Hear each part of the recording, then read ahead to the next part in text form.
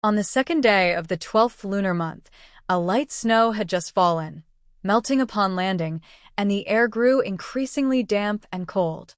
In the remote courtyard of the governor's residence, knock, knock, knock. As dawn broke, Su Ruojin was startled awake by a hurried knocking at the door. She quickly dressed, tied her hair up loosely, and opened the door. As soon as she opened it, a cold wind rushed in, causing her to instinctively squint. Before she could speak, Zhang Mama at the door grabbed her and pulled her toward the entrance. "Miss Su, your biological parents have been found. Their surname is Su, and they are villagers from Shirley Village in the eastern outskirts of the city. From now on, you are no longer a young lady of our governor's residence. The lady has a kind heart and has prepared some money for you. Take it and leave quickly. You will have no ties with us from now on." Su Ruojin's eyes darkened slightly, and she made no move, allowing Zhang Mama to pull her forward. This day had finally come. She had given the Lin family a chance, since they did not cherish it, so be it. Once outside the residence, Zhang Mama roughly shoved a coarse cloth bundle into Su Ruojin's arms. It wasn't secure, and the bundle fell to the ground, spilling open. Inside were a few sets of old clothes and a few books that Su Ruojin often read. The books fell to the ground, getting wet from the snow, and some pages were soaked. At the same time, 2 taels of silver coins rolled out. Su Ruojin picked up the books, feeling a pang of sadness as she saw them wet from the snow. A small beggar, about 7 or 8 years old, happened to pass by. Seeing someone from the Lin family come out, he hurried over, hoping to get some help. "Ma'am, please help me. I haven't eaten in 3 days. Please, give me some food." The small beggar stood barefoot in the snow, with messy hair and a dirty face that hid his true appearance. He wore what could only be described as rags, shivering as he held out a half-broken bowl, looking expectantly at Zhang Mama and Su Ruojin. Su Ruojin bent down, picked up the 2 taels of silver, and gently placed them in the small beggar's bowl. The small beggar's eyes widened in surprise, and he immediately knelt down, repeatedly bowing to Su Ruojin. "Thank you, miss. Thank you. May you live a long life, have a happy marriage, bear children soon, enjoy blessings and longevity, live as long as the mountains, have fortune as vast as the seas, and may your family be joyful, and everything go well." The small beggar had not been educated, so he could only repeat the blessings he had heard from others. "Get up," Su Ruojin said, helping the small beggar to his feet. Without looking back, she left the Lin residence, her back straight and strong like a pine tree. Zhang Mama spat at Su Ruojin's back and said, "Humph, pretending to be so noble. You won't bring a penny home and will just wait to be kicked out by your poor parents. Close the door. Remember, if she comes back here, throw her out immediately. Don't upset the young lady." It took the master and mistress a lot of effort to bring her back. Zhang Mama spoke loudly on purpose so that Su Ruojin could hear, making it clear she shouldn't try to associate with the Lin family again. "Yes," the guard at the door replied. The little beggar heard this too. He timidly glanced at the beautiful young lady and said nervously, "Miss, you should keep the money. I've already found half a bun, so I won't go hungry." He picked up the small silver coins, intending to give them to Su Ruojin, but seeing his dirty hands, he only dared to hold the coins in his palm, waiting for her to take them. Su Ruojin smiled and gently patted his head, saying, "Take it, but keep it safe. Don't let anyone see." For a little beggar, 2 taels of silver was a lot of money, and being seen could be dangerous. The little beggar wanted to kneel and bow, but Su Ruojin stopped him. After parting with the little beggar, Su Ruojin took out a small white bag embroidered with blue flowers and pulled out a dried apricot to eat. The sweet and sour taste filled her mouth, refreshing her. Yes, the dried apricots from Yuji are the best. With the dried apricot in her mouth, Su Ruojin slowly walked toward the outskirts of the city. "Lin family, I hope they don't regret it." The girl had black hair like ink and a fair face with delicate features. Her eyes sparkled like autumn water, and her cheeks were slightly rosy from the cold. Many people turned to look at her, wondering which family she belonged to and why she was alone. Among the crowd, Three men exchanged glances and secretly followed Su Ruojin. Once outside the city, Su Ruojin didn't head to Shirley Village, but walked in the opposite direction. The three men had planned to act once they confirmed she was alone. With her beauty, she could fetch a good price. Strangely, even though the girl was not far ahead, no matter how fast they tried to catch up, they couldn't reach her. Seeing their targets so close, the three were unwilling to give up. They followed her for over an hour. Finally, they came across a stone tablet by the roadside, which had three large characters carved on it: Muan Village. After passing the stone tablet, Su Ruojin slowed her pace again and took another dried apricot from her bag. With a slight smirk and a hint of sarcasm in her eyes, she continued walking forward. Three men showed joy on their faces and quickened their pace to catch up, passing the stone tablet. Su Ruojin counted down in her mind. 3, 2, 1. As the countdown ended, three muffled groans and dragging sounds came from behind, and then everything fell silent. On the quiet village path, only the little girl remained. Once in the village, many people greeted Su Ruojin. "Su, the little doctor, you're back. Su, the little doctor, my mother has been asking you to come over for dinner. Thank you for curing her headache. Su, the little doctor, my father's old leg pain has flared up again. Can you take a look? Su, the little doctor, I just caught these fish today. Please take them home to make fish soup. The fish from the creek are very fresh." Wang Dazhuang said, blushing, as he handed two large fish to Su Ruojin. Su Ruojin was not polite. "Thank you, Brother Dazhuang. Ergo, I'll be seeing patients at the usual place later, so please ask Uncle Fu to come over. Thank you, little doctor. You truly have a kind heart." At the same time, in the general's residence in the capital, a shadow guard knelt before General Su. "General, we have news about the sixth young lady.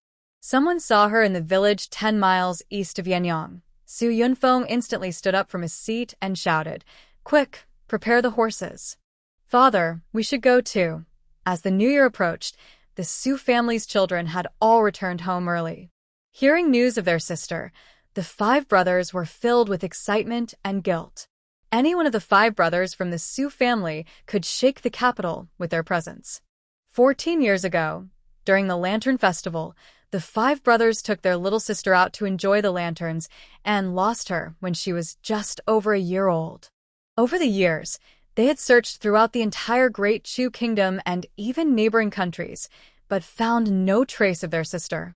As long as their sister was missing, the five brothers could not find peace. Now that they heard news of her, how could they not go?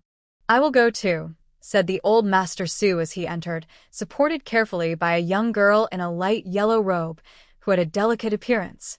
In Muan Village, Su Ruojin arrived at an inconspicuous wooden house in the western corner of the village. Gently pushing the door open, as soon as she stepped over the threshold, she felt something flying straight towards her face. Su Ruojin raised her eyebrows slightly, sidestepped, and caught the object coming towards her. In her palm were 3 silver needles. Each needle glimmered with a faint green light. "Qianji in Hiding Hong Duanchenko." 3 needles, 3 kinds of poison. They really think highly of her. Su Ruojin smiled lightly and casually tucked the silver needle into her pocket, saying, "Master, are you trying to harm your dear disciple? If I get poisoned, who will take care of you in your old age?" "Bah. How did I end up with such a rebellious disciple who curses me all day?" An old yet strong voice came from inside the house. Only the voice could be heard, not the person. "Master, I didn't want to be your disciple at first. You begged me to be your student," Su Ruojin teased. "You rebellious child, you're driving me crazy." The old man's voice came again. "Big brother, you can never win an argument against Gina, yet you still want to spar with her. Gina, what delicious food did you bring back?" A middle-aged man dressed in coarse gray-blue clothes, looking like a farmer, stepped out. "Second master, this fish was given to me by Brother Dazhuang. I'll make fish soup for you all later." Never mind, Gina. Let me handle the fish," Huang Jian said, his face turning pale as he hurried to stop her. When Su Ruojin was 9, she once cooked fish soup, and it made them all sick for 3 days. If it weren't for Big Brother's medical skills, Huang Jian believed they would have been in serious trouble. Since then, they had banned Su Ruojin from cooking, even though her fish soup was truly delicious. Su Ruojin could easily see through Second Master's concerns. She smiled slightly. It was just that he was still holding a grudge over her testing a new medicine on them. That medicine caused vomiting and diarrhea, but it was meant to detoxify, and if they survived it, they would become stronger. Su Ruojin wasn't worried about whether her 4 masters could handle it. Little Jeaner, did you get kicked out by the Lin family? I always said they were ungrateful, but you wouldn't listen. You kept secretly helping that person from the Lin family with their health, and look what happened, you got bitten by a snake. A woman dressed in bright red silk with golden embroidery, adorned with a peach blossom makeup between her brows, and a slender waist that belied her age, walked out while fanning herself. Her sharp eyes quickly spotted the bundle on Su Ruojin's back and guessed what had happened. Su Ruojin smiled nonchalantly. Third Master, the old lady of the Lin family is different from the others. To me, they're all the same. It's just that our little Jeaner has a kind heart, Luo Mainyang said dismissively. Only when she returned to Muan village could Su Ruojin completely let down her guard and be herself. She knew that none of her masters were ordinary people, but they never spoke of it, and she never asked. She only needs to know that her 4 masters treat her well, and that is enough. At that moment, a voice came from outside. Ah, my little Jinjian is back. Where is she? Hearing this voice, Su Ruojin's mouth twitched. Among the 4 masters, she was most afraid of the 4th master. Just a second ago, Xiao's voice seemed to be far away, and the next second, he appeared in the room and rushed over when he saw Su Ruojin. Little Jinjian, come quickly, let's go inside and listen to the new piece I composed. 4th master Xiao was obsessed with music. Whenever Su Ruojin returned, he would insist on making her listen to his music for hours. Although 4th master's music was indeed good, no matter how beautiful the piece was, hearing it every day for nearly 10 years would drive anyone crazy. Luo Mainyang scolded. What music? Jinjian has been driven out by the Lin family and has no mood for your music. And Xiao was taken aback, then waved his hand dismissively. Big brother, why don't you just take care of the Lin family for Jinjian? Shuruohin. 4th master. That's not necessary. After a good meal, Su Ruojin greeted her masters and, as usual, went to an old tree at the edge of the village to see patients. Uncle Fu, didn't I tell you not to go into the water? If you don't listen, you can forget about your leg getting better. I'll give you a few needles later. Guzi chimed in, Dad, I told you not to go into the water when it's cold. Now you have to listen to Su, right? Uncle Fu's face turned slightly red as he nodded quickly. Okay, I'll remember. I won't go into the water again. Aunt Zhang, your grandson just caught a cold. I'll prescribe 2 doses of medicine, and he'll be fine. Don't worry. Brother Ma, I'll fix your leg right away. In 2 months, you'll be as lively as ever. Just be careful when going up the mountain from now on. After finally finishing with the villagers, Su Ruojin packed her things and glanced at the forest outside the village. All these years, those people had still been there. 7 years ago, a group of bandits passed through Muan village, intending to rob it. As soon as they crossed the stone tablet of Muan village, they were eliminated by the black-clad figures in the forest, and the bodies were cleared away without alarming anyone in the village. At that time, 8-year-old Su Ruojin had come to find her master and witnessed everything from the roadside. She told her masters about this, and her eldest master explained that those people were protecting the village, not bad people, so she didn't think much of it. After packing her things, Su Ruojin arrived at the back mountain of the village, where there was an old earth god temple. Upon entering the temple, Su Ruojin pressed on the round belly of the earth god, and he slid aside, revealing an underground passage. Descending the passage, she found several stone chambers filled with a strong herbal scent. In one of the stone chambers, there were many bookshelves holding various books. She took out a few books from her bundle and placed them inside. The corners were slightly damp, leaving faint marks. Moving to another row of bookshelves, Su Ruojin picked one book and tucked it under her arm before entering another stone chamber. This chamber was filled with various weapons, and a large wooden bird was placed in the center, its belly hollowed out to fit 2 people. Su Ruojin chose a dagger from the weapon rack and exited the chamber. At that moment, a white dove flew in and landed on the earth god's head, cooing softly. Su Ruojin untied a note from the dove's leg and read it. It was written in small, neat characters. General Su's residence is looking for the missing 6th miss in Yinyong. The regent will hold a consultation event for the young master at Jushian building on the 3rd day of the 12th month, with a consultation fee of 5,000 taels of gold. Wow, Yinyong has suddenly become so lively with all these important figures arriving.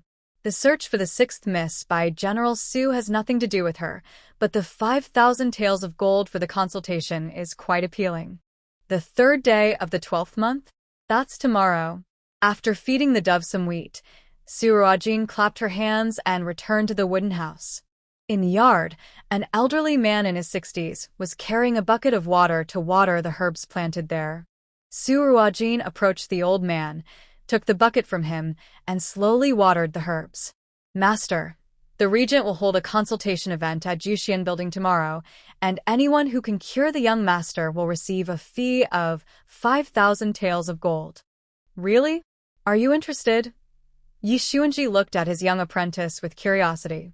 That's 5,000 taels of gold. We can't ignore that. I heard the young master's illness is something the Imperial Hospital can't solve. Mentioning difficult illnesses, Su Ruojin's eyes sparkled. Tackling tough medical challenges is one of her hobbies. Huh. What can that bunch at the Imperial Hospital do? If I'm not mistaken, the regent is looking for the medical sage. Yi Xuanji looked at Su Ruojin with a teasing smile. Do you think people will believe that a young girl like you is the medical sage? Believe it or not, as long as it can be cured, what do we need those fancy titles for? Su Ruojin said nonchalantly. The title of medical sage was just something she earned while traveling and helping others. Go if you want, just don't embarrass me, she added. Master, have you figured out an antidote for the poison I made last time? Su Ruojin continued watering her plants, smiling lightly as she asked. What's the rush? I'm almost there, just a little more and I can make the antidote. Wait for me, I'll get it done. Yi Ji-sun replied, his expression stiffening as he angrily waved his hand and went into the pharmacy to work on the antidote. Su Ruojin smiled slightly. It had been 10 years. She had been in this world for 10 years, and since she couldn't go back, she decided to settle down. In her previous life, Su Ruojin was the head of an ancient medical family in the 28th century. During a space rescue mission, a meteor struck her ship, and when she woke up, she found herself as a 5-year-old girl. After trying various ways to confirm she couldn't return, Su Ruojin gave up and settled into life in the Great Chu Kingdom, a place that had never existed in history. At 5 years old, she sneaked out of the Lin family to find herbs and encountered Yi Sunji, who was digging around for something. She approached him and asked, "Are you looking for something?" Yi Sunji was annoyed and wanted to hit her, but when he saw the rare herbs in her basket, he was stunned. It was already strange for a 5-year-old girl to be in such a remote area, but how could she find so many rare herbs? Once he confirmed that the herbs were all found by her, Yi Sunji immediately wanted to take her as his apprentice. Yi Sunji, the renowned poison doctor, was said to have the skills to bring the dead back to life. However, he had a peculiar personality and only treated those he deemed worthy. His fees were in the thousands of gold, and many powerful families sought him but couldn't find him. Countless people wanted to become his disciples, but they couldn't even locate him. Yi Sunji thought the little girl would be excited to kneel and call him master upon learning his title. Instead, she glanced at him and disdainfully said, "You can't even cure the decay leaf pollen poison you have. What right do you have to take me as your apprentice?" Yi Sunji was left speechless. The decay leaf was a rare flower that grew in icy places, blooming once every 50 years. Its petals could be used to treat heart ailments, but its pollen was poisonous, causing lifelong infertility without any immediate pain. Yi Sun was very careful while picking, but he still got pollen from the flowers on his hands. At nearly 60 years old, he had never married, so this poison had little effect on him. However, out of curiosity as a healer, he had tried to understand the poison from the decayed leaves, but had never succeeded. He never expected that a 5-year-old girl would notice the hidden poison in him right away. In disbelief, he asked, "Can you cure it?" "That's not hard," the little girl replied before turning to leave. Hearing that someone could solve a problem, he couldn't felt like a kitten scratching at his heart. Without an answer, he thought he might not even be able to eat. He chased after the girl with questions until she finally, seeming annoyed, gave him a recipe. "Take it for 7 days, and you'll be fine." 7 days later, Yi Sun found that the poison from the decayed leaves was indeed gone. He began waiting on the mountain for the little girl. After a month, he finally saw her again and, at the cost of a large sum of gold, convinced her to become his apprentice. For Su Ruojin, who had just awakened in this world, having a master would explain her medical skills, so she agreed. Rather than Yi Sun teaching Su Ruojin, it was more about him pestering her daily for strange poisons while he researched antidotes. As a poison doctor, creating and solving poisons was his true passion. The next day, Su Ruojin left early and ran into Brother Zhang, who was driving an ox cart to the city, and offered her a ride. He dropped her off not far from the Ju Xian building. "Su, little doctor, I can't take you further because of the cart," he said. Su Ruojin jumped down and smiled. "Thank you, Brother Zhang. You're welcome. I'll be back in the village around 5. If you need a ride back, you can find me at the Lion, okay?" After saying goodbye to Brother Zhang, Su Ruojin walked toward the Ju Xian building. The regent had come to Yinyong looking for a healer, causing quite a stir in the town. Rumors suggested it was because the medical sage had appeared in Yinyong, prompting the regent to bring the young heir along. However, the medical sage was always elusive, and news about him was often mixed. No one knew if he was truly in Yinyong. Lin Zhizhou was busy preparing to host the regent, and was running around. The area outside the Ju Xian building was surrounded by guards, and there was a checkpoint where only those with medical certificates were allowed to enter.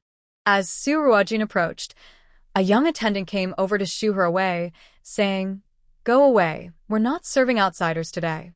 "I'm here to attend the medical conference," Su Ruojin replied calmly.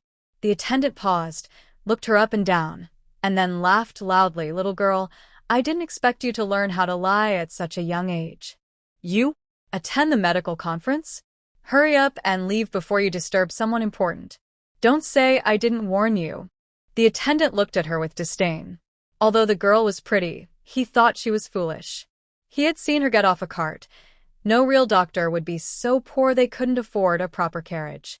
She probably heard the regent was here and thought she could use her looks to get close to him. If he let such a girl in, it would be his head on the line. "Leave now, or I'll have to force you out." Hearing this, Su Ruojin put away her medical certificate, which she had been about to show. In the Great Shu Kingdom, anyone could obtain a medical certificate by passing a basic exam, regardless of age or gender. This was a law set by the regent to prevent quacks from harming others.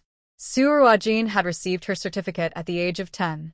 If she hadn't been worried about being too young and drawing too much attention, she would have tried to get it at 5 when she first woke up in this world. Since the attendant refused her help, she decided not to argue and turned to leave. At that moment, a luxurious carriage stopped, and a middle-aged man in his 40s stepped out, followed by a girl about Su Ruojin's age.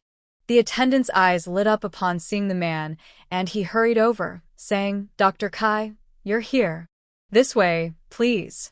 Kai Fanzhou merely acknowledged him with a slight sound, never looking directly at the attendant. The attendant didn't mind. After all, this was Dr. Kai, a well-known figure in Yinyong. Just seeing him was a stroke of luck.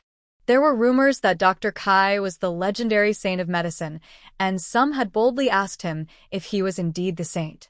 Kai Fanzhou replied, "A doctor should focus on helping the world, not worry about fame."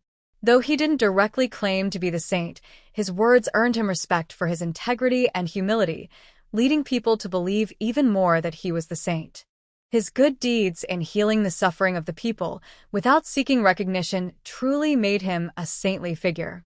Dr. Kai's reputation grew, and even high-ranking officials traveled great distances to seek his help. The girl following Kai Fanzhou was slightly startled when she saw Su Ruojin standing nearby. Why is she here?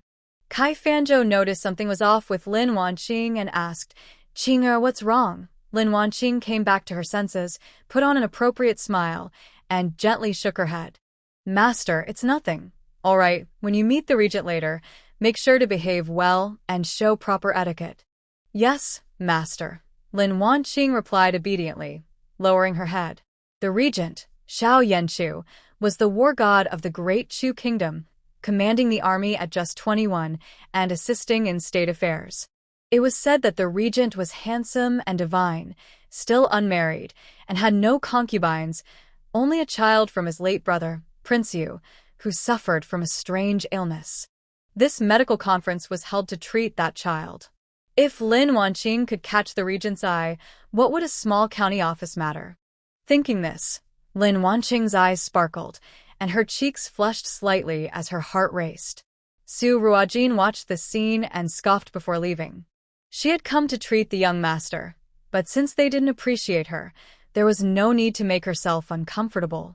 Su Ruojin always treated patients based on her mood. She charged nothing for the poor, but would never help the wealthy families she disliked, no matter how much they offered. Having rushed over in the morning without eating, Su Ruojin felt a bit hungry and entered the Wanghua building. Many people had gone to the Juxian building to watch the excitement, making Wanghua building seem a bit quiet. The waiter saw a customer enter and quickly approached. "Hello, Miss Just One? Would you like to sit in the main hall or a private room?" "One in a private room. Just a roast duck and a bowl of chicken porridge, please." She was alone and couldn't eat much. "You have great taste, miss. Our roast duck is the signature dish." "Right this way." The waiter led Su Ruojin and called out, "One in the private room upstairs." The food arrived quickly. The roast duck was indeed a specialty, with a golden, crispy skin glistening with a light sheen of oil. The duck was clearly freshly made, steaming hot. As she tore off a piece of duck meat, the skin separated easily, crispy on the outside and tender on the inside.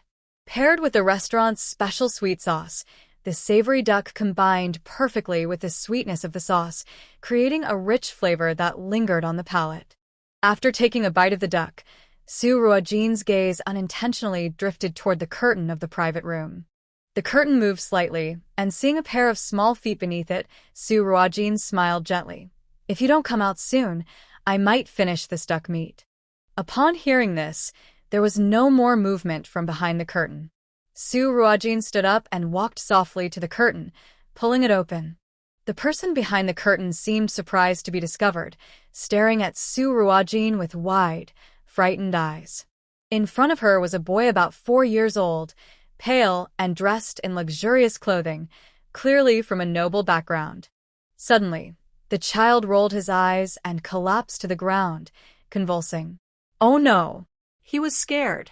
Su Ruojin quickly opened her bag and took out a cloth pouch, revealing several thin blades and various silver needles neatly arranged inside. She picked up a silver needle and swiftly inserted it into the boy's Fengqi, Neiguan, and Taichung acupoints. As the needles entered, Su Ruojin lightly flicked them, causing each one to vibrate at different intensities. After 3 minutes, she removed the needles. The boy slowly opened his eyes, and Su Ruojin hurriedly held him in her arms, softly saying, "Don't be afraid, I'm not a bad person." The boy remained silent, staring blankly at Su Ruojin. Unlike his earlier fear, his eyes now showed no emotion, like a puppet. Seeing his reaction, Su Ruojin furrowed her brow. This child seemed to have a condition known as stupor. Checking his pulse deepened her concern. The boy's digestive system appeared very weak, and those with this condition often had little appetite. Food needed to be very delicate. If not, he would throw it all up. Holding the child, Su Ruojin felt he was as light as a feather, and her heart ached for him. She gently touched his small face and said softly, "Sister is a doctor. Let me help you get better, okay?" The child still did not respond, allowing Su Ruojin to handle him. She placed him on a nearby couch, unbuttoned his clothes, and applied needles to the Pishu, Weishu, and Danshu acupoints. This time, unlike before, she inserted a total of 16 needles, each at varying depths. Then, she began to gently twist and move each needle in a rhythmic manner, continuing for a quarter of an hour before stopping. The child, whether from comfort or exhaustion, had fallen into a deep sleep. After some time, Su Ruojin removed the silver needles and dressed him again. Just as she finished dressing him, the boy woke up and sat up on his own. Unlike before, his eyes were fixed on Su Ruojin, no longer filled with initial fear, but now with a hint of curiosity. "Are you hungry? Here, have a bowl of porridge," Su Ruojin said with a smile as she scooped a bowl of chicken porridge, carefully removing the chicken pieces. The chicken was in large chunks, which could upset the child's stomach. Fortunately, the porridge was in a clay pot and had been covered, so after a while, it was at the perfect temperature. Seeing the child not moving, Su Ruojin walked over with the bowl and brought a spoonful of porridge to the child's mouth. The child stared at her without blinking, slowly opening his mouth to eat the porridge. "Very good," Su Ruojin said, wiping the porridge from the child's mouth with a cloth. She fed him half a bowl and stopped to prevent him from eating too much, which could upset his stomach. "Can you tell me your name?" Su Ruojin asked the child, but he just looked at her and remained silent. Many children with developmental delays do not speak, but Su Ruojin was not upset. She gently asked, "Can I call you little treasure?" This time, the child reacted and nodded slightly. Just then, they suddenly heard someone shouting for help from upstairs. "Help! Someone has fainted. Please come quickly." Hearing the commotion, Su Ruojin turned to the child and said, "Little treasure, you stay here and wait for me. I will be back soon." After saying that, she left the room and gently closed the door behind her as she went downstairs. In the lobby, a crowd had gathered around a young man who was anxiously holding an elderly man who had fainted, his voice trembling. "Grandfather, grandfather, what happened to you?" "Young man, that is Dr. Ma from Jiren Hall. Go ask him to take a look at your grandfather," someone in the crowd suggested. The young man looked in the direction indicated and saw a man in his 30s, wearing a blue robe, leisurely eating a duck leg, seemingly unaware of the situation. He gently laid the elderly man down and hurried over to the doctor, bowing deeply. "Dr. Ma, please help my grandfather." Dr. Ma, with greasy hands and mouth from the duck leg, glanced at the young man and said casually, "Sure, it will cost 10 taels of silver." The young man's eyes widened in shock. In the Great Shu Kingdom, 1 tael of silver was enough for an ordinary family to live on for a month, and now Dr. Ma was asking for 10 taels. The young man wore a rough cotton robe with several patches, clearly not someone who could afford 10 taels of silver. He suddenly knelt down in front of Dr. Ma and pleaded, "Dr. Ma, please help me. Can you save my grandfather first? I promise I will pay you later." Dr. Ma looked at him with disdain. "No money, no talk. If everyone were like you, who would pay for treatment? I can't survive on fresh air. Besides, I, Ma Yunin, don't treat just anyone." The young man kept bowing his head. "Dr. Ma, I beg you, save my grandfather. I will definitely pay you later. If you don't believe me, I can write you an IOU. I suggest you stop begging me and quickly find another doctor who might treat you for free," Dr. Ma said, taking a sip from his cup and continuing to eat his duck leg, ignoring the young man. Su Ruojin pushed through the crowd, glanced at the old man, and said in a calm, urgent voice, "He can be saved. Everyone step back a little, the patient needs air." The onlookers instinctively took a few steps back, creating some space. Seeing the commotion, the young man hurried back, only to feel a bit disappointed when he saw it was a young girl. Su Ruojin didn't care about that. She reached out to check the old man's pulse. An older woman couldn't help but speak up. "Young girl, are you sure you can help? Don't delay the treatment. Do you have confidence? If something goes wrong, people might report you," a kind uncle warned. "Yeah, young man, don't wait. Go find another doctor." Others chimed in, doubting the girl's abilities. The young man, hearing their advice, prepared to leave for another doctor, but the girl said, "I have a medical certificate." When the girl showed her medical certificate issued by the authorities, everyone fell silent. Hope returned to the young man's eyes. Su Ruojin opened her bag and took out silver needles, ready to treat the old man. Suddenly, Dr. Ma shouted, "Stop. What do you know about acupuncture? How do I know that certificate isn't fake?" Today, the gathering at the Juxian building was for medical consultations, and everyone with a medical certificate in Yinyong was attending. No one wanted to miss the chance. If they could cure the young master, they could gain favor with the regent. Dr. Ma was sure that besides him, the young man wouldn't find another doctor. He had faced issues during a previous consultation, where his strong medication nearly harmed a patient, leading his master to forbid him from treating anyone for 6 months. That's why he hadn't attended the consultation event and had come here to enjoy roast duck instead. Ma Yunin had been secretly watching the situation over here. He had previously refused to help to create an air of importance, planning to step in when the young people were at their wits' end, which would make him seem skilled and virtuous, while also earning him some silver. The regent's consultation event was set to last 3 days, and perhaps by then, his master could regain his consulting position, and he could still catch up. However, he didn't expect a young girl to appear and disrupt his plans. Su Ruojin withdrew her hand and coldly looked at Ma Yunin. "Then you do it." Ma Yunin was instantly speechless. He had just turned her down, and now he couldn't possibly rush in to treat her, could he? He thought it might be better to wait for the girl to make a mistake. Then he could step in and show off his skills. "You treat her. If you make a mistake, don't blame me for reporting you," Ma Yunin said, crossing his arms defiantly as he looked at Su Ruojin.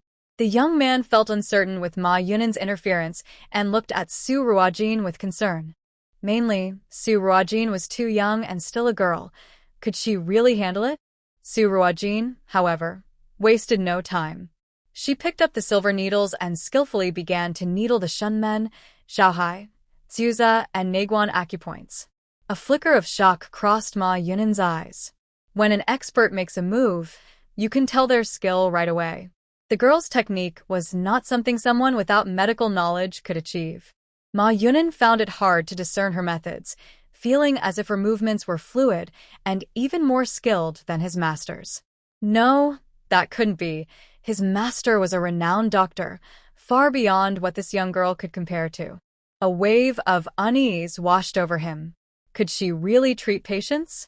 But when he saw the acupoints she was using, he relaxed and a smirk appeared on his face.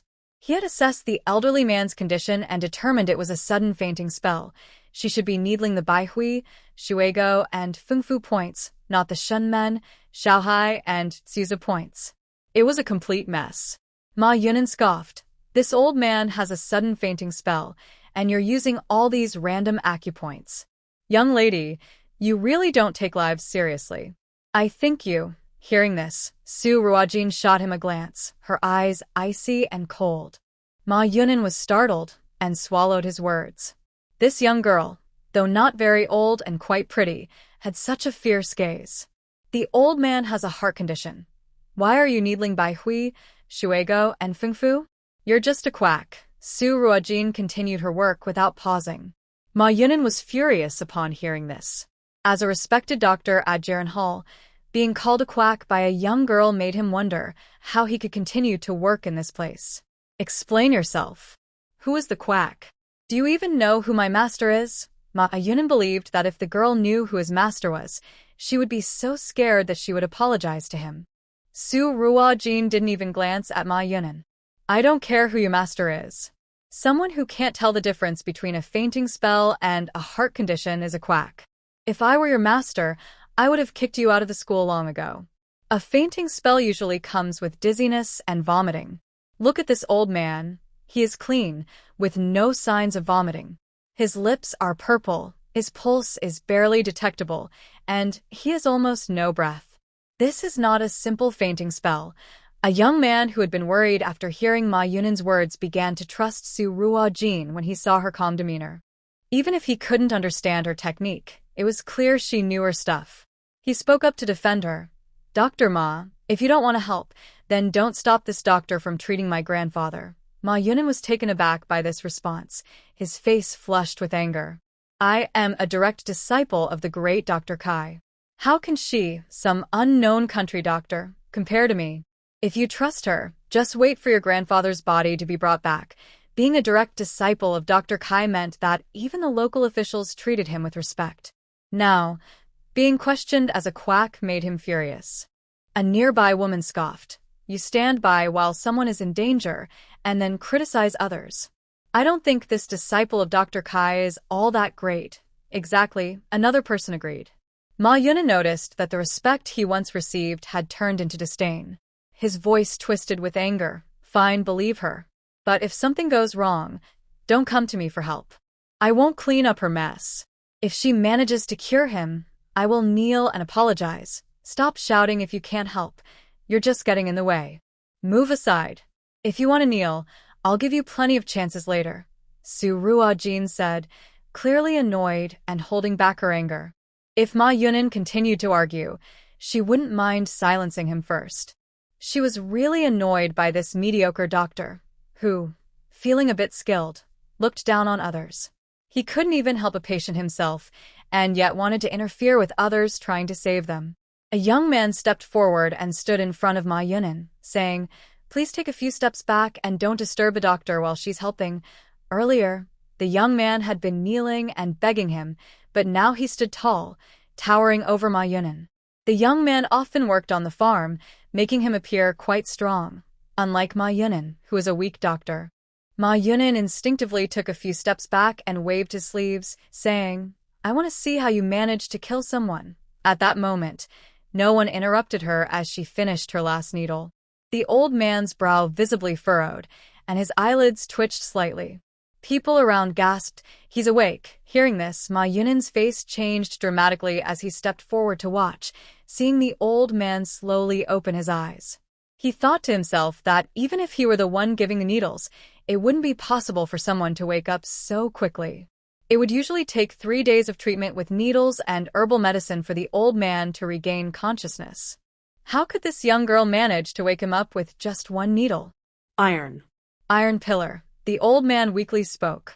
Iron Pillar quickly stepped forward and took the old man's hand, saying, Grandfather, I'm here.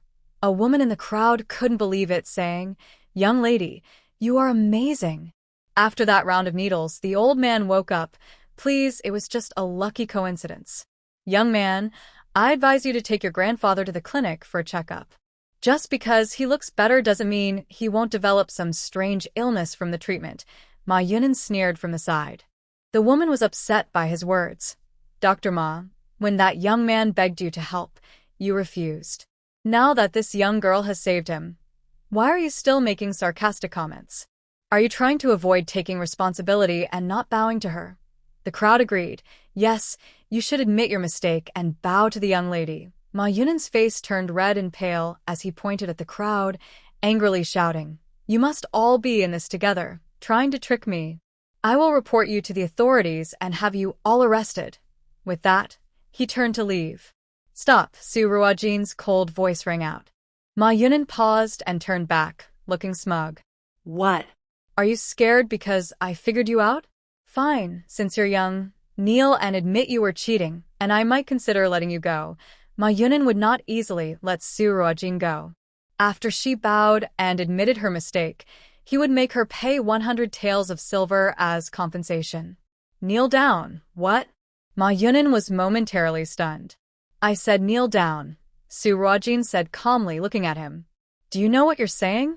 What gives you the right to ask me to kneel? Ma Yunin was angry, pointing at the surrounding crowd. Look at you poor people. What right do you have to make me kneel? I wouldn't even let you carry my shoes. In the next moment, whoosh, Ma Yunin felt something brush past his ear. It hurt, and he instinctively raised his hand to touch his ear, finding blood in his palm. Turning around, he saw a silver needle embedded in a nearby pillar, glinting in the light. In that instant, Ma Yunin felt his legs weaken. If that needle had hit his head or chest. Although the young girl had a smile on her face, it sent chills down Ma Yunin's spine.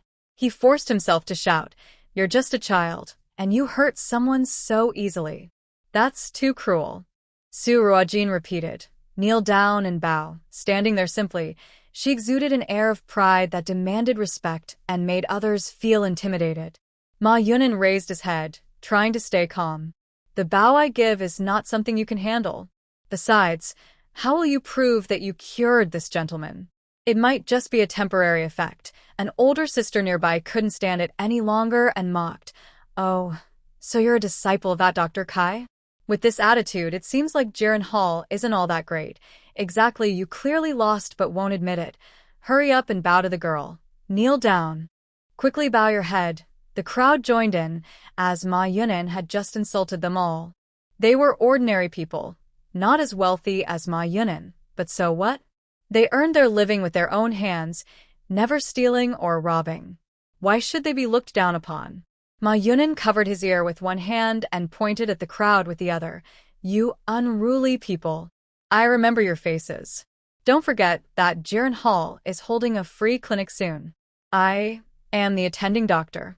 If you keep this up, I'll make sure you can't even enter Jiren Hall. Jiren Hall holds a free clinic on the 15th of every month, providing medical care to the nearby poor without charging any fees. This has earned Jiren Hall a good reputation. As soon as these words were spoken, many people in the crowd fell silent and lowered their heads. Everyone eats grains, and no one can guarantee they won't get sick. Jiren Hall is the best clinic in Anyang. Offending Jiren Hall could lead to trouble if one or their family members fall ill and have nowhere to go for treatment. Seeing this situation, Ma Yunan felt even more pleased. This group of commoners had no money or power, so what could they use to fight against him? A little intimidation was enough to silence them. Ma Yunan, proud of being a doctor at Jiren Hall and a disciple of the renowned Dr. Kai, never regarded the poor people. He didn't notice that Su Ruojin's smile was growing wider, though it didn't reach her eyes, which held a fierce and defiant glint. She took out a pill from her bag and casually played with it, then flicked it with her fingertip. Whoosh! In the next moment, the smug look on Ma Yunan's face froze. Before he could say anything, he suddenly knelt heavily on the ground. The impact on his knees made his face turn pale with pain. He instinctively tried to stand up, but found his legs too weak to move. He had been acupressured. How could this be possible? Not even his master, Dr. Kai, could perform such techniques. How could a young girl do it? He couldn't believe it. What have you done to me? Ma Yunan was certain that this young girl was the one who had acted against him. I advise you to let me go quickly. If you want to practice medicine in Anyang, you can't afford to offend Jiren Hall. Seeing Su Ruojin with a medical license and here today, he guessed she intended to practice in Anyang. In the Great Chu Kingdom, male and female doctors were treated equally. In fact, since there were fewer girls studying medicine, female doctors were often more sought after than their male counterparts. However, regardless of gender, anyone wanting to make a living as a doctor in Anyang must not offend Jiren Hall.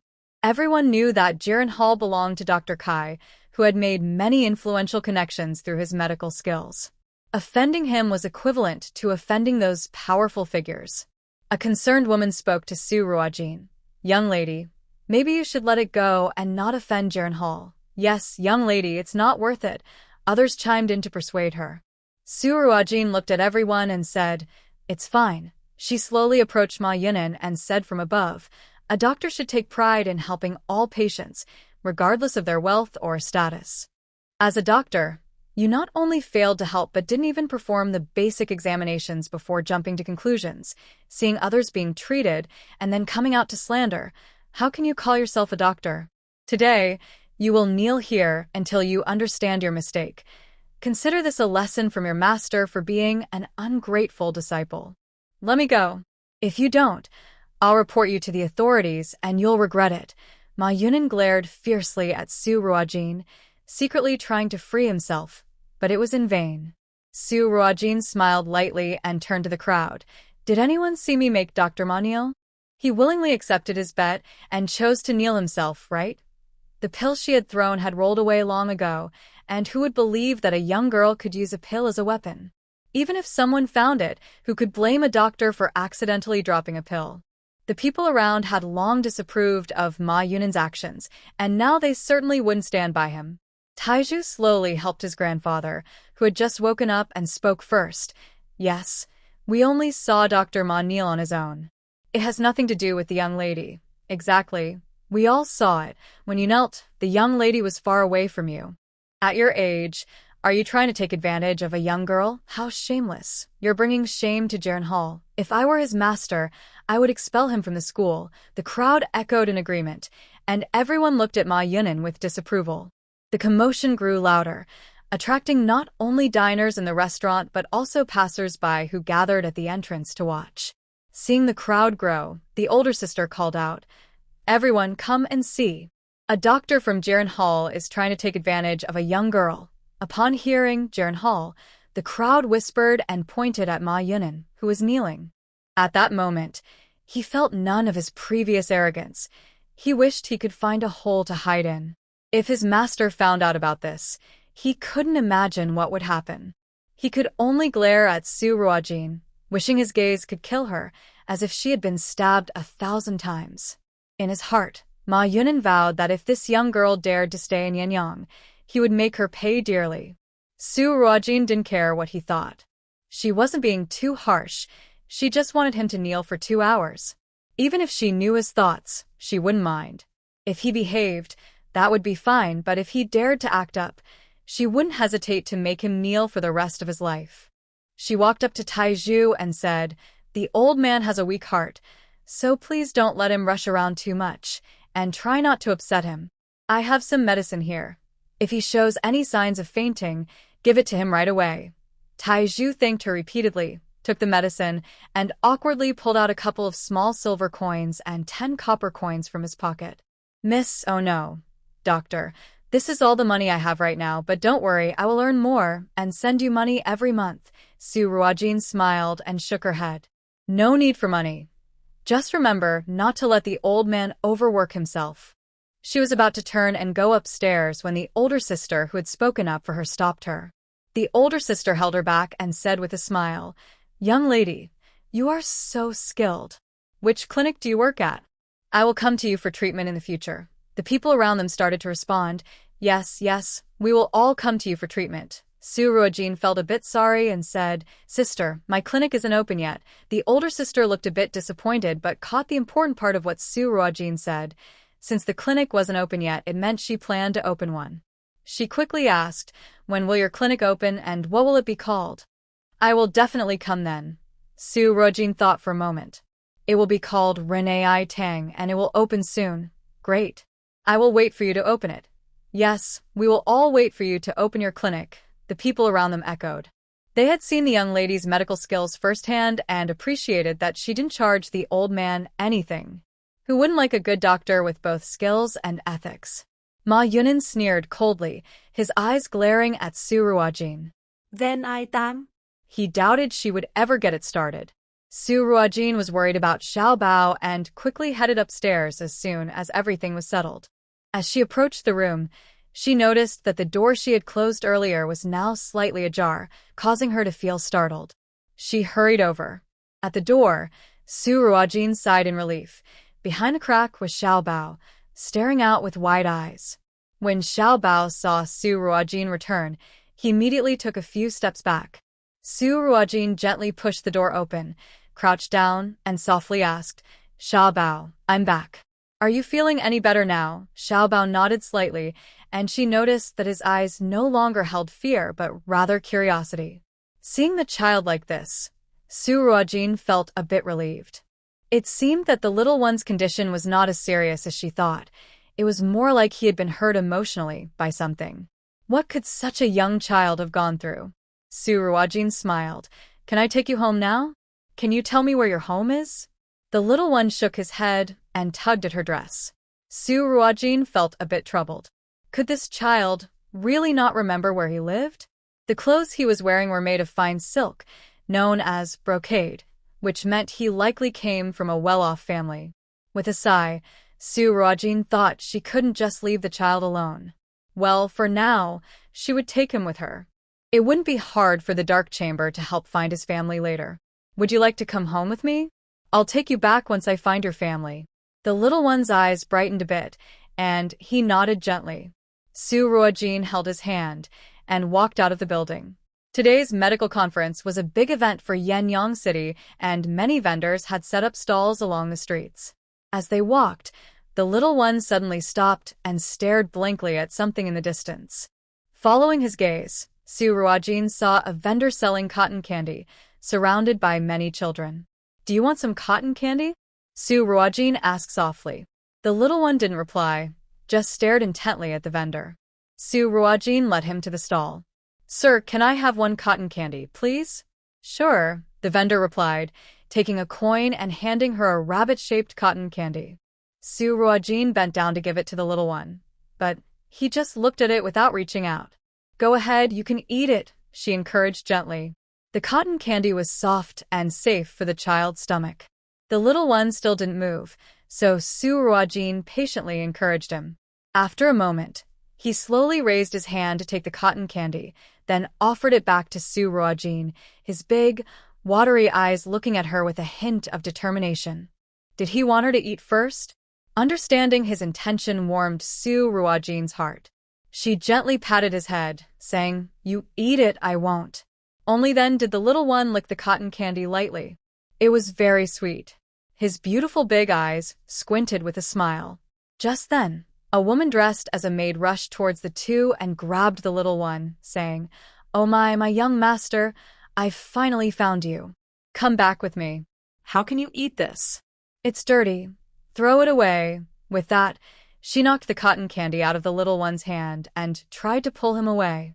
The little one looked at the fallen cotton candy, his eyes instantly filled with tears. He struggled to break free from the maid's grip and moved closer to Su Ruojin. Su Ruojin could clearly feel the little one trembling. He was clearly scared of the maid. She gently squeezed his hand, signaling him not to be nervous. Taking a step forward, she positioned herself between the maid and the little one, her tone slightly angry. "Who are you?" Only then did the maid notice Su Ruojin. She examined her closely. The girl had her hair styled in a beautiful bun and wore a light yellow dress with a soft silver coat. It was clear she was an unmarried young woman. With a small, pretty face and bright eyes, she looked radiant and elegant, dressed in fine materials unlike those of ordinary families. Even though the maid had seen countless noble girls in the capital, she had to admit that this girl was slightly more impressive in both appearance and demeanor. However, no matter how beautiful she was still from a small place like Yinyong, not comparable to the people of the capital. She was just someone of little significance. Blocked by Su Ruojin, the maid couldn't reach the little one and felt displeased. She glared. "Miss, this is our young master. Hand him over quickly, or I will report you to the authorities for kidnapping. You won't be able to escape the consequences." Su Ruojin coldly looked at the maid, her eyes icy. "Go ahead." She took the little one and tried to walk past the maid. The maid was used to being respected by even ordinary officials in the capital, let alone princes, and had never faced such disrespect. She grabbed Su Ruojin's hand tightly, using force. "Young lady, I advise you to hand the child over willingly. Don't make things worse for yourself.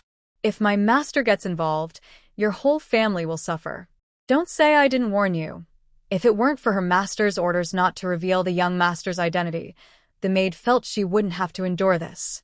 Just mentioning her master's name would surely make the girl cry and beg for forgiveness. "How will you prove you are the child's family? What is his name? Where does he live?" Su Ruojin had long realized that the child, Xiao, came from a remarkable background, and it was clear that the other party did not dare to reveal the child's identity casually. "He is." Granny Li suddenly stumbled over her words, unsure of how to respond. If she dared to disclose the young master's identity in public, she would likely be kicked out of the residence upon returning. "Our young master's name is not something a lowly person like you can know. Hand the child over to me," Granny Li said, tightening her grip. Su Ruojin looked at her arm, which Granny Li was holding, and said coldly, "Let go." Instead of releasing her, Granny Li used her other hand to grip Su Ruojin tightly and secretly pinched her arm hard. "This is dangerous." Suddenly, Su Ruojin recalled the bruises she had seen on Xiao Bao's body when she was giving him acupuncture earlier. At that time, she thought he might have accidentally bumped into something, but now, with Granny Li's pinch, she realized those bruises looked more like they had been inflicted by someone. Xiao Bao had a speech impairment, was very young, and it was possible for a cruel servant to bully him in secret. Thinking of this, Su Ruojin felt even colder and took out a small porcelain bottle. The contents of the bottle wouldn't harm anyone. They would only cause someone to spend 7 days in the restroom. Let her go. At that moment, a middle-aged man's voice rang out. Su Ruojin turned to see a steward-like man hurrying towards them. Granny Li, let go of her at once, Steward Zhang commanded. Granny Li clearly did not want to offend Steward Zhang and reluctantly released her grip, looking displeased as she pointed at Su Ruojin. Steward Zhang, I found the young master first. This girl is trying to take him away. You must have someone arrest her quickly. The master had promised a reward of 5,000 taels of silver to whoever found the young master first, and she couldn't let that credit slip away. Steward Zhang quickly approached Su Ruojin and bowed respectfully. Miss, I am the steward of this residence. Thank you for taking care of our young master. May we take him back with us? Before Su Ruojin could respond, Steward Zhang hurriedly pulled out a stack of silver notes from his pocket and handed them to her. This is a small token from the residence. I hope you will accept it. As the steward of the residence, he certainly had a unique ability to recognize people. Since the young master had come to the Wang residence, he had been unable to speak, and apart from Granny Li and the master, no one else could get close to him, let alone hold his hand. In this situation, it seems that the girl is not trying to take the young master away. Instead, she might have found him by chance and is taking good care of him. Madame Li watched as the silver note slipped away, feeling frustrated. Just as she was about to say something, she caught a cold glance from Steward Zhang and dared not speak again, glaring at Su Ruojin with malice. That reckless girl dared to take her money. Suddenly, Madame Li felt a sharp pain in her stomach. With a loud noise, an unpleasant smell began to spread from her, filling the air. Even Steward Zhang, who was usually composed, could not tolerate the odor and covered his nose, looking at Madame Li with disdain. At that moment, Madame Li could only focus on her pain and rushed into a nearby tavern to find a restroom. Su Ruojin glanced at the silver note, estimating it to be around 5,000 taels. It seemed that little Bao came from a remarkable background. Even Lin Jingshan would not casually offer 5,000 taels to thank a stranger. Su Ruojin did not take the silver note but slightly bent down and quietly asked Little Bao, do you know him? Little Bao did not answer or shake his head. He just held Su Ruojin's hand tightly. Su Ruojin turned to Steward Zhang. Steward Zhang, the child seems unwilling to go back with you. Steward Zhang looked anxious. Oh dear, my little ancestor, if you don't return soon, young Master Wang will be very upset. Please, let's go back together. It's time for your medicine. Little Bao remained expressionless, seemingly not hearing anything, still staring ahead, but he gripped Su Ruojin's hand even tighter. Steward Zhang did not dare to force him and looked to Su Ruojin for help. Miss, he truly is my young master. He has a crescent-shaped white jade pendant at his waist with the character E on it. Please check. Su Ruojin had seen the pendant on Little Bao before, and it indeed had the character E. She squatted down to look at Little Bao and asked earnestly, Little Bao, tell me, do you know him? This time, Little Bao's gaze was no longer blank. He looked at Su Ruojin and nodded slightly. Seeing Little Bao nod, Steward Zhang sighed in relief. He was not afraid of Su Ruojin but did not dare to forcibly take Little Bao back. If he upset the young master, it could trigger a serious reaction. When the young master first arrived at the Wang residence, any little noise would frighten him, causing him to scream and have nightmares all night, with a high fever that wouldn't go down. If it weren't for the skilled Dr. Mu in the manor, the young master might not have made it through. Since then, everyone in the manor has been extra careful, afraid to upset the young master. Miss, could you please help persuade the young master to return with me? He has been weak since childhood and needs to take medicine every day. If he doesn't go back soon, I'm worried about his health, Steward Zhang pleaded anxiously. Su Ruojin knew that Steward Zhang was telling the truth. If it weren't for the precious medicine keeping Little Bao alive, he might have already passed away. Little Bao, would you go back with Uncle Steward? Upon hearing this, Little Bao's eyes immediately turned red, and he shook his head. He didn't want to go. Although she still didn't know which family Little Bao belonged to, he was definitely not from an ordinary family, and she didn't want to get too involved with these noble families. Little Bao, be good. Listen to your sister, and go back with Uncle Steward. You need your medicine, and I'll come to see you whenever I can, okay? Su Ruojin patiently encouraged him. Little Bao blinked his big eyes, and tears rolled down his cheeks, making her feel a pang of sadness. Su Ruojin took his hand and walked back to the cotton candy stall, buying him a little bunny cotton candy. Little Bao, don't cry. We should smile like this little bunny. I promise I'll come to see you when I can. Let's make a pinky promise, she said, raising her hand and bending her pinky. After a moment of hesitation, Little Bao raised his hand and linked his pinky with hers. Su Ruojin smiled and gently patted his head, placing his hand into Steward Zhang's. Steward Zhang quickly handed Su Ruojin some silver notes and took Little Bao away, fearing that this little one might change his mind if they took too long. Little Bao followed Steward Zhang closely, occasionally looking back at Su Ruojin. Su Ruojin kept smiling at him, waving goodbye until they disappeared around the corner, then she turned to leave. Meanwhile, a man dressed in dark clothing, handsome with striking features, stood at a nearby corner watching the scene. Beside him, Hu Qing quietly asked, Your Highness, should I find out more about this young lady? Xiao Yanshu pondered for a moment and replied, No need. Today, a servant reported that the young master was missing, and Xiao Yanshu had sent everyone out to search for him. He couldn't let his brother's only heir face any more trouble. Seeing Ear with Steward Zhang, Xiao Yanshu felt relieved.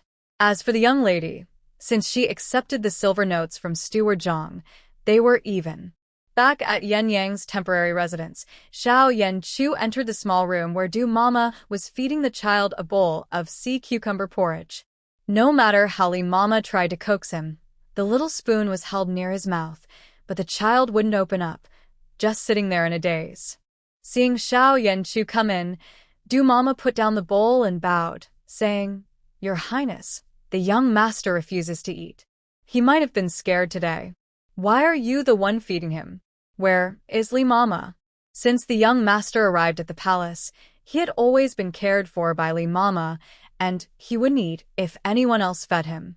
Du Mama quickly replied, Li Mama has an upset stomach and cannot attend to the young master.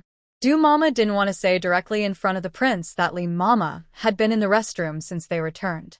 Earlier, when she passed by the restroom, she saw Li Mama come out looking pale and weak, with a strong odor.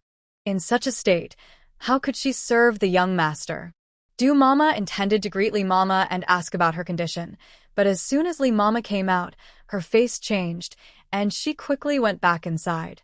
Later, she heard that Li Mama's daughter, Cui Ping, had brought her some medicine, and she was finally able to lie down and rest instead of being stuck in the restroom. Xiao Yanshu didn't say anything further and picked up the bowl, saying, Ear, I will feed you. The child still wouldn't open his mouth but turned his head slightly, staring intently at something. Following Ear's gaze, Xiao Yanshu saw a half-eaten cotton candy not far away. He remembered that it was the little girl who had bought it for Ear, but now the cotton candy was missing its bunny ears. Do you want some cotton candy, Ear? Xiao Yanshu asked patiently. Ear nodded gently. All right, if you finish your porridge, I will let you have the cotton candy, okay? Xiao Yanshu said softly, bringing a spoonful of porridge to the child's mouth. This time, Ear slowly opened his mouth and swallowed the porridge. As Xiao Yanshu fed him, Ear obediently ate, and soon the small bowl of sea cucumber porridge was empty. Xiao Yanshu was a bit surprised.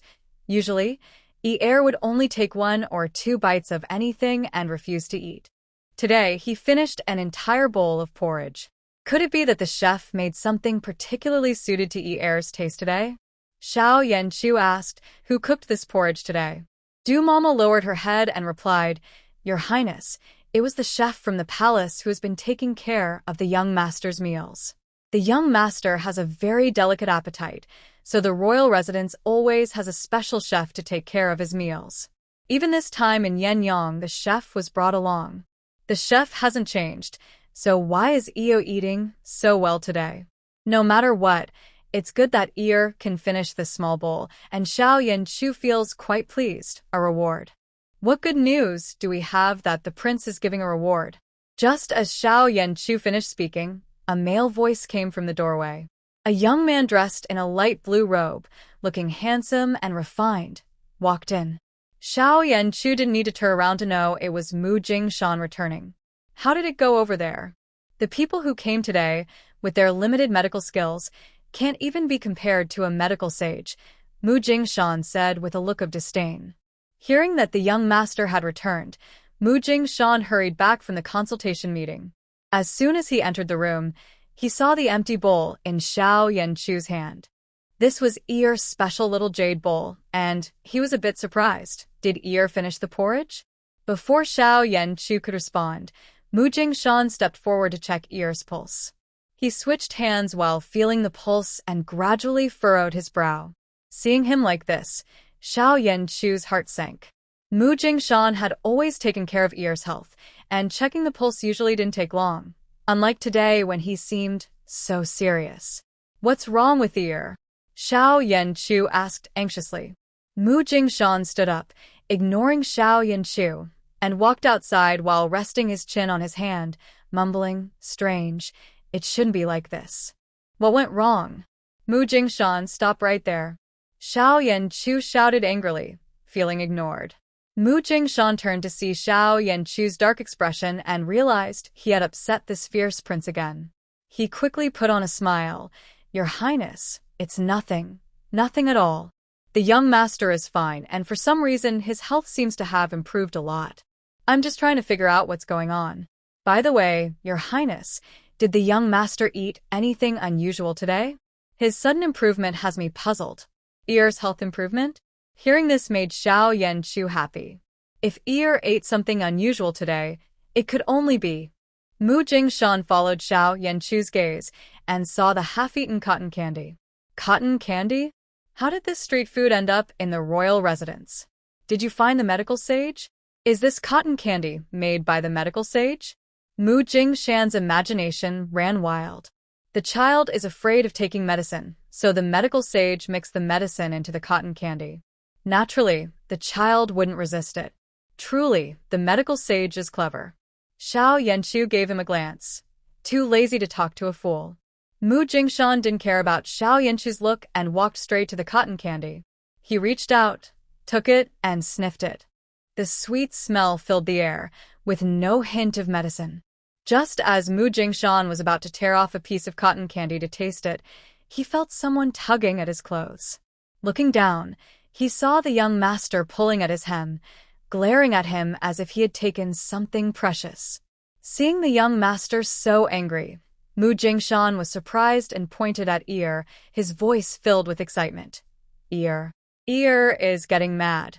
It was known that the young master had always had a blank expression since entering the residence over a year ago, showing no joy or sadness, more like a puppet. Today, however, he was glaring with life in his eyes. Xiao Yanchu also noticed Ear's unusual behavior. He quickly stepped forward, snatched the cotton candy from Mu Jingshan's hand, and handed it to Ear, saying, "Don't touch Ear's things." Ear took the cotton candy, his anger fading away. He slowly walked back to the bed, sitting at the edge with a blank expression as he began to eat. "Your Highness, what's going on? What happened to Ear today? Where did he get the cotton candy? You must tell me," Mu Jingshan asked impatiently. Xiao Yanchu recalled a girl he had seen at the market that day. He hadn't paid much attention to her, yet her appearance was vividly etched in his mind. The girl was elegant and beautiful, with willow-like eyebrows, smooth skin, and bright eyes like the moon. She seemed like an innocent girl, but Xiao Yanchu sensed a maturity and confidence beyond her years. "I bought it randomly at the market." "Randomly? Can randomly bought cotton candy cure the young master's dullness? I'm going to buy some right now, Mu Jingshan exclaimed as he rushed out of the room. They say true talent is found among the common people. Perhaps Yinyong's cotton candy really had something special in it. He had to find out. Xiao Yanchu watched focused on eating the cotton candy and pondered for a moment before saying, "Go investigate." "Yes, Your Highness," Hu Qing replied, and left the residence. If liked this girl, he wouldn't mind bringing her back to the capital to take care of him.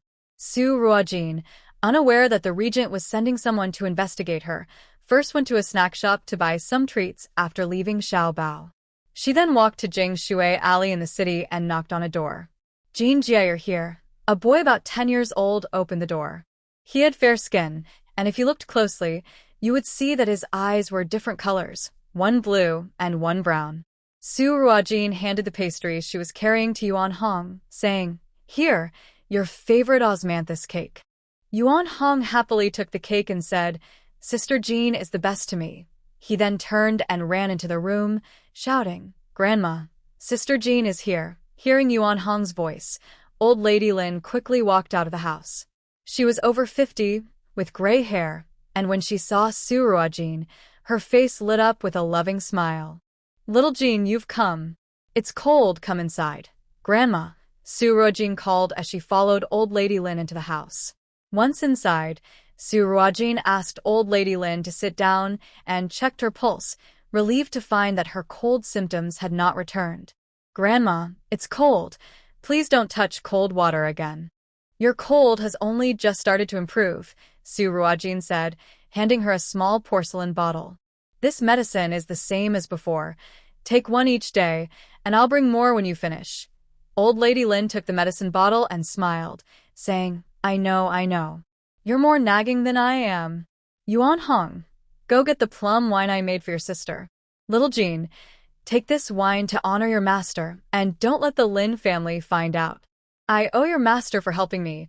I haven't had a relapse in years." At that moment, old lady Lin did not know that Su Ruojin had been driven out of the Lin family. Yuan Hong was about to say something, but Su Ruojin stopped him with a glance. "I understand, Grandma," Su Ruojin said as she took the wine jar. Old lady Lin's plum wine was exceptional, and her master mentioned it every day. In the entire Lin family, only old lady Lin truly cared for her.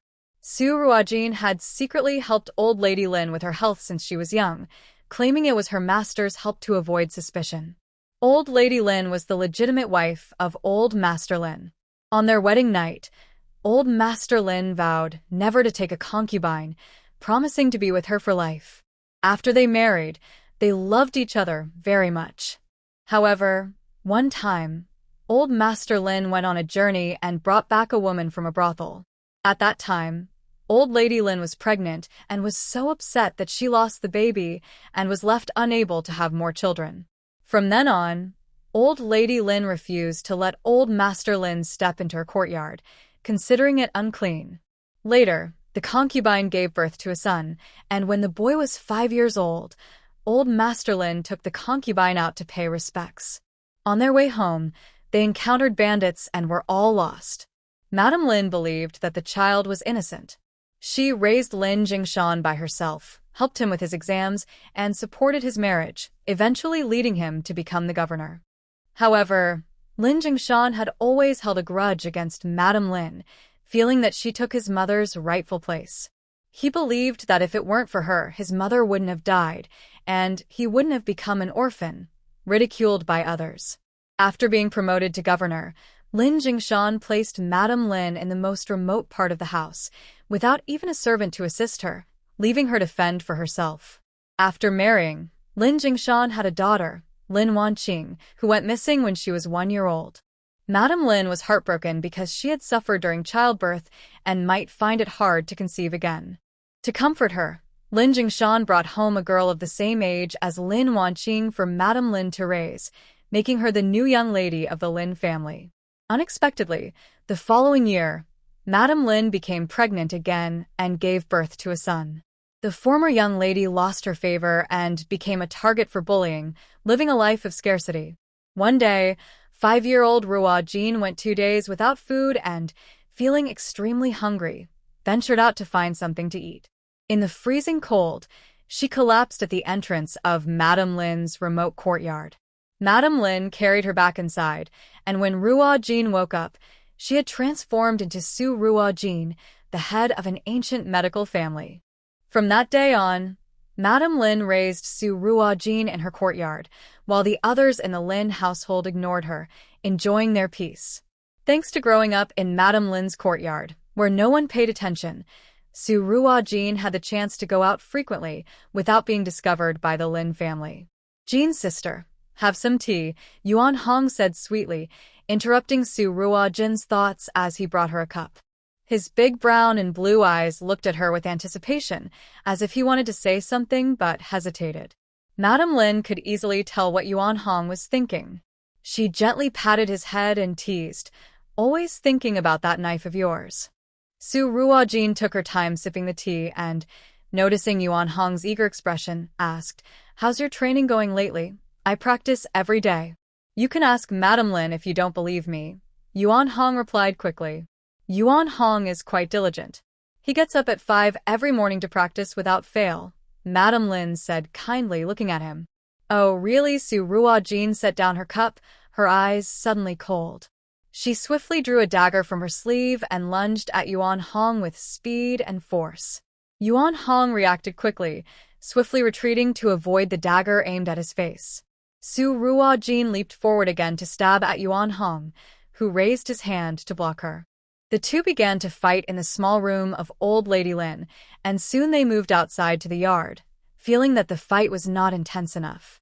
Old Lady Lin was not worried. She happily watched the two children spar, a scene she had grown accustomed to long ago. 5 years ago, when Xiao Jin traveled, she brought back a frail 5-year-old boy. While traveling with her master, Xiao Jin came across Yuan Hong tied to a pile of firewood in a village near the border.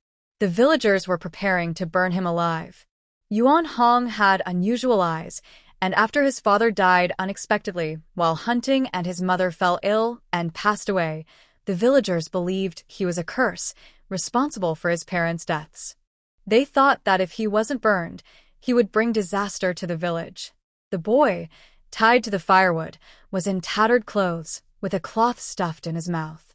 He showed no fear or tears, only glaring with his red eyes at a man holding a torch, ready to set the fire.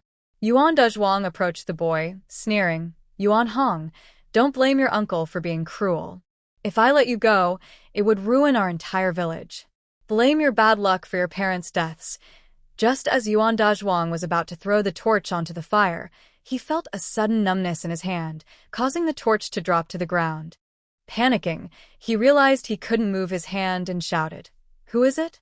Who's there?" Then, he felt that not only his hand but his whole body was paralyzed, and he fell straight to the ground. Yuan Dezhuang's wife cried out in distress. "What happened to you, dear?" The sudden turn of events caught everyone's attention. When they regained their senses, they found that Yuan Hong was no longer tied to the firewood. Thus, Yuan Hong was taken back to Yinyong by Su Ruo Jin and raised in Old Lady Lin's yard. From the day he returned, Su Ruo Jin began teaching him to write and practice martial arts. Yuan Hong was obedient, doing everything she said without complaint or laziness. After a while, both of them were thoroughly engaged in their sparring, beads of sweat forming on their foreheads as they returned inside. Old Lady Lin quickly handed them 2 cloths, saying, "Wipe your faces. Be careful not to catch a cold." Su Ruo Jin wiped her sweat with a cloth and handed the dagger to Yuan Hong. "You're doing well. If you keep practicing, I won't be able to beat you. Here, take this as your reward. In a while, you and I will go to Muan village and let Master guide you some more." "Thank you, Sister Jin," Yuan Hong said excitedly as he carefully wiped the dagger. Old Lady Lin didn't understand weapons, but thought the dagger looked small and sharp. She reminded him, "Be careful with it. Don't hurt yourself." If someone knowledgeable about weapons saw this dagger, they would be amazed. It was the Shuiwei, ranked 10th on the weapon list, and there were still families offering a huge reward for it in the Dark Alliance. "I'll be careful, old lady," Yuan Hong said, tucking the dagger into his boot. When Yuan Hong first arrived, Old Lady Lin wanted him to call her grandmother like Xiao Jin did, but he refused, feeling he should serve her and didn't have the right to call her that. Old Lady Lin couldn't change his mind, so she let it go but still treated him like her own grandson, just like Su Ruojin. This book, take your time to read it, Su Ruojin said, handing him another book. Yuan Hong's eyes widened when he saw it. It was an ordinary blue book with slightly yellowed pages, clearly old. The cover had 3 big words, Wu Tao Jing. Wu Tao Jing, one of the legendary 4 military strategy books, was written by a general 300 years ago.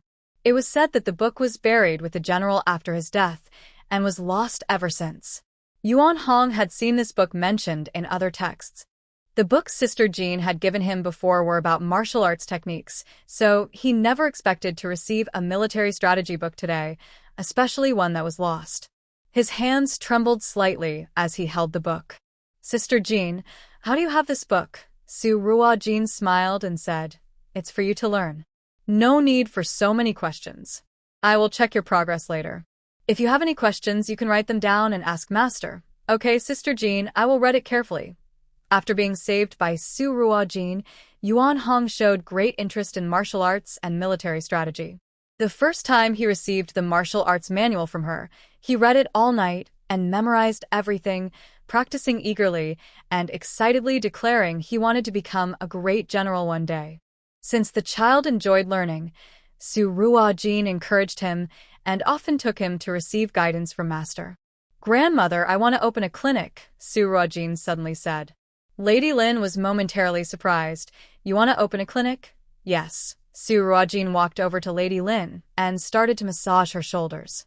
Grandmother, you know I have a medical certificate and have studied with my master for several years. I want to open a clinic to help others and also to earn some extra income. Lady Lin sighed, her eyes slightly red. It's all my fault. I couldn't provide a good life for you and Honger. In the past few years at the Lin family, Lady Lin relied on growing vegetables in the garden and selling embroidered cloths at the market to get by. Since Su Ruojin arrived, she would gather herbs to sell, and life was manageable. They weren't rich, but they never had to worry about money. 2 years ago, when Lady Lin adopted Yuan Hong, Lady Lin's wife found out and demanded that Lady Lin either send Yuan Hong away or make him a servant of the Lin family. Lady Lin refused and, in anger, left with Yuan Hong, renting a small courtyard in Jingshui Alley to live. Lady Lin initially wanted to take Su Ruojin with her, but she worried about Su Ruojin's future marriage prospects if she followed. It was better for her to stay in the Lin family. After all, she was a young lady of the Lin family, and her marriage prospects would be better. So she decided against it. Grandmother, don't say that. If it weren't for you, Yuan Hong and I might not have survived. Now we are living well, and that is enough for us, Su Ruojin said while massaging Lady Lin's temples to comfort her. Yuan Hong thoughtfully poured a cup of warm water and handed a pill to Lady Lin. Grandmother's sister opening a clinic is a good thing. I can help out at the clinic, maybe as a guard, so no one will dare to bully her. You little rascal. Always thinking of the worst, Lady Lin said, smiling through her tears. Then she turned to Su Ruojin and said, It's a good thing you learned medicine from your master. These years, my old bones have relied on these pills to keep going. I haven't felt pain in a long time. Well, opening a clinic is a good idea. With your skills, you can help many more people. Grandmother supports you. Lady Lin always thought she was taking simple herbal pills made by Su Ruojin from herbs she gathered in the mountains. She had no idea that the cold resistance pills she was taking were made from precious ingredients like ginseng, reishi mushrooms, and Tianshan snow lotus, with a special herb called firegrass that could only be found at the foot of a volcano, making it extremely rare. Even with these herbs, not just anyone can create the medicine. The cost of one pill is over 100 taels of silver, and it's hard to find. Even if someone has the money, they might not be able to buy it. The cold resistance pill was specially made for the old Lady Lin by Su Ruojin. It not only helps with the cold illness caused by the old Master Lin bringing a concubine home, which made the old lady stand in the snow all night and suffer a miscarriage, but it also helps regulate her overall health. The old Lady Lin collected her thoughts, slowly got up, and walked to the bedside. She took out a wooden box, which contained a beautiful white jade hairpin. The old lady handed the hairpin to Su Ruojin and said, "Opening a clinic requires a lot of money. Xiaojin, you can sell this hairpin for some cash." Su Ruojin knew that this white jade hairpin was a cherished piece of jewelry that the old lady had kept for years. Even during the difficult times raising Lin Jingshan, she never pawned it. It meant a lot to her, so Su Ruojin couldn't take it. "Grandmother, please keep the hairpin. I have saved enough money from selling herbs over the years to open the clinic." Su Ruojin quickly put the hairpin back in the box. The old lady insisted, but Su Ruojin persuaded her. "Grandmother, remember when I found 100-year-old ginseng and sold it for several hundred taels? That's enough to open the clinic. You should keep the hairpin for now. If I really need money later, I will come back for it, okay?" After thinking for a moment, the old lady withdrew her hand and said, "All right, I know you are capable. I will keep the hairpin for you as a dowry when you get married." Married? Su Ruojin smiled but said nothing. She had no plans to marry in this new life. After leaving the old lady's courtyard, Su Ruojin hurried to the Yulai and to take Brother Zhang's ox cart back to Muan village. Meanwhile, Kai Fanzhou and Lin Wanqing sat in the Juxian building all day without seeing the regent. The diagnosis conference has a process where registered doctors treat certain patients, and only those who diagnose correctly can move on to the next round. With Kai Fanzhou's reputation, he didn't need to go through the first round. As soon as he arrived at the Juxian building, someone respectfully led him to a private room to wait for the chance to examine the young master. However, Kai Fanzhou waited all day and didn't see the regent or even Mu Jingshan, the regent's disciple. Mu Jingshan had come to check on the situation for Xiao Yanchu, but he only glanced at the selection process and left after learning that the young master was missing. Lin Wanqing was also growing impatient. She couldn't show her frustration on her face, so she suppressed it and sat quietly beside him, occasionally pouring tea for Kai Fanzhou. Lin Wanqing had just been brought back to the Lin family and was already of age. It was clearly too late for her to start learning the arts like music, chess, calligraphy, and painting. No matter how hard she tried, she could never compare to the noble girls who had been learning since childhood. After much thought, Madame Lin decided on a different approach. She arranged for her to study medicine under the famous physician, Dr. Kai. In the Great Chu Kingdom, female doctors were rare, and if her daughter possessed exceptional medical skills, it would certainly earn her respect from the noble families. Even if Wanqing was not skilled in the arts, she could say she had dedicated her time to studying medicine, and no one would criticize her. Moreover, being a direct disciple of Dr. Kai would naturally elevate her status. Wanqing did not refuse this arrangement.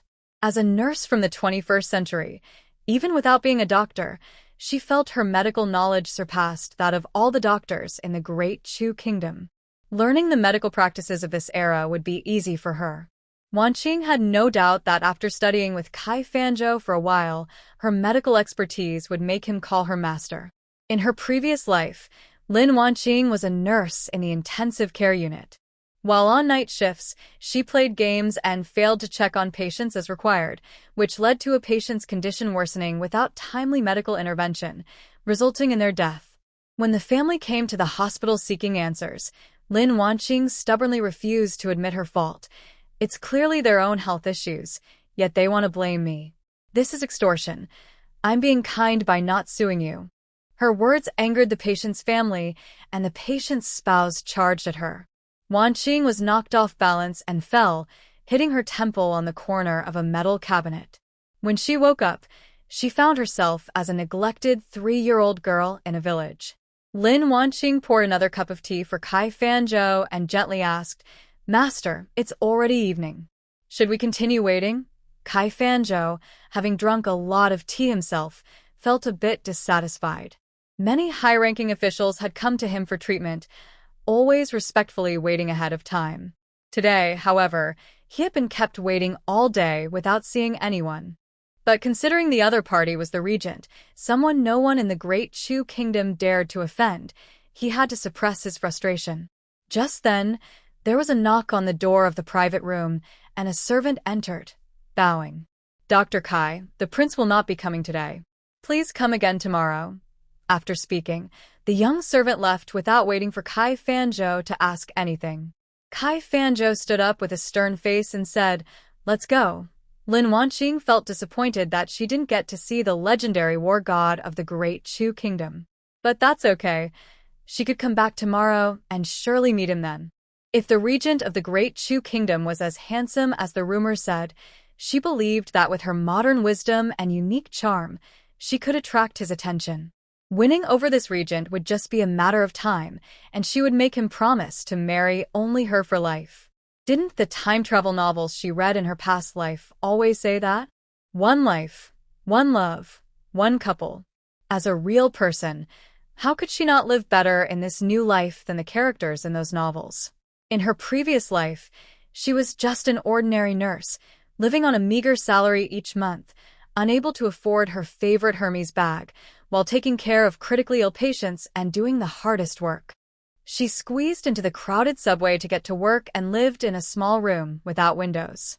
In this life, if she could become the regent's wife, she wouldn't just get Hermes.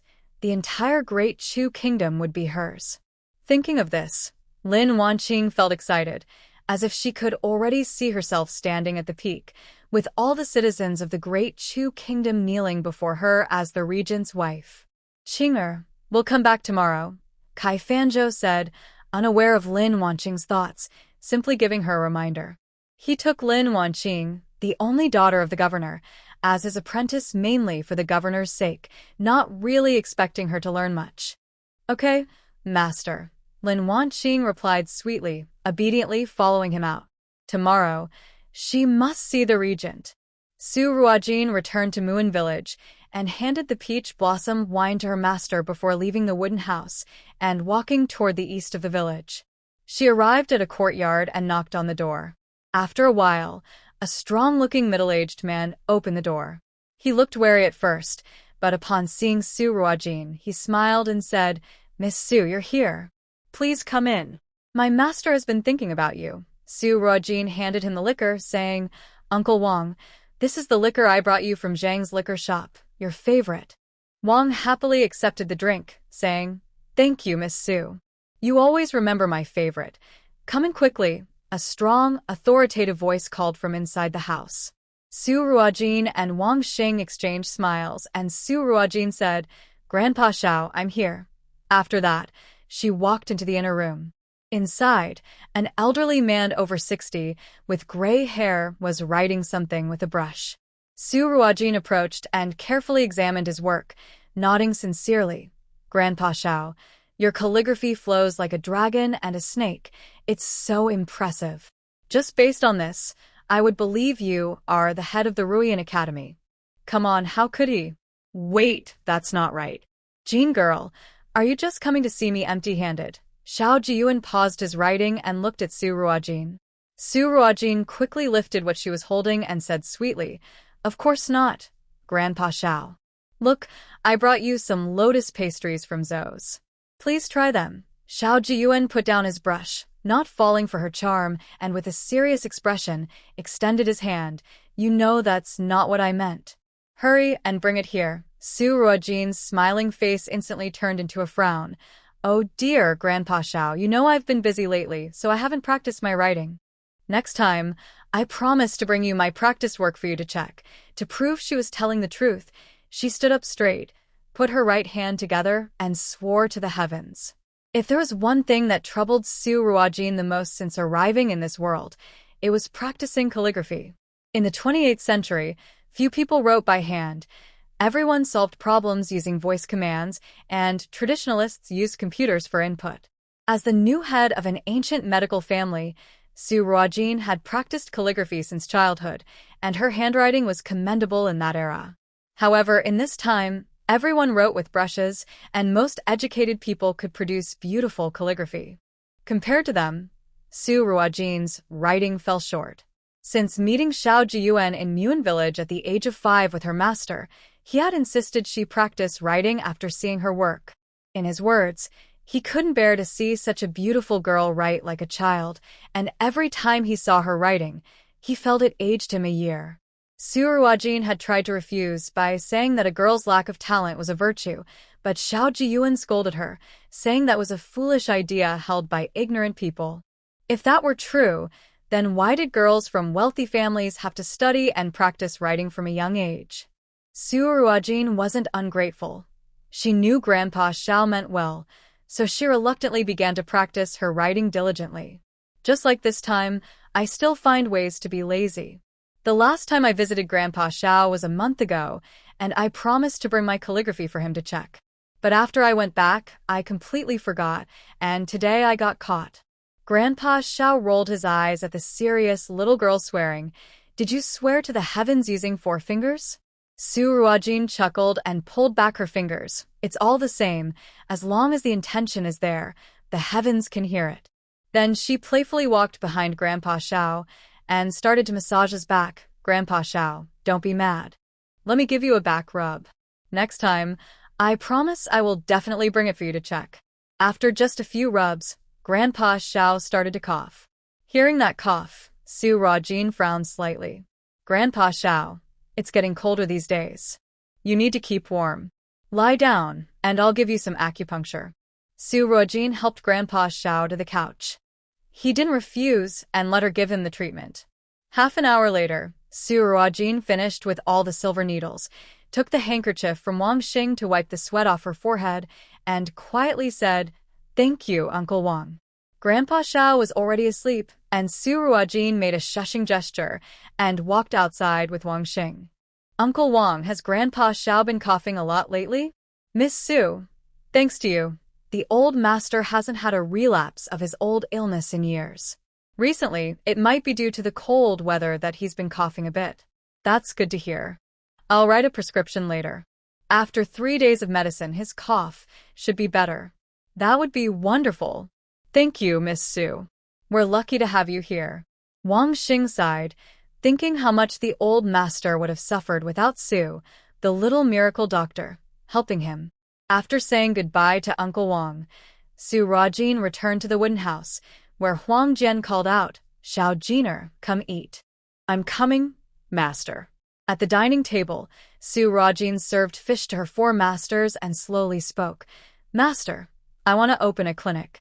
Yi Xuanji put down his chopsticks and looked at Su Ruojin. "Have you thought it through?" "Yes."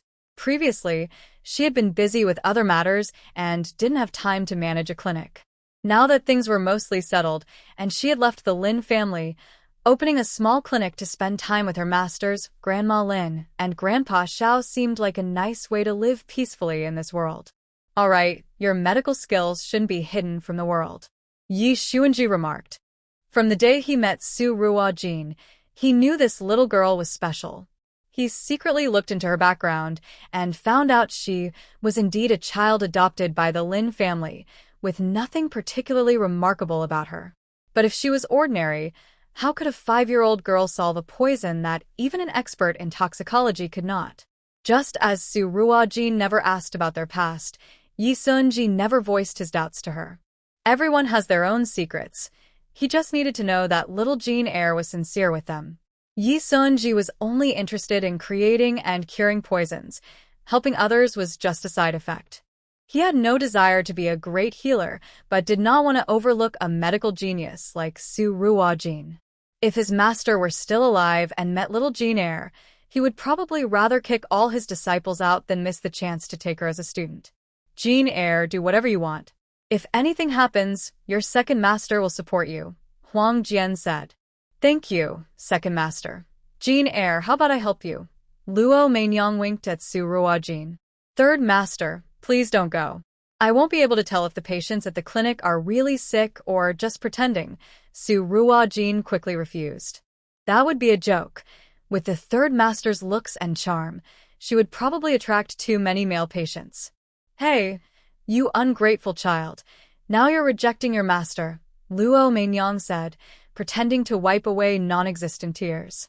Su Ruojin quickly comforted her. "Third master, the clinic has a lot of rough work that could hurt your hands." Luo Mainyang looked at her delicate hands and replied, "True, the money you make at the clinic won't even be enough for me to take care of my hands. Jean Eyre, will you still come to listen to me play the piano after you open the clinic? Fourth master and Xiao looked at Su Ruojin with a hint of sadness.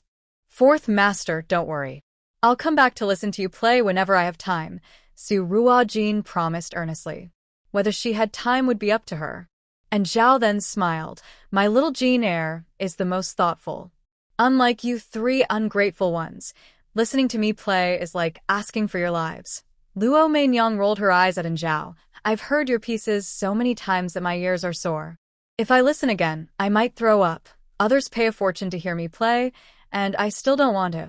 Letting you listen for free is a favor to you. And Xiao argued. Forget it. Let someone else enjoy that favor. Luo Mainyang waved her hand. And Xiao wanted to say something, but Su Ruojin quickly placed a piece of braised pork in Xiao's bowl.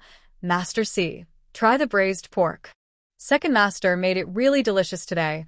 Little Jeaner is so good to me. The next day, Su Ruojin took Brother Zhang's ox cart to the city. To open a clinic, she needed to find a suitable shop first. After saying goodbye to Brother Zhang, Su Ruojin began searching along the street for a suitable place. The consultation event at Ju Xianlu was still ongoing, with many nearby doctors gathered outside, some arriving today after a long journey, waiting to have their medical licenses checked before entering. As Su Ruojin glanced around and was about to leave, she heard a familiar voice behind her. Su Ruojin, did you come here knowing we would be at Ju Xianlu today? I'll tell you, you are no longer the young lady of the Lin family, so it won't help to beg me. Su Ruojin turned around and saw a woman in a rose-red brocade dress, adorned with various hairpins, looking at her with disdain. It was her former foster mother, Zhao Jiao, the wife of Lin Zhizhou. Standing beside Zhao Jiao were Lin Jingshan, Lin Wanqing, and the physician Kai from yesterday, along with several attendants, making their presence much more imposing than the day before. Noticing Su Ruojin's gaze on Lin Wanqing, Zhao Jiao instinctively stepped in front of her, her tone defensive. What do you want with Wanqing? She is the young lady of the Lin family. If you harm her, I won't let you off. Zhao Jiao feared that Su Ruojin might be jealous of Lin Wanqing for taking her place as the young lady of the Lin family and might do something to harm her. These poor people are so petty and have dirty hearts. If they can't have something, they will try to ruin it for others. As a mother, she would definitely protect Wanqing. I just heard Xiao Chui say she saw you get off an ox cart. I know your life now is nothing like before, but one must recognize their own status and not covet what doesn't belong to them, Zhao Jiao continued. Seeing this scene, Kai Fanzhou looked puzzled. Madam Lin, who is this? Dr. Kai, she is a distant poor relative of the family, always coming to the door asking for money. Even after receiving some, she is never satisfied, Zhao Jiao quickly explained. Just as Zhao Jiao was about to have someone drive Su Ruojin away, Lin Wanqing stepped forward and took her hand. Mother, she is also a poor person. Please give her some silver. Zhao Jiao gently patted Lin Wanqing's hand and sighed. Qing'e, you are too kind. Some people, no matter how much you give them, will never be satisfied. Well, since you've spoken, let Zhang Mama give her 5 taels of silver. You... Take the money and leave quickly. Yes, madam. Zhang Mama stepped forward and took out a small bag of silver, handing it to Su Ruojin with a look of disdain. Here, take it. This is a reward from our madam. Last time, she had given Su Ruojin 2 taels of silver at the gate of the Lin residence, but that girl refused it and instead gave it to a little beggar. Now she was coming back for more money, as if she thought the previous amount was too little. How shameless. Kai Fanzhou stroked his beard and said appreciatively, Not bad, not bad. Qing'e has a good heart. A true healer must have compassion. To become a good doctor, one must have empathy. This is the essence of a healer. Qing'e has a bright future ahead, Lin Jingshan, hearing Kai the healer praise his daughter, felt overjoyed. Kai the healer was well respected in the community, and such public praise would surely enhance Qing'e's reputation. When they met the regent, it would surely make him take notice of her. Lin Jingshan knew that given his family status, it was impossible for Qing'e to become the regent's main wife, but even being a secondary wife would elevate the Lin family significantly. Lin Wanqing's face turned slightly red. It's all thanks to my master's guidance. Ha ha ha, Lin Zhizhou, You have a wonderful daughter, well-educated and polite. She will surely achieve great things in the future." Kai Fanzhou laughed heartily. Su Ruojin, standing aside, felt completely ignored and was reduced to a mere backdrop for Lin Wanqing at that moment. Xiao now found Su Ruojin less bothersome. Giving her 5 taels of silver in exchange for Qing'er's good name was worth it, and her tone softened a bit. "Take the money and go. With this, your parents will be happy, and life will be a bit easier." Su Ruojin coldly glanced at the bag of silver Zhang Mama offered, but did not reach out to take it. Seeing this, Lin Jingshan spoke up. "Why aren't you thanking madam? Take the money and leave quickly. Don't disrupt the medical conference. You can't afford that responsibility." Hearing her master speak, Zhang Mama quickly shoved the money bag into Su Ruojin's hands, muttering under her breath, "Just take it, little beggar, little beggar." Hearing Zhang Mama's words, Su Ruojin raised her eyes to look at her, her expression calm and unchanging, like a still, ancient pond. Just that one look made Granny Zhang feel a sudden fear deep inside, causing her scalp to tingle. She didn't dare to say anything more and quickly stepped aside. This Su Ruojin was clearly so young, but why did she feel that this little girl was looking at her in a way that made her uneasy? At that moment, many people had gathered around. Some who didn't know the situation thought 5 taels of silver was quite a lot, and many praised the county governor's wife for her kindness. The county governor's wife has a good heart. I have a poor relative who clings to me like that. It's so annoying. The county governor's daughter is beautiful and kind-hearted. She must be a medical student. I heard the county governor's daughter was lost as a child and just found recently. A family that does good will be rewarded. This is heaven helping. Why isn't this young girl taking the money and leaving? Does she think it's too little? She's young but quite greedy. Jiao was desperately trying to distance herself from Su Ruojin, hoping to gain a good reputation for Lin Wanqing. Su Ruojin slowly tightened her grip on the money pouch. Seeing this, Jiao sighed in relief. As long as this little girl took the money and left, it would confirm her greedy nature and help Qing'er gain a reputation for being kind and generous. But the next moment, Su Ruojin raised her eyebrows and threw the money pouch back at Jiao. When Jiao saw something flying toward her, she instinctively raised her hand to block it, but unfortunately, she couldn't stop it. The pouch hit her face, turning half of it red instantly. Feeling the stinging pain on her face and realizing it was the money pouch thrown by Su Ruojin, Jiao could no longer suppress her dislike for her and shouted angrily, "How dare you hit me? Su Ruojin, don't be ungrateful. Qing'er was trying to help you. Don't take advantage of her kindness. 5 taels of silver is already quite generous." The implication was that Su Ruojin was acting this way because she thought the money was too little. The people around looked at Su Ruojin with even more disapproval, whispering among themselves, mostly blaming her for being too greedy. Su Ruojin clapped her hands as if she had touched something dirty and coldly said, "Help me? Madam Lin, I'm not interested in your family. Stop flattering yourselves. I just happened to pass by and got bitten by a mad dog. How unfortunate." "Oh, no, I mean a pack of mad dogs." Her gaze slowly swept over everyone from the Lin family, and her disdain was evident. Kai Fanzhou stood with the Lin family, and Su Ruojin's glance included him as well. When had Kai Fanzhou ever been treated like this? But since this was a family matter for the Lins, if he spoke up, he would just become one of the mad dogs in Su Ruojin's eyes. For a moment, he felt a frustration building inside him, but couldn't express it. Lin Jingshan was so angry that he wanted to raise his hand to hit Su Ruojin, but because of his position and the many onlookers, he held back and clenched his fist instead. Lin Wanqing saw that this situation was not good for the Lin family, so she stepped forward and grabbed Lin Jingshan's hand. "Father, Master, the regent is still waiting for us. Let's go inside quickly." Her words immediately eased the tension and elevated the Lin family's status. To be personally awaited by the regent was a significant honor. Kai Fanzhou understood Lin Wanqing's intention, and his expression relaxed. His disciple was indeed clever, unlike the stubborn girl before him. He turned to Lin Jingshan and said, "Lin Governor, let's go inside." We shouldn't let unrelated matters affect important affairs. Dr. Kai is right. Let's go, Lin Jingshan replied. Lin Jingshan and Zhao Jiao were worried since they heard that Lin Wanqing and Kai Fanzhou had waited all day yesterday without seeing the regent. They came today to support Lin Wanqing. After all, he was a local official, and the regent's visit should bring him some respect.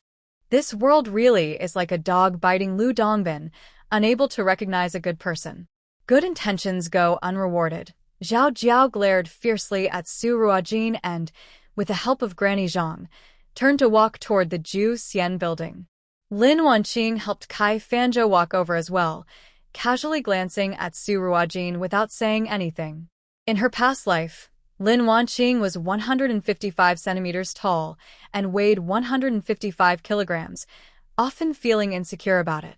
After being reborn, she was pleasantly surprised to find that she had grown into a beautiful young woman with an attractive figure, something she could never have imagined in her previous life. With such good looks and figure, along with her status as the governor's daughter and wisdom from the 21st century, she was confident she could secure a life of wealth and honor. However, upon seeing Su Ruojin, she realized that there was always someone better. The girl who had occupied the Lin family status for years was slightly more attractive and fit than she was. But so what? Lin Wanqing knew that in this alternate dynasty, a woman's background and knowledge were more important than looks. No matter how beautiful Su Ruojin was as a country girl, she could never compare to Lin Wanqing, the daughter of a fifth-rank governor. Lin Wanqing was like the bright moon in the sky, while without the Lin family's protection, Su Ruojin was merely a wildflower by the roadside, easily crushed into the mud, unworthy of comparison. Su Ruojin noticed Lin Wanqing's glance at her, filled with a sense of superiority, as if she viewed her as nothing. Su Ruojin's coldness deepened. Lin Wanqing was quite cunning. However, as long as she didn't provoke her, Su Ruojin had no desire to be involved with Lin Wanqing. She would keep her distance from the Lin family. Kai Fanzhou and the group from the Lin residence were about to enter the Ju Xian building when suddenly there was a commotion in the crowd. A woman holding a 5- or 6-year-old child pushed through the crowd and knelt before Kai Fanzhou without saying a word. "Dr. Kai, please, I beg you, save my son. I promise to find a way to pay for the treatment," she cried, tears streaming down her face as she bowed her head. Dr. Kai showed signs of impatience upon seeing her. It was her again. The woman's name was Yinyong. Her husband had passed away shortly after their son was born, leaving her to care for her son and mother-in-law alone. Her son had become her only hope. Recently, her son had fallen ill, with swelling all over his body and a distended belly. He looked pale and weak, constantly complaining of stomach pain. This left Yinyong frantic. She took her son to the village doctor, who prescribed some medicine, but after several days, there was no improvement. In desperation, she brought her son to Jiren Tang, hoping to see Dr. Kai. However, she was shocked to learn that his consultation fee was 50 taels of silver, far more than she could afford. She had to settle for a regular doctor at the clinic. The regular doctor also prescribed some medicine, but it had no effect. After several exhausting days, her child was barely alive. Yinyong had gone to the clinic multiple times, pleading for Dr. Kai to examine her son, but she was turned away due to her lack of funds. Yesterday, she overheard villagers saying that Dr. Kai would be at the Ju Xian building for a consultation event. Early this morning, she rushed over with her son, hoping for a stroke of luck to meet him. Everyone said Dr. Kai had a kind heart, and he would surely help her son. In front of the crowd, Dr. Kai could not dismiss her without saying a word, as it would ruin his reputation. He secretly signaled Lin Wanqing. She understood and quickly stepped forward to help Yinyong up, taking out a handkerchief to gently wipe her tears. "Madam, please get up. Your child is sick, and my master will not ignore this. Let's talk over there, shall we?" Looking at the gentle Lin Wanqing in front of her, Yinyong was momentarily speechless and allowed her to pull her aside. Yinyong thought that Dr. Kai would come to treat her son, but after Lin Wanqing took her aside, Dr. Kai showed no intention of coming over and walked straight to the Ju Xian building. Yinyong became anxious, holding her son and trying to rush forward, but she was stopped by two maids from the Lin family. Lin Wanqing comforted her, saying, "Madam, my master has an important patient to see today. Please don't worry. Wait here for a moment, and he will treat your son once he is done." How does that sound? Upon hearing this, Yinyong became even more anxious because she had heard the same words countless times at the Jiren Hall. At first, she believed it and patiently waited in the corner of the clinic, but after waiting from morning until dark without seeing Dr. Kai, she learned he had gone out to see patients and had not returned. Eventually, Yinyong caused a scene and was thrown out by the clinic servants. It was then she realized that without money, she would never be able to see Dr. Kai. Seeing her son's belly getting bigger, Yinyong felt desperate and rushed to the Ju Xian building to stop Kai Fanzhou. Now, she no longer believed Lin Wanqing's words and shouted, "Dr. Kai, please save my son. If you don't treat him today, I will throw myself against this tree." With that, Yinyong broke free from the servant's hold and ran toward a nearby tree. "Quick! Stop her!" Lin Wanqing shouted in panic. The maids rushed over to grab Yinyong. Holding her child, she couldn't move quickly and was held tightly by the maid, unable to break free. She couldn't help but start crying loudly. As the commotion grew, more and more people gathered around, murmuring among themselves, "This woman looks so pitiful. Why won't Dr. Kai help her?" "Exactly, look at the child she's holding. His belly is so big, it's clearly not normal. I heard Dr. Kai has a kind heart and can't stand to see the poor suffer. He should help her." What do you know? The regent is waiting inside the Ju Xian building. Dr. Kai wouldn't dare be late. Helping the child wouldn't take much time, would it? Aren't doctors supposed to have a heart for the suffering? This child looks so pitiful, swollen like that. The murmurs grew louder, and Kai Fanzhou slowed his pace, his expression darkening. If he ignored this child and entered the Ju Xian building, how would the common people of Yinyong view him? His good reputation built over the years would likely be affected. Kai Fanzhou was unwilling to help treat this commoner. His skills were meant for the wealthy, and he believed these people did not deserve his care. At that moment, Kai Fanzhou noticed someone in the crowd. He smiled and slowly walked toward Yinyong. When Yinyong saw Kai Fanzhou approaching, her eyes lit up, and she hurriedly held her child and greeted him, saying, "Kai Shani, please help me check on my son. He has a stomach issue." Kai Fanzhou raised his hand to interrupt her, glancing at the child while hiding his disdain. He sighed and said, "Madam, it's not that I don't want to help your child, but the regent is waiting for me. If I'm late, I won't be able to explain. How about this? I will have my trusted disciple examine your son. His skills are just as good as mine, and there will be no charge for this visit. What do you think?" Upon hearing this, Yinyong was momentarily stunned. She wished for Kai Shani to examine her child personally, but since he mentioned the regent, she felt she had to be reasonable. The regent was a high-ranking official, someone she could hardly imagine. The crowd buzzed with excitement at Kai Fanzhou's words. Kai Shani truly has a kind heart. He's letting his disciple see the patient for free. Kai Shani is amazing. He's such a good person. Before Yinyong could respond, Kai Fanzhou turned to the crowd and called out, "Yunan, come here." A man stepped forward from the crowd. Su Ruojin smirked, recognizing him as Ma Yunan, the doctor. After Su Ruojin left the day before, Ma Yunan had tried everything to stand up but failed. To avoid embarrassment, he paid the innkeeper to carry him to a room, placing a cushion under his knees to kneel more comfortably. He had been kneeling for 2 hours, and only now were his legs starting to feel better, though his knees still ached.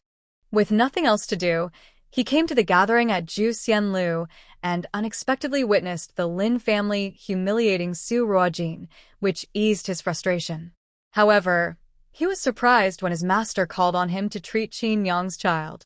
Although he hadn't personally treated the child's illness, he had heard from others at the clinic that it was just a common case of indigestion, yet they insisted on seeing his master and couldn't afford the fees. Ma Yunan used to disregard such cases, but now, being called by his master, he felt a surge of excitement. Childhood indigestion is just a minor issue. For him, it's easy to handle. In such a public setting, if he successfully treats a patient, he will gain a lot of fame. Plus, being right outside the Gathering of Talents building, he might even catch the attention of the regent and be asked to treat the young master. In that moment, Ma Yunan thought far ahead, unable to hide his smile. Ma Yunan quickly walked to Kai Fanzhou and bowed, saying, "Master." "Yes, Yunan. I have matters to attend to and cannot be present. Please take good care of this child, and all expenses will be covered by Jiren Hall," Kai Fanzhou instructed. "Yes, master," Ma Yunan replied respectfully. Kai Fanzhou kindly said to the mother, "Madam, let my young apprentice examine your child. You can rest assured, his skills are well known in our clinic." At this moment, Kai Fanzhou completely ignored the fact that Ma Yunan had almost harmed a patient with strong medicine not long ago and had to be stopped from treating. As long as he handled the current situation, even if Ma Yunan ended up harming the farmer's child, he could always claim the child was brought too late for treatment, and it wouldn't be a big deal. Lin Wanqing also spoke up at the right moment. "Don't worry, my senior brother is very skilled." After saying this, she gently patted the mother's hand to reassure her. The mother was a bit confused. She had come to see the famous doctor. So why was she being treated by someone else? However, she was not someone who couldn't appreciate kindness. Although she didn't know how skilled this Dr. Ma was, she felt relieved to hear he was a direct disciple of the famous doctor. The famous doctor even offered to treat her child for free, making her feel grateful and reconsider her previous thoughts about Jiren Hall, thinking they only cared about money. "Thank you, Dr. Kai, and thank you, Dr. Ma," the mother said, slightly bowing while holding her child. "Ching her, let's go." "Yes, master." Lin Wanqing obediently followed behind Kai Fanzhou as they entered the Gathering of Talents building.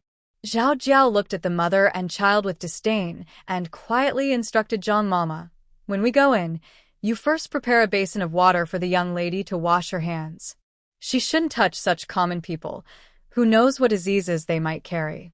That child looks quite strange. What if it infects the young lady?" "Yes, madam." "Please don't blame the young lady.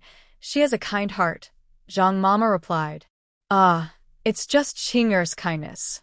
Well, kind-hearted people will surely be rewarded.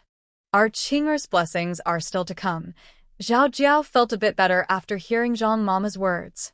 When Kai Fanzhou entered the Juxian building, Ma Yunan walked over to Yinyong. He could have taken the mother and child to Jiren Hall for treatment, where the conditions would be better than on the cold street. However, Ma Yunan didn't want to miss the chance to show his medical skills in front of everyone. If he saved the child, the people of Yinyong would praise him for his excellent medical abilities. "I'll check the child's pulse first," Ma Yunan said, taking out a handkerchief and placing it on the child's wrist. He gently placed 2 fingers on it and closed his eyes, focusing intently. After a while, he slowly opened his eyes. "Madam, the child indeed has excessive food accumulation. I will prescribe something to help clear his stomach."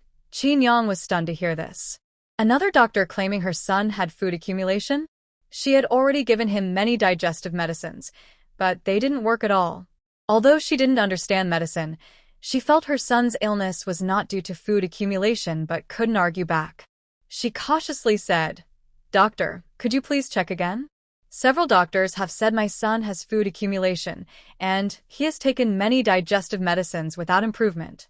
Could there be something else wrong?" Yunan's expression darkened. How could a simple farmer's wife question his medical skills? He replied sharply, "Who is the doctor here, you or me? If you don't trust the doctor, why did you come to seek my master? I have studied medicine for many years with my master. How could I not recognize such a common illness as food accumulation in a child?" At that moment, Ma Yunan completely forgot that he had misdiagnosed a patient just yesterday. Yinyong became anxious, her eyes reddening as she hurriedly explained, "Doctor, that's not what I meant. But if it is food accumulation, why hasn't he improved after so many days? Could you please take another look?" Her repeated questioning was undoubtedly a slap in Ma Yunan's face. He shrugged his sleeves, pretending to leave. I am trying to help you for free. If you don't believe me, then forget it. You don't need to go to Jiren Hall for medicine. Just find whichever doctor you trust. Yuan turned his back to Yinyong but didn't leave, waiting for her to plead with him. His master had assigned him to treat her child, and he had to complete this task. Yinyong was so worried that tears streamed down her face. What should she do? At that moment, a woman's voice rang out. Dr. Ma, you misdiagnosed an elderly patient yesterday. How can you dare to treat someone today? Aren't you afraid of causing a serious incident? When Ma Yuan heard the voice, he shivered. Oh no, he had completely forgotten about the little troublemaker, Su Ruojin, beside him. With her around, things never went well for him. But in this situation, he couldn't run away or back down. He had to hold his ground. He had indeed checked the child's pulse carefully and confirmed that the child had a simple case of indigestion. Ma Yuan glared at Su Ruojin and shouted, What do you know, little girl? Can I really misdiagnose such a simple illness in children? If you keep talking nonsense, I'll report you for causing trouble. Su Ruojin stepped out of the crowd and approached the mother beside the piano, ignoring Ma Yuan. She looked at the child in the mother's arms and asked, Can I take a look at the child? The mother, surprised by the beautiful girl who looked like a little fairy, instinctively asked, Are you a doctor too? Yes, I have a medical certificate, Su Ruojin replied, showing her credentials. At that moment, someone in the crowd recognized Su Ruojin and called out, Lady, hurry and let this little doctor check your child. She saved an elderly man with a sudden heart issue yesterday. Yes, that's her. I was at Wanhwa Tower too. Don't let her age fool you. Her medical skills are impressive. The woman who had asked Su Ruojin when she would open a clinic also recognized her and chimed in, That Dr. Ma made a mistake yesterday. Hearing this, Ma Yuan's face turned a mix of green and white. He never wanted to think about what happened yesterday again. In a fit of anger, he shouted at the mother, Let me make this clear. You can only choose one of us. If you let her treat your child, you won't get any medicine from our clinic today, and you won't be allowed to step into our clinic again. Think carefully. Choose her or choose us. A little girl who suddenly appeared couldn't possibly compare to their well-known clinic. Everyone knew which choice was wiser. The mother was caught in a dilemma.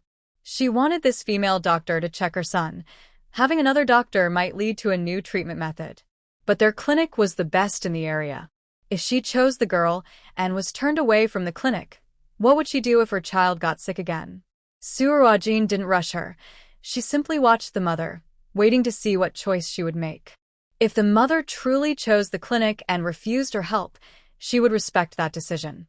Sometimes, a person's fate is determined by themselves, and others cannot interfere. Moreover, when it comes to seeing a doctor, if the patient resists and is unwilling to cooperate, the doctor cannot provide treatment. Noticing the hesitation of the woman, the older sister became anxious and squeezed through the crowd to her side. You should listen to me. This young lady is much more skilled than Dr. Ma. Hurry and let her examine the child. Don't delay the child's condition. Ma Yuan scoffed. I advise you to be cautious. Who knows if they are working together? Be careful not to be deceived. Upon hearing herself called a fraud, the older sister was furious. She knew the young lady had mentioned opening a clinic soon, and after that, she wouldn't need to visit the Jiren Hall or fear offending this mediocre doctor. The older sister put her hands on her hips and shouted, Who are you calling a fraud? Dr. Ma, yesterday you refused to help an elderly man with heart issues at Wanhwa Tower. Where is your medical ethics? Later, when the young lady helped, you claimed she misdiagnosed him, but it was you who made the mistake. How can you still call me a fraud? At this point, the older sister raised her voice even more, calling out, Come, everyone look. This doctor from Jiren Hall is the one who was punished for misdiagnosis and had to kneel at Wanhwa Tower yesterday. Ma Yuan's face turned an even darker shade, and he wished he could kick this loud woman far away. Trembling, he pointed at her. You rude woman. Nonsense and troublemaker. I will report you to the authorities for slandering my reputation. The older sister rolled her eyes at Ma Yuan. You claim to be a disciple of Dr. Kai. If I were Dr. Kai, I would have kicked you out for tarnishing the reputation of our school. Su Ruojin silently gave the older sister a thumbs up in her heart and noted her appearance. When her clinic opened, she would definitely give the older sister a discount, a lifelong one at that. At that moment, Taiju also pushed through the crowd and came to Su Ruojin, bowing deeply. "Little doctor, thank you. My grandfather took your medicine and feels much better," he said. He has never felt this relaxed in years and insisted I find you to thank you in person. Taiju had been searching for Su Ruojin on the street for a long time before finally finding her. After speaking, he handed her a piece of cured meat he was carrying, looking a bit embarrassed. "Little doctor, I'm sorry. We don't have much money at home, but this is homemade cured meat. I hope you won't mind." In this era, ordinary families rarely eat meat, so this piece of cured meat is very valuable to them. For the wealthy, it may not mean much, but for the young man's family, it is their most precious possession. Su Ruojin understood the situation and refused to take it, but the young man insisted on putting it in her hands and ran away, his face slightly flushed. Looking at the cured meat in her hand, Su Ruojin smiled, feeling a warmth in her heart. The common people in this era are so sincere. They remember even the smallest kindness and offer their most treasured items in return. Because of this, Su Ruojin became even more determined to open a clinic in Yinyong where everyone could receive medical care. Distracted by this, Yinyong regained her focus and looked at her son, who was weak and had a swollen belly. She gritted her teeth and knelt before Su Ruojin, saying, "Doctor, please save my son." Su Ruojin quickly helped her up and got to work, checking the child's pulse without wasting any time.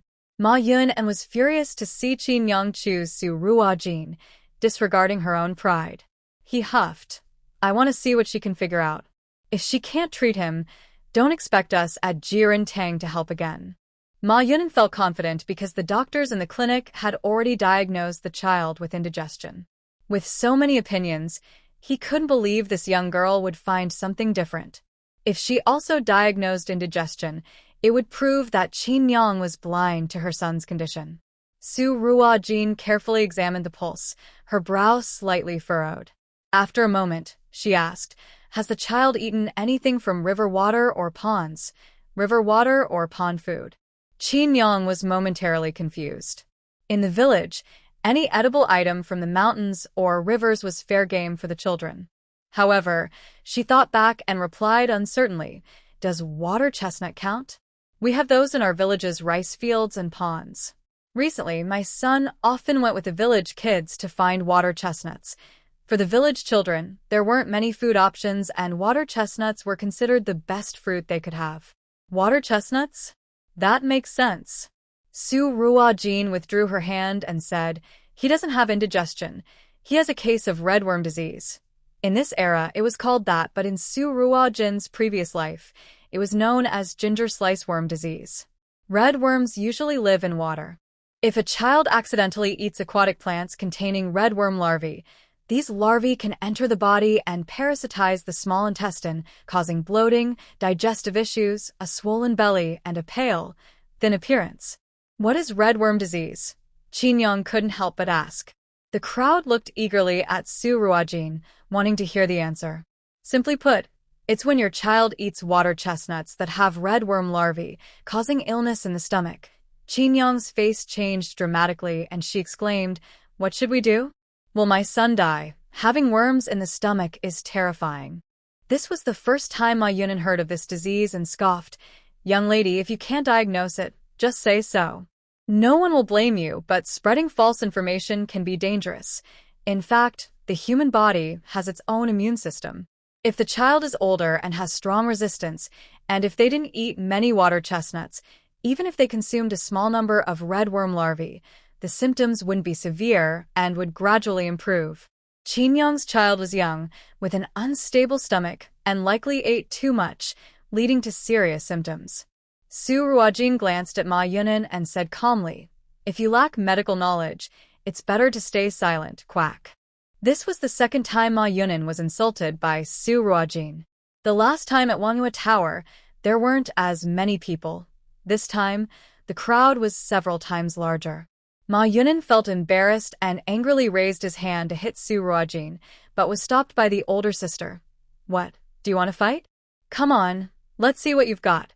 Although she was a woman, the older sister was taller and broader than Ma Yunan. He dared not confront her and reluctantly withdrew his hand, muttering, "Only women and petty people are hard to deal with." Seeing Yinyong's worried expression, Su Ruojin reassured her, "It's okay. I'll give him a few acupuncture treatments and prescribe some medicine for a few days, and he will be fine. He might feel a bit weak afterward, but with proper rest, he will recover." After saying this, she borrowed 2 long benches from a nearby tavern, placed the child on the benches, and took out her acupuncture needles to begin treatment. Watching the young girl skillfully perform the acupuncture, Yinyong felt much calmer. This was the first time a doctor had identified her child's unique condition. Although she didn't understand these symptoms, Yinyong felt that this young healer was right. Otherwise, why had the doctors who claimed it was just indigestion failed to cure her son's illness? She had even sold the only cow in her home to pay for her son's treatment.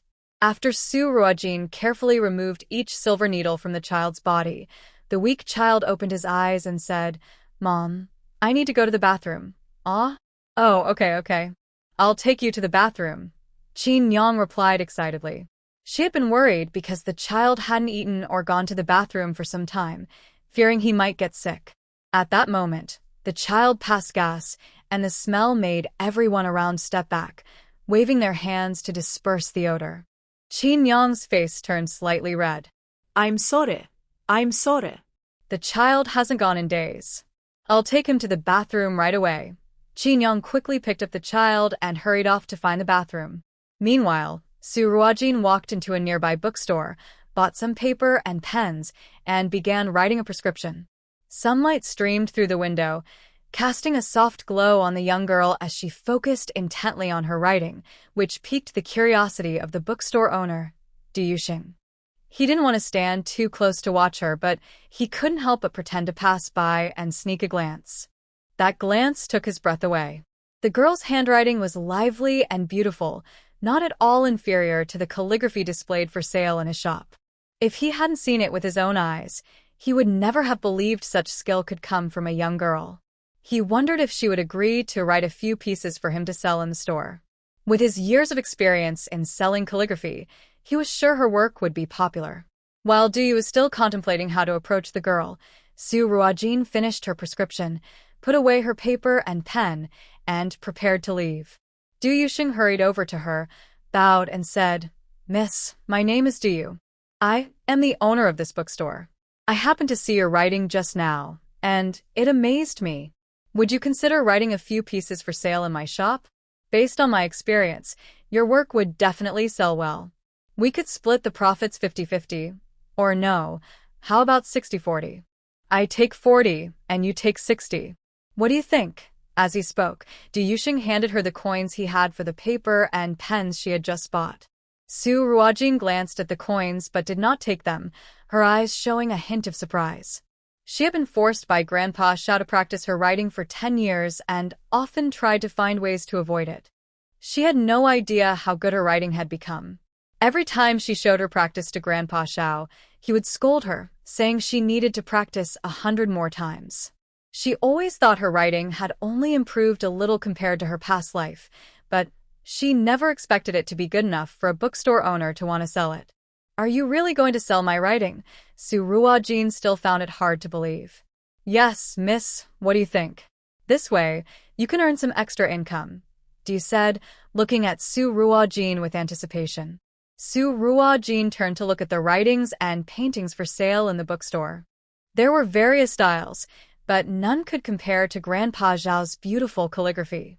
"Thank you for your kindness, but I think my writing is quite ordinary, so I won't embarrass myself by putting it out there," Su Ruojin politely declined. She thought to herself, if Grandpa Xiao saw her writing, he would scold her non-stop. If she dared to sell it, he would probably be even harsher. Du looked a bit disappointed but still said politely, "In that case, I won't push you. However, I have a small request. Could you write a piece for my store? Don't worry, I will keep it for myself and won't sell it. You can name your price, I won't bargain." Du loved calligraphy, which is why he opened a bookstore in Yinyong City. After seeing Su Ruojin's writing today, he felt he would regret it for life if he couldn't have a piece for his collection. Seeing the sincerity and eagerness in Du Yu's eyes, Su Ruojin thought for a moment. All right, just one piece. Great. One piece is enough, Du said excitedly as he quickly took out the best paper, ink, and brush from the store, acting as an assistant for Su Ruojin. Su Ruojin stood at the desk, thought for a moment, and picked up the brush to write the 4 characters. Hai Yan He Qing. These characters might not be suitable for a study, but when she picked up the brush, she accidentally remembered that Grandpa Xiao had those 4 characters hanging in his study. Since childhood, Su Ruojin had practiced writing using Grandpa Xiao's calligraphy, occasionally trying some works from other famous calligraphers. When it was her turn to write, she naturally followed Grandpa Xiao's style. Do you observe the 4 characters Su Ruojin wrote, deep in thought? He had expected the young girl to write something like Ho De Zai Wu or Tian Dao Cho Qin, but was surprised to see Hai Yan He Qing. Wow, I didn't expect such ambition from someone so young. I admire you. If you don't mind, please come to the bookstore more often, Du said. You're too kind, Mr. Du, Su Ruojin replied politely. Du carefully put away the piece she had written. Du still didn't know what this inscription meant for him, nor could he imagine that it would become a family treasure of the Du clan, passed down through generations. It was not just a piece of writing, it recorded a legendary story, but that is a tale for later. After carefully storing the painting, he took out a silver pouch and handed it over. Miss, this is 100 taels of silver, as a fee for your writing. I hope you don't mind. May I ask how to address you, Su Ruojin? There's no need for the fee, Mr. Du, let's just be friends. However, I do have something I'd like to ask you about, Su Ruojin replied. Ruojin, what a lovely name. I wonder what you wish to inquire about. I do. Will certainly share what I know, Du responded eagerly. I believe you have been running your bookstore for many years and must know the area well. I'm looking for a shop to open a clinic. Do you know of any suitable places for rent or sale? Su Ruojin thought that since Du had been in business for so long, he must have connections. If he could help her find a shop, it would be much better than wandering aimlessly. Du USI's up. Miss Su, how fortunate. My ancestors left behind 2 shops. I use one for my bookstore, and the other is a 3-story shop on the street, which is currently vacant. However, the location is not as good as my bookstore. It's a bit off the main road. Would that be a problem for you? Su Ruojin was delighted to hear this. A 3-story shop would be perfect for a clinic. The 3rd floor for storing medicine, the 2nd for acupuncture, and the 1st for consultations. The slightly less favorable location didn't matter. As long as the medical skills were good, patients would come from afar. That's wonderful. Thank you, Mr. Du, however. I have something to take care of right now. Could you take me to see the shop later? She asked. Of course. No problem at all. Just come by when you're done, and I can take you to see it, Du replied. With not many customers in the bookstore and a young assistant to help, Du could easily step away. After leaving the bookstore, Su Ruojin walked back to the earlier spot to hand over the prescription to Yinyong. From a distance, she saw Yinyong and her son eagerly watching her. As Su Ruojin approached, Yinyong pulled her son closer. Quick, bow to the little doctor. She saved your life. The little boy, confused but obedient, immediately knelt down and bowed to Su Ruojin. Su Ruojin quickly helped the little boy up. The child's stomach had noticeably flattened. She checked his pulse again, and it was much steadier now. Su Ruojin handed the prescription she had just written to Yinyong. The child's pulse is stable now. Please prepare 3 doses of medicine according to this prescription, using 3 bowls of water to make 1 bowl of medicine. He should take it 3 times a day, and after finishing the 3 doses, he should be better. Thank you, divine doctor. If it weren't for you, my son might. Yinyong said, her voice trembling with emotion as she took the prescription. With her son so ill, there had been whispers in the village, saying she had caused her husband's death and was now going to harm her son. Even her mother-in-law, who had always been kind, started looking at her differently. Yinyong even thought that if her son truly had no hope, she would go with him. Earlier, when she took her son to the bathroom, she saw that he had passed many worms, which frightened her greatly. With those worms in his stomach, it was no wonder his belly was so swollen. The people around had witnessed how weak Yinyong's son had been before, and now he looked much better after just a short time. His stomach was not as swollen, which made them trust Su Ruojin's medical skills even more. This young girl is quite skilled. She revived the child with just a few needles. I think she's much better than that doctor from Jiren Tang. The older sister from before came over and asked, "Little divine doctor, when will your clinic open? You need to hurry, I will be the first to visit." Su Ruojin chuckled, "Sister, a clinic isn't a pleasant place. I hope you never need to come." The sister waved her hand dismissively. "Everyone gets a headache or a cold sometimes. If not, I can always buy some supplements. I will definitely come when you open." "All right, I'll do my best. When you come, I'll give you a free treatment to help your health," Su Ruojin replied with a smile. "Oh, that sounds great. I'm looking forward to it," the sister said happily. The people around nodded in agreement. "Little divine doctor, we will come too." "Sure, everyone is welcome." Nearby, Ma Yun had seen Yinyong walking back with her son and could tell he was much better. After hearing Yinyong tell the others about the worms and that his stomach was no longer swollen, he realized that once again, that girl had been right.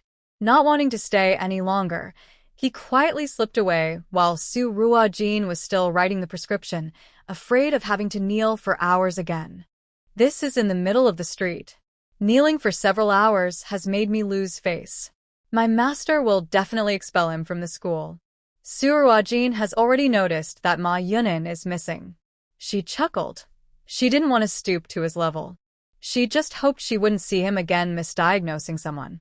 Yinyong seemed to think of something and lowered her head, speaking softly. "Little doctor, how much is the consultation fee?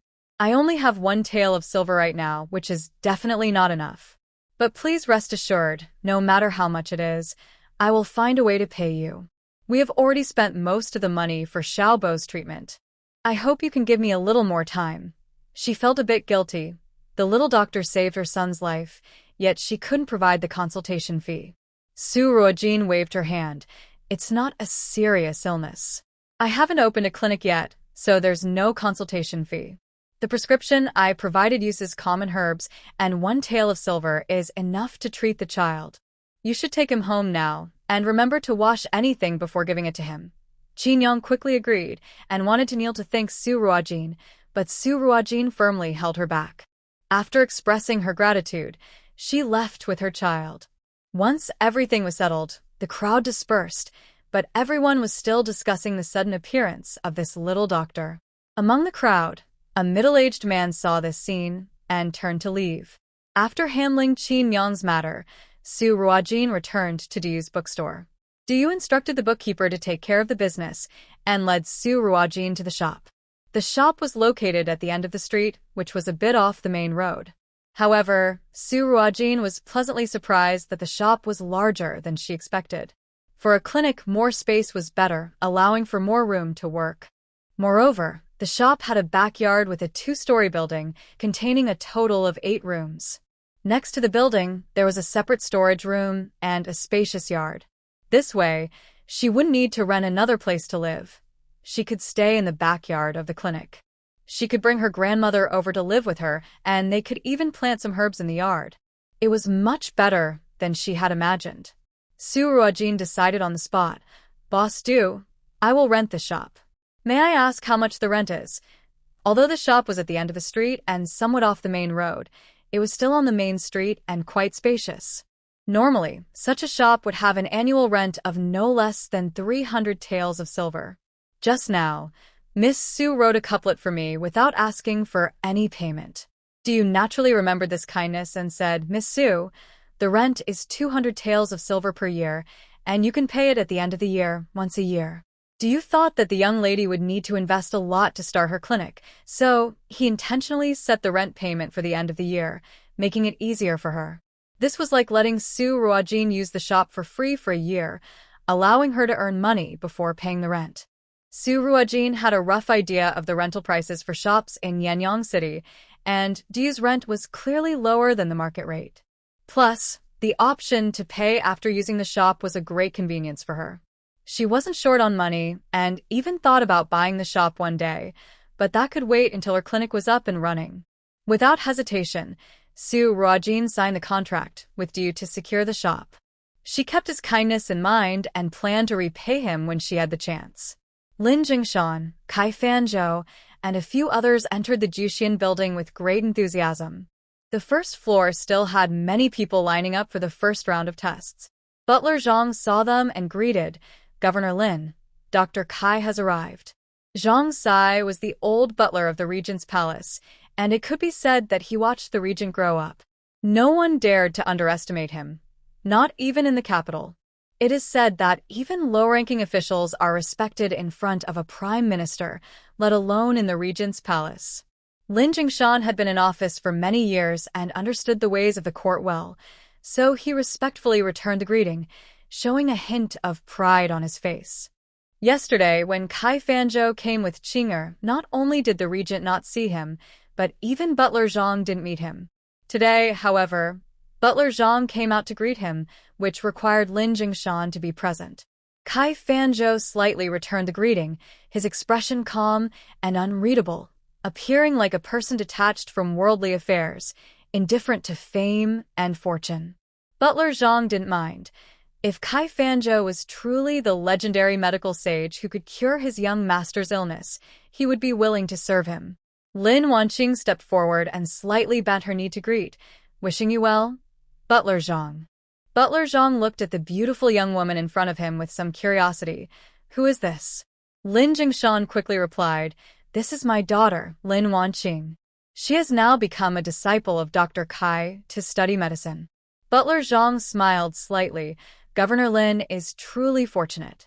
Miss Lin has an elegant demeanor and a wise heart. She will surely achieve great success in the future." Hearing Butler Zhang's praise, Lin Wanqing's face turned slightly red. "Thank you for your kind words, Butler Zhang." She had already inquired, and Steward Zhang was someone even the regent prince respected. He praised himself, so she believed the regent prince would also recognize him when they met. Thinking of this, Lin Wanqing looked forward even more to meeting the great warrior of the Daichu kingdom. "Come this way, please. Young Master Mu is already waiting for Dr. Kai." Steward Zhang gestured for them to follow. Hearing this, Lin Jingshan was slightly taken aback.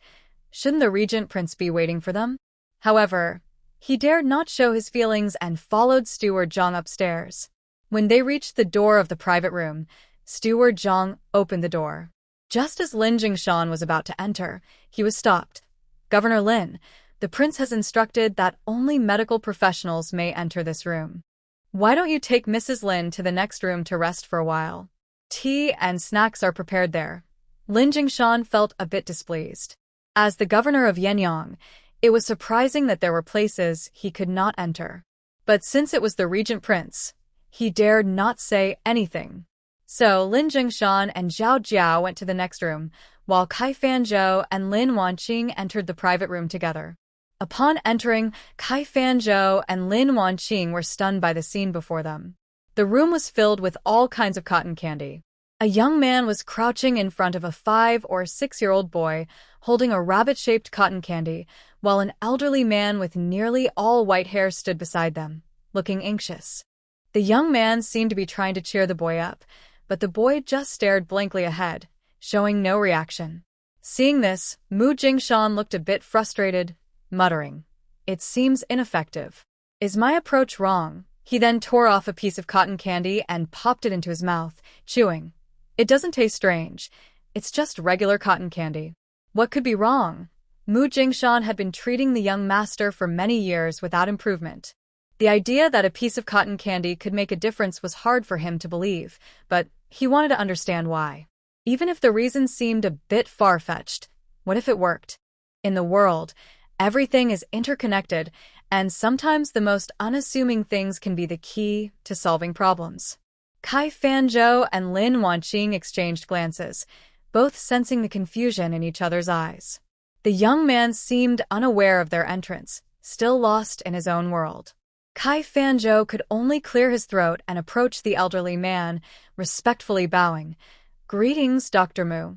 The physician of the regent's residence, Mu Jingshan, learned from a famous healer and is one of his disciples. The current emperor once wanted him to join the imperial medical office, but he refused, saying he preferred the freedom of the regent's residence, where he chose to be a humble physician. Even as a physician, his reputation as a disciple of the famous healer meant no one dared to underestimate him. Sometimes, even the palace physicians would seek his advice on medical matters. No matter how proud Kai Fanzhou was, he did not dare to act superior in front of Mu Jingshan. This was not only because he had the backing of the regent, but also due to Mu Jingshan's status as a disciple of the famous healer. Even when meeting his disciples, Kai Fanzhou had to show respect, especially since Mu Jingshan was much older than him. However, the thought of having Mu Jingshan at the regent's residence and calling him to treat the young master made Kai Fanzhou feel a bit smug. So, what if Mu Jingshan was older and had a higher status? His skills were still not as good as Kai Fanzhou's. When the old man saw Kai Fanzhou bowing to him, he looked surprised and quickly stepped aside, pointing to a young man nearby. No, you have the wrong person. This is the famous healer Mu.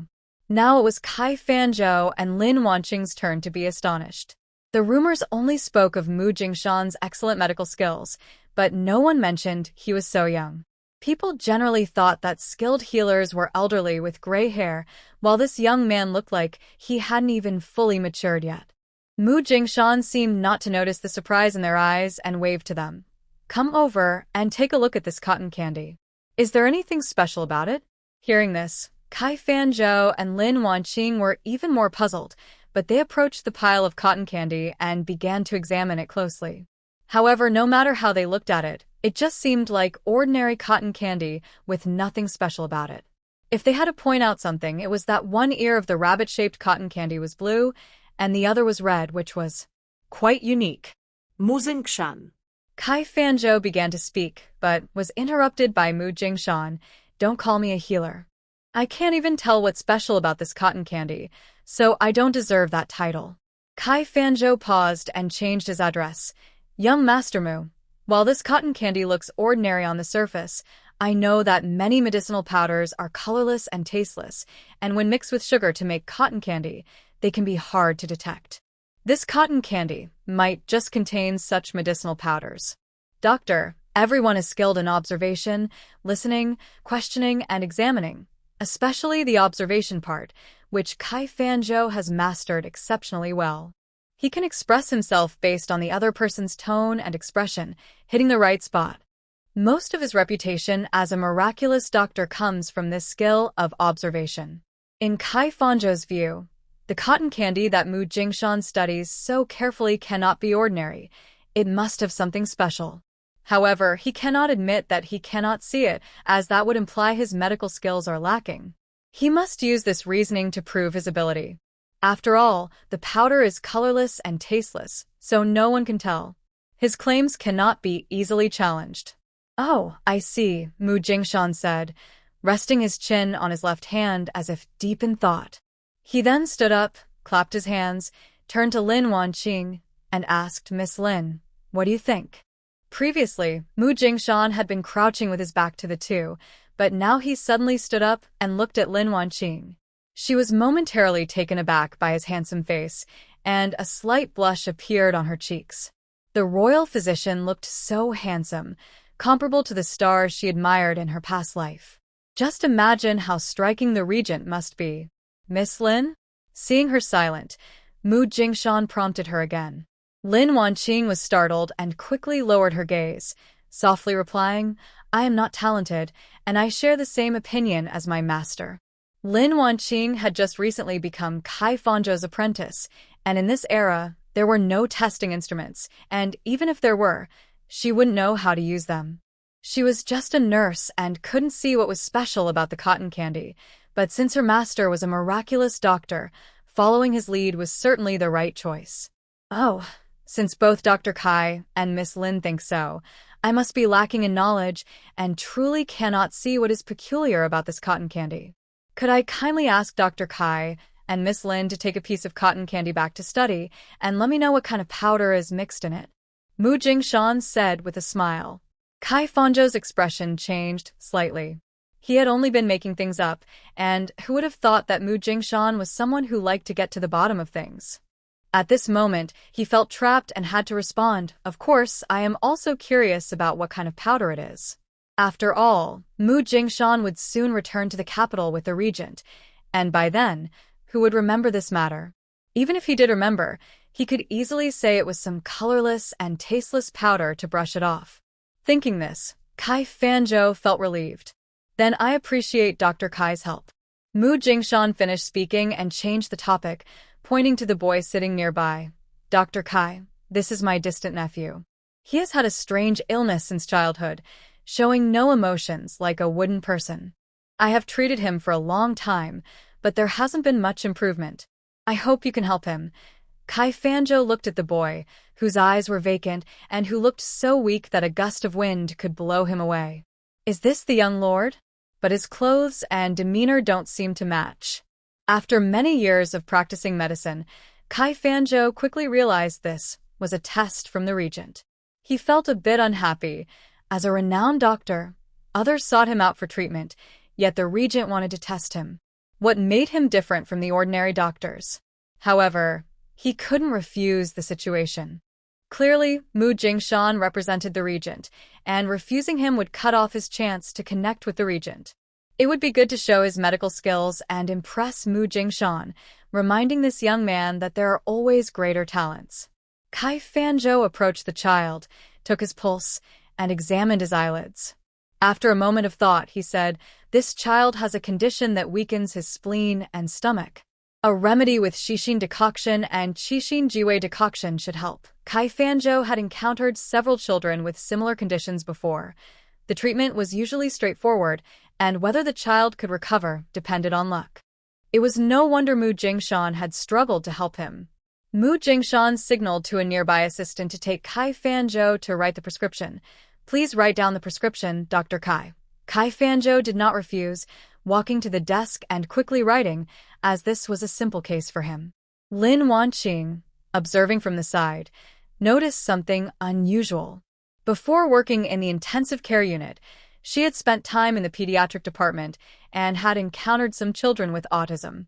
The symptoms of the boy, before her, resembled autism. In the hospital where she worked, some autistic children received treatment with transcranial direct current stimulation, but that was not possible in the current kingdom. Some autistic children could also have seizures, but she wasn't sure if this boy had epilepsy and didn't dare to mention it to Kai Fanzhou. Lin Wanqing knew that in this era, questioning a teacher was seen as disrespectful, and she wasn't certain herself. Before long, Kai Fanzhou finished the prescription and handed it to Mu Jingshan, a hint of pride on his face. Such a minor illness was no challenge for him. Mu Jingshan took the prescription, glanced at it, and still wore a faint smile. "Thank you for your hard work, Dr. Kai." After he finished speaking, he handed the prescription to the attendant nearby. Just then, the old man suddenly shouted, "Young Master Mu, Qing has fallen ill again." The child, who had been sitting quietly, was now lying on the ground, convulsing and frothing at the mouth. "Oh no." Mu Jingshan quickly grabbed the tablecloth and rushed towards the boy. The tablecloth was yanked off suddenly, causing the teapot and cups on the table to fall and shatter on the floor. Mu Jingshan didn't care about that. He stuffed the tablecloth into the boy's mouth, telling the old man to hold the boy steady while he began to treat him. After a series of actions, the boy finally stopped convulsing, and his breathing gradually calmed down. "Uncle Lu, please take the child home. I will send the medicine over shortly. If he takes it on time, Qing will be fine," Mu Jingshan instructed. Uncle Lu picked up his grandson, his eyes red with gratitude, saying, "Thank you, young Master Mu. If it weren't for you, Qing might have." Once Uncle Lu left, Kai Fanzhou felt a bit embarrassed. He had not realized that the child had epilepsy and had prescribed medicine that did not address this condition. While ordinary people might not notice, Mu Jingshan, being a doctor himself, could easily tell. "Young Master Mu." Kai Fanzhou tried to say something, but Mu Jingshan raised his hand to stop him. "Dr. Kai, the child's sudden illness was unexpected. The regent has important matters to attend to today and cannot come." You should return for now. If needed, the prince will send someone to inform you. Kai Fanzhou never expected that after 2 days at the Jushin building, he hadn't seen the regent or even a glimpse of the young master, and now he was being dismissed. If outsiders knew, he would lose face. But since Mu Jingshan had spoken, he couldn't say anything more and could only maintain his last bit of pride. I may not be in the residence for the next few days due to patients needing my attention. If needed, young Master Mu can have my servants find me at the patients' homes. All right, Mu Jingshan nodded, saying no more. As they left the private room, Lin Jingshan and Zhao Jiao heard some commotion next door and hurried out.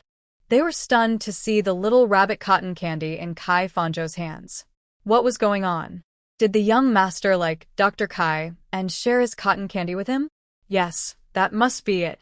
Thinking of this, Lin Jingshan felt even happier and smiled. Dr. Kai, how is it? Did you meet the regent and the young master? I believe for a skilled doctor like you, the young master's illness is easy to handle. We will be relying on you in the future. Kai Fanzhou maintained his usual calm demeanor. The regent specifically sent someone to tell me to wait a moment. He will come over once he finishes his important tasks. However, I have patients who urgently need my attention. As a doctor, treating patients is my priority. I cannot delay helping others just to wait for the regent. I will visit him another day when I have time. His words were filled with righteousness, and those passing by nodded in agreement, quietly praising Dr. Kai's exceptional medical ethics. Lin Wanqing added at the right moment, Master truly has the heart of a parent for his patients. I admire you. Kai Fanzhou looked at Lin Wanqing with appreciation, feeling that she was a worthy student. After Kai Fanzhou and Lin Wanqing left, a hidden door in the private room suddenly opened, and Xiao Yanchu came out holding Ear's hand. How did it go? Mu Jingshan smiled wryly and shook his head. Those who seek fame are unworthy. Even Lu Bo's grandson, who not only has a lingering illness but also suffers from epilepsy, could not be diagnosed. At this rate, when will Ear recover? The prince's condition is even more concerning. Mu Jingshan sighed internally. This time in Yinyong, the official reason was to treat the young prince, but the main goal was to find a great doctor to examine the prince's health. He wondered how much longer the prince's body could hold out. After meeting Kai Fanzhou, who seemed to be the most likely candidate for a great doctor, Mu Jingshan felt a deep sense of disappointment. Regardless of Kai Fanzhou's medical skills, when Lu Bo's grandson suddenly fell ill, any doctor should instinctively step forward to help. Yet, Kai Fanzhou merely stood by, showing no compassion at all. What kind of doctor is he to be considered a great healer? Xiao Yanchu seemed to sense Mu Jingshan's worries and casually said, There's no rush. We still have time. Mu Jingshan had to temporarily set aside his concerns and handed a cotton candy to Ear. Ear, here, this is your favorite cotton candy. However, Xiao Bingyi seemed not to hear, his gaze drifting past the cotton candy in Mu Jingshan's hand, looking elsewhere. Mu Jingshan felt a bit defeated as he withdrew the cotton candy. Your Highness, what is going on? It's the same cotton candy. Why won't Ear eat what I gave him? Xiao Yanchu did not answer, his mind flashing back to the girl. Perhaps she held the answer. Su Ruojin was unaware of everything happening in the Jushin building. After securing her shop, she turned and walked towards Jingshui Alley. Lady Lin was very happy to see Su Ruojin arrive. Little Jean is here. Hurry, Yuan Hong went to buy a chicken. Today, I will make spicy chicken for us. Old Madam Lin is originally from Jiushu and especially loves spicy food. Her stir-fried spicy chicken is incredibly delicious. Ever since she was little, whenever old Madam Lin cooked spicy chicken, Su Ruojin would always eat an extra bowl of rice. Okay, old madam, Yuan Hong said as he took the money pouch from old Madam Lin and quickly left. It had been a long time since he had tasted her stir-fried spicy chicken. Su Ruojin didn't stop him and sat down to chat with old Madam Lin. Grandmother, I have something to discuss with you. Seeing Su Ruojin's serious expression, old Madam Lin sat down as well and looked at the young girl earnestly. Xiao Jin, what is it? Su Ruojin thought for a moment and spoke directly. The Lin family has found Lin Wanqing. I am no longer a member of the Lin family. I am now called Suruajin.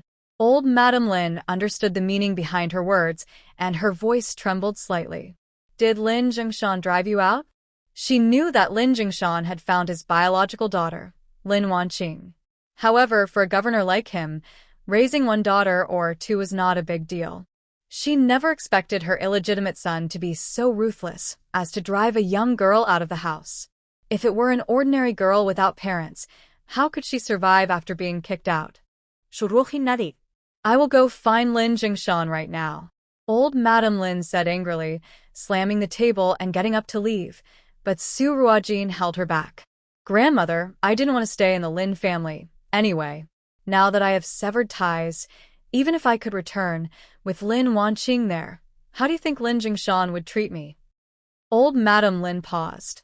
Yes, Lin Jingshan treated even his own biological mother, who raised him, as insignificant. He would certainly not care for a foster daughter with no blood relation.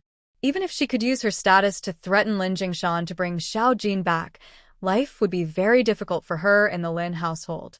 Old Madame Lin's eyes turned red. Xiao Jin, I am sorry for not being able to provide you with a better life. Come live with me. As long as I have food, you will never go hungry. Su Ruojin helped old Madame Lin sit back down and spoke softly.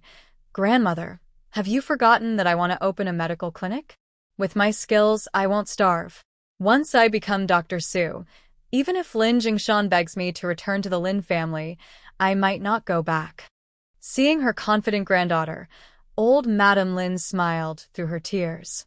Yes, my Xiao Jin is the best. Her worries eased a little, but how will a girl who goes out in public find a husband in the future? Su Ruojin gently held onto Grandma Lin's hand and said, Grandma, trust me. If we leave the Lin family, we will have a better life. I have already rented a clinic at the end of Jingda Street.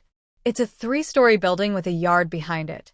I came to ask if you and Yuan Hong would like to move in with me and help manage the clinic. Before Grandma Lin could respond, Yuan Hong's voice chimed in. I want to. Grandma, please agree to let us stay with my sister. We won't be apart anymore. He was holding a chicken, panting, and with a slightly red nose from the cold. As soon as he entered the room and heard his sister say she wanted them to live together, he excitedly spoke up. Grandma Lin was a bit surprised. You rented the clinic so quickly? Yes, it all depends on whether you want to come and help me. Grandma, can you really let me, a weak girl, manage a whole clinic alone? What if someone comes to bully me? Who will protect me? Su Ruojin said, pretending to be fragile. Yes. Grandma, if we move and someone dares to bully my sister, I won't let them get away with it. Please agree. Yuan Hong was worried that Grandma Lin would refuse and eagerly supported his sister, looking at her with hope. Grandma Lin looked at the two children. Although they were not related by blood, after so many years together, they felt like her own grandchildren. Now that Su Jin had been driven out, the three of them would become a family. Living together as a family could only be good, and she was also worried about Su Jin managing the clinic alone. She could help a little. Grandma Lin had no reason to refuse. All right, let's move. We will all live together from now on. That's great. Yuan Hong happily spun around with the chicken, causing it to flap its wings and stir up a breeze. Grandma Lin laughed and scolded. Stop spinning. I'll go take care of the chicken. Yuan Hong quickly said, Grandma, you rest. I'll handle it. Once everything is ready, I'll call you to cook. With that, he ran to the kitchen with the chicken. Even though Yuan Hong was only 10 years old, he had been living with Grandma Lin and was already skilled at tasks like killing chickens and cleaning fish. Soon, a delicious and fragrant spicy chicken was served. Su Ruojin had another bowl of rice and confirmed that she would come to pick up Grandma Lin the next day before leaving Jing Shui Alley. Walking down the street, Su Ruojin heard a cry for help. She looked up and saw a crowd gathered in front of a medical clinic with the sign, Jiren Hall. Isn't Jiren Hall the clinic of Dr. Kai? Su Ruojin walked over and saw a woman helping a young girl in the middle of the crowd. The young girl had a noticeable baby bump, clearly pregnant. She was bent over, holding her stomach, her face twisted in pain. Despite the cold weather, sweat was pouring down her forehead, and her lips were nearly bleeding from being bitten so hard. Anyone could see she was suffering greatly. Madame Tang, with tears on her face, cried out, "Doctor, please save my daughter-in-law. If anything happens to her or my unborn grandson, I won't be able to live." A few young helpers from the clinic surrounded Madame Tang and the girl. One helper, looking annoyed, said, "Madam, Dr. Ma already said your daughter-in-law is having complications. He prescribed medicine to help her, but you think it's too expensive. What can we do? One dose of medicine costs 10 taels of silver, and I need to buy 10 doses. How can an old woman like me afford that?" Madame Tang's eyes showed despair. Her husband passed away early, and she had been living with her son and daughter-in-law. Who would have thought that tragedy would strike? Her son had an accident while hunting in the mountains and fell off a cliff, leaving her alone. Without the main support of the family, Madame Tang and her daughter-in-law survived by selling embroidery, earning only 200 or 300 copper coins a month. How could they afford such expensive medicine? Mom. We should go," Xiao Cui said, gripping her mother-in-law's hand tightly, using all her strength to say those words. "Xiao Cui, we can't leave. What will happen to you and the baby if we go?" Madame Tang cried, falling to her knees at the entrance of Jiren Hall, bowing repeatedly. "Doctor, please save my daughter-in-law and grandson. I will repay your kindness in my next life." Seeing the scene, the onlookers began to murmur. How tragic. A widow and her daughter-in-law. If she loses her, she won't be able to go on. Isn't it said that the doctors at Jiren Hall are kind? Why aren't they helping? They're not ignoring her. They did give a prescription, but that prescription costs 10 taels of silver for one dose. Who can afford that? They're all suffering. Madame Tang was still bowing repeatedly, and Xiao Cui, without anyone to support her, was in pain and struggled to stand, stumbling back a few steps and nearly falling. A girl from the crowd stepped forward to help her. Xiao Cui looked up at Su Ruojin and weakly said, "Thank you." Su Ruojin took out a pill and handed it to Xiao Cui, saying, "Take one, it will help you feel better." Xiao Cui looked at Su Ruojin. The girl's calm expression and reassuring gaze made her trust her. Without hesitation, she took the pill and swallowed it. Whether it was the power of suggestion or the pill's effectiveness, after a while, Xiao Cui truly felt less pain and was slightly surprised. Su Ruojin stayed by her side, standing at the edge of the crowd. Madame Tang, having bowed too hard, had started to bleed from her forehead.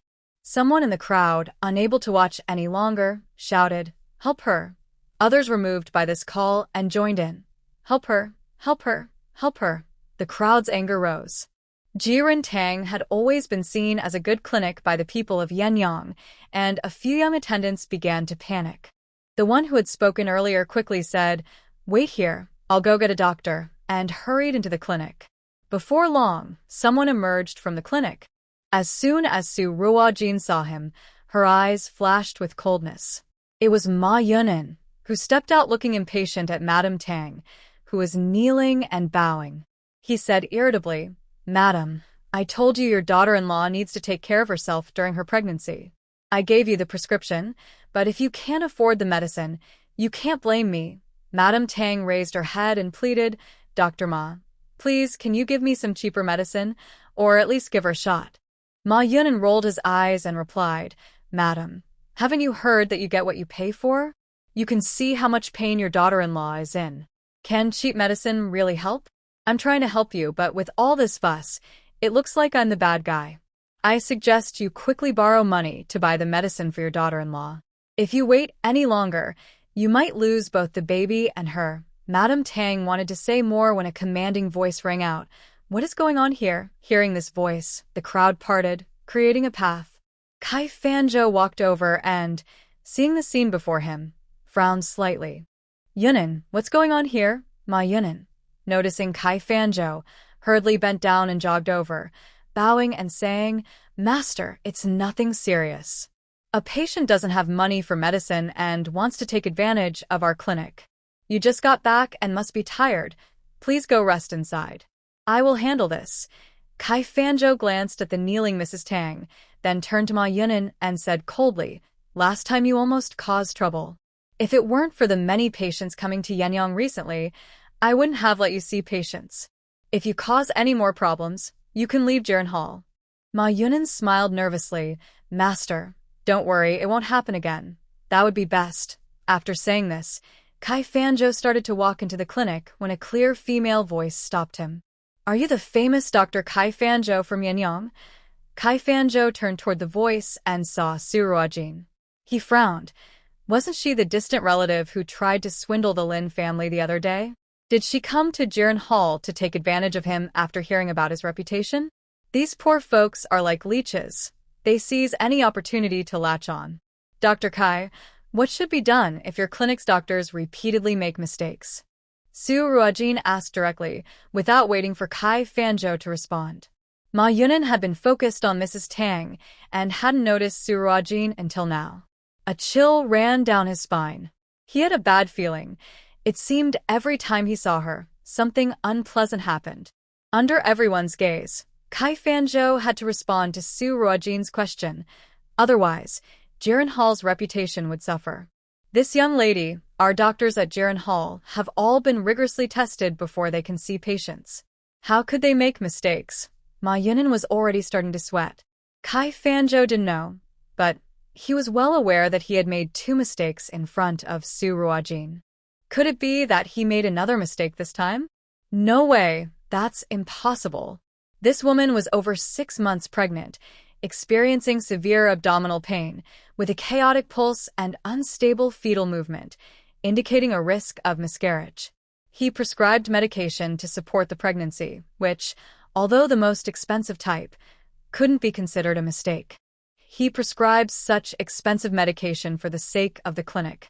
The more expensive the medicine, the more profit the clinic makes. This is a principle that the master has always taught them. Medications should be priced higher. As for whether the patients can afford it, that is not the clinic's concern. Some people like to pretend they are poor to gain sympathy and take advantage of the clinic. Even if they receive an expensive prescription, they will find a way to pay for it in the end.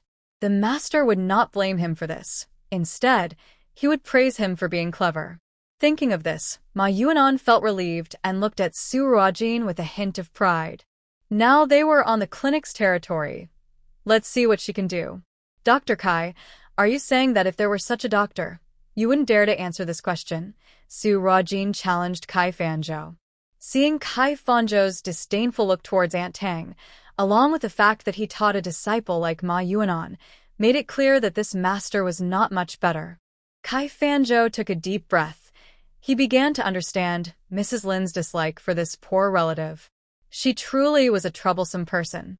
If there were such a doctor, we at the clinic would remove him and report him to the medical authorities to revoke his license, preventing him from practicing medicine for life. And what if that person is your disciple, Dr. Kai? Su Ruojin pressed on. Hearing this, Ma Yuan felt even more uneasy and instinctively said, Master, please go inside and ignore these troublemakers. Kai Fanzhou shot a glare at Ma Yuan.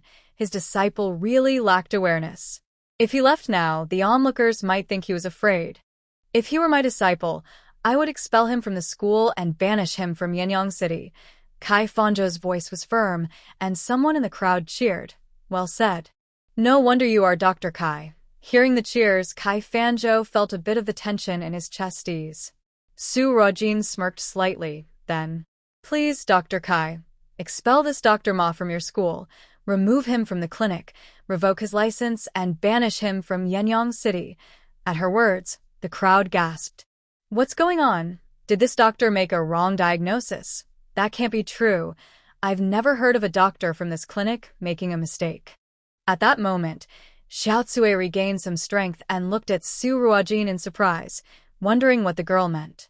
Ma Yuan's face turned pale, while Kai Fanzhou's expression darkened. Young lady, do you know what you're saying? I said Dr. Ma Yuan, he made a wrong diagnosis, Su Ruojin stated clearly.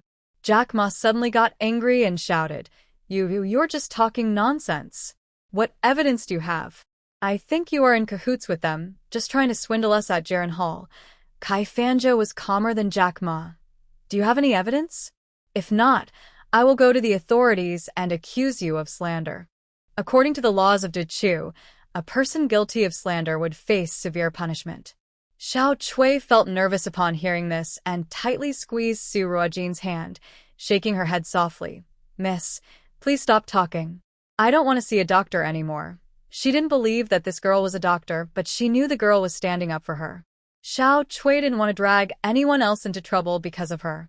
Su Ruojin patted her hand. "It's okay." At that moment, Mrs. Tang noticed that her daughter-in-law seemed to be feeling a bit better and quickly got up from the ground to walk over to Xiao Chui. "Chui, how are you feeling now?" Xiao Chui nodded. "Mother, this young lady gave me a pill, and I feel much better now. Thank you, young lady. Thank you."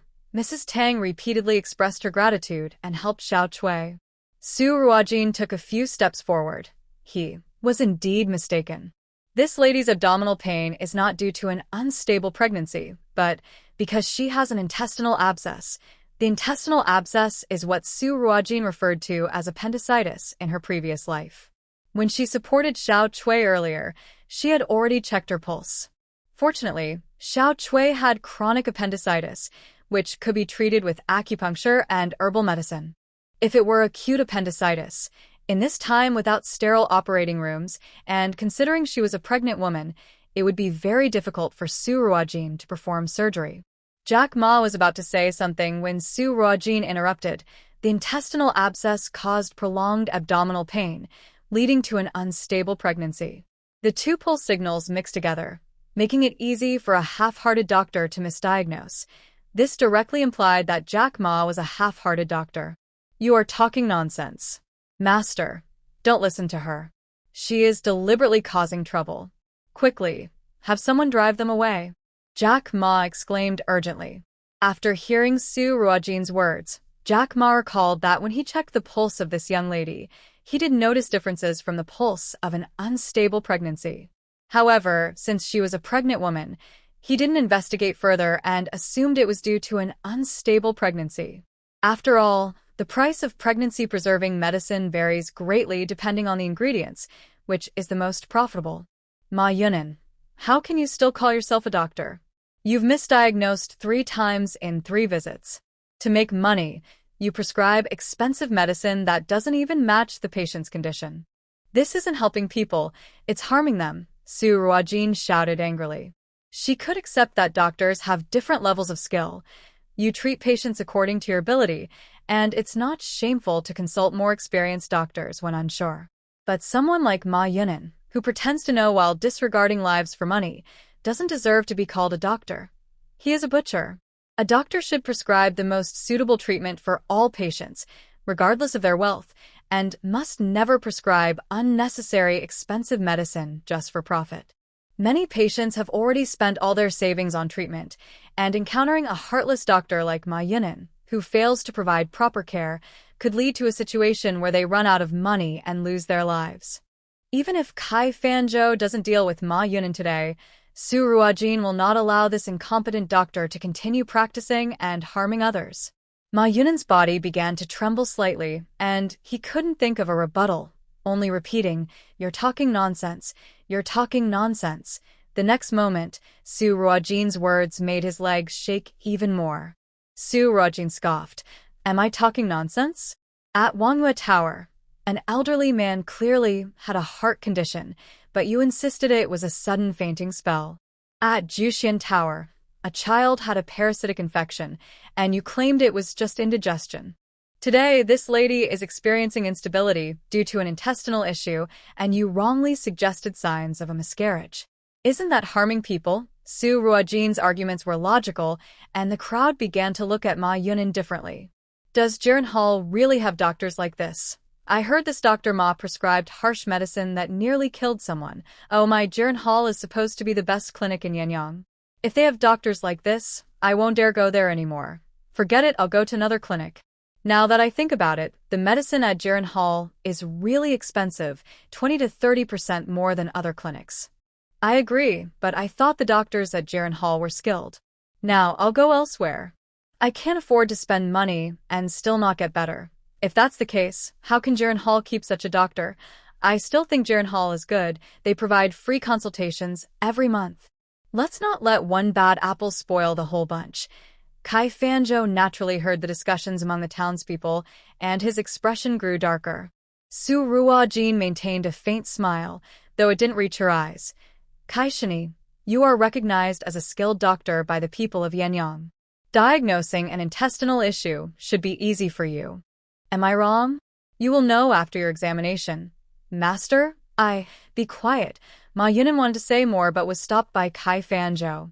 At this point, even if Kai Fanzhou was reluctant to treat ordinary people, he had to examine Xiao Chui to uphold the reputation of Jiren Hall. When Madame Tang heard Su Ruojin say her daughter-in-law's abdominal pain was not due to an unstable pregnancy, she felt a huge weight lift off her shoulders. Seeing Kai Shini personally examine her daughter-in-law filled her with hope. Kai Fanzhou was indeed a skilled doctor, unmatched by Ma Yunan. After a short examination, he realized Su Ruojin was right. Ma Yunan had made a mistake. As a doctor at Jiren Hall and Kai Fanzhou's apprentice, admitting this would damage their reputation. Kai Fanzhou contemplated his next steps when he heard Su Ruojin speak loudly to those around them. To prevent anyone from claiming I'm making things up, if there are any other doctors here, they can join in the examination to see if I'm correct. I believe this lady won't mind. Jiren Hall was the leading clinic in Yinyong, and some doctors were not pleased with their practices. Whether out of curiosity, revenge, or simply to watch, 4 men stepped forward from the crowd. We're doctors from nearby clinics and are willing to examine this lady. Until now, it had been the young girl speaking on her behalf, and now she invited more doctors to check on her, which would likely lead to a more accurate diagnosis. Xiao Chui would not refuse. With Su Ruojin's initial diagnosis, the 4 doctors had a clear target, making it easier for them to confirm the condition. After their examination, they all agreed that the lady had an intestinal issue. At this point, Ma Yunan dared not say anything further. He knelt before Kai Fanzhou, repeatedly bowing his head. Master, I was wrong. Please give me another chance, and I will study medicine diligently. Kai Fanzhou looked at Ma Yunan with anger. He was not upset about Ma Yunan's lack of skill or his misdiagnosis, but rather about how Ma Yunan had made such a scene, causing embarrassment for him and Jiren Hall. If this matter reached the family head, how would he explain it? Now, everyone was watching Kai Fanzhou, waiting to see how he would handle the situation. Kai Fanzhou took a deep breath and coldly said, Ma Yunan, you lack skills and are a poor doctor. From this moment on, you are expelled from the school and your medical license is revoked. You are never to enter Jiren Hall again. Leave Yinyong immediately. Ma Yunan instantly collapsed to the ground. It was over. Everything was over. Good. The crowd erupted in applause. Hearing the applause, Kai Fanzhou felt relieved. He had managed to turn the situation around.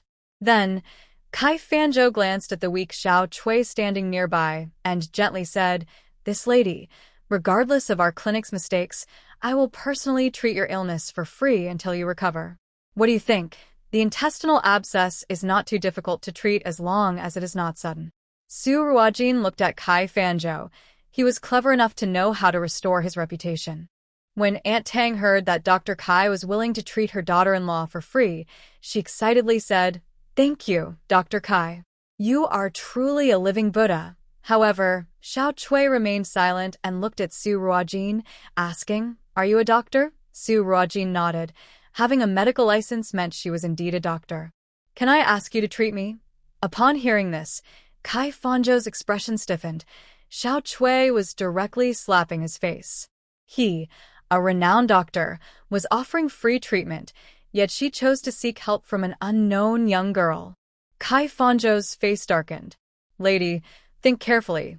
You only have this one chance. Xiao Chui did not respond to Kai Fanzhou but weakly asked, Can I pay you back slowly by selling my embroidery? Su Ruojin was surprised by Xiao Chui's choice. In the eyes of the people of Yinyong, Dr. Kai's status was unshakable. Su Ruojin smiled gently. If you are willing to trust me, I won't charge you. Xiao Chui's eyes lit up instantly. I believe you. Thank you, doctor. Aunt Tang quietly expressed her concern. Chui, this young girl is even younger than you. Can she really help? Mom, I believe in her. Don't forget, She just gave me a pill and my pain eased. Hearing this, Aunt Tang said no more. Kai Fanzhou snorted coldly, waved his sleeve, and left, saying, I hope you don't regret this. His gaze swept over Su Ruojin, filled with resentment. It seemed that the poor were skilled at using underhanded tactics. In the current situation, Su Ruojin couldn't give Xiao Tsue an injection, so she gave her 2 pills instead. Take one after dinner and another when you wake up tomorrow. It will help relieve the pain. Come find me at the 3-story shop at the end of the street tomorrow morning, and I'll give you the injection there. Thank you, doctor. May I ask your last name? My last name is Su. Thank you, Dr. Su. I will be there on time tomorrow. Xiao Tsue and Aunt Tang left, and the crowd dispersed. Su Ruojin also planned to leave the city and return to Muan village, but after walking for a while, she felt someone was following her. She didn't look back and continued walking slowly. If this person dared to follow her to Muan village, there would be someone to deal with them. She preferred not to act if she didn't have to. However, it wasn't long before she felt the person behind her had disappeared. Who could it be? Back in Muan village, Su Ruojin visited the land temple on the back mountain, where a pigeon was cooing on the statue's head. She took the note from the pigeon's leg. The Su family from the capital has arrived in Shirley village. Shirley village? Isn't that the village where Lin's family said her biological parents were? What a coincidence. Su Ruojin didn't pay much attention and tied a small note to the pigeon's leg. Quickly send Yenluo and Jihua to Yinyong with the herbs. After feeding the pigeon some millet, she released it. With her grandmother, and Yuan Hong managing such a large clinic, they were indeed quite busy and needed some help. When she arrived at Grandpa Zhao's yard, Su Ruojin proudly told him that someone wanted to pay 100 taels of silver for her calligraphy. Grandpa Xiao, who was practicing writing, glanced at the little girl whose tail was almost wagging with pride. The owner of that bookstore should check if his eyes are okay after paying you that much. Su Ruojin's excitement instantly faded. Grandpa Xiao, that's not nice. Did you bring the writing you practiced? Grandpa Xiao began his usual questioning. Su Ruojin quickly handed over 2 sheets of paper she had written while at the bookstore. Grandpa Xiao, I'm opening a clinic, so I've been a bit busy lately and only practiced this much. But I promise I will practice writing every day at the clinic. After all, running a clinic meant she would have to write prescriptions every day, which could be considered practice, so it wasn't a lie. Grandpa Xiao set down his pen. Have you found a shop? Yes, I found one. I will move into the clinic tomorrow. But don't worry, Grandpa Xiao, I will come back to visit you often. At least you have a bit of conscience. After Su Ruojin left, Xiao Jiyuan said to Wanqing, keep an eye on things. Help out if there's anything needed. Yes, sir. In the backyard of Jiren Hall, Kai Fanzhou had just returned home when a servant came to report, Sir, the head of the family wants to see you. Kai Fanzhou frowned slightly.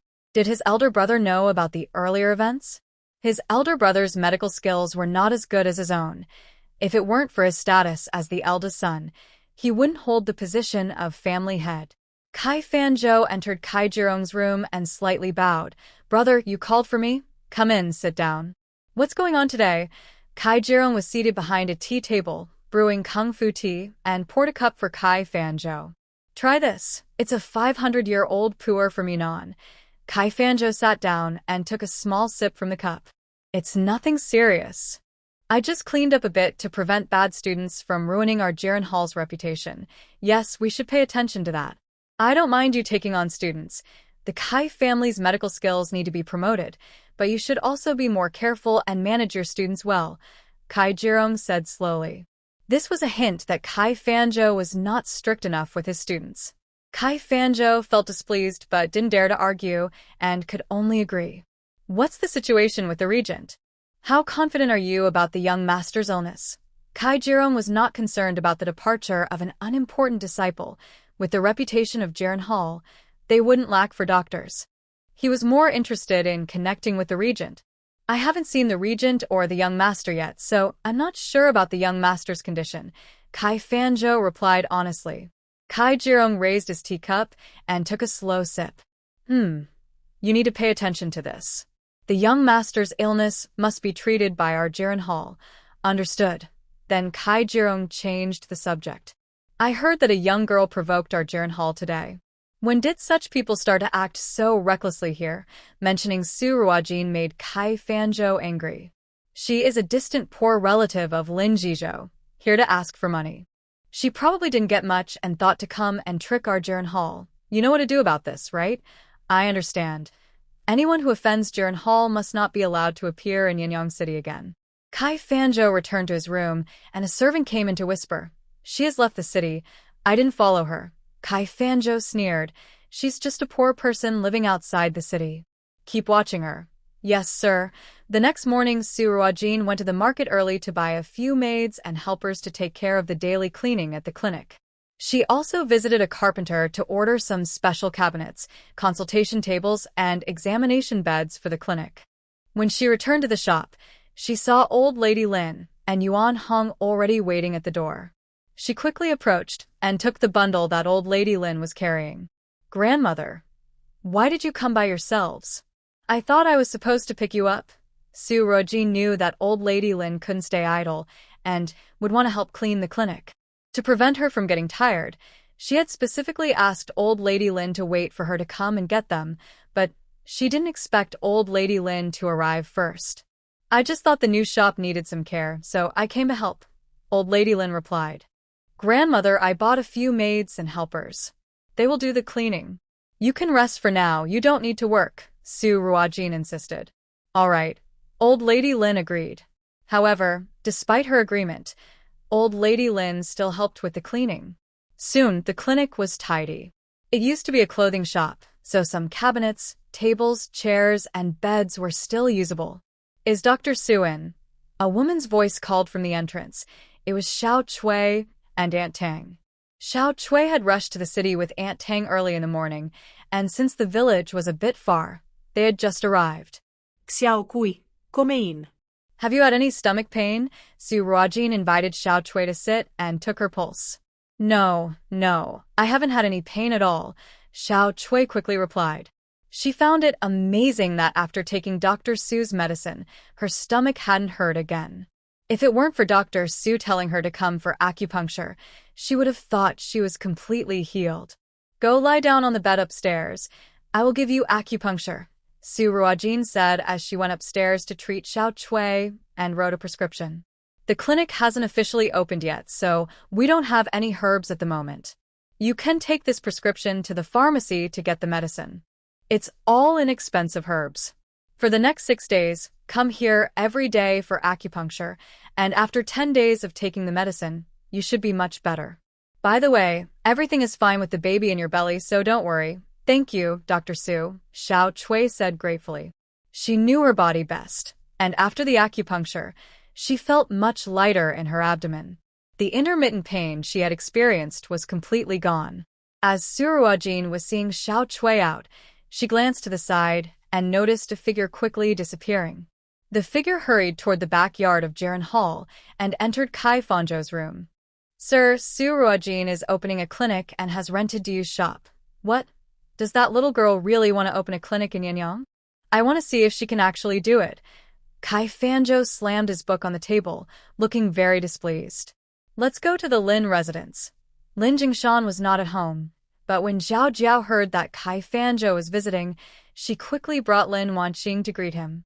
"Dr. Kai, do you have any news from the regent?" Zhao Jiao asked anxiously. It had been 2 days, and her daughter still hadn't seen the regent, making her quite worried. Kai Fanzhou's expression darkened at her question. There had been no news from the regent, and he didn't dare to send anyone to ask. Zhao Jiao's question hit a sore spot for him. He suppressed his annoyance and said, "I heard that relative of yours, whom you met at the entrance of Jushin building, wants to open a clinic in Yinyong. Do you know about this, Mrs. Lin?" Zhao Jiao's eyes widened, and she stood up, slamming her hand on the table. What did you say? "That little girl wants to open a clinic? When did she learn medicine?" Although Lin Jingshan brought Su Ruojin to the Lin residence to ease his wife's longing for a daughter, Zhao Jiao never saw Su Ruojin as her own child. After giving birth to a son a year later, she disliked Su Ruojin even more, treating her like a servant, and had no idea when Su Ruojin learned medicine. "Dr. Kai, you must be mistaken, right? Are you sure it's her? Xiao still found it hard to believe. What right does that girl have to learn medicine? I wouldn't be mistaken. Her name is Su Ruojin, right? Yes, that's her name, but how could she know medicine? Xiao is puzzled. Lin Wanqing suggested. Mother, why don't we go take a look? What if after leaving the Lin residence, sister had nowhere to go and just randomly partnered with someone to open a clinic? We should be careful not to be fooled. Besides, sister has never studied medicine. If something goes wrong, it could affect father. In the Great Chu Kingdom, there were not many women who could study medicine, and once they did, they attracted attention. Lin Wanqing did not want a girl who had once taken advantage of their family to learn medicine like her. Chinger is right. Let's go check it out.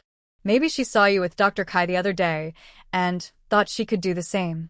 Just because she doesn't understand medicine at all doesn't mean she should open a clinic. Xiao shared the same thoughts as Lin Wanqing.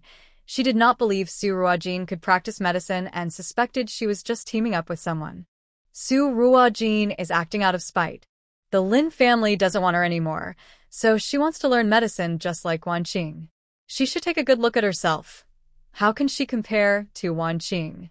If a bad doctor causes harm and someone gets hurt, her husband, Governor Yinyong, will be affected by this incident under his rule. No, Xiao absolutely cannot allow this to happen. She must not let her open a medical clinic. But wait, how does a young girl like Su Ruojin have the money to partner with someone to open a clinic? Xiao thought of the old Mrs. Lin. It must be that old woman who gave her savings to this little girl. Xiao knew that the old lady's heart was in the wrong place. She cared more for an outsider than for her own son and granddaughter. With this thought, Xiao felt a surge of anger. She instructed the butler to prepare a sedan chair, took some servants, and the three of them rushed to Su Ruojin's shop. Su Ruojin had just received a high-priced custom sign, and she was supporting old Mrs. Lin while Yuan Hong stood beside them, all three watching the servant hang the sign. Move it left a bit. Too much. Right, good. Now a little higher, Yuan Hong happily directed. The black sign with golden letters shone brightly, reading, Renee Tang. This was a sign that Su Ruojin had specially asked Xiao Yuan to write for her. She had wanted to write it herself, but if there was something better, she would use it. She could always bring Xiao Grandpa some tasty treats and practice her writing to make him happy. Why aren't you taking down that sign? What right do you have to open a clinic? An angry female voice interrupted. Su Ruojin and the others turned to see three sedan chairs stopped in front of them, with Xiao stepping down first, demanding loudly. Su Ruojin raised an eyebrow. Was trouble coming her way? Xiao pushed away Zhang Mama, who tried to help her, and quickly approached Su Ruojin. She raised her hand to slap her, but Su Ruojin firmly grabbed her arm, stopping her. Mrs. Lin, I don't know which law states that the governor's wife can hit commoners at will. Xiao felt as if her arm was caught in a vice, unable to move, and cried out in pain. Su Ruojin, are you crazy? Let go of me. Lin Wanqing also came over, looking upset. Sister, let's talk calmly. Mother is thinking of you. Please let her go. Su Ruojin released her grip, and Xiao quickly covered her sore arm and stepped back, keeping her distance from Su Ruojin, afraid she might act out again. For some reason, Xiao felt a strange unfamiliarity looking at Su Ruojin. The timid little girl who used to call her mother and would cry in the corner after being scolded is gone. Xiao felt that Su Ruojin's gaze was calm on the surface, but beneath it was a storm ready to erupt, making it hard to look her in the eye. Seeing Xiao hiding away, Su Ruojin clapped her hands and scoffed. My last name is Su, not Lin, so she is not my mother. Also, I don't have a sister. Miss Lin, don't call me that. I can't afford to be associated with your family. Su Ruojin didn't know her biological parents' names, but it didn't matter to her. Names were just labels. She didn't believe the Lin family's claim that her real parents were in Shirley Village. Even if they were, she wouldn't acknowledge them. She knew very well what Shirley Village was like. If a boy was born there, it was fine, but if a girl was born and no one wanted her, she could be drowned or buried alive. There was no way she could have lived long enough to be taken in by the Lin family. Xiao felt her arm hurting more. Indeed, The wild girl had great strength. She pointed and scolded, "You ungrateful girl! We, the Lin family, have raised you for so many years." Su Ruojin shot her a sideways glance. "The Lin family raised me? With spoiled food that even dogs wouldn't eat? If it weren't for my grandmother, I would have starved to death at 5. In fact, the original owner had indeed starved to death, which gave this otherworldly soul a chance to live again.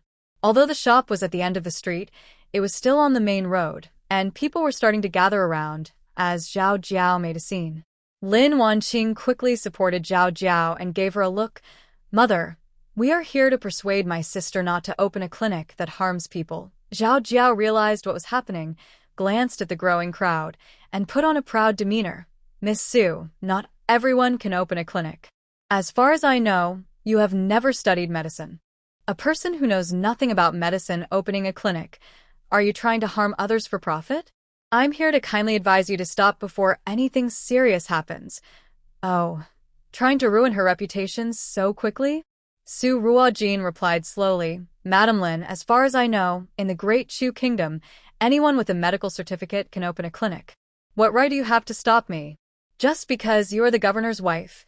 Zhao Jiao was somewhat in disbelief. "You have a medical certificate? Opening a clinic without a medical license is a serious crime. I have no interest in risking my life for it. As for my medical skills, you might as well ask Dr. Kai." Su Ruojin smiled faintly as she glanced at Kai Fanzhou beside her. Kai Fanzhou looked a bit uneasy. A young girl opening a clinic in Yinyong didn't bother him much. Many had done so over the years, and no one could shake the status of Jiren Hall. However, after yesterday's events, his intuition told him that Su Ruojin should not open a clinic in Yinyong. Lin Wanqing gently spoke up. "Sister." Su Ruojin raised her hand to interrupt. "Miss Lin, do you not understand what I'm saying? I've said I don't have a sister, and if I remember correctly, you're 3 months older than me." Lin Wanqing turned pale at this rebuttal, her eyes instantly reddening. "Sister. Miss Su, I didn't mean anything by it. Mother only advised you out of kindness. We haven't seen your medical license. Even if you have one, we've never seen you treat anyone. If you open a clinic like this, we're worried something might go wrong, and it wouldn't be good for you." Lin Wanqing's words were quite pointed, suggesting that Su Ruojin likely didn't have a license and, even if she did, was inexperienced and unqualified to treat patients. This was quite a heavy accusation, showing that Lin Wanqing had some skill in her approach. However, in the face of true strength, her tactics were weak. Before Su Ruojin could respond, someone jumped in to defend her. Seeing the newcomer made Su Ruojin smile. It was the woman who had been asking when she would open her clinic. "Don't talk nonsense. I, Chen Sanyang, have never seen a doctor as skilled as Su Ziasheniai. Let me tell you, I have seen her save 2 patients that even the doctors from Jiren Hall couldn't save. Her skills are unmatched." Chen Sanyang, who had lived in the village all her life and hadn't received much education, was straightforward and loyal to her beliefs. In her eyes, anyone who dared to criticize a skilled doctor was wrong. Lin Wanqing was momentarily taken aback by the outburst, not expecting anyone to stand up for Su Ruojin. Yes, Dr. Su is a skilled doctor. Other doctors charge 20 taels of silver for a prescription, but hers only cost 21, and they work exceptionally well. At that moment, Xiao Chui and Aunt Tang arrived. Recently, Aunt Tang noticed changes in her daughter-in-law's health. She never expected that the inexpensive medicine prescribed by Dr. Su could cure her illness. When she arrived at the shop today, she heard Lin Wanqing speaking highly of Dr. Su, which made Aunt Tang speak up as well. However, Kai Fanzhou's expression grew darker. Whether it was about the patients saved by Su Ruojin or Aunt Tang mentioning the 20 taels of silver for a dose of medicine, everything was being attributed to their Jiren Hall. At that moment, Kai Fanzhou deeply regretted taking Ma Yunan as his apprentice, feeling that sending him away from Yinyong was too lenient. Just then, a commanding voice echoed, "In our great Chu kingdom, anyone with a medical certificate can open a clinic." I wonder who would dare to object. Everyone turned to see a man in official robes approaching. The townspeople quickly knelt, saying, "We greet the governor." In Great Chu, Scholars and doctors have the right not to kneel before officials of the fourth rank and below. Su Ruojin performed a respectful greeting to Governor Zhong. He raised his hand, saying, "Everyone, please rise." Zhao Jiao was very familiar with the authority of her own lord. It was rumored that Zhongli was associated with the regent and was now 35, about to return to the capital for a new position, leaving the governor's role vacant.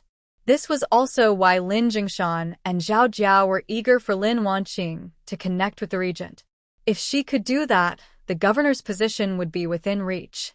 Seeing Zhongli arrive, Zhao Jiao quickly led Lin Wanqing to greet him, saying, "Governor Zhong." Zhongli recognized Zhao Jiao and glanced at her, saying, "Madam Lin, what brings you here today?" Zhao Jiao forced a smile. "Well, a distant relative of mine wants to open a clinic, so I came to check on things, worried that the child might not understand and cause some trouble." Zhongli didn't respond to her but walked up to Su Ruojin, saying, "Dr. Su, I've heard your medical skills are impressive. Could you please help my wife with her health sometime? Rest assured, in Yinyong, with your medical certificate, you can open as many clinics as you want. The more clinics you open, the more you benefit our Yinyong citizens." Su Ruojin was momentarily taken aback. Zhongli's words clearly showed he was supporting her. A clinic that even the governor trusted would hold a significant place in the hearts of the Yinyong people. Just based on Governor Zhong's statement, she wouldn't have to worry about business once her clinic opened. But she was certain this was their first meeting. Why was he defending her like this? Su Ruojin thought this in her heart, but continued her actions. She believed in not striking those who smiled at her, especially since this person clearly came to help. She couldn't ignore their kindness and bowed slightly, saying, "It is an honor for me that you trust me, sir. I will visit your home another day to help your wife with her health." Zhongli laughed heartily. "Good. We in Yinyong are in need of a skilled female doctor like you." Kai Fanzhou couldn't hold back any longer. Previously, everyone from the governor's office would go to Jiren Hall for treatment, and since this clinic hadn't officially opened yet, he felt his business was at risk. Regardless of business concerns, the governor's office always sought Jiren Hall whenever someone fell ill, which was one reason Jiren Hall became the top clinic in Yinyong. Helping the governor's wife with her health was a way to build a long-term relationship with the governor's office, and Kai Fanzhou couldn't let that opportunity slip away. He stepped forward to Zhongli's side, bowed, and quietly said, "Sir, the governor's wife has always been cared for by us at Jiren Hall. If we suddenly change doctors, she might not be familiar with her condition, and it could lead to problems." Zhongli waved his hand dismissively. "It's fine. She'll get used to it. My wife is a woman, and Dr. Su is also a woman, so it will be more convenient for her." Kai Fanzhou wanted to say more, but Zhongli didn't give him the chance and told Su Ruojin, "Then my wife will wait for you, Dr. Su." After saying this, he left with several officers. Who could argue with a clinic recognized by the governor? Zhao Jiao had no choice but to take Lin Wanqing away, glaring at Su Ruojin before leaving and quietly warning, "If anything goes wrong, don't involve our Lin family." Throughout the encounter, Zhao Jiao and Lin Wanqing never acknowledged the elderly matriarch, Lin Laofuren, who stood by, let alone show concern for her health. As the crowd dispersed, Su Ruojin felt worried about Lin Laofuren and hurried to her side, saying, "Grandmother, don't take it to heart." Lin Laofuren understood Su Ruojin's meaning and smiled at her. "Don't worry. I have long considered these people from the Lin family as strangers. Having you and Yuan Hong is enough for me." She had no real blood ties to Lin Jingshan and had only raised him out of pity for the child, only to end up with a thankless person. Fortunately, with the company of Xiao and Yuan Hong, Lin Laofuren felt that life had treated her kindly. As for the Lin family, she had long since let go. After leaving the clinic, Governor Zhong quietly instructed, "Go and deliver a message." "Yes," an officer replied, and left. In Muan village, Wang Xing walked into Xiao Jiyuan's study with a cup of tea. "Sir, the governor sent word that Miss Su is doing well." Xiao Jiyuan continued writing without stopping. "Nothing happened. They said Madam Lin and Kai Fanzhou came by trying to stop Miss Su from opening her clinic. They're just clowns, not worth worrying about. But what if they do something to Miss Su behind the scenes?"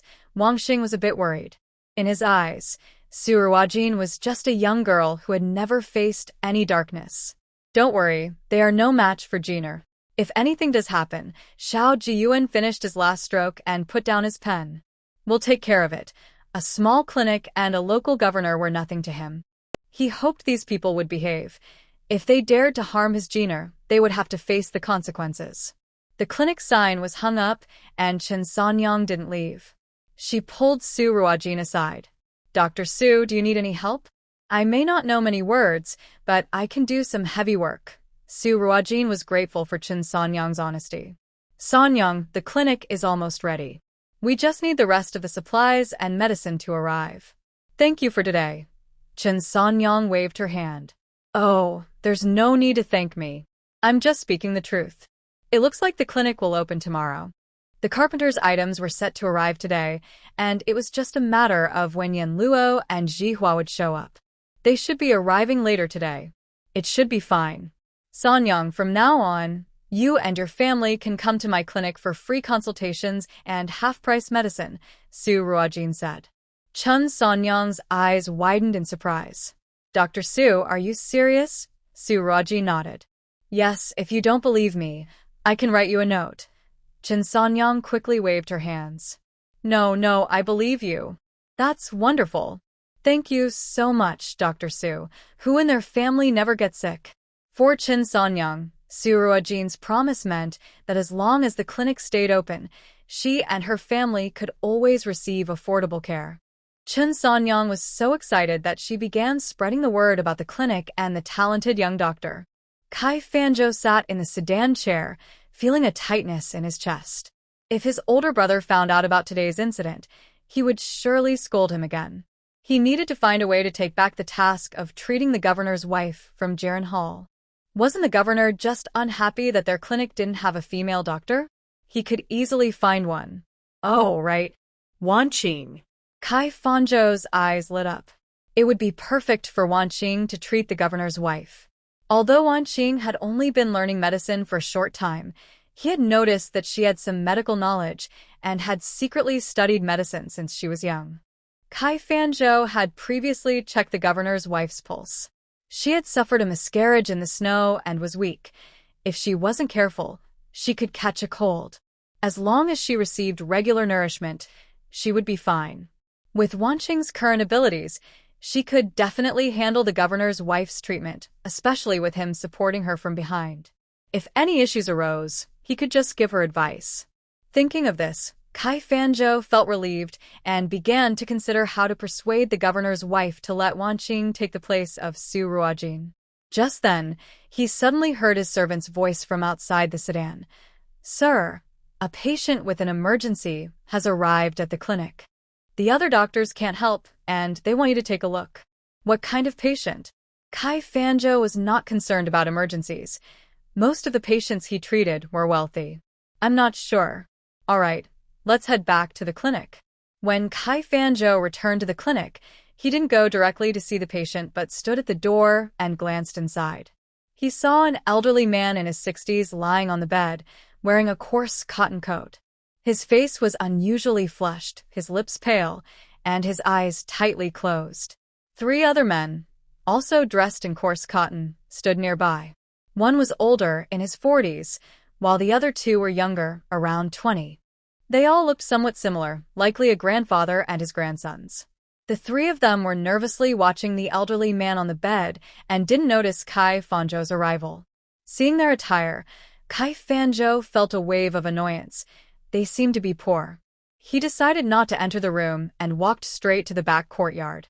The servant hurried to catch up and quietly asked, Sir, aren't you going to take a look?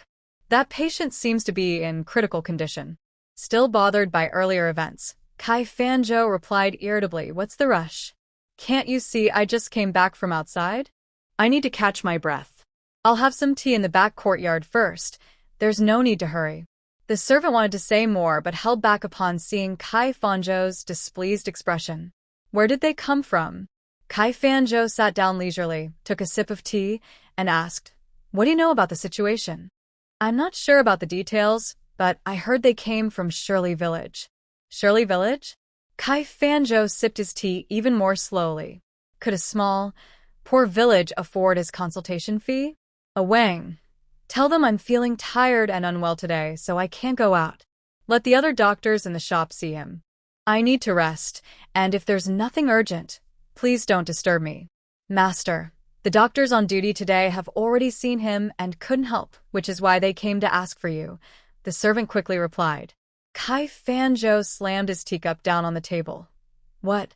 Does my word not matter anymore? If the doctors on duty couldn't help, have the visiting doctors checked? If they haven't, call them back to take a look. If that doesn't work, let them go to another clinic. But Wang was anxious. The old man's condition was indeed serious, and it was uncertain if the visiting doctor could return in time. In Yinyong, which clinic could possibly have better medical skills than Jiren Hall? If they turned the old man away, where could he seek help? Wang felt a pang of guilt and wanted to persuade his master again. Stop talking and go out. I need to rest, Kai Fanzhou said as he walked toward the inner room, ignoring Wang. Wang could only nod and leave. He hurried to the room where the old man was. The old man lay in bed, his face unusually red, clearly suffering from a high fever, and was in a semi-conscious state. A middle-aged man kept changing the warm cloth on the old man's forehead to ease his suffering. The old man opened his eyes and whispered, Yun Feng. You must find Xiao Lu. Su Yunfeng's eyes turned red. Father, focus on getting better. We will definitely find Xiao Lu. After General Su and his family arrived in Yinyong, to ensure Xiao Lu's safety and prevent anyone from causing trouble by falsely claiming kinship, General Su Yunfeng, the eldest son Su Juan, and the third son Su Wenzhou changed out of their fancy clothes into simple, coarse cotton garments and quietly made their way to Shirley Village. They arrived at the home of the person suspected of adopting Xiao Lu. The young girl did resemble General Su to some extent, and her age matched, but the blood test for kinship was unsuccessful. General Su felt faint when he saw the incompatible blood and collapsed. He was quickly taken to Jiren Hall by Su Yunfeng and his son. Su Yunfeng had heard rumors that Dr. Kai from Jiren Hall was a legendary healer known for his kindness, so he trusted his medical skills and patiently waited for Kai Fanzhou to return to treat his father. When Wang entered, Su Jiuan hurried to greet him, asking, How is it? Has Dr. Kai returned? Wang glanced at the elderly man on the bed, struggling to breathe, and sighed inwardly. In Jiren Hall, the best doctor was his own master, who was unwilling to help. The other doctors in the clinic were not reliable either. Feeling helpless, Wang spoke up, I'm really sorry, but Dr. Kai is unwell today and cannot see patients. I will go find some other doctors to help. Su Wenzhou's eyes widened in anger. What did you say? Having spent years in the military and faced countless enemies, Su Wenzhou exuded a fierce aura. Normally restrained, his frustration erupted now, making Wang feel a chill and tremble, his voice almost in tears. I'm truly sorry. Dr. Kai is sick and cannot see patients. The other doctors will be back soon to help, or you could try another clinic. As Wang spoke, his voice grew quieter, doubting his own words. If Jiren Hall couldn't treat the illness, where else could they go? Furious, Su Wenzhou grabbed Wang by the collar and lifted him up, demanding, Say that again. Where is Dr. Kai? Bring him to me. Do you know who we are? We are Wenzhou. Su Yunfeng sharply interrupted, stopping his son from saying more. The Su family had come to the capital discreetly and did not wish to attract the attention of local officials. Moreover, their family rules clearly stated that no one from the Su family should use their power to intimidate others. Dad, what about grandfather? Su Wenzhou swallowed his words, throwing Wang to the ground, his eyes slightly red as he looked at the old general lying on the bed. The Su family usually had a court doctor, but this trip was to find Xiao Lu, so everyone traveled light, without even bringing guards, let alone a doctor. It takes at least 12 hours to return to the capital from Yinyong, a whole day and night. With the cold weather, General Su's health wouldn't hold up for the journey. Wang hesitated and quietly suggested, everyone. Brave ones, the regent recently held a medical conference at the Gathering of Talents Pavilion. Doctors from Yinyong and nearby areas will be there. Why don't you go there to seek help? Has the regent come to Yinyong as well? This surprised the Su family. They had heard that the regent took the young heir out to seek medical help when they left the capital, but they didn't expect him to come to Yinyong. Let's go to the Gathering of Talents Pavilion. Su Yunfeng no longer hesitated. He had heard that the physician Mu Jingshan from the regent's residence was as skilled as the palace doctors. Su Wenzhou carried General Su and headed to the pavilion. Upon arriving, they were stopped at the entrance. Stop. Who goes there? Su Jiuan stepped forward and bowed. My grandfather is seriously ill. We came to the Gathering of Talents Pavilion to seek a doctor's help. The person blocking them was dressed as a waiter from the pavilion, clearly there to maintain order. If Su Ruojin were present, she would recognize him as the same waiter who had stopped her before. The waiter looked them up and down with disdain and waved his hand dismissively. Go away, find a doctor elsewhere. This is not a place for you. Hearing this, Su Wenzhou got angry and was about to shout, but Su Yunfeng stopped him with a raised hand. Su Yunfeng stepped forward. Excuse me, we are old friends of the regent and wish to see him. Please let him know. The waiter scoffed, his disdain even more evident. You? Friends of the regent? I'm practically his relative. Hurry up and leave, or I won't be polite. He had seen many like them in the past few days, people who knew a little about medicine or just recognized a few herbs, wandering around the pavilion hoping to encounter the regent and gain favor. People need dreams, after all. Who knows when they might come true? He had been busy at the pavilion for days and hadn't even seen a glimpse of the regent.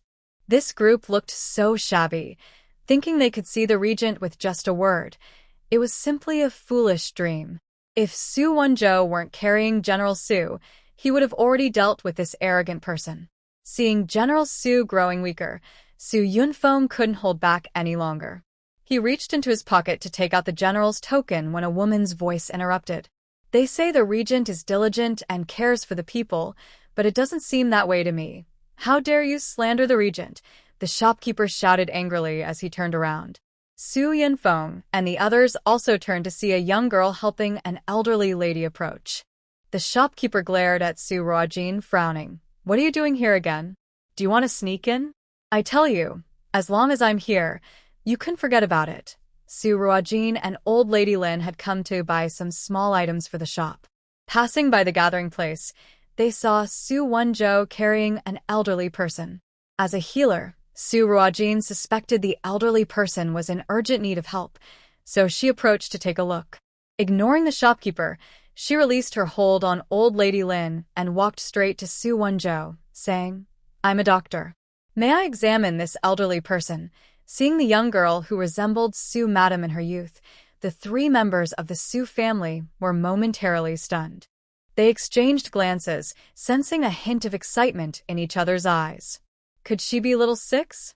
But over the years, the Su family had found many girls who looked like Su Madam. Even the girl from Shirley Village bore a strong resemblance to Su Yunfeng, and it turned out to be a false hope. The three of them temporarily set aside their thoughts. Sometimes, greater hope leads to greater disappointment. Then another thought arose. This young girl, can she really treat illnesses? Noticing their confusion, Su Ruojin remained calm and continued. Does the elderly person often feel short of breath, have chest pain, cough frequently, and struggle to sleep at night? Hearing this, the three were taken aback. Old General Su was in a semi-conscious state, resting on Su Wenzhou's shoulder, with only his face visible. This young girl was able to identify the symptoms just by looking at the elderly man. Su Jiuan stepped forward and bowed. Doctor, my grandfather does indeed have the symptoms you mentioned.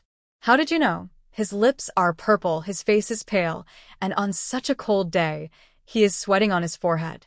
It's clear he is having a heart issue. If we don't treat him quickly, it could be very serious. The shopkeeper snickered from the side. I kindly advise you to be careful. She is not a doctor, just a distant relative of the Lin family. Su Ruojin glanced coldly at the shopkeeper, raising an eyebrow, her beautiful almond-shaped eyes narrowing with a frosty glare. The shopkeeper felt the already cold temperature drop a few degrees. He wrapped his cotton coat tighter, closed his mouth, and stood silently to the side, watching. Su Wenzhou didn't wait for his family to speak and said, "Doctor, please take a look at my grandfather." Having experienced many life and death situations on the battlefield, Su Wenzhou knew that when there were too many casualties, the military doctors were often not enough. In such cases, anyone with even a little medical knowledge would be called upon to help. Now, this young girl could identify his grandfather's illness with just one glance, and Su Wenzhou instinctively felt she was reliable. Su Yunfeng and Su Jiuan exchanged glances, and they didn't stop her.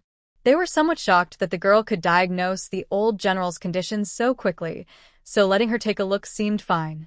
Su Ruojin stepped forward to check the old general's pulse and examined his eyelids. Her expression darkened, and she spoke quickly. "My clinic is just ahead. Quickly carry the elder over. He has a previous heart injury, and recently he has been overworked and faced some stress, triggering an old ailment. If we don't treat him soon, it will be too late."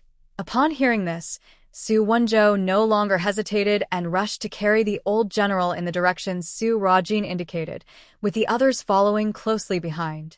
On the third floor of Yastar Tower, Xiao Yanchu was enjoying tea with Mu Jingshan. Today is the last day of the Gathering of Talents, and it seems the doctor we are looking for won't show up, Mu Jingshan said, taking a sip of tea, worry etched on his face. Although Er's condition made him seem a bit foolish, it wasn't life-threatening. The royal family could take care of him for a lifetime without any issues. But the prince was getting closer to 25. Xiao Yanchu stood by the window, looking towards the Gathering of Talents. "There's no rush. We still have 4 years. You're too relaxed." "What if?" Mu Jingshan stood up too, but his words were interrupted by Xiao Yanchu's slightly puzzled voice. "Isn't that Su Wenzhou?" Mu Jingshan followed Xiao Yanchu's gaze and saw Su Wenzhou running with someone on his back, followed by a group of people. Not only Su Wenzhou, but also General Su and Su Jiuan. What's going on? Why are they dressed like that? Mu Jingshan was also shocked. When did the Su family arrive in Yinyong? How did they not know? Who was Su Wenzhou carrying, and why were they running so fast? Suddenly, Xiao Yanchu spotted the young girl closely following the Su family. Without a word, he turned and rushed downstairs. "Jingshan, follow me." Mu Jingshan, unsure of what was happening, quickly set down his teacup and chased after him. "Hey, Your Highness, wait for me." Su Ruojin is the adopted daughter of Lin Zizhou, who just turned 15. Not long ago, after Lin Zizhou found his biological daughter, he kicked her out of the house. According to the Lin family, her biological parents are from Shirley Village. Currently, she and the old lady Lin are planning to open a clinic on Jingda Street. This is the information reported to Xiao Yanchu by a spy from the royal palace. If they are opening a clinic, she must have a medical license, which means she is a doctor. After meeting her, has been feeling much better. Did she do something for However, Xiao Yanchu thought about Su Ruojin's age. Although he hasn't found out who her mentor is, given her young age, her medical skills likely aren't very advanced. Recalling the elderly man Su Wenzhou was carrying, Xiao Yanchu quickened his pace. Although the man's face was hidden against Su Wenzhou's back, the fact that it made the Su family so anxious likely means he could be General Su. Is Su Ruojin going to treat General Su?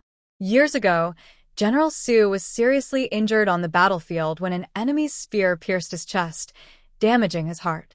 The emperor had summoned the best doctors from across the land and emptied the palace of precious herbs to save him from death.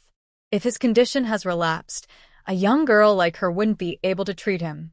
If General Su were to die under her care, she wouldn't be able to save herself. He needed to hurry. Upon arriving at the clinic, Su Ruojin instructed Su Wenzhou to place the elderly man on the bed and ordered a maid to bring in 2 basins of hot water to ensure the room was warm. She quickly unbuttoned General Su's clothing, opened her medical bag, and revealed rows of shiny silver needles of various sizes. Su Ruojin said, "Leave 1 person in the room. Everyone else must go out. No one is allowed to enter until I come out." Initially, she wanted everyone to leave, but she knew that without a family member present, the patients wouldn't feel at ease. If they became anxious, it would delay the treatment. In the end, Su Jian stayed. Su Ruojin didn't care who stayed. She quickly took out the silver needles and instructed, "You must not speak while I am treating." Su Jian nodded slightly, indicating he understood, and stepped back to give her space. Su Ruojin began her treatment.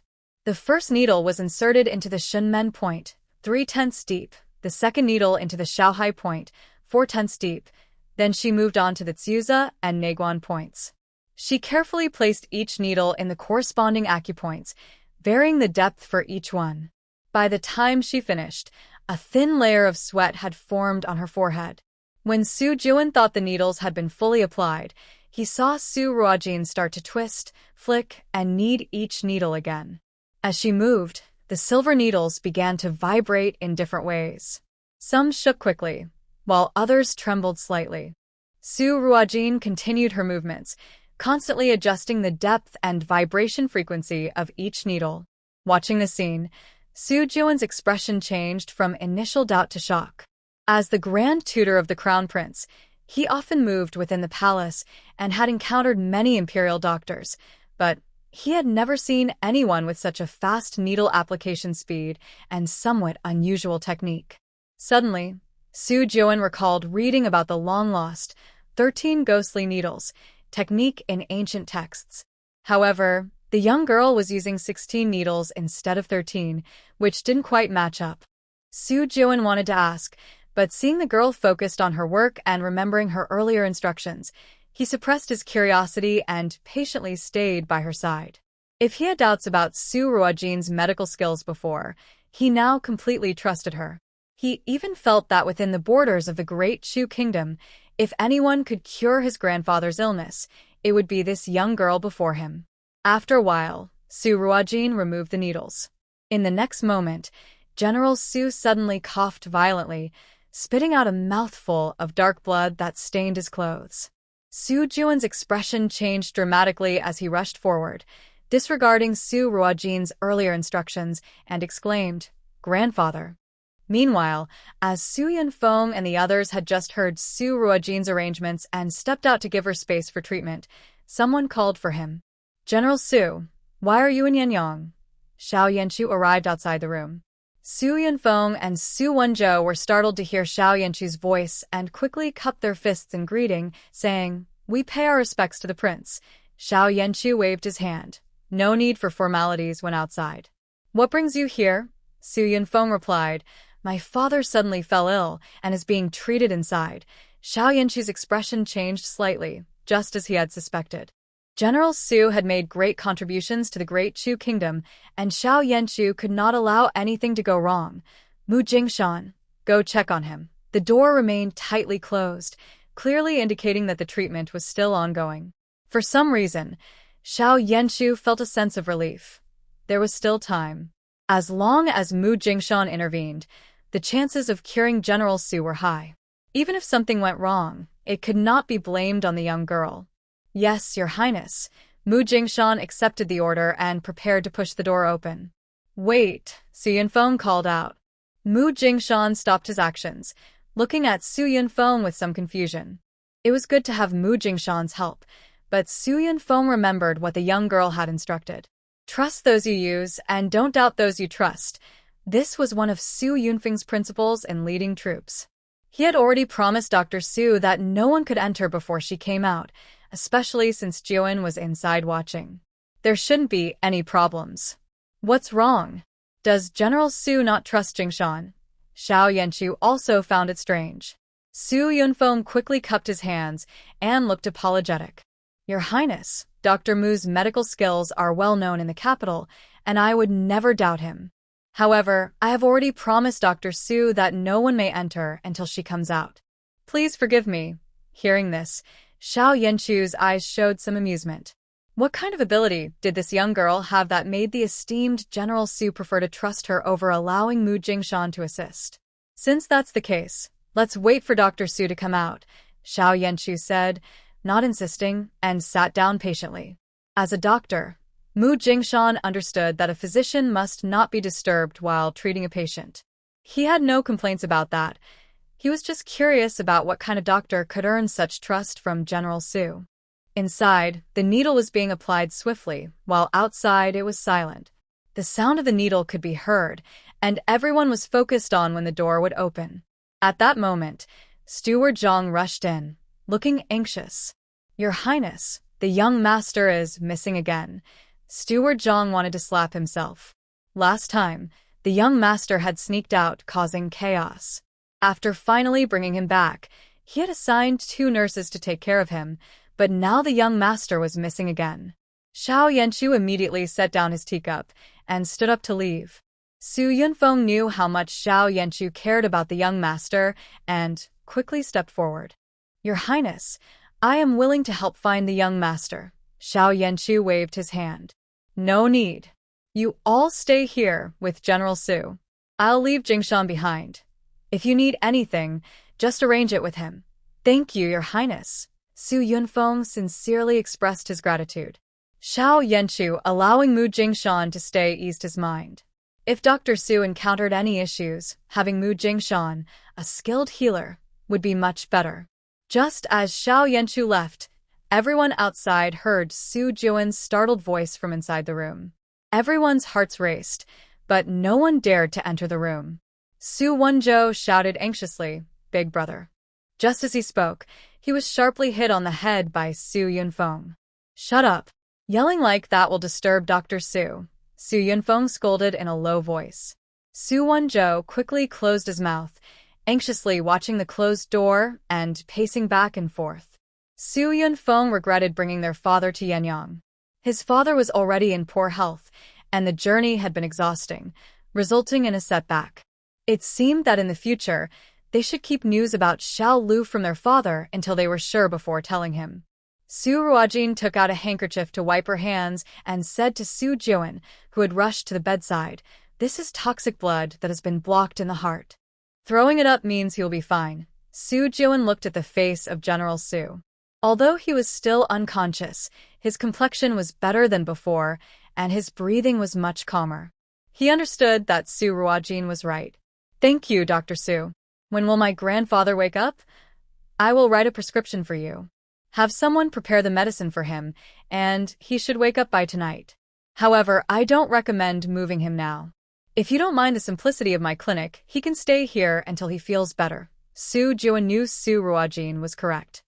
His grandfather was still unconscious, and it was too cold outside to move him. "Then we will trouble Dr. Su. Can we also stay at the clinic?" Since his grandfather couldn't be moved, he didn't feel comfortable leaving him alone.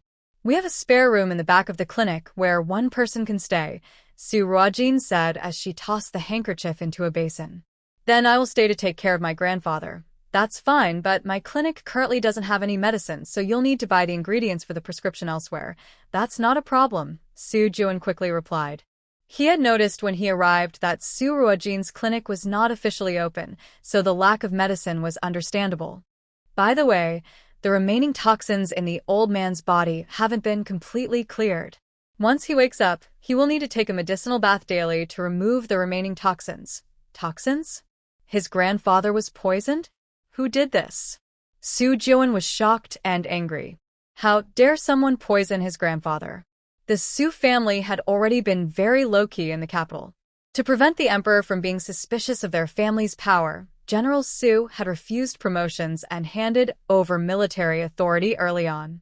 Because of this, the emperor felt secure allowing his father and third brother to lead troops stationed at the southern and northern borders, guarding the most remote areas of the Great Chu Kingdom.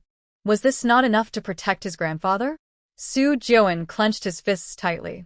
Su Ruojin noticed Su Juan's anger and understood it.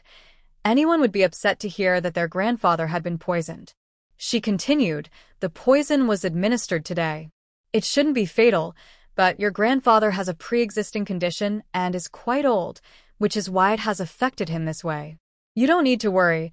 A few days in a medicinal bath will help." In fact, the poison in Su Lao Jiangjuan's system could be cleared without a bath, but the existing condition was severe, so a medicinal bath would be more effective. Su Ruojin was not the type of doctor who only treated what was visible. If a patient sought her help, she would do her best to improve their health. Su Juan was momentarily taken aback. The poison was administered today? Who did it? Su Juan quickly asked, "May I ask, Dr. Su, what kind of poison is it?" "It's not anything special, just a common soft powder. For an ordinary person, it would mostly cause weakness. Even without an antidote, they would recover in 3 or 4 days." Suddenly, Su Juan thought of something and said, "Dr. Su, could you please check my pulse to see if I've been affected by the soft powder?" Su Ruojin took his pulse and looked at him. "Do you practice martial arts often?" The Su family was known for its martial lineage, and boys began training at the age of 3, even if they didn't join the army, to stay healthy. "Yes, my father insists we start training at 3, Su Juan replied seriously. "That explains it. You have been affected by the soft powder, but since the dosage is small and you have trained since childhood, it won't have much impact on you." Su Juan fell silent. They had only visited Tenli village today and had just sat with a family suspected of adopting Xiao, drinking a few cups of water. Could that family have poisoned him? But that family had no grudge against the Su family, and they seemed quite honest. Before leaving, they even gave them 50 taels of silver. They appeared grateful and happy, which gave no reason for them to poison him. "We only went to Tenli village today. We haven't been anywhere else," Su Juan murmured. "Tenli village? No wonder." Su Ruojin glanced at Su Juan, deep in thought. "What were you doing in Tenli village?" "Some personal matters." Since others were unwilling to speak, Su Ruojin did not ask further. "In Shirley village, the customs are fierce. They only keep male children and not females. The older girls in the village are either deceived or bought to become wives. Outsiders who enter the village must leave something behind to get out." She paused and continued, "Your father and brothers must have been affected by the softening powder as well, but like you, their strong constitution means it didn't impact them much. How could Governor Yen allow such a village to exist?" Su Juan slammed the table in frustration, convinced they had fallen into a trap in Shirley village. The family seemed friendly, and the Su family, eager to confirm their relationship with the young girl, let their guard down and fell into the trap. Su Juan felt guilty, thinking his carelessness had harmed his grandfather. However, it wasn't entirely his fault. When the family served them water, he had secretly tested it with a silver needle. The softening powder wasn't a deadly poison, and since the amount was small, the needle couldn't detect it. Suruhin remained silent. In this era, medical technology was not advanced, and childbirth was perilous. It was common for newborns to die young, and if a family disposed of a baby girl, there was no evidence to prove it. It seemed that the family had given the Su family the softening powder just to extort money while they were weak. However, they didn't expect the Su family to be strong. The powder only affected the old general and had no effect on the others. After the old general fainted, Su Wenzhou carried him, and the group hurried to the city to find a doctor. The family had no chance to carry out their extortion plan, which ultimately saved them from trouble. "I will make sure the governor destroys Shirley village." Su Juan couldn't swallow his anger. Upon hearing this, Su Ruojin raised an eyebrow and glanced at him. Su Juan realized he had spoken too freely and quickly cleared his throat. "Ahem. I meant to say that I will report to the officials and ask the governor to act on behalf of the people." Su Ruojin smiled slightly. "Let them in." The door opened and Su Yunfeng and Su Wenzhou entered the room, rushing to the side of the old general. "Dr. Su, how is our father?" "He's not seriously harmed," Su Ruojin repeated the situation. Hearing that the old general was fine, the 3 Su family members sighed in relief. "Thank you, Dr. Su." Su Yunfeng suddenly remembered something and quickly took out a banknote, handing it to Su Ruojin. "Dr. Su, I hope this is enough to cover the medical fees.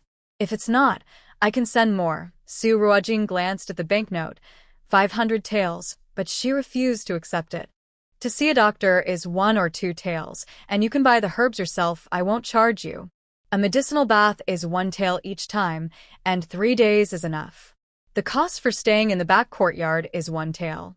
In total it will be 5 taels. 5 taels. That's really cheap." Su Yunfeng quickly handed the banknotes to Su Ruojin.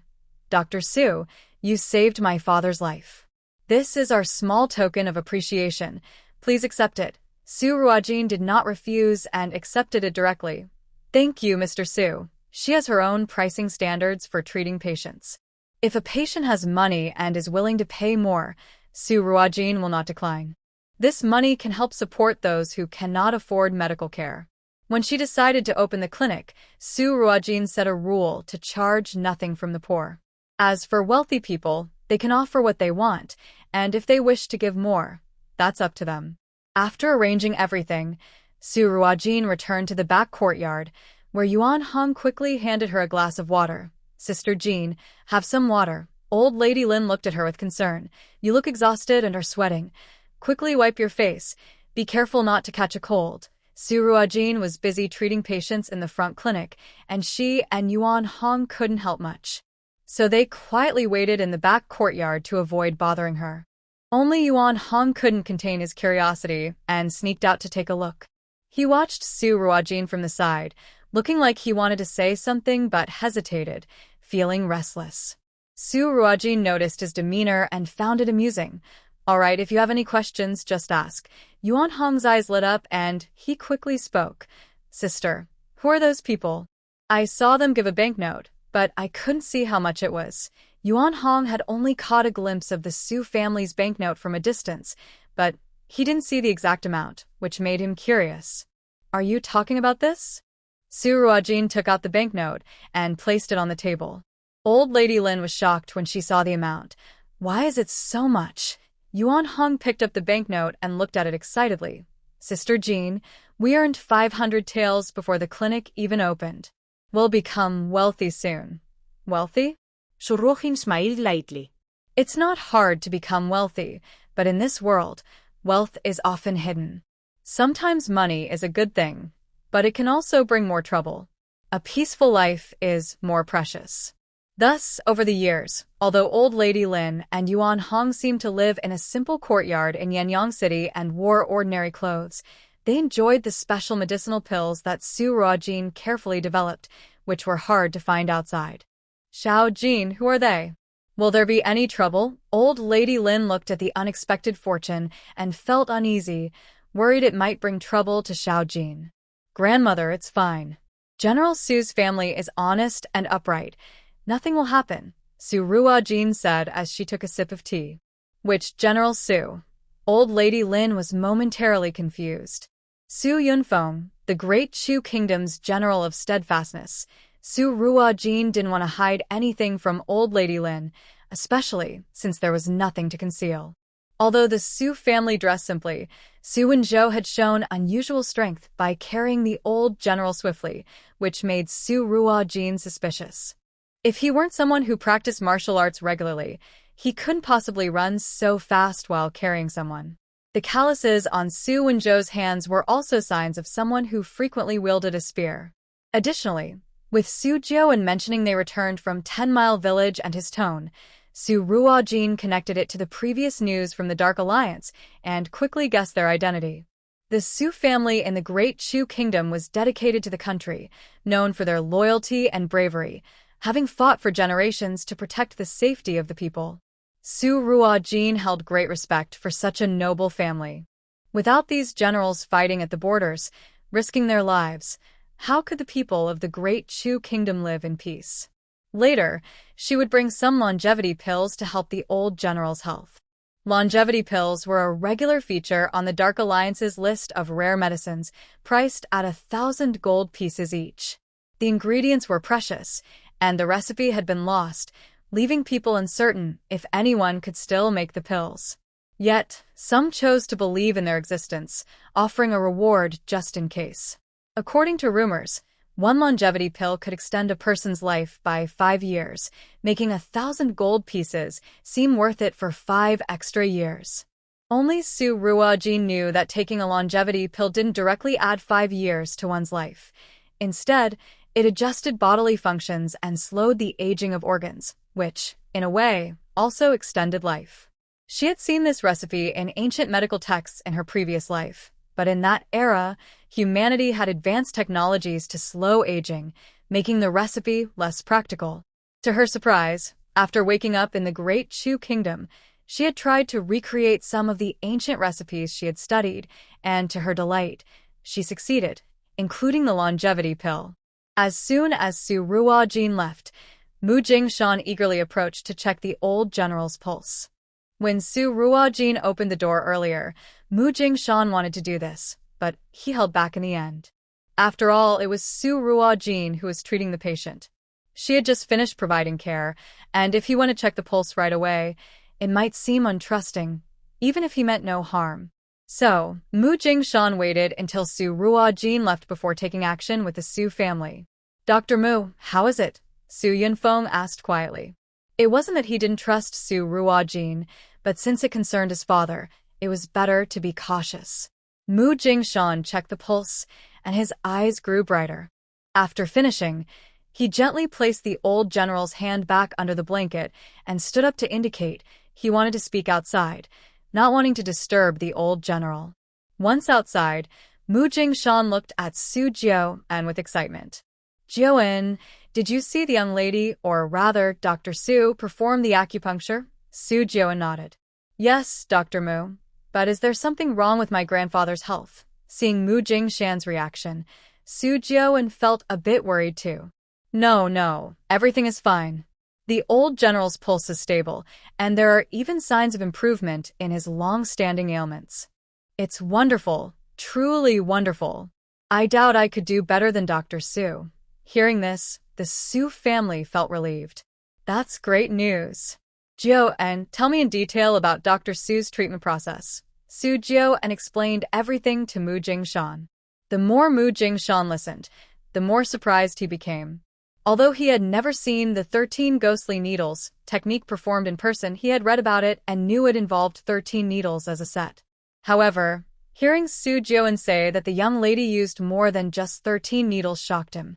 The more needles used, the more it tests the doctor's skill. A good doctor doesn't just insert needles. They must control each one carefully and adjust for different symptoms in a short time. The more needles there are, the more adjustments are needed, which tests the doctor's technique. Ordinary doctors usually use about 6 needles, while good ones can manage 10, but beyond that is very difficult.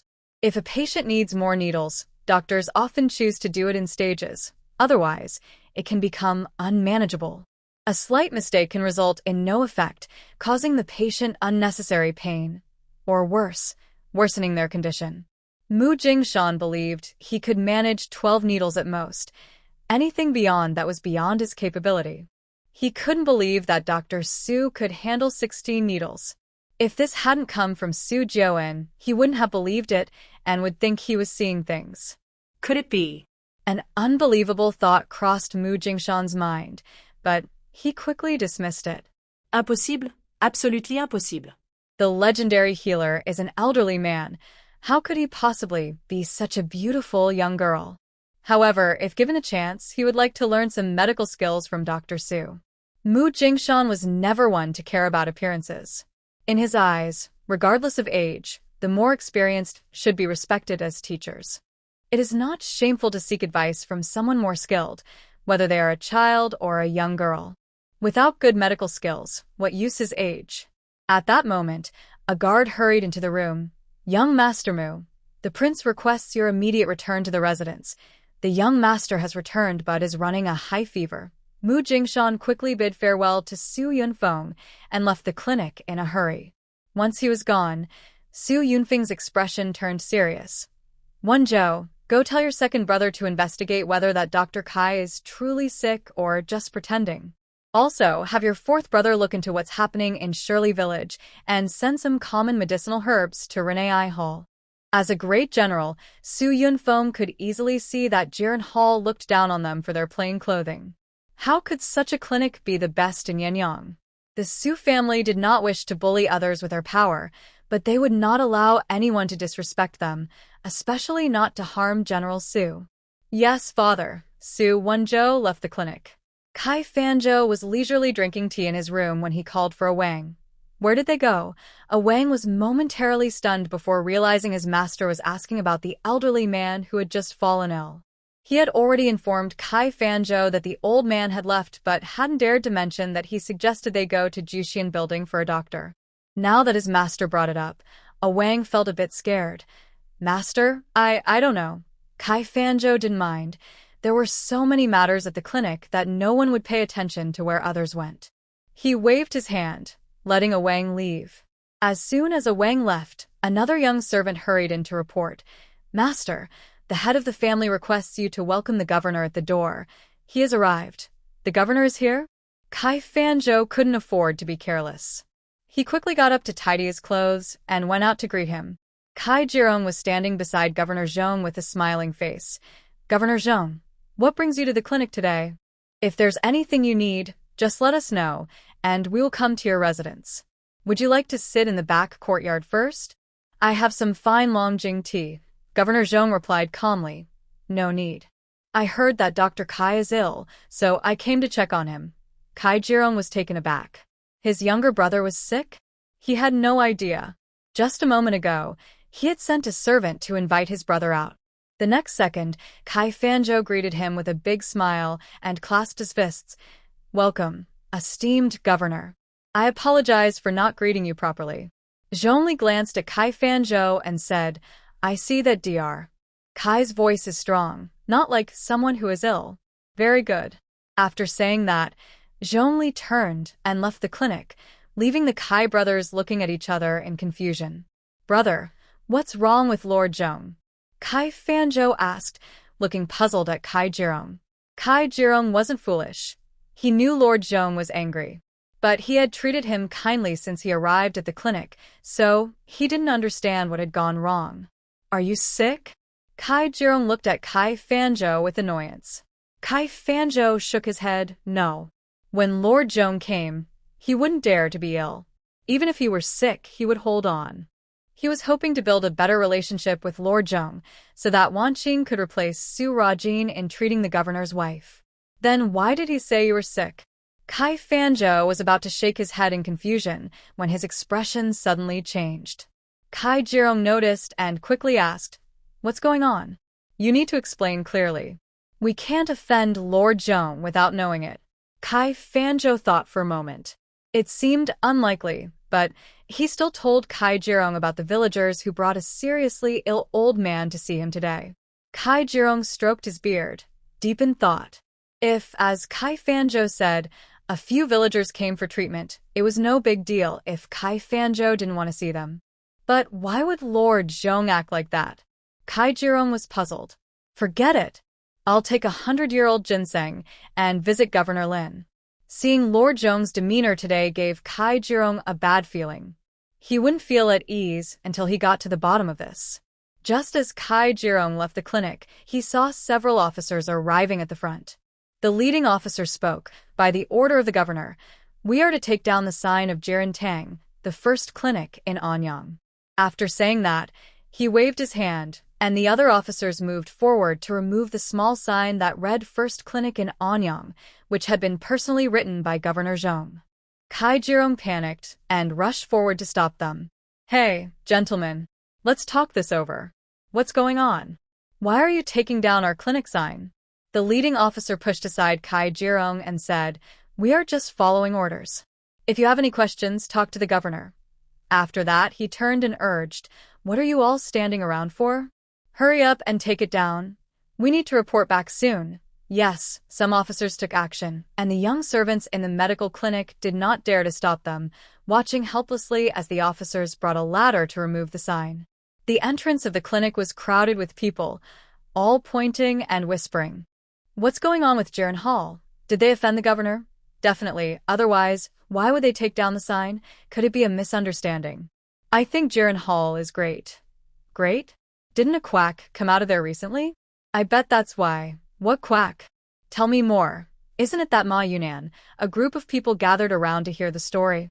Meanwhile, the sign was taken down, and the leading officer held it up high, proclaiming, "Jiren Hall, for failing to show compassion, stood by while patients were in life-threatening situations. You cannot bear the title of the top medical clinic in Yinyong. Therefore, we are removing your sign. Let this serve as a warning. If it happens again, you will face severe punishment." After saying this, the officers left with the sign without looking back. Kai Jirong and Kai Fanzhou turned pale after hearing the officers' words. It was as if they had signed Jiren Hall's death warrant. What did it mean to stand by while patients were in life-threatening situations? Kai Jirong suddenly remembered the villagers and the elderly man that Kai Fanzhou had mentioned. Things were definitely not that simple. He pointed at Kai Fanzhou and shouted, "You better watch out. If this is your fault, I won't let you off easily." After that, he got into the carriage and urged the driver to leave quickly. Kai Jirong arrived at the Lin residence and was told that Governor Lin had not returned yet, and the lady and young miss had gone out to pay respects, so he had to wait in the front hall. Fortunately, it wasn't long before Lin Jingshan returned. Seeing Kai Jirong, Lin Jingshan was furious. He wanted to scold him, but remembered that his daughter was still under Kai Fanzhou's care, so he held back his anger. He had been called by Governor Zhong earlier to discuss the situation with Jiren Hall, as it fell under his jurisdiction. Lin Jingshan realized that Jiren Hall had offended General Su's family. That family was one of the top noble families in the entire Great Chu Kingdom. Even the emperor showed them respect. How could a small clinic like Jiren Hall dare to refuse to treat General Su? The more Lin Jingshan thought about it, the angrier he became, even regretting allowing his daughter to be under Kai Fanzhou's care. However, he couldn't find anyone in Yinyong with better medical skills than Kai Fanzhou. Master Kai, I'm not saying this to criticize you, but the clinic is meant to help people. Why are you turning away patients? Of all people, you even refuse to treat General Su, who is seriously ill. How could you do that? Kai Jirong was stunned. General Su was highly respected throughout the Great Chu Kingdom. How could they dare to refuse him treatment? When had General Su even come to the clinic? How could he not know? Suddenly, he remembered the old man that Kai Fanzhou mentioned and felt even more anxious. Lord Lin, we truly didn't know when General Su came to the clinic. If we had, we would never have refused him treatment. This is such an injustice. Lin Jingshan lifted his teacup and took a sip, not caring about his appearance as he wiped his mouth with his sleeve. I don't know the details, but I do know that General Su came to your clinic for treatment and Dr. Kai said he couldn't see him. This forced General Su, while seriously ill, to seek help elsewhere. You let such a great opportunity slip away and offended the Su family. What do you think should be done? At this moment, Kai Jirong realized that the old man his brother mentioned was indeed General Su, and his voice trembled. Lord Lin, what should we do? Where is General Su? I will take my brother to apologize and have him personally treat him. Lin Jingshan sat down and waved his hand. No need for that. Someone is already taking care of General Su. Besides, we can't know his whereabouts. You should be grateful that this is just a warning. Dr. Kai needs to be more careful in the future. If something like this happens again, I can't guarantee that your clinic will stay open. Kai Jirong returned to the clinic, feeling unsteady. He immediately slapped Kai Fanzhou. You fool. You didn't even recognize General Su, and dared to refuse treatment. I see you want to ruin our clinic. Go. Kneel in the ancestral hall, and don't come out without my command. What? General Su. That old man was General Su. Kai Fanzhou covered his face, shocked and unable to feel the pain. Brother, I truly didn't know he was General Su. I didn't mean to. You didn't mean to? A doctor should never pick and choose patients. How can you face our ancestors? What troubled Kai Jirong the most was that a great opportunity to connect with General Su had just slipped away from his hands. To know that if Jiren Hall cures General Su's illness this time, its reputation will reach the capital, and Jiren Hall might expand from Yinyong's top medical clinic to become the best in Chu. Kai Jirong grew more and more upset, feeling a tightness in his chest.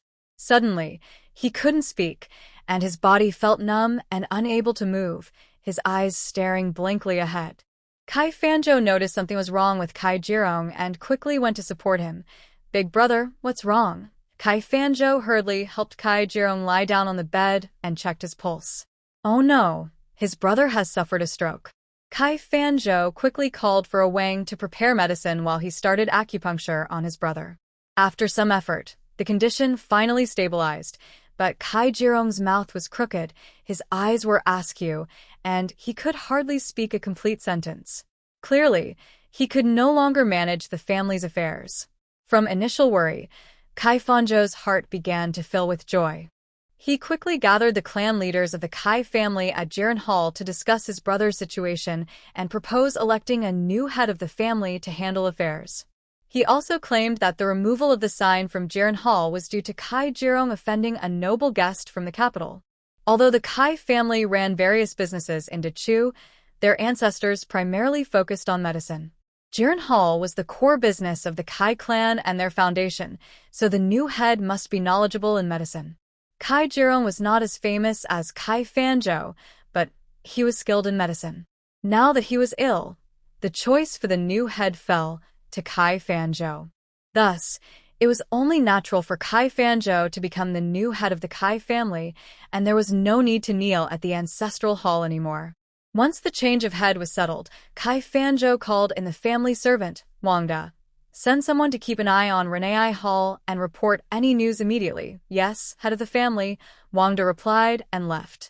The news of Jiren Hall losing its sign spread throughout the city. Yuan Hong, who was out shopping, also went to the entrance of Jiren Hall to see what was happening. He couldn't enter the back courtyard, so he just watched from the front before rushing back to Renee Hall. Jean's sister, Jiren Hall lost the sign of Yinyong's top medical clinic. Su Ruojin, who was writing a prescription, paused and asked, "Oh, why?" "I heard from the officials that it was because they ignored patients in life-threatening situations." Su Ruojin finished writing the last word, put down her pen, and quickly understood the reason. With the fame of Dr. Kai, the Su family surely knew about it.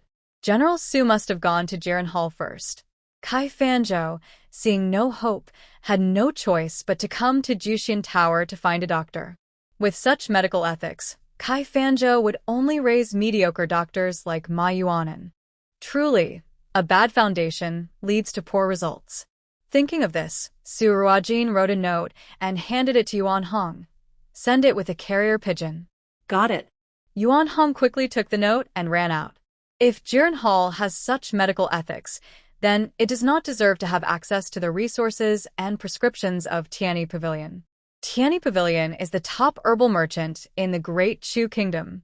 No matter how rare or precious the herbs are, as long as they exist in the world, Tianyi Pavilion can acquire them, differing only by the amount of money involved.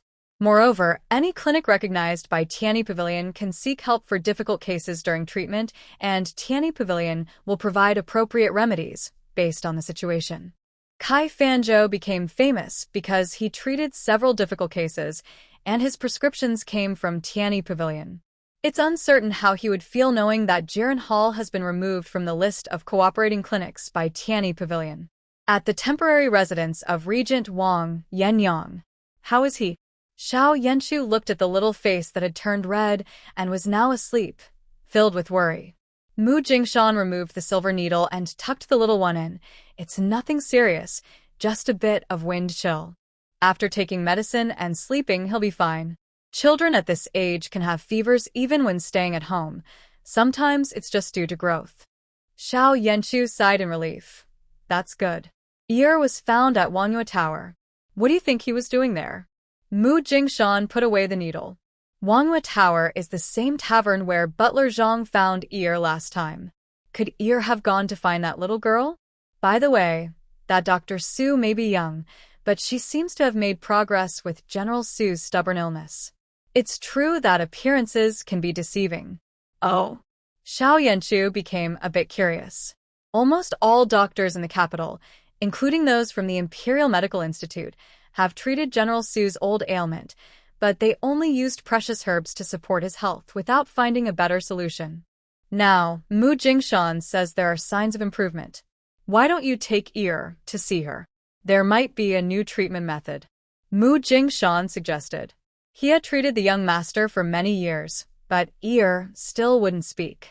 No matter how many medical books Mu Jingshan read, he couldn't find a better method. Perhaps letting this young girl try might bring a miracle. Even if it doesn't work, it can't be worse than the current situation. Xiao Yan looked at Ear, unsure of what to say.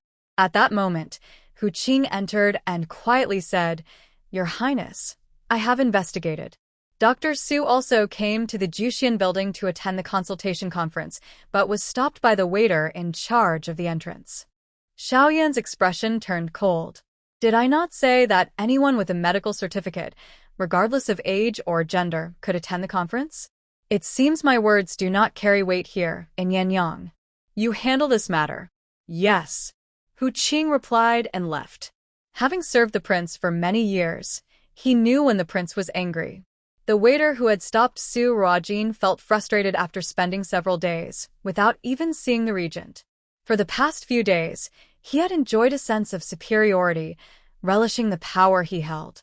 Doctors from various places attending the conference, as well as officials and wealthy merchants wanting to meet the regent, all had to go through him first. Everyone had to smile at him, and some even slipped him snacks or small coins. This was a feeling he had never experienced before, and he wished the conference would go on forever.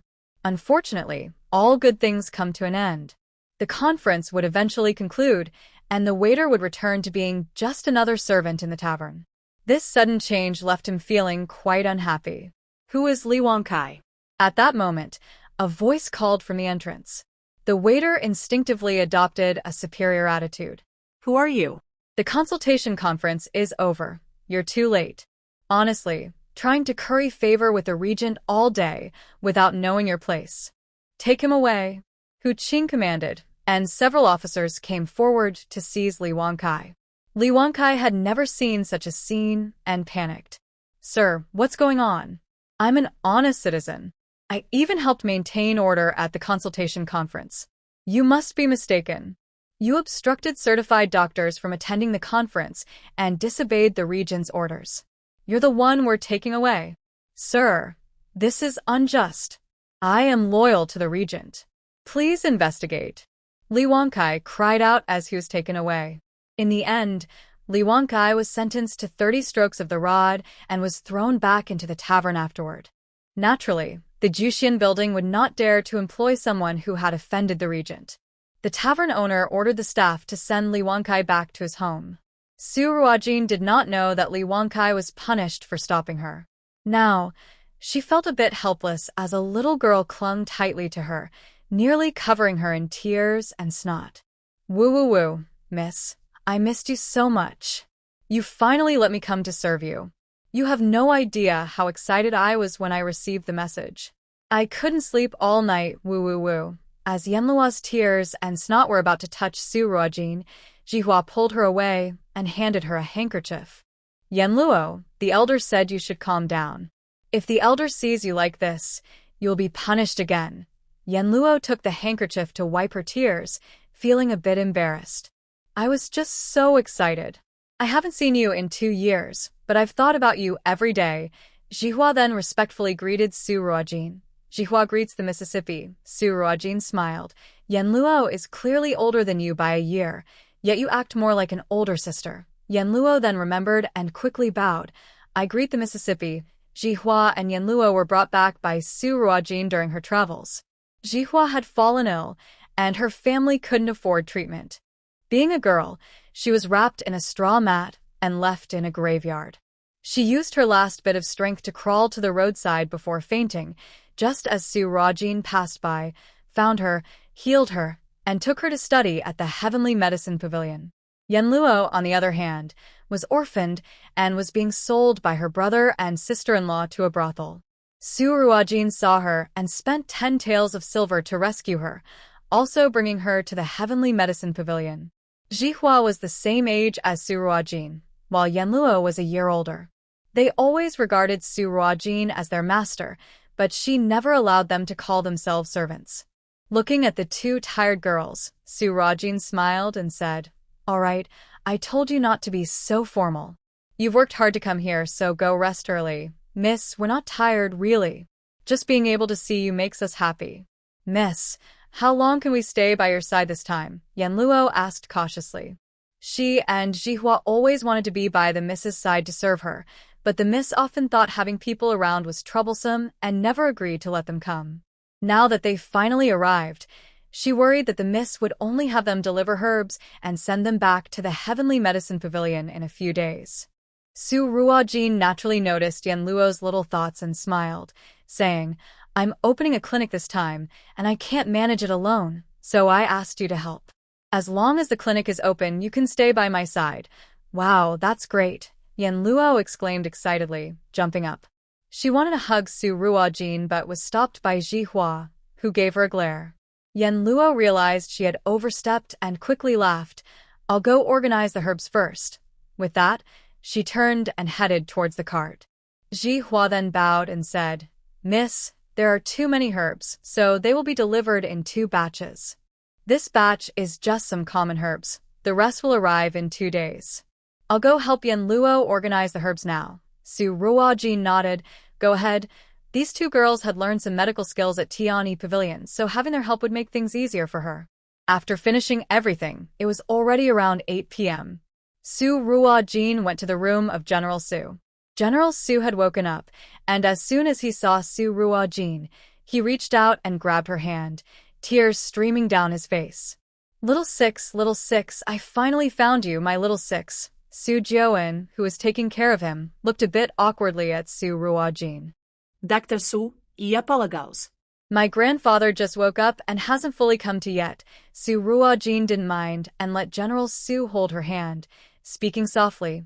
Mr. Su, your vision may be a bit blurry after waking up, and you might feel weak. That's normal. I've arranged a medicinal bath for you, and once you soak in it, you'll feel much better. Upon hearing this, General Su slowly began to understand and looked at Su Jiaoen. Is she really not little six? Su Jiaoen shook his head. Grandfather, she is Dr. Su. You drank some harmful medicine in Tenli village, which triggered an old illness. It was Dr. Su who saved you. He couldn't give his grandfather false hope anymore. At his age, he didn't know how many more disappointments he could handle, so it was better not to give hope at all. The light in General Su's eyes dimmed, and he withdrew his hand. Sorry, Dr. Su. I was rude. Su Ruojin smiled gently. It's all right. You should take a medicinal bath now. She then instructed the servant at the door to bring in the bath. Understanding the difference between men and women, she gave some instructions and left the room.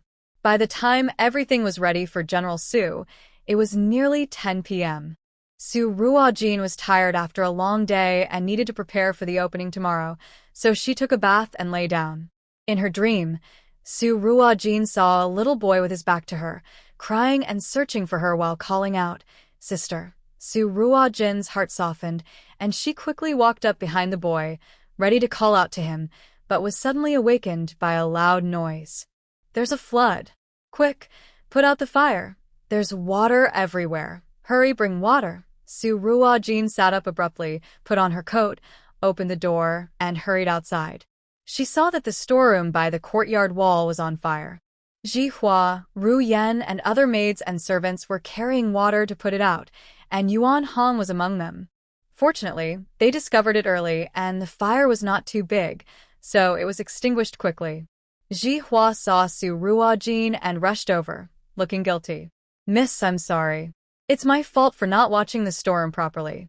Please punish me. We'll talk about punishment later. First, what happened? How did the fire start? Su Ruojin walked quickly toward the storeroom. Yan Luo's face was smudged with soot, and her eyes were red. Miss, we don't know. Everything was fine. Ji Hua and I checked everything before we went to rest, and somehow it caught fire in the middle of the night. Old Madame Lin also came over, looking terrified and anxious. Xiao Jin, what happened? The storeroom was filled with thick smoke, and the herbs that had just been delivered were mostly burned. The walls were blackened by smoke and fire. Su Ruojin comforted old Madame Lin. Grandmother, it's okay. Old Madame Lin saw the situation in the storeroom and started to cry. Xiao Jin, the clinic is opening tomorrow and all the herbs are gone. What are we going to do? Su Ruojin signaled for Ji Hua to support old Madame Lin while she entered the storeroom, slowly looking around for something. Before long, her gaze sharpened as she found a small piece of a fire starter soaked in a puddle of water in the corner. It must have been doused when everyone was carrying water to put out the fire. She looked up at the vent window on the wall, a hint of amusement in her eyes. It seemed someone didn't want her clinic to open smoothly. This fire starter could be bought anywhere in the market and had no special markings, so it would be unlikely to trace it back to whoever started the fire. However, it was easy to guess who in Yinyong wouldn't want her clinic to open. Was it the Lin family or Kai Fanzhou? Or perhaps both? Miss, what are we going to do? Yan Luo cried while wiping her tears, her little face even dirtier. Su Ruojin stood up and said, Jihua, you and Yan Luo should help everyone organize the storeroom and pick out the usable herbs. We will open for business tomorrow as usual. The most important thing for the clinic is to have a good doctor. As long as we can write good prescriptions, we can temporarily buy herbs from other shops. General Su's room is a bit far from the storeroom. When Su Jian heard the commotion and rushed out, the fire was already out. He saw Su Ruojin taking a small fire stick from the storeroom and immediately understood. Dr. Su, do you need help? Su Jian asked. No need to trouble young Master Su. I can handle it myself. Su Ruojin replied calmly, her eyes showing no emotion, like a deep pool that was hard to read. If she guessed correctly, the fire in the storeroom was just the beginning. Anyone who dares to provoke Su Ruojin will have to pay the price. Su Jian's eyes flickered, and he said nothing more. Some things are better done than said. At the Kai residence, Kai Fanzhou was enjoying a moment with his concubine, not noticing her blushing face and the disdain in her eyes. Every time she served him, she pretended to say, Master, you are amazing, when he was really just acting like a cat. It was quite annoying. Sometimes she wished Kai Fanzhou would give her some medicine to ease her feelings. At that moment, Wangda called from outside, Master. Hearing Wangda's voice, Kai Fanzhou got up, dressed, and led him to the study.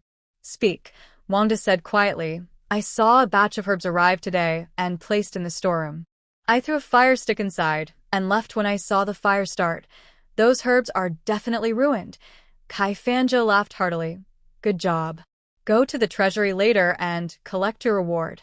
Without herbs, let's see how she opens for business tomorrow. That poor girl thinks she can make a living at the clinic in Yinyong? Dream on. It's time to show her who the real boss of Yinyong Clinic is and make her leave in tears. Wangda, come with me tomorrow to congratulate our Dr. Su on her opening. Remember to invite doctors from other clinics too. Yes, Master. On the 8th day of the 12th month in the second year of Sheng'an, everything was auspicious.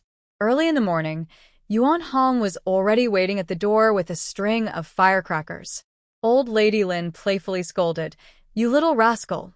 Why are you in such a hurry? The time hasn't come yet. Old lady, I'm just afraid of missing the lucky moment, so I came early. Stand back a bit.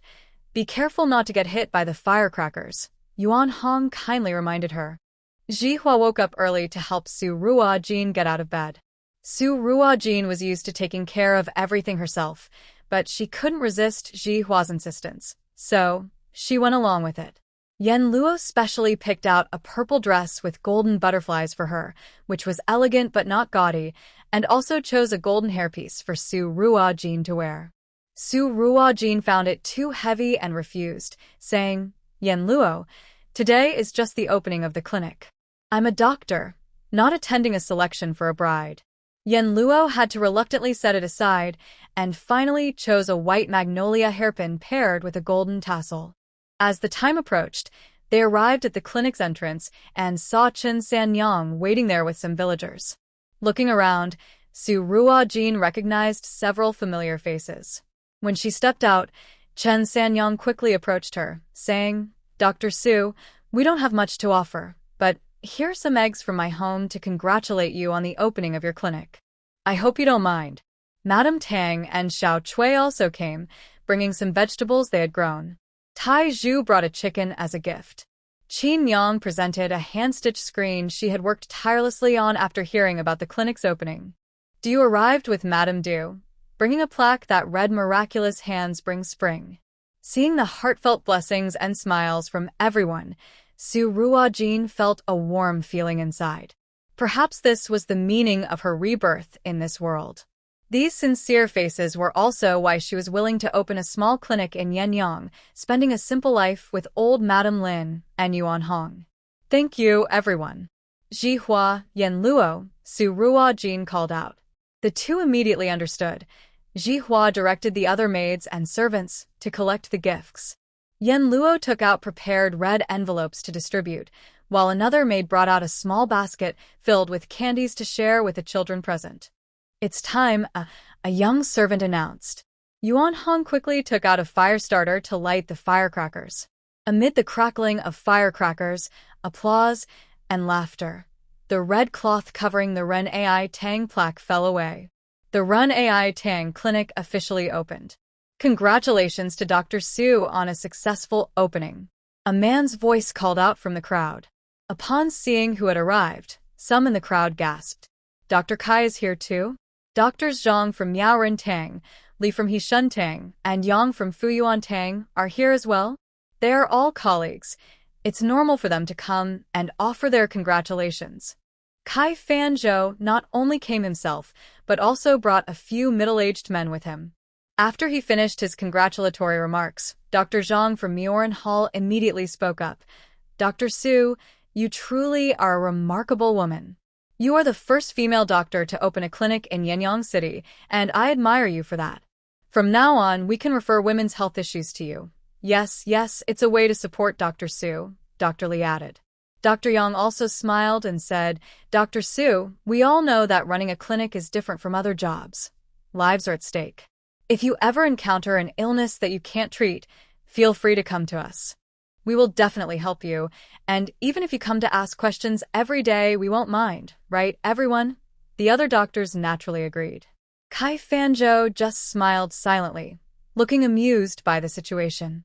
At first glance, these words seemed harmless, but upon closer inspection, they were all belittling Su Ruojin. They implied that she could only treat women's illnesses and that the patients were a favor granted to her by them. Dr. Yang's words nearly suggested that Su Ruojin couldn't treat illnesses at all and would have to rely on them. Du quietly reminded Su Ruojin about the identities of the newcomers, each of whom was a proprietor of the Yinyong clinic and also a doctor themselves. Given what happened last night, Su Ruojin knew that Kai Fanzhou brought these people over with ill intentions, so it was no surprise that they would say such things. Yan Luo also sensed something was off and was about to retort when someone spoke up before her. Chun Sanyang glanced at the doctors and said, "Oh, I've never seen anyone come empty-handed to congratulate someone on opening a business. Those who know think you are here to congratulate, but those who don't might think you are just here to take advantage. When a clinic opens, it is customary to give red envelopes to those who come to congratulate as a sign of good fortune. Coming to congratulate without a gift and only taking red envelopes is hardly a gesture of goodwill." As soon as Chun Sanyang said this, Yan Luo decided to give Chun Sanyang's young son a few extra red envelopes later and pack a big bag of candy for the child to take home. "Exactly, and they're all doctors from Yinyong." "How shameless," Mrs. Tang chimed in, as she had no good feelings towards Jiren Hall or this so-called Dr. Kai. She clearly remembered how Kai Fanzhou had looked at her and her daughter-in-law with disdain. Upon hearing these words, the expressions on Kai Fanzhou and the other doctors' faces instantly became somewhat awkward. They came looking for trouble, not genuinely to congratulate her, so they wouldn't think of bringing any gifts. To a few of them, just showing up to celebrate the opening was already giving Su Ruojin face. However, now, under the leadership of Chen Sanyang and Tang Dainyu, most people present were grateful to Su Ruojin, naturally standing by her side and joining in the commotion. Su Ruojin smiled silently at Kai Fanzhou and his group, not saying a word. Kai Fanzhou secretly cursed Su Ruojin for being rude. At this moment, if she just spoke up, she could easily help them out of this situation. But seeing that Su Ruojin was unwilling to speak, the people around, led by Chen Sanyang, kept pointing and whispering about them. Kai Fanzhou and the other doctors were well-known figures in Yinyong City. They couldn't ignore the embarrassment, but since they didn't bring any gifts, all they had was cash. Given their status, if they took out some small change, they would be laughed at even more, so they gritted their teeth and pulled out a banknote. In the Great Chu Kingdom, the lowest denomination of a banknote was 50 taels. Kai Fanzhou only had a 100-tael banknote on him, and with a pained smile, he handed it over, saying, "Dr. Su, just a small token to congratulate you on your grand opening." He gritted his teeth while saying, "Grand opening." Yan Luo stepped forward to take the banknote, and at that moment, Kai Fanzhou hoped Su Ruojin would understand and quickly refuse, so he wouldn't have to give it away, holding tightly onto the banknote.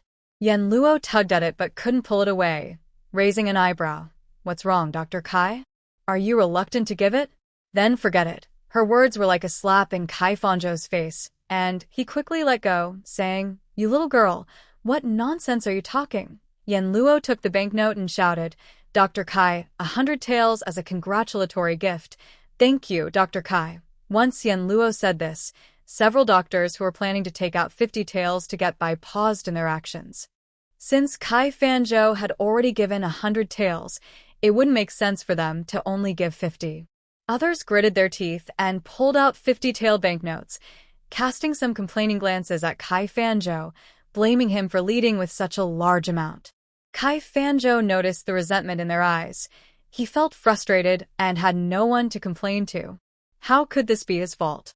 He just came to stir up trouble, but before he could even do that, he had to give away 100 taels, which hurt him too. After collecting the banknotes, Yan Luo respectfully handed them to Su Ruojin. Kai Fanzhou and the others felt a glimmer of hope and silently urged, Please refuse, please refuse, please refuse. How could she, as a junior, accept such a valuable gift from her seniors? After all, it was 100 taels each. Was she not worried about her future in Yinyong? In the end, they saw Su Ruojin naturally tuck the banknotes into her sleeve, smiling brightly as she said to everyone, Thank you all for your kind intentions. I hope you will join me for a drink at Wanghua Tower later. It was just a few meals. How much could it cost? Even if they ordered the most expensive food and drinks, it would only amount to 10 taels. 10 taels for 500 taels was a great deal. Kai Fanzhou and the others' last hope was shattered, and they silently cursed Su Ruojin again. A few doctors glanced at Kai Fanzhou, who cleared her throat and said, No need for drinks, but we have a request. We hope Dr. Su can assist us. Having just received 500 taels, Su Ruojin would not refuse and asked, What is it? If I can help, I won't hesitate. Hearing this, the others showed excitement. The hook was set. Now it was Su Ruojin's turn to feel awkward. Kai Fanzhou said, Recently, we heard that Qingyang City in northern Dechu has suffered from a snow disaster. The people there are suffering greatly, and with the cold weather, diseases are spreading. We at Jiren Hall are leading an effort to donate a total of 7,000 taels of silver to Qingyang City, and we would like to ask if Renee Hall would participate in this donation to help the disaster victims. As soon as she said this, the townspeople looked at Kai Fanzhou and her group differently. Jiren Hall truly lives up to the name Benevolent Healer. Yes, yes. 7,000 taels is no small amount. My cousin married into Qingyang City and recently returned, saying the snow disaster there is terrible. Houses have collapsed under the snow, and people are living in broken temples freezing to death. How tragic, indeed. Yinyong City was not large, with no more than 10 medical clinics. 7,000 taels meant an average of 700 taels from each clinic. This meant Su Ruojin would have to return the silver she just received and contribute an additional 200 taels. For an ordinary clinic just starting out, coming up with 200 taels all at once was a significant amount. Kai Fanzhou's insistence on bringing this up in public was merely a way to pressure Su Ruojin into agreeing. Kai Fanzhou believed that Su Ruojin, being a young girl, could only afford to open her clinic by spending all her savings. If she were asked to donate money again, she wouldn't have any left. Kai Fanzhou was determined to make Su Ruojin show her money or medical supplies in front of everyone. If she couldn't provide anything, it would mean she lacked compassion. How could someone who is supposed to be a healer be called a healer without kindness? What face would Su Ruojin have left to stay in Yinyong City? Before Su Ruojin could speak, Kai Fanzhou, pretending to be kind, added, Dr. Su, since your clinic has just opened, you might not have much money. You could also donate medical supplies directly. I believe you have enough supplies for the new clinic. Seeing Kai Fanzhou's eager expression, Su Ruojin was sure that the fire in the storeroom yesterday was connected to him. If he thought he could force her to donate and make her look bad, she would show him what she was capable of. A slight smile appeared on her lips as she began to speak slowly. Dr. Kai is right. Since Qingyang City is in trouble, as citizens of the Great Chu Kingdom, we have a duty to help. I am willing to sell a 500-year-old fire spirit ginseng and donate all the money from the sale to help with the disaster relief in Qingyang City. As soon as she said this, the room was filled with gasps of surprise. Kai Fanzhou and the 4 doctors who came with him all changed their expressions dramatically. As healers, they understood better than ordinary people what a 500-year-old fire spirit ginseng meant. Unlike regular ginseng, fire spirit ginseng has strong medicinal properties and is effective against severe cold-related illnesses. A 500-year-old fire spirit ginseng, if used wisely, could save someone from the brink of death. Many noble families sought to buy a 100-year-old fire spirit ginseng at high prices, but couldn't find one, let alone a 500-year-old one. Any clinic that possessed a 500-year-old fire spirit ginseng would treat it as a family treasure, and it would be hard to even get a glimpse of it, let alone donate it. Now, with Suruajin offering a 500-year-old fire spirit ginseng, it was a significant gesture. A 100-year-old fire spirit ginseng could sell for 1,000 taels of silver, while a 500-year-old one would start at least at 7,000 taels, with prices often exceeding that in urgent situations. Suruajin's donation was equivalent to at least 7,000 taels of silver, matching the total donations from the entire Yinyong clinic. If the price were to go even higher, it would surpass the amount donated by Kai Fanzhou and his group. Kai Fanzhou and the others quickly recovered from their shock. Dr. Zhang looked at Su Ruojin with a mocking expression and said, "Dr. Su, you are young. Could it be that you were deceived? I heard that many people are good at using short-year fire spirit ginseng to pretend it is a 100-year-old one." This implied that Su Ruojin was lying and could not produce the 500-year-old fire spirit ginseng. Yen Luo was so angry that she wanted to shout. In the Tianyi Pavilion storage, there was a whole box of 500-year-old fire spirit ginseng, and even more 100-year ones. Just throwing out one could cause a stir in the Great Chu Kingdom, and there were even 10 pieces of 1,000-year fire spirit ginseng. For the doctors in Tianyi Pavilion, as long as they provided research ideas and feasible steps, they could apply to use the 100-year fire spirit ginseng for experiments. What seemed rare to outsiders was just ordinary material for developing formulas in Tianyi Pavilion. How dare they doubt that the young lady was lying? Yen Luo was about to speak when Ji Hua stopped her. Ji Hua shook her head at her, and Yen Luo swallowed her words. Given Yen Luo's personality, if she spoke, she might reveal the young lady's identity. The young lady did not like to show off, otherwise, she wouldn't have chosen to stay in Yinyong City all these years. Kai Fanzhou smiled and said, "Dr. Su, 500-year fire spirit ginseng is indeed rare. Why not show it to everyone to broaden our horizons?" Instead of saying something else, Su Ruojin insisted on boasting about having 500-year fire spirit ginseng, and now it was time to see if she could produce it. Su Ruojin chuckled lightly and replied, "Dr. Kai, as a fellow doctor, you should know that fire spirit ginseng is most afraid of cold. At the current temperature, if I take it out, it will turn black and lose its medicinal properties in less than a minute. Of course, if Dr. Kai is willing to take responsibility for that, I don't mind taking it out now." Kai Fanzhou was momentarily stunned. He had forgotten about that. Fire spirit ginseng lives in the hottest places and cannot tolerate cold. Any place that has fire spirit ginseng must keep a fire burning next to it continuously to preserve its medicinal properties. Even during transportation, they must ensure the temperature around the ginseng is maintained. Feeling pressured by Su Ruojin's words, Kai Fanzhou's expression turned sour. "Who said I didn't know? I was just kindly reminding you out of concern that you might be deceived. I'm curious how Dr. Su plans to sell the fire spirit ginseng. It's simple. Interested buyers can come to the shop to register and receive their own code. I will post a white paper at the entrance of the clinic, where buyers can write their code and offer at any time. 3 days from now, the auction will start at midnight. The highest bidder wins, beginning at 5,000 taels of silver, with each bid increasing by no less than 100 taels.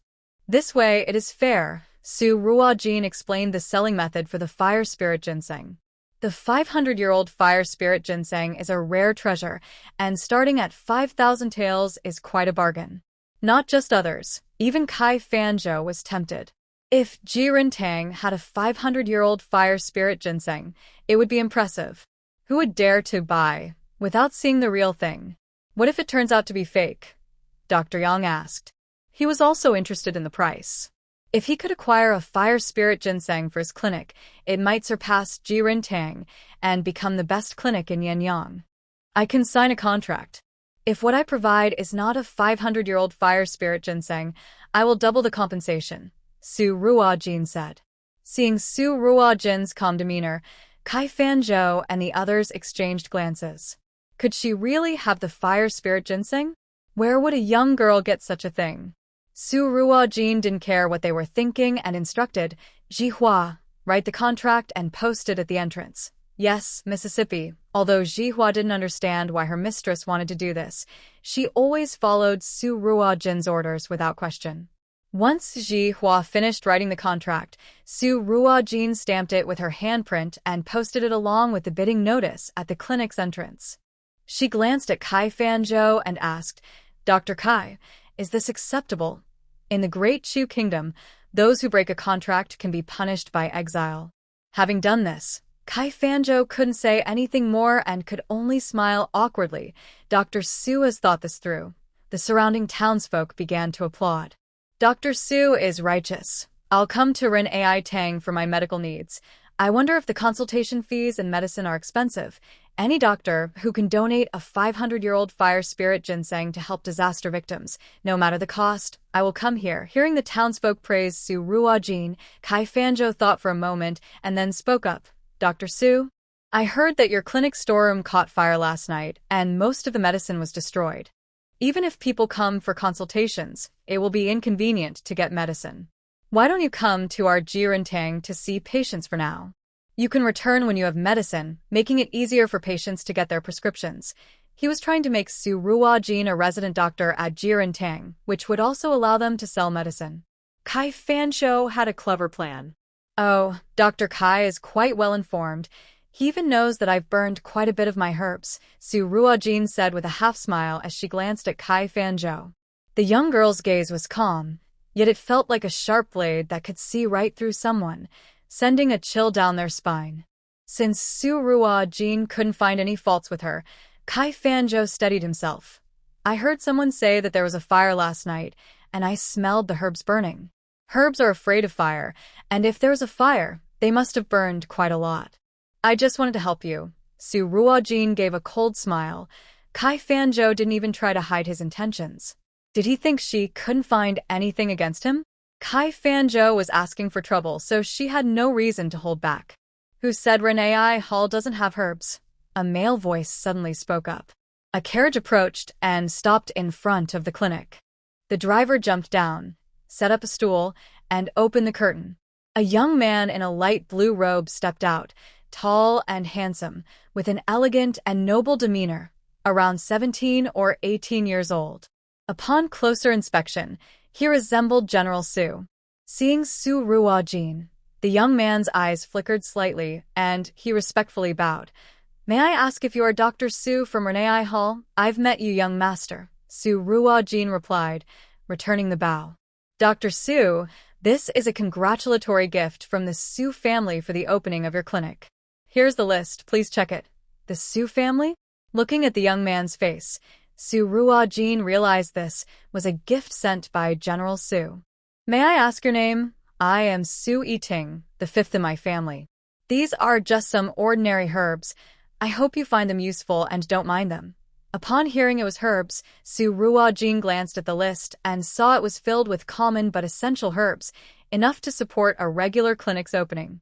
The herbs sent by Su Yiting relieved the clinic's urgent needs, so she graciously accepted them. Since that's the case, I will gladly accept. Please thank General Su. Mr. Su for me, Su Ruojin said, handing the list to Jihua to direct the servants to unload the herbs from the carriage. Young Master Su, would you like to come in and sit? Su Ruojin invited. Su Yiting clasped his hands. Since the clinic is opening today, I'm sure Dr. Su has many things to attend to. I won't disturb you. I'll come back another day. Su Yiting is not wrong. The clinic has just opened, and Su Ruojin must be very busy, so she cannot fully attend to Su Yiting, and she does not insist on it anymore. Su Yiting did not accompany his father and older brothers to Shirley Village. Instead, he and his second and fourth brothers went their separate ways to look for clues about Xiao Lu. When he returned, he heard about their grandfather being poisoned and learned that the doctor, who looks just like his mother, saved his grandfather's life. As the top business talent in the Great Chu Kingdom, with businesses spread across the country and neighboring nations, it was easy for Su Yinfeng to ask him to get some herbs for Renee Hall. Su Yiting, due to his status, did not need to deliver the herbs himself, but he was very interested in this doctor and wanted to see him in person. Just one glance, and Su Yiting felt a deep emotion. She really resembled his mother. It would be wonderful if this doctor were indeed Xiao Lu. However, their grandfather's mistake in recognizing Xiao Lu led to this incident, making the Su family more cautious about identifying relatives. After all, the only legitimate daughter of General Su's household carries a title that attracts many opportunists. Fame and fortune can corrupt people's hearts. Kai Fanzhou was stunned when he heard about the Su family. Which Su family? There is no prominent family with the surname Su in Yinyong. Is it the General Su from the capital? Could it be that old General Su was saved by Su Ruojin? That's impossible. There's no way the general would trust such a young girl to treat him. Old General Su must have been saved by Mu Jingshan. Yes, it must be a coincidence. Perhaps this is just a play acted out by Su Ruojin. After sending off Su Yiting, Su Ruojin smiled and addressed everyone present. Renee Hall is officially open today. As a friend, I hope you all visit the clinic often, but as a doctor, I would prefer if you came less or ideally not at all. Thank you all for your support today. Great. Chen Sanyang led the applause and then asked, Dr. Su, can we take a look at the clinic? Of course. Yan Luo and Ji Hua, please show everyone around the clinic. Please come this way. We have prepared some tea and candies for everyone to enjoy. Ji Hua welcomed them. Kai Fanzhou and the others decided not to enter the clinic and left instead. However, they were all thinking the same thing. How much should they offer to acquire this fire spirit ginseng?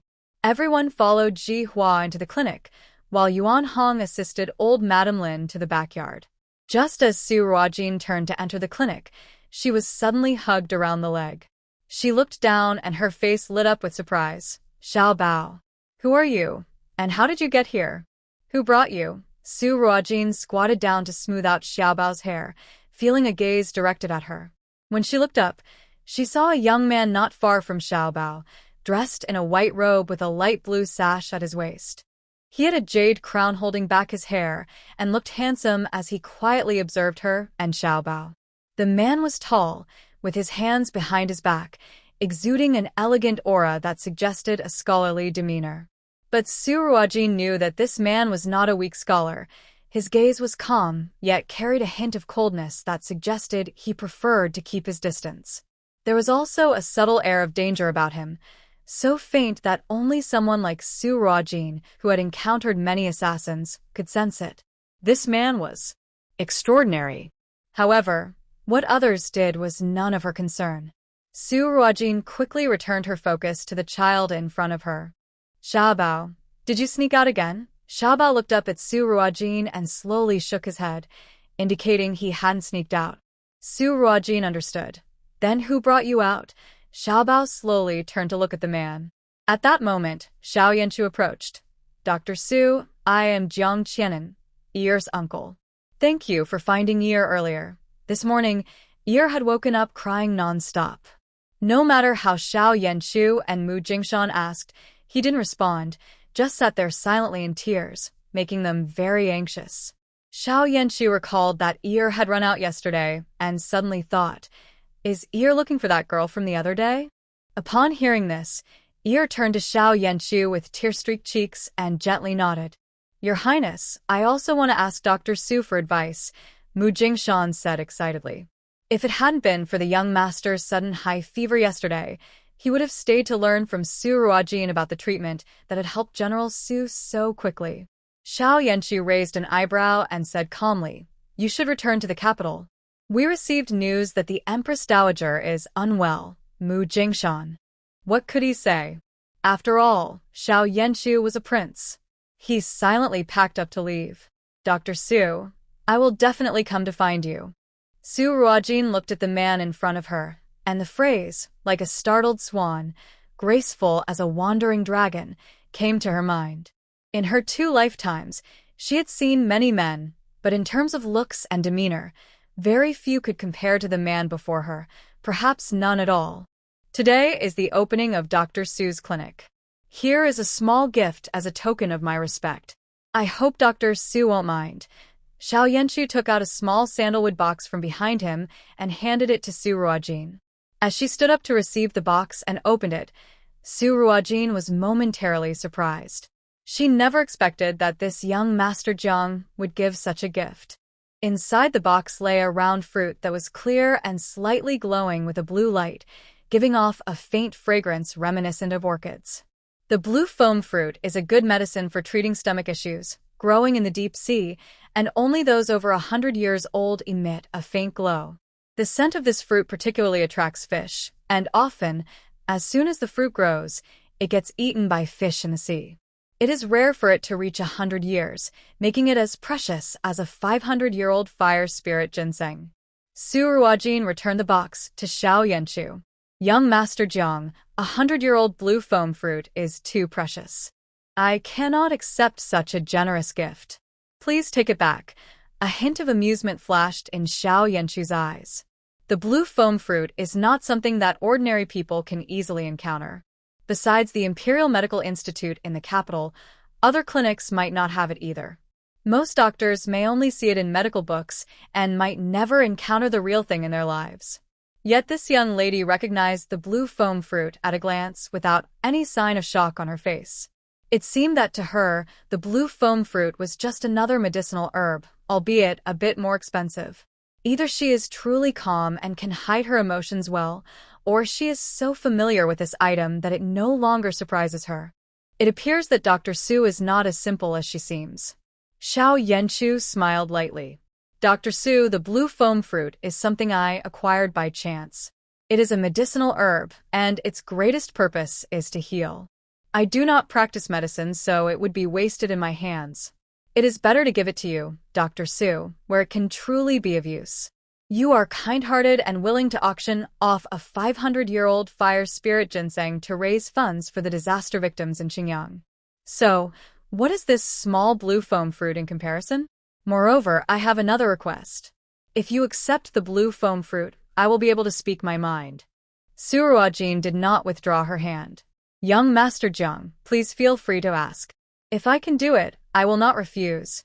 She promised to do what she could, but she was not foolish enough to agree without knowing what the request was. Dr. Su is quite cautious. Xiao Yanchu smiled lightly, but did not take back the box. Healers must always be careful, Su Ruojin said, looking at Xiao Yanchu with a calm expression. Since that's the case, if Dr. Su agrees to my request, please accept this lanma fruit, he said. Su Ruojin raised an eyebrow and remained silent, clearly indicating that he should get to the point.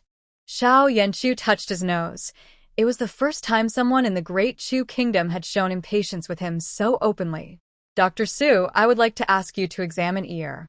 He has never wanted to speak since he was little and does not communicate with others. Many doctors have tried to treat him without success.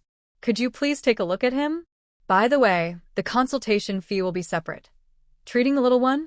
Su Ruojin looked down at the child clinging to her foot, unwilling to let go, with big, watery eyes looking up at her.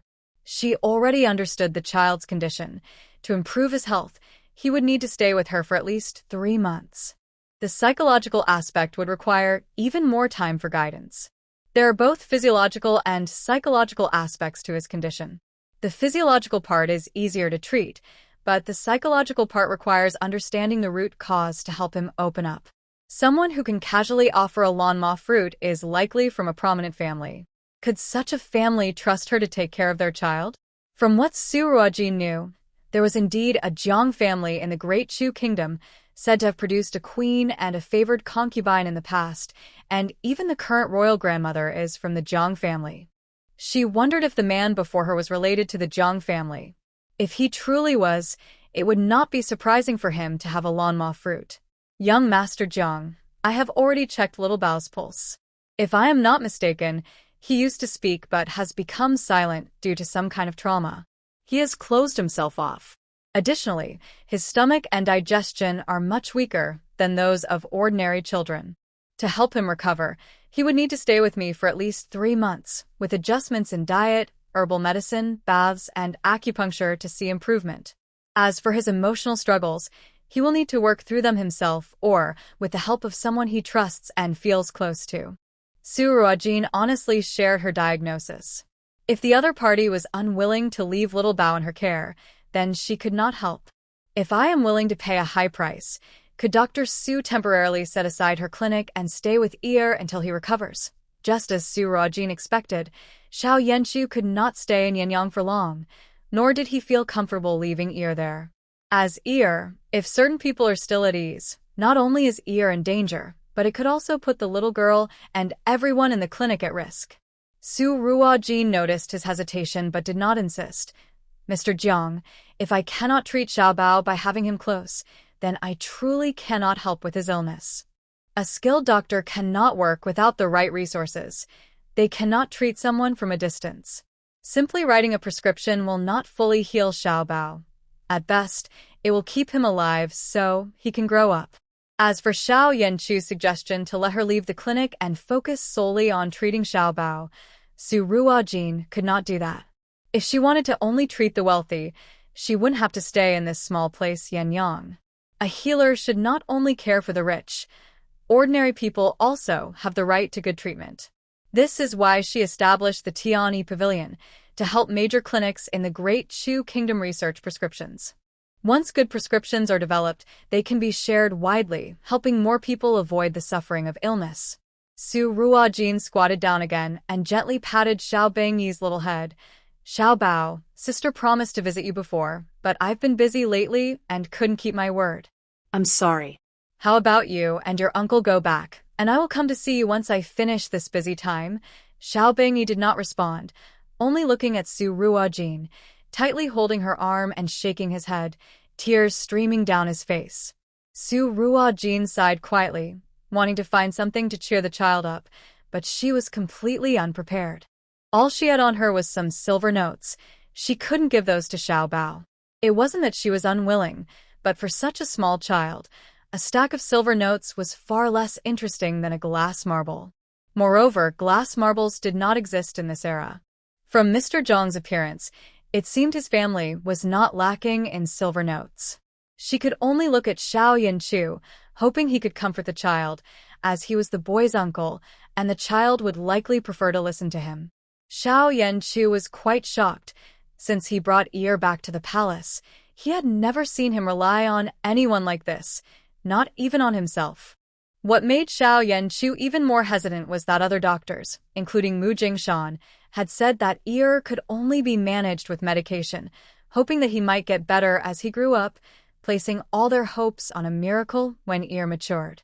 But the young girl directly stated that improvements could be seen in 3 months, rather than simply postponing hope for Ear to grow up and possibly get better. This difference was significant. Xiao Yanchu's people told him about the girl treating others' illnesses. A girl abandoned by the governor can really have such skills? Maybe he should try to believe in her this time. Should he take the risk or not? If he is right, Ear can become a healthy child. If he is wrong, Ear will just stay the same. As for safety, he can send more guards to protect Ear. With this thought, Xiao Yanchu made up his mind. In that case, I will leave Ear in Yinyong, and I will come to pick him up in 3 months. Su Ruojin showed a hint of surprise. She didn't expect the man in front of her to trust her. Since the patient believes in her, Su Ruojin had no reason not to treat him. Besides, she really liked the little boy, and it would be hard for her to let him stay like this forever. Then please accept this blue fruit as part of the consultation fee. This time, Su Ruojin did not refuse. The blue fruit is also very good for adjusting the little boy's stomach. Thank you, young Master Jiang. There are matters at the clinic, so I will head there now. Su Ruojin took the box and led the little boy into the clinic. Xiao Yanchu watched their figures as they left. Once they disappeared from view, Xiao Yanchu called out, Hu Qing. Hu Qing appeared and knelt before him. Master, you will stay in Yinyong with an E and the others, responsible for secretly protecting the young master and Dr. Su. There must be no mistakes. Yes, master. After entering the clinic, Su Ruojin slowed her pace. When she took the box from Xiao Yanchu, she seemed to see a dark line on his wrist. A dark line on his wrist. She felt like she had seen it somewhere before. Miss, who is this child? Jihua asked as she saw Su Ruojin enter the clinic, interrupting her thoughts. Su Ruojin pulled her thoughts back. Oh, this is Little Bao. He will stay in the clinic for treatment for a while. She decided to reveal as little information about the child as possible, just in case. Jihua noticed the dazed look in Little Bao's eyes and could tell something was wrong with him. Thinking about how young he was and already sick, she felt a bit sorry for him. Little Bao, Sister Su has things to do. Why don't you come with me to the backyard to rest? There's a little brother there. You can play together. With that, she reached out to take Little Bao's hand. Little Bao showed no reaction and just held onto Su Ruojin's hand tightly. Seeing this, Jihua didn't dare to pull him away forcefully. A child with a developmental disorder cannot be forced to do anything, as this may lead to strong reactions, even to the point of self-harm. Fortunately, Xiao Bao was born into a wealthy family. If he had been born to an ordinary family, he might have been labeled as crazy and abandoned. Never mind, I'll take him to the backyard. You keep busy for now, Su Ruojin instructed. Yes, Mississippi. By the way, there are already patients waiting, Jihua replied. Okay, I'll be there shortly. Su Ruojin took Xiao Bao to the backyard. Old Lady Lin was surprised to see Xiao Bao. After learning the situation, she felt a wave of sympathy, recalling Su Ruojin's earlier unconsciousness in the snow. This child is also pitiful. You go ahead and work. Let me take care of him. Old Lady Lin thought for a moment and pulled out a small wooden sword from a cabinet, a toy that Yuan Hong used to play with. Xiao Bao, would you like to stay with Grandma? Grandma has a small wooden sword for you. Brother, I'll play with the sword with you, Yuan Hong chimed in. Xiao Bao looked at the wooden sword, released Su Ruojin, and walked toward Old Lady Lin. Su Ruojin sighed in relief. Thankfully, Xiao Bao was willing to accept Old Lady Lin. Otherwise, if he kept clinging to her, she wouldn't know what to do. As she needed to see patients at the clinic, it would be troublesome if she had to keep Xiao Bao with her all the time, especially since he was weak and could catch something from other patients. After settling Xiao Bao, Su Ruojin went to the consultation room and began today's appointments. On the first day of the new clinic, many people came to watch, but only a few were there to see a doctor. After sending off the second patient with a cold, Diu and his wife came to say goodbye to Su Ruojin. As the host, he stayed a bit longer. Dr. Su, we're leaving. If you need anything, just let me know. Mrs. Du, perhaps due to her shy nature, smiled and nodded slightly at Su Ruojin. Just as Du was about to leave, Su Ruojin called out to him. Mr. Du, please wait. Du turned back, looking puzzled. Dr. Su, is there something else? Su Ruojin glanced at Mrs. Du. May I ask if you both could join me over there for a conversation about children? Hearing the word, children, both Du Yu and his wife changed their expressions. All right. Without hesitation, Du led his wife into the room. Su Ruojin signaled Ji Hua to close the door before slowly speaking. Mr. Du, if I'm not mistaken, you two have been married for many years without having children, right? Du sighed, and Mrs. Du's eyes were slightly red as she took out a handkerchief to wipe her tears. Dr. Su, to be honest, my wife and I have been married for 6 years without any children. We have seen many doctors and they all say my wife is too weak to conceive. I was even planning to adopt a child from my hometown for the new year. Du had previously thought about asking Dr. Su for help, but after seeing so many doctors, including the famous Dr. Kai, with no results and considering that Dr. Su is an unmarried young woman, he dismissed the idea. Now that Su Ruojin brought it up, Du decided to be open about it, feeling a glimmer of hope. While other doctors had to be approached for help, Dr. Su only needed to look at his wife once to understand their situation. Perhaps she truly had skills. Du Yu and his wife had a strong relationship, and despite many people advising him to take a concubine because of their lack of children, he refused. Mrs. Du, unable to bear the pressure, even tried to find a suitable woman for her husband, but Du simply gave her some money and sent her back. Hearing Dr. Su mention this, Mrs. Du felt guilty and silently wiped her tears. She blamed herself for not being able to give Du a child. Mrs. Du even thought that if she were to die, her husband could remarry and have children without being burdened by her. But she couldn't bear the thought of losing such a good man.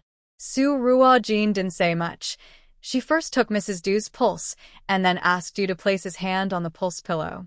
Although doctors usually don't ask for a man's pulse, Su Ruojin wanted to repay Du for his kindness. Du was surprised. Dr. Su, why do I also need to take my pulse? He was a man and couldn't have children, so why would he need to? Having children is a matter for both men and women, so both should be checked, Su Ruojin said, signaling him to place his hand on the pulse pillow. Du looked doubtful but complied, feeling a bit disappointed. Sigh. It seemed Dr. Su was still young. Having children was primarily a woman's responsibility. Why did he need to be checked? Moreover, after seeing so many doctors who said his wife was too weak to conceive, what good would it do to check him? Despite these thoughts, Du cooperated with Su Ruojin, not wanting to offend her. It was just a pulse check, it wouldn't hurt. After checking the pulse, Su Ruojin began to write a prescription without saying anything. After finishing 2 prescriptions, I handed them to Du. Mr. Du, this prescription is for your wife. She should take it 3 times a day, and after 7 days, come back for a follow-up. This prescription is for you, and you should also take it 3 times a day. Come back for a follow-up in 7 days. Du was quite surprised. Dr. Su, why do I also need to take medicine? Mrs. Du is indeed in weak health, making it harder for her to conceive compared to other women. With some adjustments, it shouldn't be a big problem. However, the main reason you don't have children is due to you. Your kidney energy is weak, making it difficult to nourish the essence needed for offspring. Fortunately, while there is some deficiency, it's not complete and there is still a chance for conception. If you both take this medicine for 2 months, you will definitely be able to conceive, Su Ruojin explained patiently. Du and his wife exchanged glances, both showing shock and joy. They were shocked to learn that the reason for their inability to have children was largely due to Du, but they were happy that the doctor said they could conceive after 2 months of treatment. After 5 years, this was the first time a doctor had told them they still had a chance to have a child. As long as they could conceive, whose problem it was no longer mattered. Mrs. Du was still a bit in disbelief. Dr. Su, can I really have a child? As long as you get your body in good shape, there won't be a problem. However, your body is somewhat cold, so come in for acupuncture once every 7 days and take a medicinal bath to expel the cold from your body. This will make childbirth easier. Mrs. Du nodded excitedly. Okay, I will definitely come. Over the years, she had endured so much for the sake of having a child. She would do anything, even endure needles, just to have a baby. Although she wasn't pregnant yet, having a chance to try was better than having no hope at all. After finishing the acupuncture for Mrs. Du and sending the couple off, Yan Luo came in to bring tea to Su Ruojin. Miss, no one has bid on the fire spirit ginseng yet. Why don't you just set a price and sell it? It would save a lot of trouble. Yan Luo had been holding this question in all morning and finally had the chance to ask. Su Ruojin took a sip of tea before slowly replying, what does our clinic lack right now? What is lacking? They had the herbs, the doctors, and in Yan Luo's eyes, there was no better doctor in the Great Chu than her own miss. Thinking this way, their clinic seemed to lack nothing. My dear miss, please don't keep me in suspense. Just tell me, Yan Luo said playfully. I guess what we lack is reputation. At that moment, Ji Hua also entered, holding a plate of dried apricots. Miss, this is the dried apricot from Yuji. I just bought it. Su Ruojin took one and put it in her mouth. It was perfectly sweet and sour, refreshing her palate and easing the busy atmosphere of the opening. She looked at Ji Hua and praised. Smart. Yan Luo still didn't understand, looking confused. Su Ruojin continued. For a clinic to succeed, it needs a good reputation. If no one knows about your clinic, how will they come for treatment? Oh, miss, I understand now. The fire spirit ginseng will be auctioned publicly, and with clear terms, people will naturally become curious and come to watch. Over time, as more people come, the clinic's reputation will grow, Yunluo said eagerly. Su Ruojin smiled at Yunluo. You are teachable, Yunluo grinned. It's thanks to your good teaching, Mississippi, Zhihua then added. The fire spirit ginseng is already a rare herb. Starting the bidding at 5,000 taels of silver is quite low. Any well-known clinic or merchant will not miss this opportunity and will send people to bid. The bidding board will be updated regularly, attracting curious onlookers. Moreover, the use of code names for bidding means no one knows who the bidders are, which will further spark curiosity. Once the auction for the fire spirit ginseng ends and the disaster relief funds are donated, I believe everyone in Yinyong City will know about our Renee Hall. At this point, Yunluo fully grasped the situation and clapped her hands, saying, Miss, you are amazing. The fire spirit ginseng is a precious herb, and some people prefer to keep their purchases private. Using code names helps protect the buyer's privacy. The money will be donated, but at the same time, it will also boost the clinic's reputation. What's not to like? Just then, a young servant came in to report, Sister Zhihua, someone is here to register for the bidding codes. The three of them exchanged smiles. Visitors had arrived. By the way, Zhihua, have the herbs and doctors sent to the Qingyang disaster area from the Tian-Yi Pavilion departed? Su Ruojin asked. Miss, they left before we arrived in Yinyong. They should be nearing Qingyang by now, Zhihua replied. That Kai Fanzhou still dared to provoke the miss, not knowing that when the snow disaster hit Qingyang, she had already arranged for people to go there for rescue. He truly underestimated her. That's good. You and Yunluo keep an eye on the clinic. I'm going to check on Xiao Bao in the backyard. She entrusted the clinic to Zhihua and Yunluo, knowing they could handle regular patients. Su Ruojin went to the backyard, feeling concerned about Xiao Bao. When she arrived, she saw Xiao Bao squatting in a corner with a small wooden sword, drawing something on the ground while ignoring Yuan Hong's chatter. Su Ruojin gently approached and saw that he was drawing little matchstick figures, each holding something and appearing to fight. Xiao Bao, what are you drawing? Ear looked up and saw Su Ruojin. He dropped his wooden sword and reached out for a hug. Su Ruojin picked him up and said, You've been very good today. Are you hungry? Ear buried his head in Su Ruojin's neck and subtly nodded. If he hadn't been so close to her, she wouldn't have noticed his movement. All right, I'll go make you something to eat, Su Ruojin said as she carried Ear inside and let him sit while she went to the kitchen. Children have different stomachs, so she needed to prepare special food for him herself. In the kitchen, she gathered ingredients like fox nuts, barley, lotus seeds, yam, and fried lentils, washed them, and put them in a pot with water to cook for 20 minutes. Afterward, she poured out some of the broth, mixing part of it with rice to make a nourishing porridge. The remaining broth was sweetened with some rock sugar and a few drops of herbal juice for Ear to drink. Su Ruojin brought the porridge to Ear and said, Come on, I'll feed you. Seeing this, Yuan Hong hurried over to take the bowl, saying, Sister Jean, let me feed him. He felt sorry for her working all morning and wanted to help. However, Ear reached out to hold Su Ruojin's hand and looked at her, making his intentions clear. Su Ruojin smiled slightly. Okay, I'll feed you. She scooped up a spoonful of porridge, cooled it down, and Ear obediently opened his mouth to eat. Before long, the small bowl was empty. Su Ruojin also took a moment to eat something before coming back to give Ear acupuncture. After finishing, Ear had fallen into a deep sleep. Su Ruojin tucked him in and leaned against the bed to rest for a bit. At that moment, Yunluo hurried into the room. Miss, the governor's wife is here, she says. She noticed Su Ruojin with her eyes closed and quickly lowered her voice. Su Ruojin opened her eyes at the sound and sat up, her gaze sharp. What did she say? She said you stole the fire spirit ginseng from the governor's residence and wants us to hand it over. Zhao Jiao accused her of stealing the ginseng? How ridiculous. Let's go. Zhao Jiao was sitting in the clinic with Lin Wanqing when a maid brought them tea. Zhao Jiao took a sip and spat it out, complaining, What kind of shabby clinic is this? They don't even have decent tea. What is this strange taste?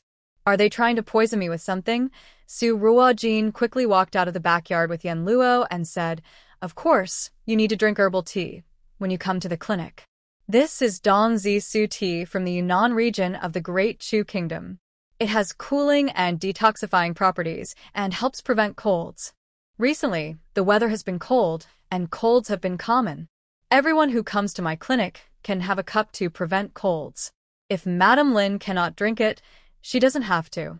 Someone please take the tea away." Hearing this, a nearby maid swiftly snatched the teacup from Xiao Jiao's hands and quickly removed the tea. Upon hearing that it could prevent colds, and thinking about several well-connected ladies she knew who had recently caught colds, Xiao Jia wanted to drink a few more sips. Now that the tea was taken away, she felt embarrassed to ask for it back, her face changing from pale to flushed.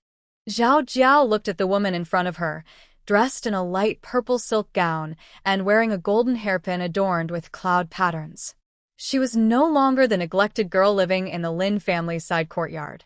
This girl had only been away from the Lin family for a few days. How could she have changed so much? However, that hairpin looked rather cheap. She could only afford one. Indeed, a country chicken is still a country chicken, no matter how much it tries to become a phoenix. Thinking this made Xiao Jiao feel much better.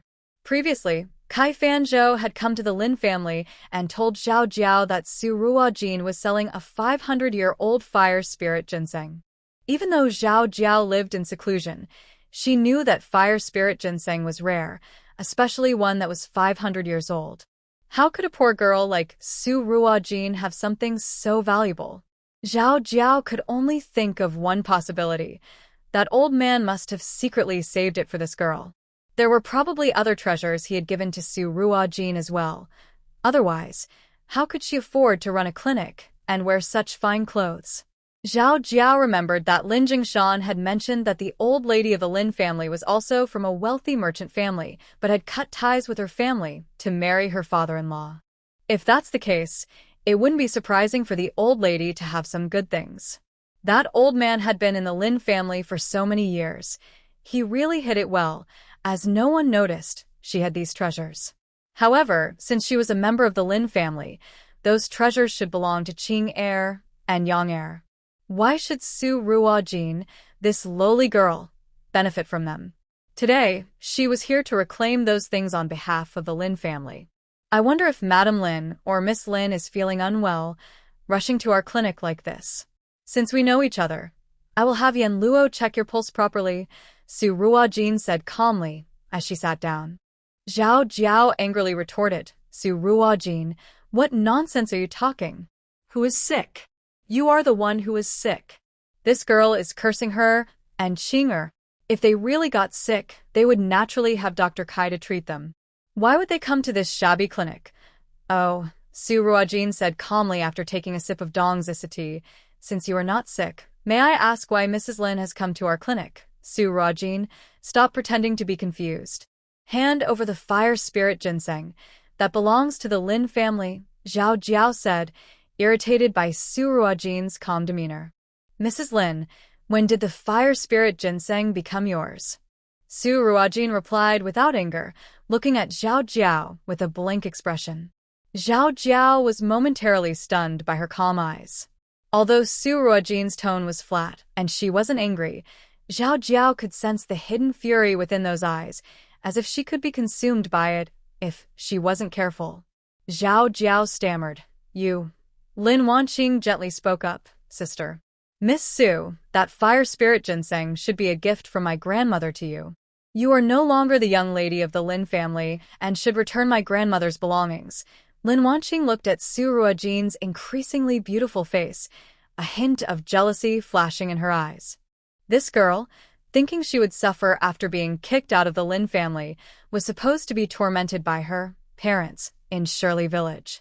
That couple was carefully chosen by her and had already mistreated 3 daughters-in-law. But unexpectedly, this girl did not follow her plan.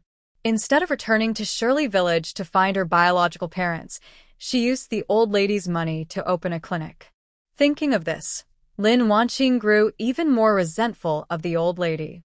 She was clearly her grandmother, yet she was helping a girl of unknown origins. Previously in the Lin family, the old lady must have secretly given money to this girl to learn medicine. Xiao Jiao and Lin Wanqing never considered that after Mr. Lin's death, the old lady had raised Lin Jingshan alone and probably had no money left. Su Ruojin scoffed. Miss Lin, where did you hear that the fire spirit ginseng was given to me by my grandmother? Even if it was, what does it matter?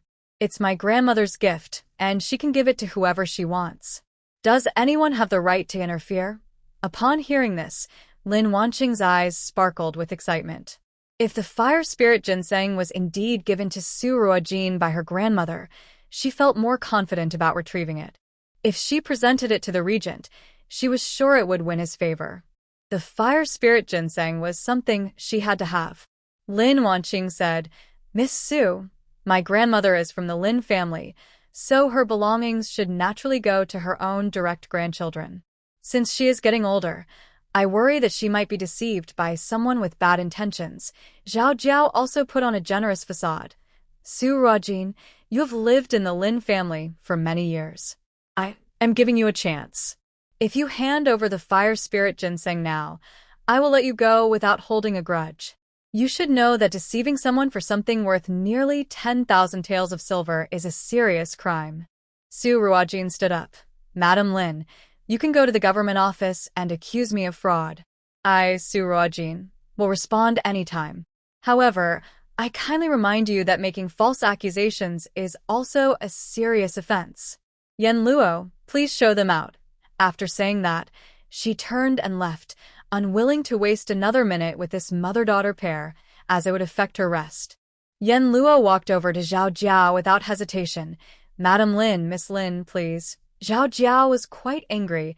As the wife of a magistrate, she was used to being treated with respect in Yinyong, and it was rare for her to be asked to leave.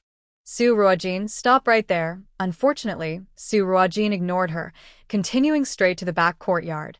Lin Wanqing clenched the handkerchief in her hand, looking maliciously at Su Ruojin's disappearing figure. Mother, let's go find father. She was sure that Lin Jingshan would be moved by the fire spirit ginseng after hearing about it.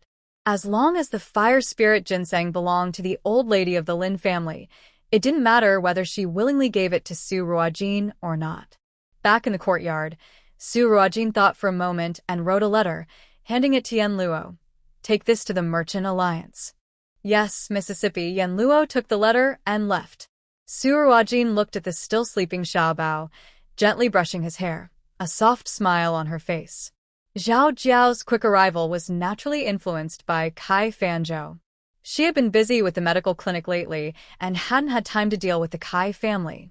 Since they were eager to remind her, it wouldn't be right to ignore this high expectation. Su Yiting looked at the letter in his hand, cutting off all business ties with the Kai family in Yinyong. The signature bore the mark of the Dark Alliance. The Dark Alliance and the Merchant Alliance often had business dealings. A year ago, Su Yiting's convoy was robbed while doing business in Xiao country, and the Dark Alliance helped recover the goods. Su Yiting naturally wouldn't refuse such a small request from the Dark Alliance, especially since it was something he intended to do anyway.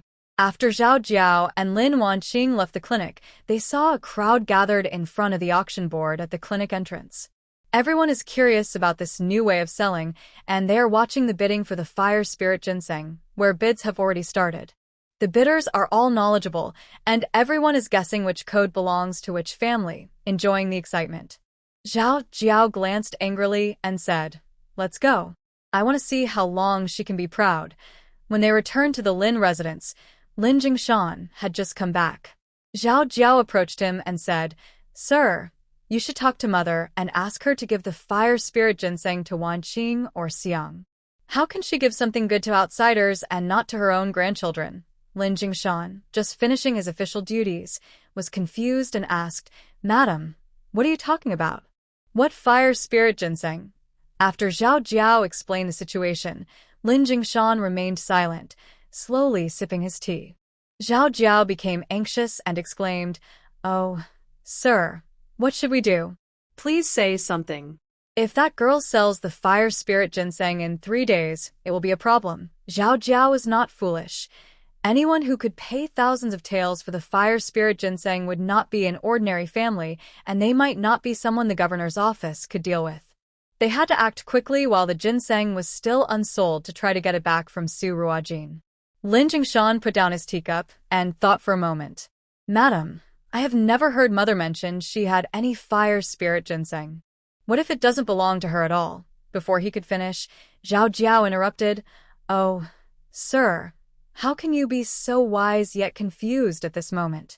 I remember you said Mother's family used to be wealthy. It wouldn't be surprising for a wealthy family to have fire spirit ginseng.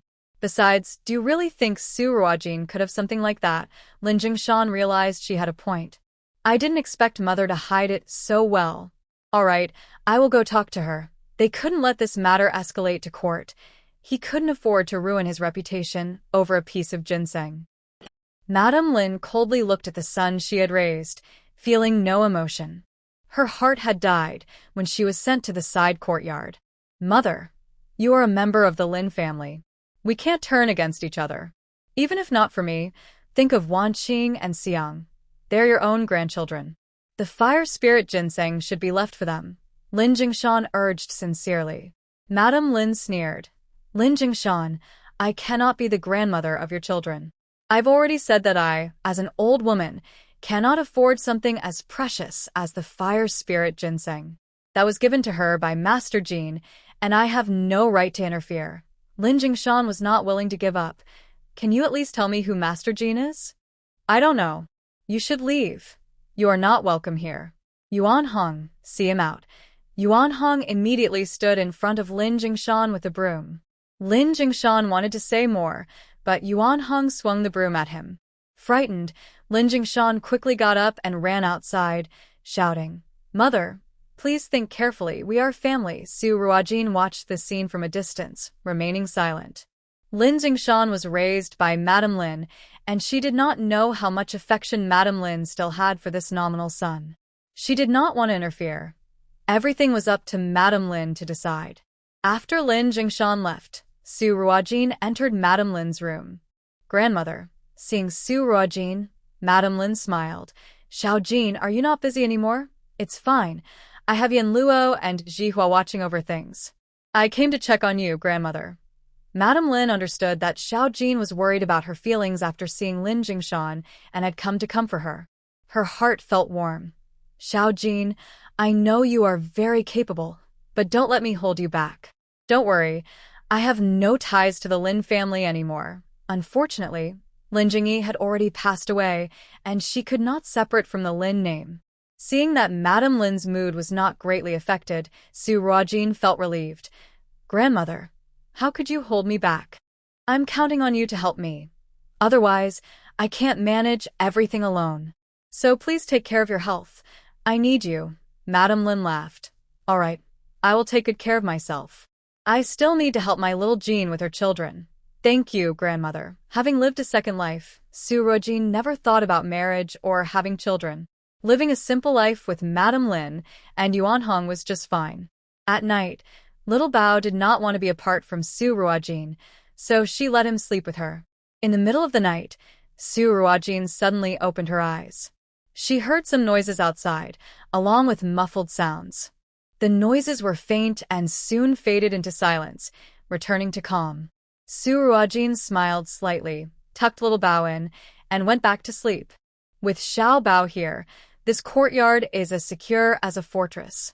Any ordinary thief who dares to target the clinic is asking for trouble.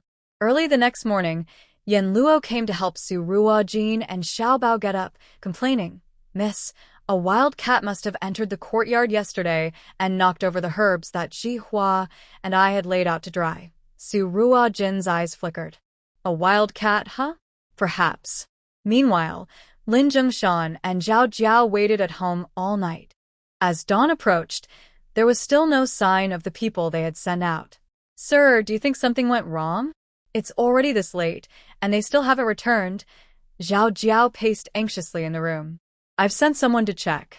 The clinic only has some elderly and weak people, and a few young servants who can't fight. Zhang Run and the others should be fine, Lin Jingshan replied. During the day, He had tried to get the fire spirit ginseng from old lady Lin but failed.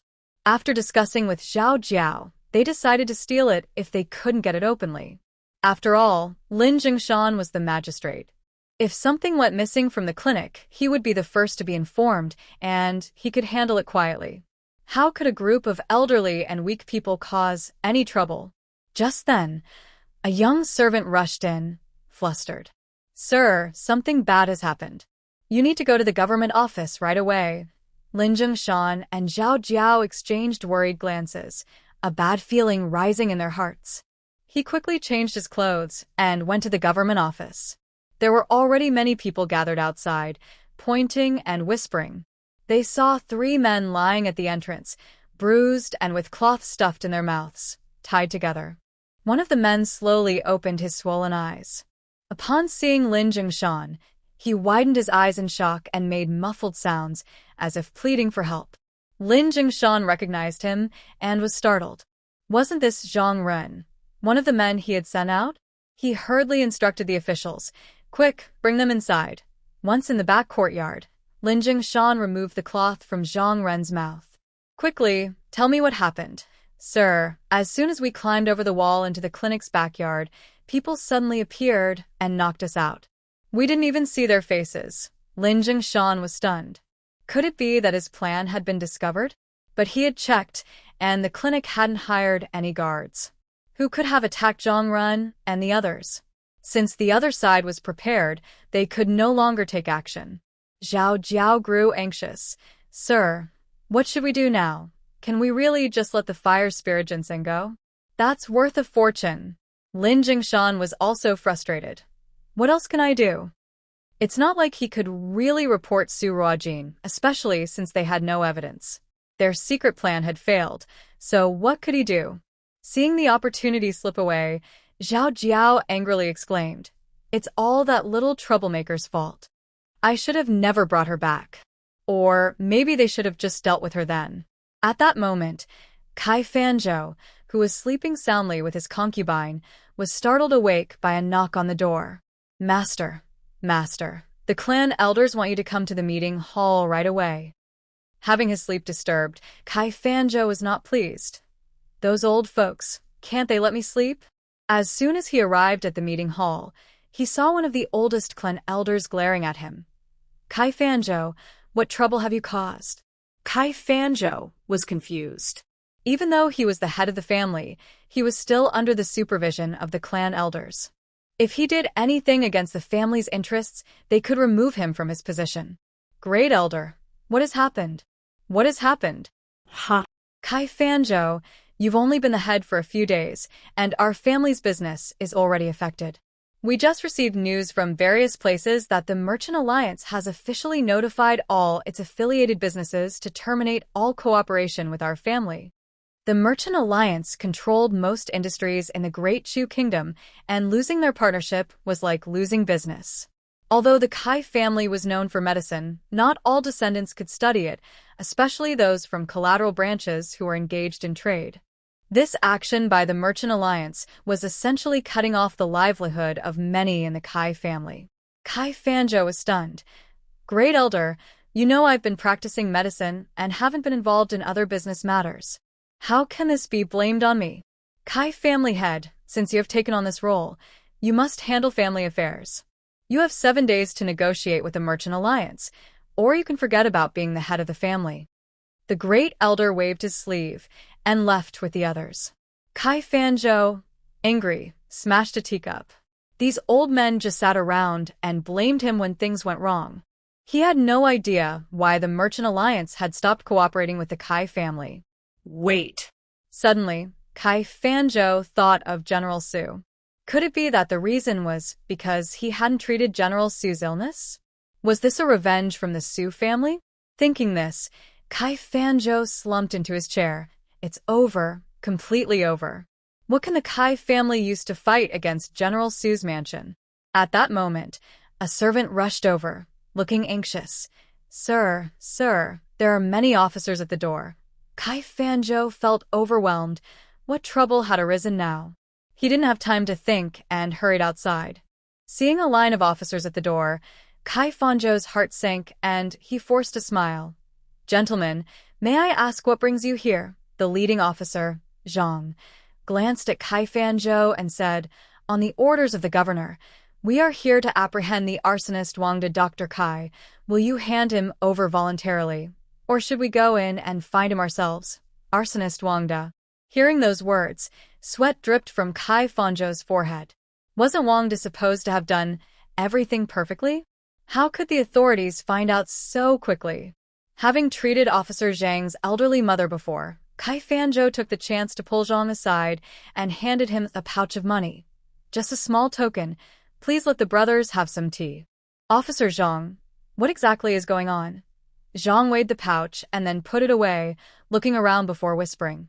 "Dr. Kai, not long ago, the warehouse of Renee Hall was burned down. This case is now being personally investigated by the Deputy Minister of Justice. The officers have been quite busy lately, but they finally found a night watchman who said he saw Wangda sneaking around the back of the clinic the night the warehouse burned, and he threw something inside. So, it was that incident." How could a small clinic's warehouse fire attract the attention of the Deputy Minister of Justice? Kai Fanzhou was puzzled. "All right, Dr. Kai, considering our relationship, you should hand him over voluntarily. Otherwise, if we have to go in and catch him, your clinic might." Zhang's meaning was clear, and Kai Fanzhou quickly nodded. "Thank you, Officer Zhang. I will go bring him out." Kai Fanzhou hurried back into the clinic and found Wangda hiding in the woodshed. Wangda was panicking and kept bowing to Kai Fanzhou. "Sir, you must save me. I have an elderly mother and a wife and children to care for." "Sir, you told me to do this."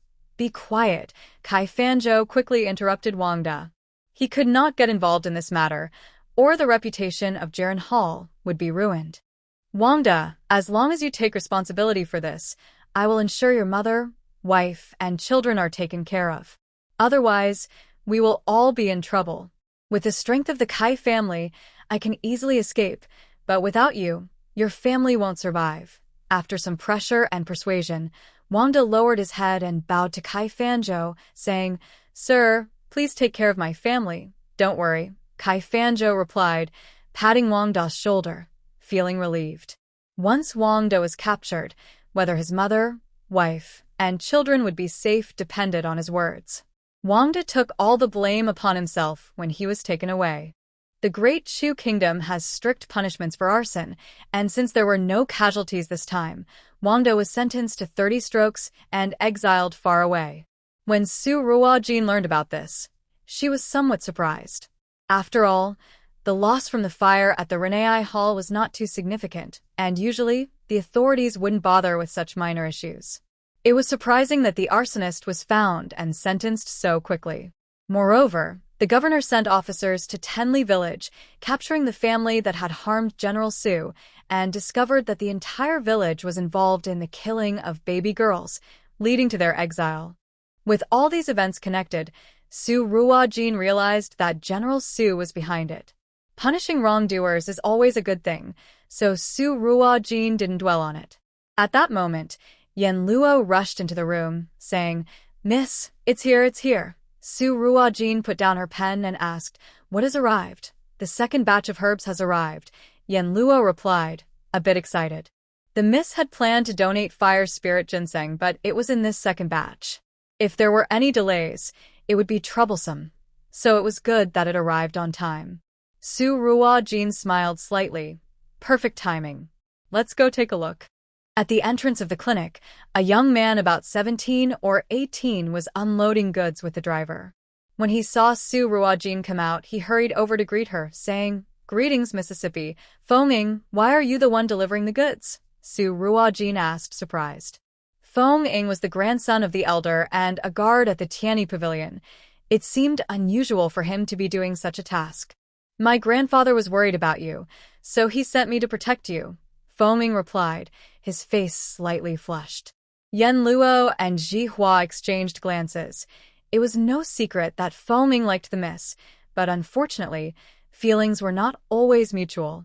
The miss seemed completely unaware of romantic matters, and it appeared that the elder was trying to help his grandson. Su Ruojin felt a bit helpless. She knew Feng Ying's feelings, but as someone who had lived a full life, she only saw him as a younger brother. However, considering Wang Da's situation, Su Ruojin didn't mind Fengming staying. Self-protection is fine, but there are still elder Lin, Yan Luo, Ji Hua, and other maids and servants in the courtyard. They don't know martial arts, so having someone to protect them is better. However, with so many people, the courtyard is getting crowded, and we need to find a new place. Hu Qing saw this scene from a distance and turned to write a letter. The young master as well, and a young man has arrived at the clinic. When Xiao Yanchu received the letter, he was playing chess with the Duke of Anghua's son, Xinyu. He opened the letter from the guard, raising his eyebrows. Oh, a young man has arrived. Xinyu felt the air suddenly turn a bit cold and looked up at Xiao Yanchu, confused. Is there trouble at the border? That shouldn't be the case. The countries at the border have been quiet for years under the might of this war god from the Chu kingdom. With the new year approaching, they wouldn't be looking for trouble. If there was no issue at the border, what could possibly make this man feel? Well, something seems off. Xiao Yanchu had been holding a black piece for a while without making a move. It's nothing. Yinyong sent news that year as well. Finally, Xiao Yanchu placed his piece down. That's good news about a year. Yes, but I'm still worried. I'll leave the capital to you and go to Yinyong to check on year. As soon as he finished speaking, Xiao Yanchu disappeared. Xinyu. With so many matters to handle before the new year, local leaders and princes would be returning to report to the capital, and he had to deal with the snow disaster in Xinjiang. Did he just leave all this to himself? Well, even though Xiao Yanchu had already arranged everything, he just had to oversee the execution. Still, he felt frustrated. He had been refusing to take up an official position to avoid dealing with such messy affairs, yet here he was, forced into hard work by Xiao Yanchu, who had no conscience. At that moment, Mu Jingshan entered. Young Master Shin, where is the prince? Xinyu tossed the white piece into the basket. He went to Yinyong to see Ear, Mu Jingshan. Didn't the prince just return from Yinyong? 3 days of treatment had passed. After General Su finished his last medicinal bath, he felt completely refreshed, something he hadn't experienced in many years. Dr. Su, thank you. With your medical skills, have you considered opening a clinic in the capital? If you are willing, I will arrange everything for you. General Su sincerely invited. If Su Ruojin was willing to open a clinic in the capital, he would do everything to help. Grandpa Su, I'm used to life in Yinyong and don't plan to go to the capital for now, Su Ruojin politely declined. All right, if you ever want to come to the capital, please let me know, General Su said, feeling a bit regretful but still respecting Su Ruojin's choice. After all, the capital was only a 12-hour journey from Yinyong, and if necessary, he could make the trip a few times himself. Okay, Grandpa Su. By the way, please remember to take this medicine, 1 pill a day, and your old injuries won't hurt this winter, she reminded him. That's wonderful, General Su replied. He had many old injuries from battles, which would flare up in winter or rainy days, causing him great discomfort. Recently, after soaking in medicinal baths and receiving acupuncture at Renee Hall, he hadn't felt the pain. After bidding farewell to Su Ruojin, General Su sat in the carriage back to the capital and sighed. Fenger, it would be great if Dr. Su or Xiao Lu. Su Yunfeng comforted him. Father, Xiao Lu will be found eventually.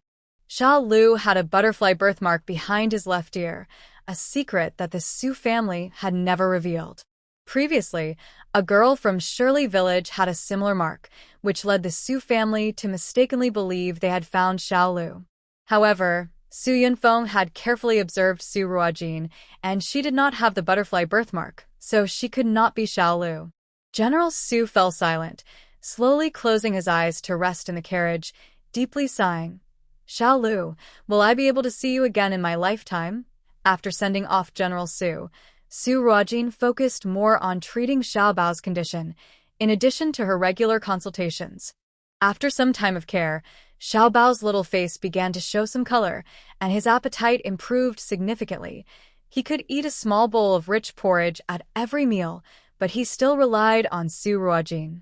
Whenever Su Ruojin appeared, he would follow her closely. However, Xiao Bao seemed to understand that Su Ruojin had her own tasks to do. When she went to the clinic, He would play alone in the room with the Huarong Dao toy she had specially found for him, without crying or fussing. Sometimes, Yuan Hong would come to talk to him. Although Xiao Bao ignored Yuan Hong, he no longer resisted the boy's presence as he had before. The auction board at the clinic was constantly updating with new bids, now reaching 7,600 taels, with one day left until it ended. Every day, people gathered in front of the board to check the prices, and at night, some would sneak in to write the latest bids. As a result, Renee Hall became a popular topic among the people of Yinyong during their leisure time, with everyone guessing who would end up with the precious fire spirit ginseng. For a clinic to offer 500-year-old fire spirit ginseng was a sign of strength. The business at Renee Hall has gradually improved. Additionally, the consultation and medicine fees at Renee Hall are cheaper than those at other clinics, so more and more people are coming to seek treatment. The other clinics are getting anxious and have approached Kai Fanzhou. Dr. Kai, Renee Hall is not following the rules. They are causing trouble. Are they trying to drive us out of business with their low prices, leaving only them standing? Dr. Kai, you need to think of a solution. You are the leader of our Yinyong clinic. Exactly, Dr. Kai. I say we should teach that girl a lesson so she knows not to mess around. I heard that Renee Hall has the support of the governor, so it might not be easy to deal with her. What should we do then? The owners of the various clinics were all talking at once, while Kai Fanzhou remained silent, deep in thought. Dr. Kai, please say something. We can't let a young girl outsmart us, Dr. Li urged. Kai Fanzhou took a sip of tea and replied slowly, "What's the rush?" Seeing this, Dr. Li's face lit up. Dr. Kai, do you have a clever plan? Kai Fanzhou called a few people over and whispered a few words, and everyone gave him a thumbs up. Dr. Kai, you are truly brilliant. Everything is connected, as expected of Dr. Kai. Let's see how she handles this. After everyone left, Kai Fanzhou called for a servant. Go to the governor's office and ask Miss Lin to come here. Yes, sir. Before long, Lin Wanqing arrived at the clinic and greeted Kai Fanzhou. Wanqing pays her respects to master. Wanqing, the governor's wife, goes to Jinming Temple to pray on the 15th of every month, and tomorrow is the 15th. You should go to Jinming Temple as well. Lin Wanqing immediately understood her master's intention and nodded. Master, what should I pay attention to?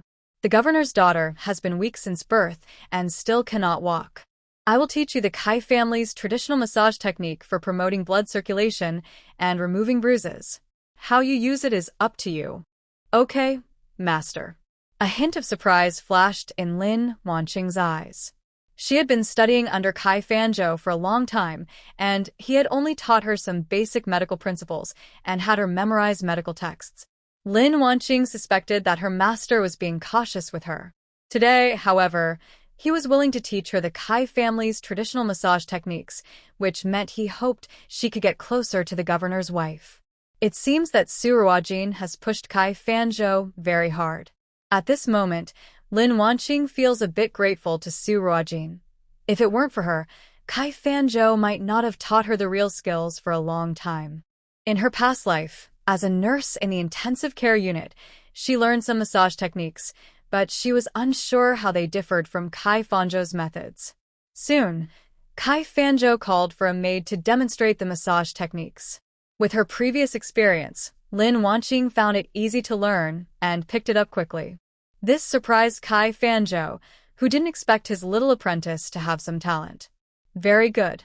Once you master this, I will teach you acupuncture to enhance the effects of the massage, he said. Thank you, master. By the way, isn't tomorrow the free clinic day at Jiren Hall? Don't you need my help? Lin Wanqing seemed to remember something. She had originally planned to help at the clinic during the free consultation to show her good heart as the daughter of the governor. The free clinic is just for the apprentices to practice. You won't need to help. Just take care of the governor's wife, Kai Fanzhou replied. As long as Lin Wanqing can win over the governor's wife, it would mean that the governor would support Jiren Hall, ensuring its future. Everyone knows that the governor loves his wife dearly. Winning her over is like winning over the governor himself. Yes, master, Lin Wanqing replied, her eyes glinting with determination. She was set on winning over the governor's wife. On the 15th day of the 12th month, light snow began to fall in Yinyong. Madame Zhong got up before dawn. Zhong Li, feeling a bit concerned, said, "Madam, it's cold and slippery today. Why not wait for the weather to improve before going up the mountain?" Madame Zhong smiled slightly. "I made a vow before the Buddha. As long as Jiren is unwell, I will go to the temple to pray on the 1st and 15th of every month. I cannot go back on my word." Zhongli knew he couldn't change her mind, so he reluctantly agreed. "You've really suffered these years. Please dress warmly and let the servants take good care of you. I understand. You can rest easy." Madame Zhong finished preparing and was about to get into the carriage when concubine Chen approached, reaching out to support her. "Madam, it's cold and slippery. Let me accompany you to the temple this time." Madame Zhong glanced at her and avoided concubine Chen's hand. "I cannot trouble you, concubine Chen." With that, she turned and got into the carriage. Concubine Chen clenched the handkerchief tightly, staring at the departing carriage. The maid beside her advised, "Concubine Chen, it's cold. You should go back now. It's been 13 years, a full 13 years. The lady has never looked at her properly, and since that drunken night, the master has not set foot in her courtyard again. On the surface, she is the governor's concubine, but a neglected concubine can be bullied by anyone in the household. Who can understand her suffering? It's all because of Yuan Shuqin. If she hadn't monopolized the master and spoken ill of her, she wouldn't have been ignored for 13 years. In the carriage, Lady Zhong's maid, Chun, scoffed, "Madam, please don't blame me for speaking out, but you are too kind. When Song Dong climbed into the master's bed while you were weak after giving birth, you should have punished her. Instead, you treated her well and made her a concubine." Lady Zhong smiled faintly. "Song Dong has always been my maid since childhood. Although she acted unjustly, I cannot take her life for that." Chun handed Lady Zhong a warm water bottle. "Song Dong is lucky to have a kind mistress like you. If it were another lady, she would have been sold off by now. At least the master treats you well. He hasn't visited that flirtatious woman in years. What good is being a concubine?" Lady Zhong looked at the Buddhist beads on her wrist and sighed. "I don't ask for much anymore. I just hope Jiren gets better. Both you and the master are very kind people. The Buddha will see your sincerity, and the young lady's illness will surely improve." "I hope so," Lady Zhong said as she lifted the carriage curtain, letting in the cold wind and light snow. Chun shivered and quickly lowered the curtain. "Madam, be careful not to catch a cold. The master will worry." Jinming Temple is just outside Yinyong City, and it took an hour by carriage to get there. Today the ground was slippery, so the driver was cautious, and it took an hour and a half to arrive. With Chuan's help, Lady Zhong got out of the carriage and saw another carriage parked at the entrance. "Oh, isn't it the governor's carriage? Lady Lin is here to pay her respects too," Chun said, recognizing the carriage. As Lady Zhong stepped out, the curtain of the governor's carriage lifted, and a young woman in a pink outfit stepped out and approached Lady Zhong, bowing gracefully. Wanqing greets Lady Zhong. This was Lady Zhong's first time meeting Lin Wanqing, and she was momentarily puzzled. "Who are you?" "My father is Lin Jingshan," Lin Wanqing replied softly. Lady Zhong then remembered hearing that Governor Lin had recently found his biological daughter and that she had been taken under the care of Dr. Kai. This must be the young lady in front of her. "Ah, it's Miss Lin. Your father and my husband were colleagues, so there's no need for formalities. Are you here to pray today, Miss Lin?" "I have been separated from my parents for many years. Thanks to the Bodhisattva's blessings, I am fortunate to be back with them. Today is the 15th, so I came to Jinming Temple to offer incense and thank the Bodhisattva." "I see. If you don't mind, let's go up the mountain together," Mrs. Zhong invited. "Of course, Mrs. Zhong. The path is slippery, so let me help you," Lin Wanqing said as she kindly offered her arm to support Mrs. Zhong. On the way, Lin Wanqing made an effort to chat with Mrs. Zhong, and they had a pleasant conversation. After climbing 500 steps, they finally reached the temple entrance. Mrs. Zhong, already weak, was out of breath after the climb and felt too tired to continue. Ingchun quickly came over to help support Mrs. Zhong along with Lin Wanqing. "Madam, let's go into the temple and rest for a bit." Mrs. Zhong nodded, aware of her condition, and was helped into the temple's side room to rest. Once inside, Lin Wanqing hurried to massage Mrs. Zhong's legs. "Madam, I learned some traditional massage techniques from Dr. Guy. Let me help relieve your soreness." Lin Wanqing followed Dr. Kai's massage techniques strictly in front of Kai Fanzhou, but now she secretly added some rehabilitation techniques she learned in her previous life. After the session, Mrs. Zhong felt some relief in her legs. "I didn't expect you to have such skills, Miss Lin." Lin Wanqing replied gracefully, "It's all thanks to my teacher. They say this technique can improve blood circulation and enhance leg flexibility." At the mention of leg flexibility, Mrs. Zhong's eyes flickered, but she said nothing. Just then, a young monk entered the room and announced that everything was ready and Mrs. Zhong could offer her incense. Ingchun helped Mrs. Zhong stand, and they walked towards the main hall. Receiving 3 incense sticks from the abbot, Mrs. Zhong knelt down respectfully and whispered her wish.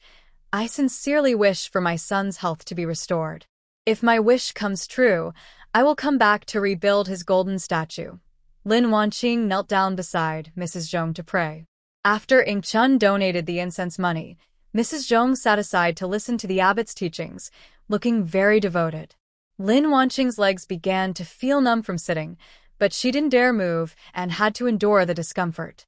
Finally, after an hour of preaching, Lin Wanqing quickly got up to help Madame Zhong. "Madam, we still have to walk down 500 steps. It's cold, and your legs will suffer. Would it be convenient for me to share a carriage with you? I can help massage your legs on the way back to the city to relieve the soreness." Madame Zhong thought for a moment. Since they were both women, it was not inappropriate, so she nodded in agreement. "Then I will trouble Miss Lin. It is my honor to help relieve your worries, madam," Lin Wanqing replied gracefully. Madame Zhong secretly nodded to herself. Although Miss Lin had just been found, she acted appropriately and had the demeanor of a refined young lady. By the time they returned to Yinyong, Madame Zhong had agreed to let Lin Wanqing come to their home every day to massage her daughter's legs. Previously, Dr. Kai had visited their home, but due to the differences between men and women, he couldn't frequently go in and out to help Jiren. Now that Lin Wanqing was there, these issues were resolved. After bidding farewell to Madame Zhong, Lin Wanqing went to Jiren Hall to tell Kai Fanzhou about this. Kai Fanzhou was very pleased. Good. It's great that Qing'er is capable. From now on, whenever you have time, come find me and I will teach you acupuncture." "Thank you, master." As Lin Wanqing left, she saw many people queuing at the clinic. "Master, you are truly a kind person. The free consultations on the 15th of each month have helped so many poor people in Yinyong." Kai Fanzhou felt quite proud. A healer should have a compassionate heart and contribute to the people of Yinyong. At that moment, there was a commotion in the crowd. A woman was kneeling at the clinic's entrance, holding a baby. "Doctor, please give me medicine first. The child can't wait. I promise to repay the cost of the medicine." Several attendants rushed out and pulled the woman aside. "Go away. Our clinic has already treated your son for free. Don't be ungrateful." The woman clung tightly to the baby, breaking free from the attendant's grasp, and kept bowing her head. "Please, just give me one prescription. I need to reduce the child's fever. If it continues, the child could be harmed." Some people in the crowd felt sorry for her and spoke up. "She looks so pitiful. Why not give her some medicine?" One attendant glared at the crowd and said harshly, "The medicine for her child costs 1 tael of silver. If you pity her, then you can pay for it. 1 tael of silver is not a small amount for an ordinary family." While everyone wanted to help, they were unable to do so, feeling pity but powerless to act. A young lady, "The doctor who just examined your child usually charges 1 tael of silver, but today he is offering free consultations, which is like giving you 1 tael of silver for nothing. We can't just give away the medicine too. If that's the case, we might as well call this place a charity. I suggest you think of a way to manage this," a kind servant advised. Jiren Hall is well known, and its consultation fees are not cheap. During the monthly free consultation days, Many people come from various places to seek treatment. They can either get their prescriptions filled at Jiren Hall or at other pharmacies. Many people prefer not to go through the hassle and usually choose to get their medicine at Jiren Hall. The woman, feeling helpless, stood up with her prescription and decided to try her luck at other pharmacies. However, after visiting all the pharmacies, she found that the cheapest price for the medicine was 500 won, which she could not afford. Looking at her child, who was too weak to cry, she had no choice but to tear a piece from her clothing and asked a scholar at a stall to write a note saying, "Selling myself to buy medicine." She was willing to sign a contract to sell herself as a servant if someone would pay for her child's medicine. In the Great Chu Kingdom, once someone becomes a slave, they are treated like property and their life and death are decided by the buyer.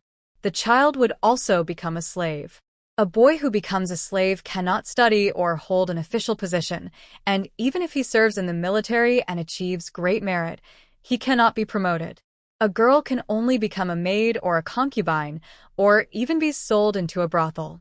Even if a commoner starts with a difficult life, they still have a chance to rise.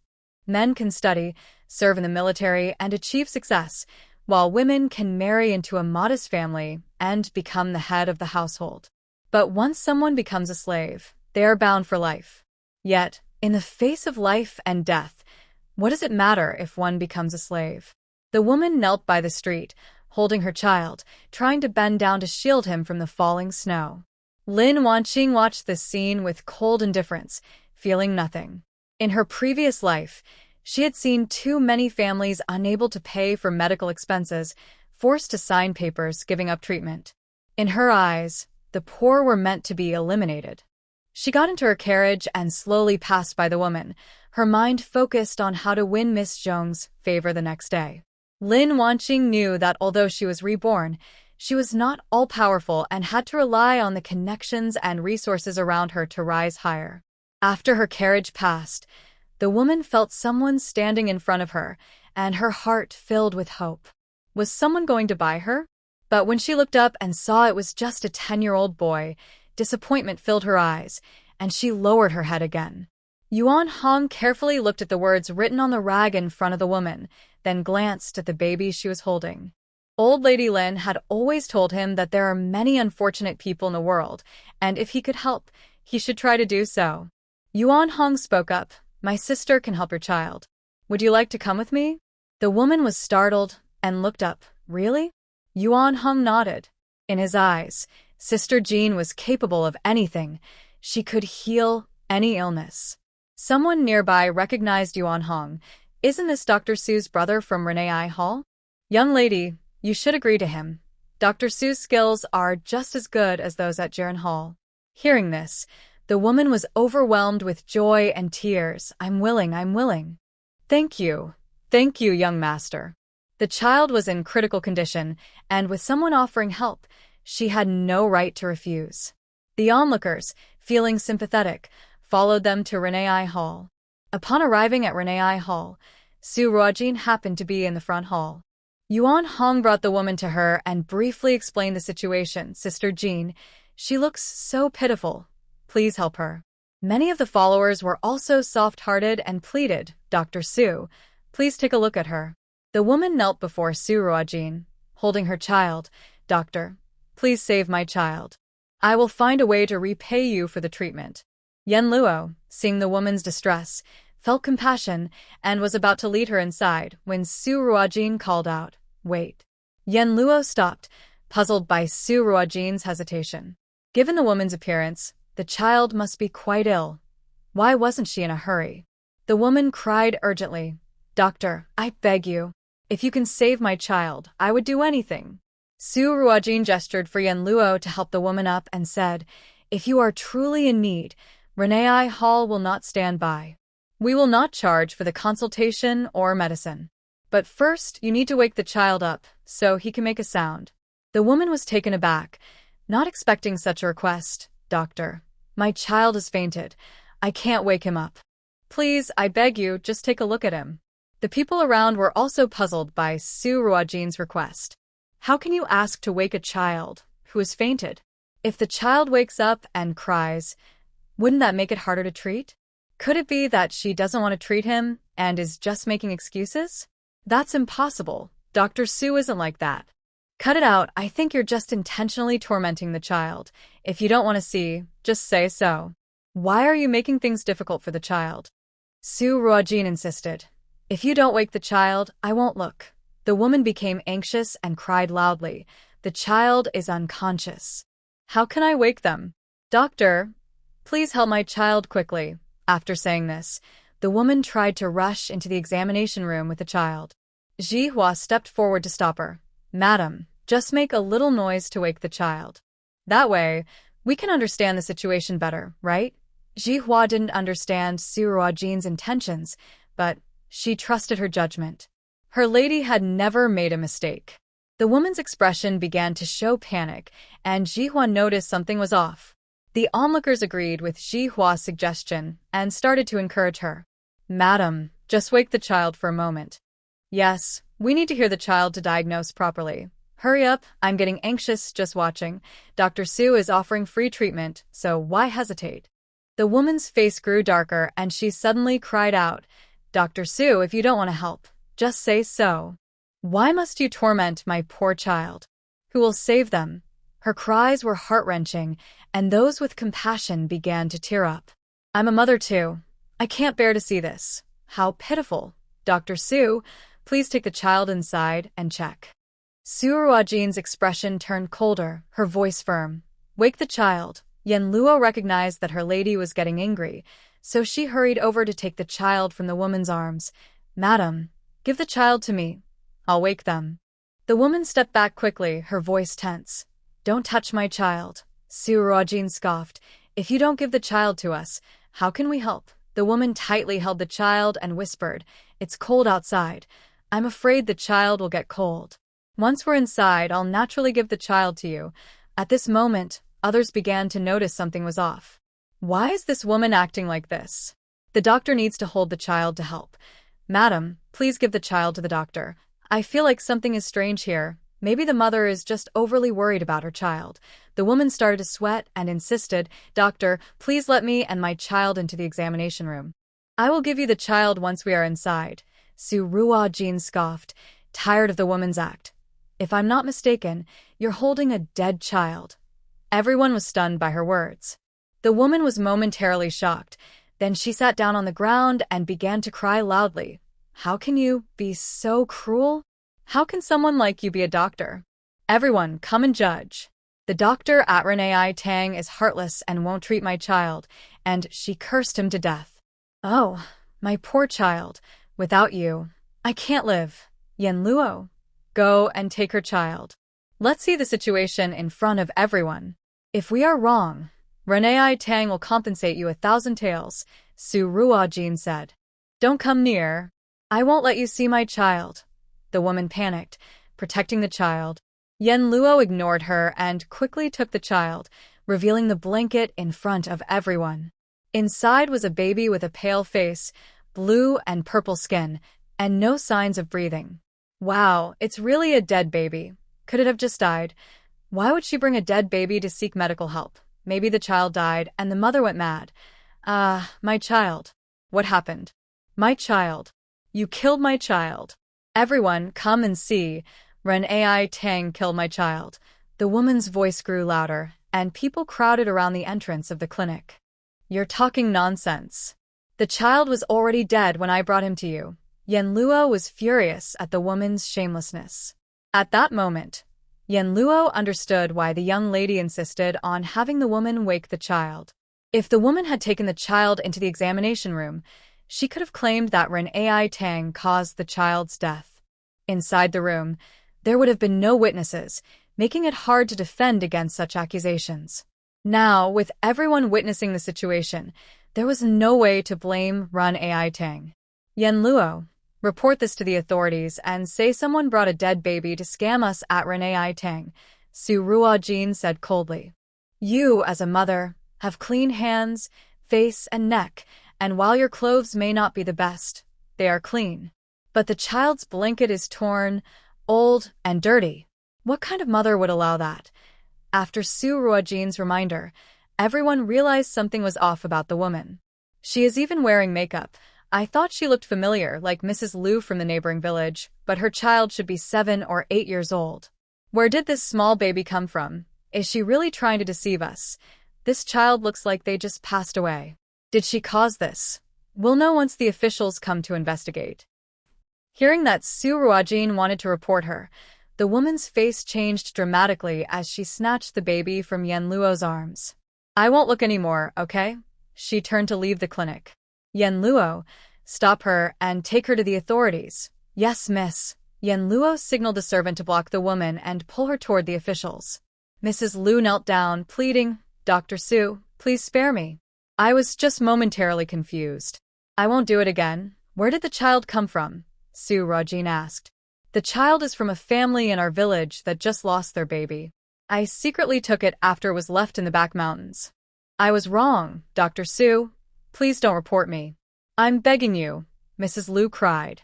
Su Ruojin looked at the crowd watching and said loudly, if any of the common people in Yinyong cannot afford medical care or medicine due to financial difficulties, come to our Renee Hall. If it's true, we will treat you for free and provide medicine at no cost. But if someone tries to deceive us, then she will be an example. Yen Luo, take her to the authorities. Yes, miss. No matter how much Mrs. Liu pleaded, she was taken directly to the officials by Yen Luo. Great. Wow, that's amazing. Jiren Tang only waives consultation fees, but Renee Hall covers even the medicine costs. That's incredible. Dr. Su is so righteous. Hearing Su Ruojin say this, the crowd erupted in applause. In the end, Mrs. Liu was sentenced to 30 strikes, and after the punishment, she was barely alive. Back in her village, her family felt ashamed and abandoned her. Mrs. Liu never expected that her moment of greed would ruin her life. In court, she revealed that Dr. Zhang from Miaoren Tang had paid her to do this, but for some reason, that information was suppressed later. Yen Luo was furious and wanted to confront Miaoren Tang, but Su Ruojin held her back, saying, Yen Luo, don't rush. We don't need to take action. Miaoren Tang won't gain anything good from this. Just wait and see. Lady Liu is not a good person if she is willing to do such deceitful things for a small profit. She won't let this go easily. Let's see what happens with Jiren Hall. After Lady Liu was punished and divorced, before she could recover and confront Dr. Zhang, she fell seriously ill and soon passed away. Before she died, Lady Liu, feeling wronged, told her brother about the whole incident and asked him to seek revenge on Dr. Zhang. After Lady Liu's death, her brother carried her coffin to the entrance of Jiren Hall. Dr. Zhang could have denied everything since Lady Liu was no longer alive, and there was no evidence against him. However, Lady Liu's brother whispered in Dr. Zhang's ear, if you try to deny this, my sister said she will haunt you as a ghost and disturb you every night. That night, strange noises were heard at Dr. Zhang's home, and feeling guilty, he didn't want to escalate the situation, so he ended up paying a lot of money to keep it quiet. After this incident, Dr. Zhang grew to resent Kai Fanzhou, as it was his idea to stage the drama during the free clinic at Jiren Hall, and when things went wrong, Kai Fanzhou completely distanced himself from it. Kai Fanzhou had planned everything carefully, knowing that the place where Lady Liu knelt was not far from Renee Hall, making it all seem well thought out. Unexpectedly, the clever Su Ruojin did not fall for their trap and did not give them a chance to extort Renee Hall. If it weren't for the money he had given to the county office, when Lady Liu revealed the truth, Dr. Zhang would also be affected. It was all Kai Fanzhou's bad idea. At midnight, the auction results for the Fire Spirit Ginseng were announced, with a final price of 10,500 taels. Ji Hua checked the code and found it was purchased by a wealthy merchant with the surname Liu. Jiren Hall had given up bidding after reaching 9,000 taels. The buyer sent a steward to collect the ginseng, paying promptly and inspecting the goods without delay. Su Ruojin handed the banknotes to Ji Hua, saying, send this to Tianyi Pavilion for the disaster victims in Qingyang, and keep a record. Yes, Mississippi, the record was just a precaution against any dishonest actions behind the scenes. When Su Ruojin returned to her room, she found Xiao Bao sleeping peacefully inside, leaving the outer part of the bed for her. Su Ruojin smiled, tucked him in, and lay down herself. Just as she was about to fall asleep, Su Ruojin suddenly opened her eyes, holding 3 silver needles. "Who is it?" Feng Ying's voice called out, and sounds of a struggle came from outside. Moments later, she heard Feng Ying's muffled groan. "Let go of me. Miss Su is very generous. She donated 10,000 taels of silver without blinking an eye." A man's voice was heard. Su Ruojin recognized it as Jiang Qian's voice, frowned, put away her silver needles, and opened the door. She saw Feng Ying being held behind Jiang Qian, looking very angry. When Jiang Qian saw Su Ruojin, he released Feng Ying. "I apologize for disturbing you at this late hour, Miss Su. I happened to pass by Yinyong and thought I would take a quick look at her." Feng Ying rubbed his hands and walked over to Su Ruojin. Looking at the handsome man in front of him, he felt a surge of hostility. "Miss, who is he?" As a guard of the Heavenly Medicine Pavilion, he hadn't even lasted 20 moves against this man. Su Ruojin gave Feng Ying a reassuring look and turned to Jiang Qian, speaking coolly. "Young Master Jiang, coming to the back of the clinic at this hour makes it seem like you miss Xiao Bao. If someone didn't know better, they might think you were a rogue trying to intrude, and we can't be blamed for taking action." Jiang Qian smirked slightly, realizing she was calling him a rogue. "I was just passing through Yinyong, and only had this little time to see Er. I hope Miss Su can understand. Er is already asleep. Are you sure you want to wake him?" Su Ruojin shot a sideways glance at Jiang Qian. Xiao Bao had not been sleeping well, and he had only recently started to improve. If Jiang Qian dared to ask her to wake him, she would be ready to kick him out of the clinic. Even if her martial arts weren't strong, she could always use some poison. Jiang Qian seemed to sense a faint aura of anger from Su Ruojin. Clearly, the young lady was upset. Jiang Qian rubbed his nose and took out a wooden box, handing it to her. "Since Er is already asleep, let's forget it. This is a small token of appreciation for your hard work in taking care of Er." Su Ruojin opened the box to find a ruby butterfly hairpin. Rubies were rare in this era, and the one embedded in the pin was flawless and sparkling. This hairpin was worth a fortune. Closing the box, Su Ruojin said, "Young Master Jiang, this gift is too valuable. I cannot accept it. If you wish to see Er, please come tomorrow morning. It's late now, and if there's nothing else, I kindly ask you to return home and rest. Feng Ying, please see him out." With that, Su Ruojin, feeling annoyed, tossed the box back to Jiang Qian and turned to go back into her room, closing the door. Who wouldn't be upset if they were woken up in the middle of the night? Feng Ying walked over to Jiang Qian and gave him a disapproving look. "Young Master Jiang, please leave. This man who sneaked into the young lady's room is lucky that she didn't poison him." Jiang Qian didn't say anything more. He glanced at the closed door and quickly left.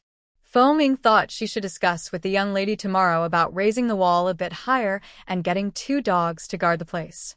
When Hu Qing saw his master come out, he quickly revealed himself from behind the tree, trying hard not to laugh. The great war hero of the Chu kingdom was just chased away like this. Who can he blame? It was the prince's fault for sneaking into someone's backyard in the middle of the night. It's a miracle they didn't report him to the authorities. Xiao Yanchu knew he was in the wrong, but he had received urgent news about a spy from the Northern Li Kingdom and needed to return to interrogate him. The person he wanted to see was so close, yet he felt uncomfortable not looking at them. Especially since Hu Qing's report mentioned a young man. Now, someone who couldn't last even 20 moves against him was not a concern. Moreover, the young girl looked at that man with clear eyes, showing no romantic feelings at all. Hu Qing, make sure to protect the young master and Miss Su, Xiao Yanchu instructed before quickly mounting his horse and riding away. The next day, Su Ruojin thought Jiang Qianan would come to the clinic early to visit Er, but instead, Hu Qing came to report that young Master Jiang had urgent matters and had left Yinyong overnight. He would visit the young master when he had time. It seemed Jiang Qianan really was pressed for time, which showed he truly cared about Er. With this thought, Su Ruojin felt much less angry. The weather was nice today and the sun was out, so Su Ruojin decided to take Xiaobao out for a walk. It would be good for the child, who had been ill, to experience the outside world a little for his recovery. When Yuan Hong heard this, he insisted on going along. In the end, Su Ruojin asked Yan Luo and Jihua to watch the shop and took old lady Lin with them, making a group of 4 as they left the clinic. With the new year approaching, the streets began to feel festive, with vendors selling lanterns, couplets, firecrackers, fireworks, and other holiday goods, and the sounds of bargaining filled the air. Xiao held Su Ruojin's hand tightly, walking closely beside her. Yuan Hong happily ran to each stall to take a look, picking up small trinkets to show everyone. Jin Jia, this little tiger lantern is so pretty. Old lady, these roasted chestnuts smell so good. Xiao, look at this bamboo dragonfly. Isn't it fun? When Xiao heard Yuan Hong's excited voice, he would slightly turn his head to look at what he was holding, but he still wore a blank expression. Su Ruojin smiled and took out a small bag, handing it to Yuan Hong. Buy whatever you want and get something for your brother too. Okay, thank you, Sister Jean. Yuan Hong happily took the money bag and ran towards the stalls. Before long, he returned with a pile of items. Little Bao, this is a small tiger lantern. I got one for you, and one for me. When it gets dark, we can light them up. This is chestnut cake. It's really delicious. I also bought 2 bamboo dragonflies, one for each of us. Yuan Hong kept handing things to Little Bao, who couldn't hold everything and unintentionally let go of Su Ruojin's hand. He hugged the items with both arms, his eyes shining with excitement. In Yinyong City, there was a river with an open space nearby, where many children were playing. Yuan Hong tried to hold Little Bao's hand and said softly, Little Bao, can I take you over there to fly the bamboo dragonflies? Little Bao looked up at Su Ruojin with a bit of fear and a hint of hope in his big eyes. Su Ruojin squatted down and gently patted Little Bao's head. Don't be afraid. Go play with brother Yuan Hong. Sister and Grandma Lin will watch over you. Little Bao turned to look at Yuan Hong. Yuan Hong patiently extended his hand, waiting for Little Bao to take it. Little Bao glanced back at Su Ruojin. Seeing her encouraging smile, he slowly raised his hand and reached for Yuan Hong. Yuan Hong happily took Little Bao's hand and walked aside. Little Bao, this bamboo dragonfly is easy to use. Let's see who can fly higher. Yuan Hong took small steps, careful not to walk too fast for Little Bao to keep up. Grandma Lin smiled at the scene. Finally, Little Bao is accepting Yuan Hong. Su Ruojin was also very happy. It would be such a pity if such a lovely child could never speak. Hey, Xiao, there's a silk thread stall over there.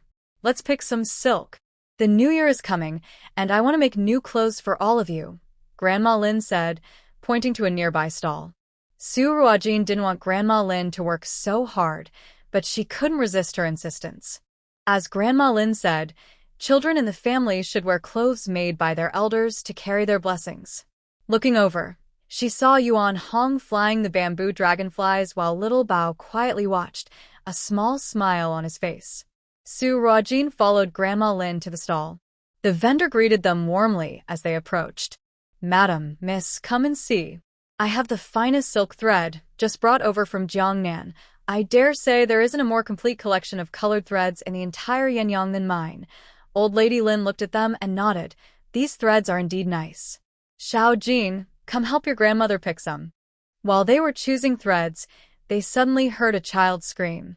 Help. Someone has fallen into the water.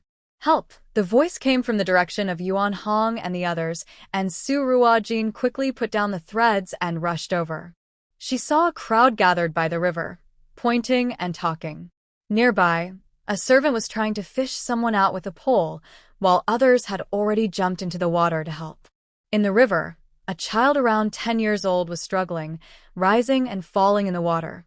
In the middle of the crowd, Su Ruojin saw Yuan Hong tightly holding Xiao in his arms, his hair a bit messy and his eyes red as he looked at the person in the water. Xiao was curled up in Yuan Hong's embrace, shivering like a small injured animal. Su Ruojin quickly walked over and took Xiao into her arms. Xiao, with red eyes, rested his head on Su Ruojin's shoulder and did not lift it again. Su Ruojin gently patted his back. Don't be afraid, Xiao. Sister is here. Perhaps because of her comfort, Xiao slowly stopped trembling.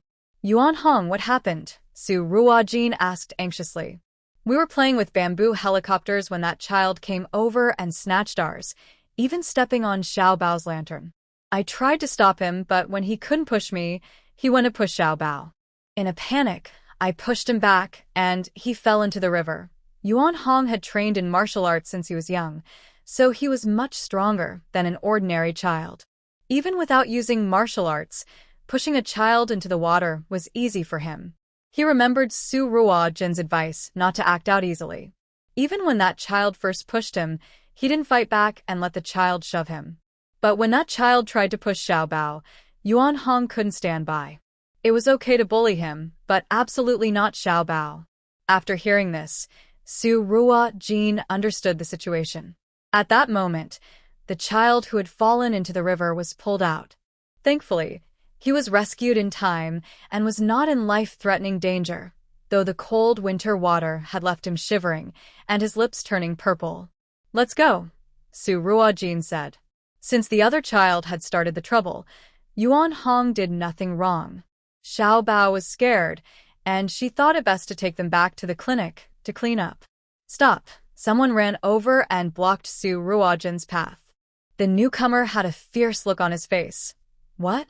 You think you can just leave after hurting my young master? Is there really something so cheap in this world? Su Ruojin looked coldly at the person in front of her and asked, Which family are you from? Luo Biao sneered. We are from the Yen family of Xiao, and the governor is my family's brother-in-law. The Xiao family? Isn't that Zhao Jiao's family? After Su Ruojin came to the Lin family, Zhao Jiao never introduced her to her family, and now that she has been driven out of the Lin family, she certainly won't mention this former foster daughter. Seeing that Su Ruojin was silent, Luo Biao thought she was scared and became even more pleased with himself. Go, have these two kids kneel and apologize to my young master. They can only stop when my young master says so. Also, send 1,000 taels of silver to the Xiao residence as compensation. If anything happens to my young master, your two kids will have to pay with their lives. The Xiao family has passed down only one line for 3 generations. In the generation of Zhao Jiao's brother, Zhao Zhongwen, he has only one son, Zhao Hongwei, born to his legitimate wife. Zhao Zhongwen has taken over 10 concubines to try to have more sons, but none of them have succeeded. Not even a daughter has been born. The Xiao family treats Zhao Hongwei like a treasure. Wherever he goes, besides the servants, they have specifically hired Luo Biao, a martial artist, to accompany him. Due to being spoiled at home, Zhao Hongwei has developed a rude and unreasonable personality from a young age. Moreover, with the Xiao family backing Governor Lin, few people in Yinyong are willing to offend this little tyrant. Some young rascals even like to follow him around, enjoying their power together. When Yuan Hong pushed Zhao Hongwei into the water, Luo Wei didn't react at all. He never expected someone in Yinyong would dare to attack his young master. The young rascals following Zhao Hongwei were all frightened, but no one dared to jump in to save him. They could only shout for help. Fortunately, there were many servants with Zhao Hongwei who quickly rescued him. After such an incident, Luo Wei had to find someone to take responsibility. Otherwise, he wouldn't be able to explain to the Xiao family. Su Ruojin coldly looked at Luo Biao and simply said 2 words, "Step aside." Luo Biao was momentarily stunned. He never thought this delicate-looking girl would not be afraid of him and would dare to tell him to move. He doubted his ears and asked again, "What did you say?" Su Ruojin ignored him and walked around him. Luo Biao grabbed Su Ruojin. "You little girl, don't be so ungrateful." As soon as he finished speaking, Luo Biao felt a sharp pain in his hand and instantly cried out as he knelt on the ground. "Ah, what did you do to me?" Luo Biao saw his right hand turning from white to blue, then starting to turn black. "You! How dare you use poison on me?" Hucking, who had been hiding and was ready to act, stepped back upon seeing Luo Biao like this. The prince had instructed him not to reveal himself unless absolutely necessary. If he disturbed Dr. Su and the young master's normal life, they wouldn't be allowed back to the palace. Except for the last time when a thief sneaked into the clinic, which was handled by the secret guards, Hucking and the guards had been very well hidden. When he saw that child about to push the young master, Hucking was ready to throw a stone, but unexpectedly, Yuan Hong acted even faster and pushed the person into the water. In that moment, Hucking just wanted to say, "Well done." Now it wasn't his turn to act, and Luo Biao was in trouble again. Hucking began to doubt whether Dr. Su really needed his protection. Su Ruojin ignored Luo Biao and walked away. "Quick, stop her," Luo Biao, enduring the pain, shouted to the other servants of the Xiao family as Su Ruojin started to walk away. Except for the servant attending to Xiao Hongwei, the other servants rushed over to surround Su Ruojin. "Are you sure you want to stop me?" Su Ruojin paused and calmly spoke, showing no fear despite the crowd. Luo Biao approached, clutching his right hand in pain. "You little brat, hurry up and give me the antidote, or you'll regret it." Su Ruojin raised an eyebrow and looked at Luo Biao. It seems like it doesn't hurt enough yet. Clearly, the girl had done nothing, yet Luo Biao felt an inexplicable pressure coming from her, filling him with fear. "What do you want?" "Hurry up and give me the antidote." Su Ruojin chuckled lightly. "Want the antidote? Kneel before these two children and apologize. I'll give you the antidote when they are happy." Hearing Su Ruojin repeat his earlier words, Luo Biao was momentarily speechless. "What?" "I've been generous, not making your young master come to kneel. You should thank me," Su Ruojin added. Luo Biao felt as if thousands of tiny knives were cutting into his arm, each one coated in salt. Sweat poured down his forehead, and he could barely hold himself up. If the poison isn't cured within half an hour, it will spread to your mind, and even a deity won't be able to save you. "I suggest you stop wasting time and go to the clinic for the doctor to cure you," Su Ruojin said before walking away.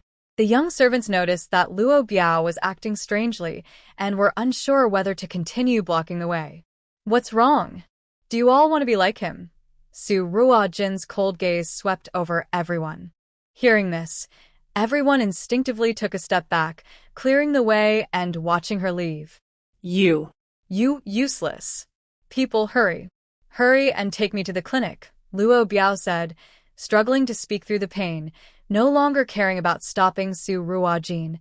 Saving his own life was more important. Xiao Hongwei also developed a high fever, and the young servants hurriedly took both of them to Jiren Hall. Otherwise, if they took Xiao back to the Xiao family and called for a doctor, it would waste even more time. Xiao Hongwei only had a fever from catching a chill, and after Kai Fanzhou treated him, his temperature dropped. However, Luo Biao's poison was a different story. Kai Fanzhou spent a long time trying to find a cure but could only manage to reduce most of the toxins through bloodletting and some common antidotes. Luo Biao's arm was no longer discolored, but his right hand was swollen to twice the size of a normal man's arm and was extremely painful to touch, like being pricked by 1,000 needles. "Kai, can you think of another way?" "My hand hurts too much. I need it to work," Luo Biao grimaced, while a servant helped him apply medicine. As a martial artist, if his right hand was useless, who would hire him?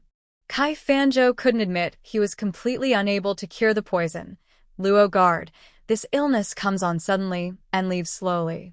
The poison in your hand has been mostly cleared, but it has still harmed your muscles and bones, so it won't heal immediately. You need to take medicine for a few days and apply some ointment, and it will get better gradually." Since the doctor said this, Luo Biao couldn't argue further and could only curse. That wicked girl is too cruel. "If I see her again, I won't let her off easily." "Ouch, be gentle." From Luo Biao's description, Kai Fanzhou guessed they had encountered Su Ruojin today. Su Ruojin actually dared to offend the Xiao family, and Kai Fanzhou wouldn't miss such a good opportunity to make her suffer a bit. "Luo guard, if I'm not mistaken, you offended Dr. Su Ruojin today. Her clinic, Renee Hall, has been very popular in Yinyong lately. From my perspective, you might as well consider yourself unlucky," Kai Fanzhou said while packing up his needles. "What? She's just a small clinic doctor. What right does she have to make me suffer?" "Just wait and see how I deal with her," Luo Biao said with resentment in his eyes. He had been a bodyguard for the Xiao family for many years. In Yinyong, many people respected him and called him Guard Luo. He never expected to be defeated by a young girl today. He couldn't accept this humiliation. Luo Biao was not reckless. He glanced at the young master, who had just taken medicine and fallen asleep, and a glint of determination flashed in his eyes. "Oh, my son." At that moment, a cry came from outside the Jiren Hall. A woman, dressed in a beautifully patterned outfit and adorned with golden hairpins, entered the clinic with a group of maids. Upon seeing Xiao Hongwei's red, frostbitten face and the cloth on his head, Mrs. Xiao couldn't hold back her tears. Xiao Hongwei was her precious child. She couldn't bear to scold him, let alone hit him. Seeing him in this state broke her heart. What happened? How did you fall into the water?" The servant had rushed back to the Xiao family, only saying that the young master had fallen into the water, prompting Mrs. Xiao to hurry over in distress. Now she finally thought to ask for details. Xiao Hongwei woke up and immediately cried out, "Mother, cough cough, I was pushed into the water. You must seek justice for me and punish those two little brats, cough cough." He had only wanted to play with their lanterns and bamboo dragonflies. Normally, he wouldn't even care about such things. In Yinyong, if Xiao Hongwei wanted something, he could easily get it. He believed it was their honor that he took an interest in their toys, and those two kids should have brought them to him on their knees. Xiao Hongwei completely forgot that he had tried to push Yuan Hong, but couldn't. In his anger, he had aimed to push the child next to Yuan Hong into the water instead. He thought he could push the smaller child, but in the end, he was the one who fell in. He had never faced such humiliation in his life and insisted that his mother make those two kids stay in the river for 2 hours, no, for an entire day and night. "Who dares to push my son into the water? Who is it? Luo Biao, who did this? How could you let this happen to the young master?" Mrs. Xiao couldn't contain her anger upon hearing that someone had pushed her son. Luo Biao quickly replied, "Madam, it was two little brats brought by Su Ruojin from Renee Hall. That Su Ruojin even poisoned me to stop me from saving the young master, which is why he fell into the water. Madam, as a mere bodyguard, I can endure this, but our young master shouldn't suffer in vain." Luo Biao deliberately mixed up the order of events, shifting the blame for his poor care onto that poor girl. The young master is the lady's most precious treasure. How could she let that girl go unpunished after hurting him so badly? He just needed to wait and see her begging for mercy. Shuruhin? This was the first time Madame Xiao had heard that name. The surname Su? There were no prominent families with that surname in Yinyong City. This Su Ruojin probably came from a humble background. Thinking this, Madame Xiao felt no hesitation. "My dear, I will bring you back to recover. You just focus on getting better. I will handle everything else. I won't let anyone bully you." After sending Xiao Hongwei back to the Xiao residence, Madame Xiao brought a group of people straight to Renee Hall. Su Ruojin, come out. Many people in Yinyong City knew Madame Xiao. Seeing her approach so fiercely, they stepped aside. Zhihua stepped forward and coldly glanced at Madame Xiao. "If you need medical attention, please wait in line over there. How dare you? Don't curse at me. Bring Su Ruojin out. If she hurt my son, she shouldn't hide like a coward. If she doesn't apologize today, she can spend a whole day and night in the river. I won't let this go," Madame Xiao shouted. Su Ruojin had just calmed little Bao down and put him to sleep when she heard the commotion outside. She quietly stepped out of her room and closed the door, just as Fenging hurried over. She frowned slightly. "Fenging, what's happening outside?" Fenging quickly replied, "Miss, a lady is here claiming you hurt her son." Su Ruojin immediately understood it was Madame Xiao. The Xiao family had been bullying others in Yinyong City due to their connection with the Lin family. It was clear that their son had bullied Yuan Hong and Little Bao, yet they had the audacity to come looking for answers. Remembering how Little Bao's face had turned pale and how he had trembled in fear, even gagging, Su Ruojin felt a pang of sympathy. If that's the case, then the Xiao family should leave Yinyong City. Fenging, have the Dark Alliance find out everything about the Xiao family as quickly as possible. Yes, Mississippi. Fenging turned and left. Su Ruojin stepped out of the clinic and looked at Madame Xiao, speaking coldly. "I hear you're looking for me." At the entrance of the clinic, there were 3 steps. Madame Xiao stood at the bottom, while Su Ruojin stood at the top, giving her a condescending look. Madame Xiao felt her authority challenged, and her anger flared up. "Su Ruojin, you let your brother push my son into the river. He is still running a high fever. If you don't give us an explanation, our Xiao family won't let this go. Madam Xiao, why don't you ask your son why my brother pushed him into the water? If he hadn't first damaged my brother's lantern, tried to take their bamboo dragonfly, and even attempted to push a 5-year-old into the river, my brother wouldn't have acted. Are you saying it's only okay for your Xiao family to bully others, while no one else can defend themselves? Su Ruojin's voice was cold. Unbeknownst to others, Ji Hua and Yan Luo, standing nearby, knew very well that the young lady was angry. They looked at Madame Xiao with some sympathy. It was frightening when the young lady was upset. When the young lady traveled in the past, she was once harassed by a wealthy merchant's son, who even had his guards try to force her away. That young man was still in bed now, and would never get up again. Madame Xiao scoffed. How much is a broken lantern worth? You should ask around. In Yinyong City, there are many people eager to send gifts to my family. Who would care about your old lantern? Even if my son really liked it, that would be your good fortune. Now, take those 2 little ones to our Xiao family and have them apologize to my son. Then let them jump into the river themselves. They can only come up when my son agrees. Miss Su, if you are wise, you will come with our madam quietly. Otherwise, it won't end well for you. If things get messy, you might have to close your clinic. Don't blame the madam for being harsh. She is kindly giving you a chance, the old woman beside Madame Xiao chimed in. Su Ruojin smirked slightly, as if showing a hint of a smile.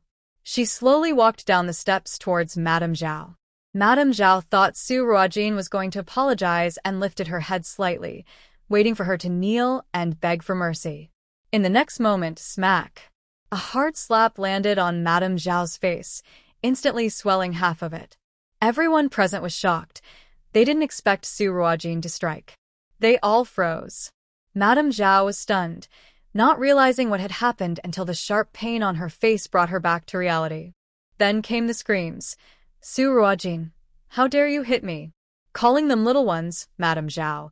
Is this the way of your Xiao family? Since no one taught you about manners, I don't mind stepping in to teach you a lesson, Su Ruojin said, brushing off her hands. Everyone go. Smash her clinic. Anyone who dares to stop us, just hit them. Madame Xiao covered her face, her eyes red, speaking through gritted teeth. She, son Linyong, had never lost face like this in Yinyong City. If she didn't destroy Renee Hall today, she wouldn't call herself son Linyong. At this moment, Madame Xiao wanted to smash the clinic and sell Su Ruojin to the lowest place, letting her be mistreated by many. She also wanted to sell those 2 little kids to a place like Xianggu Hall as servants to relieve her anger. Madame Xiao came here looking for trouble, bringing over 10 guards with her.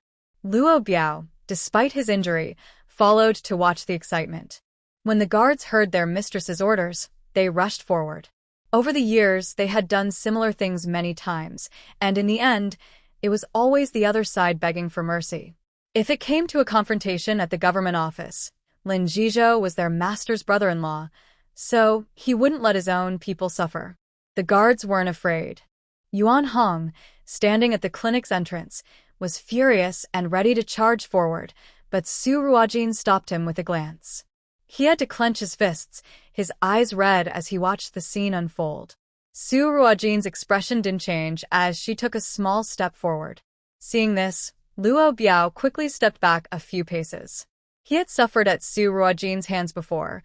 She knew how to use poison, and he was afraid of falling victim again. Luo Biao was quite perceptive. Dealing with so many people, Su Ruojin didn't want to fight them.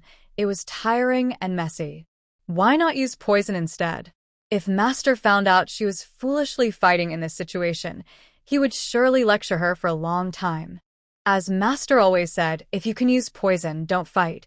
It's simpler and easier. Then, Madame Xiao saw the guards who had rushed to attack Su Ruojin all fall to the ground, clutching their stomachs and foaming at the mouth. Madame Xiao stepped back in shock, trembling as she pointed at Su Ruojin. You actually dared to use poison, Su Ruojin chuckled lightly. Madame Xiao, medicine and poison have always been connected. Have you forgotten? I am a doctor. What? When others come to attack me, I can't fight back. By the way, if you take them to the clinic now, they might still be saved. If you wait too long, it won't be good. Hidden in the shadows, Hu Qing silently withdrew his attacking stance. Perhaps he should tell the prince to let them go back. Miss Su truly didn't need their help. Just now, not to mention those Xiao family guards, even he hadn't seen how Miss Su made her move before they fell. Hu Qing imagined for a moment whether he could avoid Miss Su's poison. It seemed he couldn't. So, Hu Qing decided he needed to work hard to get along with Miss Su and avoid making her angry. Otherwise, he wouldn't know how he got poisoned. Luo Biao secretly felt relieved that he had escaped quickly. Madame Xiao stepped back a few paces, fearing that Su Ruojin might poison her too. She took out a handkerchief to cover her face and said, "Su Ruojin, how dare you poison someone in public? Just wait." Madame Xiao had been so arrogant when she arrived, but now she left in a very embarrassed state, and some people in the crowd laughed out loud. Hearing the laughter made Madame Xiao's face turn from green to pale. Soon, some people came to carry away the poison guards. Kai Fanzhou looked at the Xiao residence, which had sent over another group of poison guards, and felt overwhelmed. Who exactly was Su Ruojin to be able to poison so many people at once in public? If it were him, he would need a more closed environment to do that. Su Ruojin was challenging Kai Fanzhou's understanding of the world. Looking at the guards who were continuously crying out in pain, he felt a hint of fear towards this young girl for the first time. When Su Ruojin returned to the clinic, Yuan Hong lowered his head, his eyes red. "Sister Jean, I'm sorry for causing you trouble. If he hadn't pushed Zhao Hongwei into the water, none of this would have happened," and Yuan Hong felt extremely guilty. Su Ruojin looked at him and asked, "Yuan Hong, let me ask you, if you had backed down today and not acted, what would have happened?" Yuan Hong thought for a moment and replied, "They would have pushed me and Xiao Bao into the river. Falling into the water might not be a big deal for you, but if Xiao Bao fell in this cold weather, it could cost him his life. You acted to protect yourself and your brother, and to protect those you care about. What's wrong with that?" Su Ruojin's voice was calm and steady. "While we should be kind to others, it doesn't mean we should let them bully us. Being too weak only allows bad people to take advantage. Sometimes, taking a step back doesn't lead to a better situation. It just lets others push further." Yuan Hong looked up, his eyes shining. "Sister Jean, I understand now." Su Ruojin smiled. "So you need to practice martial arts even harder. Only by becoming stronger can you better protect those you want to keep safe. Remember, in this world, it's always the strong who survive. Bad people will never be moved by kindness. Only strength will make them cautious." "I understand, Sister Jean. I'm going to practice martial arts right now." Yuan Hong dashed off to the backyard. Yun Luo was a bit upset. "Miss, why don't you let me poison that Madame Xiao too? Let's see if she dares to act so arrogantly." She had wanted to take action earlier, but since her lady didn't signal her, Yun Luo didn't dare to act recklessly. Don't rush. For some people, losing what they care about most is worse than being poisoned, Su Ruojin said, looking in the direction Madame Xiao had left. The Xiao family was so bold in broad daylight. Surely, they had done some dirty deeds behind the scenes. Since that was the case, she didn't mind taking this opportunity to deal with the Xiao family. Lin Zhengshan's monthly salary was not high, and the old lady Lin had spent all her savings raising him. Later, he married Zhao Jiao, the daughter of the wealthy Xiao family, and their life became a bit easier. Zhao Jiao's brother also expanded the family business thanks to his connection with Lin Zhengshan, and they shared some of the profits with their sister and brother-in-law. The Lin family relied on this money to maintain their current status. If the Xiao family fell, would Lin Zhengshan and Zhao Jiao still live comfortably as before? Madame Xiao left the clinic and went straight to the Lin residence. Zhao Jiao noticed her sister-in-law's swollen left cheek and asked curiously, "Sister-in-law, what happened to your face?" Although her brother had many concubines, he still respected his wife, son Yinyong, who had given him a son, so he wouldn't hit her. Given that no one in the Xiao family, or even in Yinyong, would dare to hit Madame Xiao. Madame Xiao angrily shouted, "Sister, that little girl Su Ruojin from the new Renee clinic hit me. How dare she? Zhao Jiao was shocked and exchanged glances with Lin Wanqing, who stood beside her. Lin Wanqing handed Madame Zhao a cup of tea, and, "Please calm down and drink some tea." "What happened with Su Ruojin?" Madame Zhao gulped down the tea and slammed the cup on the table. "That little brat allowed her brother to push Wei Er into the river. Wei Er is still burning with fever. When I went to confront her, she slapped me without hesitation and poisoned all my guards. Is there any law left? Is my brother-in-law here? I want to report her for disregarding human life and poisoning recklessly." Zhao Jiao was secretly alarmed. When did Su Ruojin learn to use poison? She couldn't help but feel a bit scared. Thankfully, they had sent her away from the Lin residence. However, this little brat was so malicious. Getting rid of her was a good thing. Zhao Jiao knew her nephew's character, but whether the situation was as Madame Zhao described was still uncertain. Su Ruojin was once the adopted daughter of the Lin family. If Lin Jingshan handled this matter, and it turned out to be Su Ruojin's fault, it could be seen as a noble act of justice. However, if it was Zhao Hongwei's fault and Lin Jingshan protected the Xiao family, it would look like he was covering for them.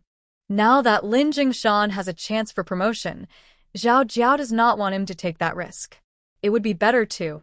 Thinking this, Zhao Jiao said, "Sister-in-law, everyone in Yinyong City knows about the relationship between the Xiao and Lin families. It's not good for your brother-in-law to get involved in this." Before Zhao Jiao could finish, Sun Linyong suddenly raised her voice. "Zhao Jiao, Wei Er is your nephew, and the only male in the Xiao family. Can you really let him be bullied like this? Over the years, your Lin family has benefited a lot from the Xiao family, so don't forget your gratitude." Zhao Jiao felt a lump in her throat from Sun Linyong's outburst. Her sister-in-law was always thoughtless, especially when it came to her son. She would explode at the slightest provocation, speaking and acting without thinking. The comment about the Lin family benefiting from the Xiao family was quite harsh. If the Xiao family didn't have their own support, would they be doing so well in Yinyong? Although Zhao Jiao was furious, she knew she needed to rely on Mrs. Xiao for help, so she suppressed her anger and patiently explained, "Sister-in-law, don't rush. I haven't finished speaking. Su Ruojin has poisoned over 10 guards. This is serious. If we make a fuss, we need to make it big enough so she has no way to escape." Sun Linyong looked at Zhao Jiao in confusion. "What do you mean we should do? Instead of going to your brother-in-law, you should go directly to the governor and accuse Su Ruojin of attempted murder. If the governor finds her guilty, she won't just be banned from Yinyong City, she might even be exiled to the southern lands and never return.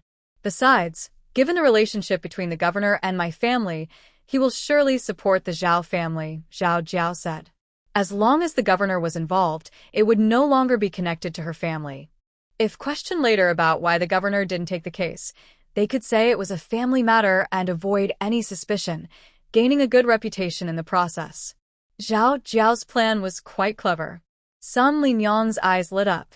She hadn't thought of that. She clapped her thigh and said, "Sister, you're so smart.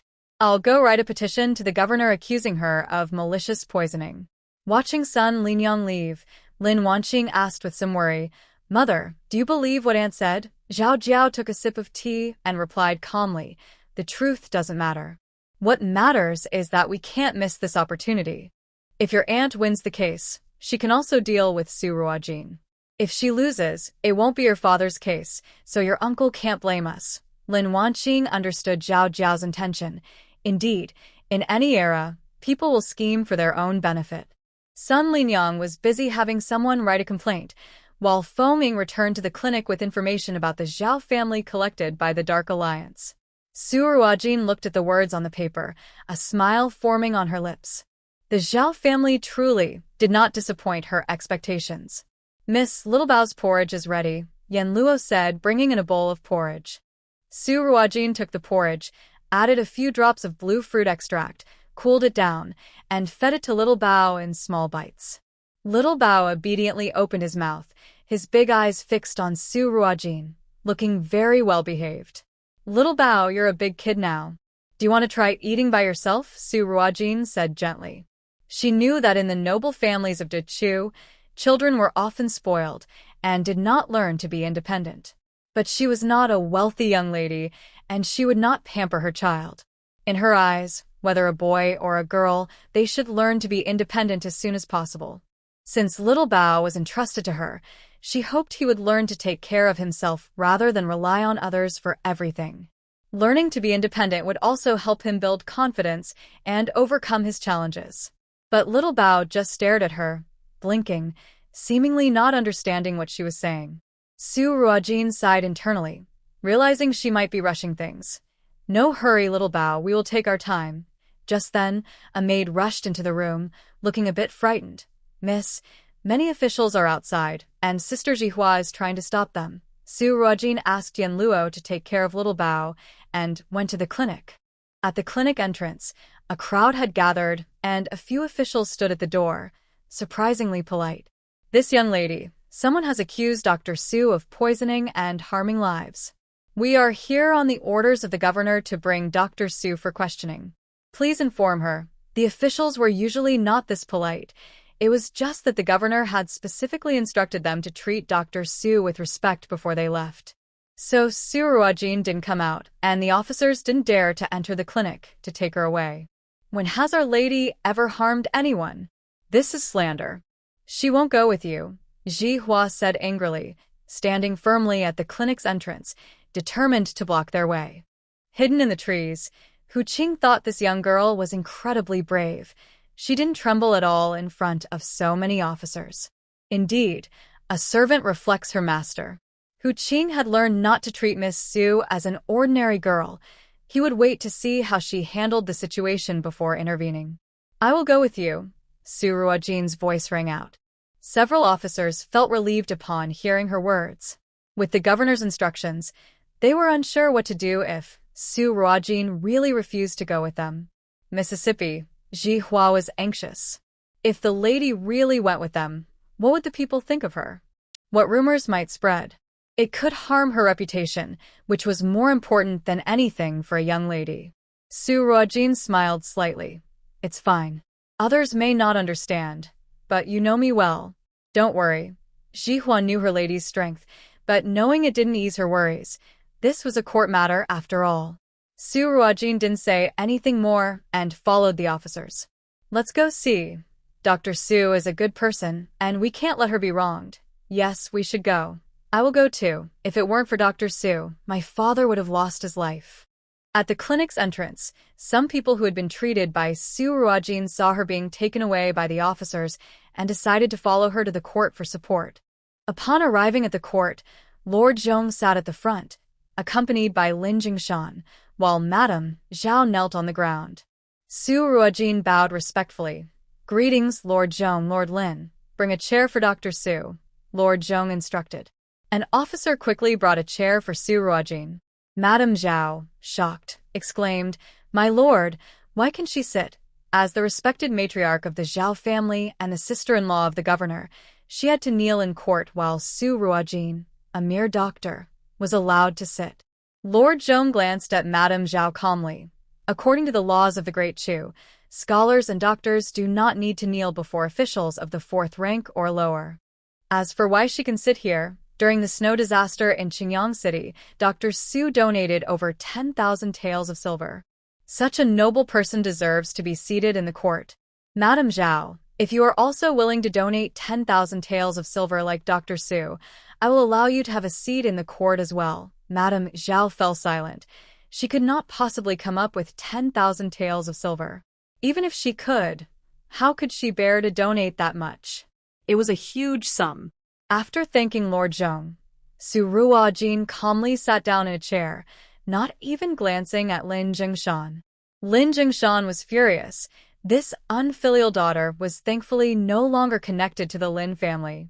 Lord Zhong struck the wooden block and said, "Su Ruojin, Madame Xiao has accused you of pushing her son, Xiao Hongwei, into the river with the intent to drown him. She seeks an explanation from you, yet you harmed the Xiao family's guard." "Is this true?" Su Ruojin replied calmly. "That is not true. You are lying. So many people witnessed it, and you dare to lie." Madame Xiao shouted. "Silence. Madame Xiao, if you dare to shout in court again, You will receive 10 strikes, Lord Zhong warned, causing Madame Xiao to quickly close her mouth, glaring at Su Ruojin. What exactly happened? Su Ruojin slowly recounted the events of that day and then asked, "May I ask, my lord, if others are attacking us, are we not allowed to defend ourselves?" If my brother did not defend himself, it would have been my 5-year-old younger brother who was pushed into the water. He has been weak since childhood, and falling into icy water would mean certain death for him. If Madame Zhao's people came to my door, and I did not fight back, how could I, a weak woman, withstand over 10 guards from the Xiao family? I would not be alive to stand here and face Madame Xiao in court. Madame Xiao became anxious and wanted to say something, but remembering Lord Zhong's warning, she hesitated and desperately signaled to Lin Jingshan. However, since Lord Zhong was the presiding judge and did not ask Lin Jingshan for input, he too could not speak up and pretended not to see Madame Zhao's signals. Madame Xiao, you claim that Dr. Su intentionally harmed your son and the guard. Do you have any evidence? My lord, I have witnesses. The servants and guards in my household can testify, Madame Xiao said, pleased to mention her many witnesses who would surely support her. Dr. Su, do you have any witnesses? Lord Zhong turned to Su Ruojin. My lord, all of Madame Xiao's witnesses are from her household. How reliable are their testimonies? At the time of the incident, many people were present. The young woman believes some of them are still outside the court today. The adults can ask if anyone is willing to testify for her. If not, she will have no witnesses and will rely on the adults' judgment. Lord Zhong looked outside and asked, "Is there anyone willing to testify for Dr. Su?" There was a brief silence outside. Madame Xiao felt pleased. Who would dare offend the Xiao family? She wanted to see who would stand up for this young woman. I am willing to testify for Dr. Su. At that time, it was indeed young Master Xiao who tried to take Dr. Su's brother's toy and even pushed the child towards the water. Dr. Su's brother only resisted a little, and young Master Xiao fell into the river himself. I can also testify. Madame Xiao came to the clinic with guards and immediately ordered them to hit Dr. Su and destroy the clinic. Only then did Dr. Su defend himself. Yes, I am willing to testify. I was also there and am willing to testify. As more people stepped forward, Madame Xiao's face grew paler. How could this be? How could these commoners come forward to testify for Su Ruojin? Were they not afraid of the Xiao family's revenge? Madame Xiao panicked and shouted towards outside the court, "You dare to help this young woman? Aren't you afraid of the Xiao family?" Just wait. Lin Jingshan was shocked. How could this woman not understand the situation? Could she really say such things in court? He looked at Lord Zhong and saw his dark expression. Lord Zhong slammed the gavel and angrily said, "You bold Xiao family member, how dare you threaten witnesses in court? 20 strikes for you." As the order was given, a constable approached with a wooden board, ready to carry out the punishment. Madame Xiao, frightened, shouted to Lin Jingshan, "Brother-in-law, please save me." In front of the court, Lin Jingshan dared not speak and turned away. Smack. Smack. Smack.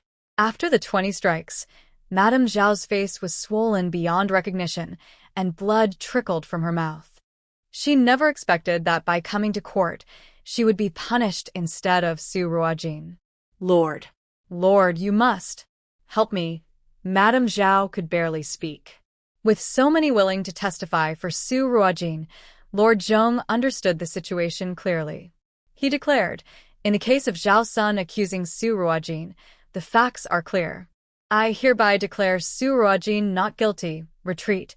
Just as Zhongli was about to say, "Retreat," he was interrupted by Su Ruojin, whose words shocked everyone present.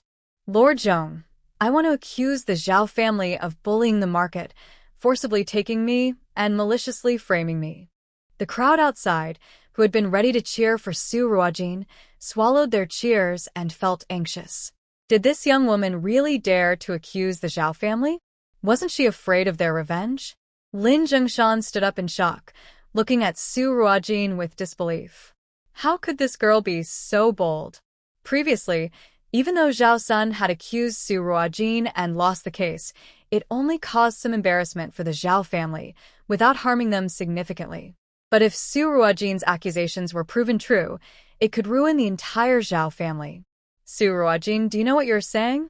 If you don't have evidence, this is slander, and you won't be able to bear the consequences. At this moment, Lin Jingshan was too flustered to care about anything else, pointing at her and speaking sharply. He was also feeling anxious. The Lin family and the Xiao family were closely tied.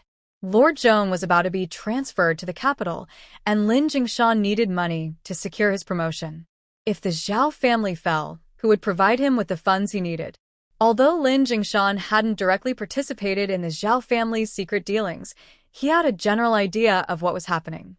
Since no one had accused them before, it was said that if the people didn't complain, the officials wouldn't investigate. But if they did dig deeper, his brother-in-law Zhao Zhongwen's actions would not withstand scrutiny. Lin Jingshan turned to Zhong Li and bowed sincerely, saying, Lord Zhong, please consider that Su Ruojin is still young and doesn't understand court matters. She feels wronged by Zhao Sun and is just venting her frustrations.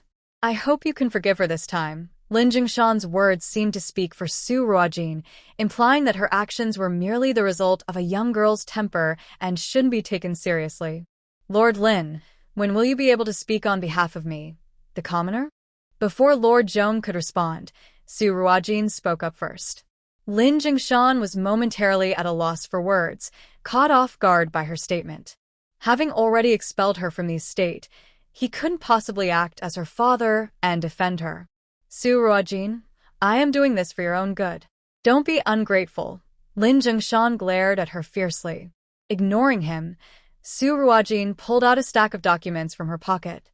Lord Zhong, here is the evidence of the Xiao family's crimes. Please take a look. The official stepped forward and took the document from Su Ruojin, handing it to Lord Zhong. Lord Zhong opened the document and examined it closely, his expression growing increasingly serious. He then slammed his hand on the table and shouted, Go to the Xiao family and bring Zhao Zhongwen here. Although Madame Xiao did not see Su Ruojin's document, she could tell from Lord Zhong's expression that things were not looking good. She had intended to use this matter to punish Su Ruojin, but now her own husband was involved. Madame Xiao knelt on the ground, feeling weak and starting to sweat. Before long, Zhao Zhongwen was brought into the hall. He was unaware of what was happening and thought it was about his son, Zhao Hongwei. As soon as he entered, he knelt down and cried out for justice, completely missing the warning looks from Lin Jingshan. Sir, please help my son. He is still burning with fever and unconscious.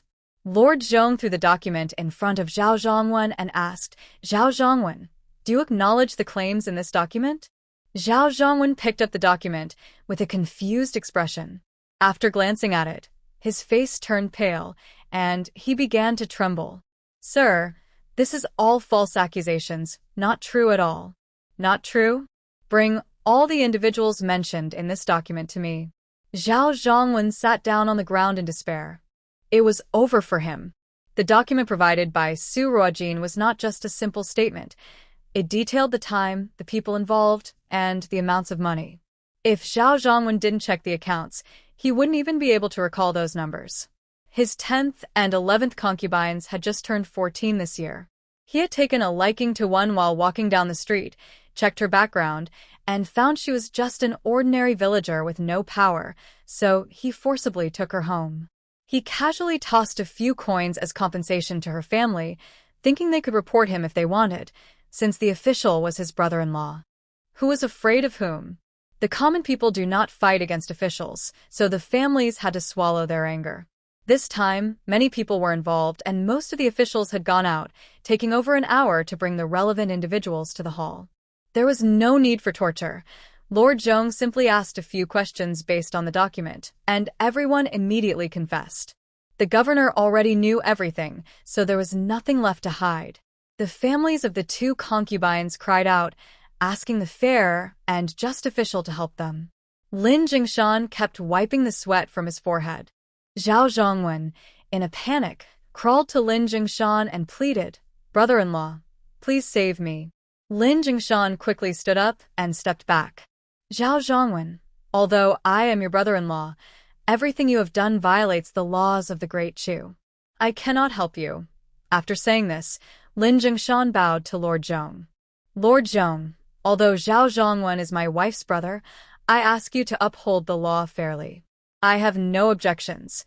He was relieved that all these matters were Zhao Zhongwen's doing and could not be linked to him. Su Ruojin glanced at Lin Jingshan, who was as cunning as ever, distancing himself from the situation. Brother-in-law, Zhao Zhongwen seemed to want to say something, but Lin Jingshan interrupted. Zhao Zhongwen, just admit your guilt and sign here. For your sister's sake, I will take good care of Hongwei.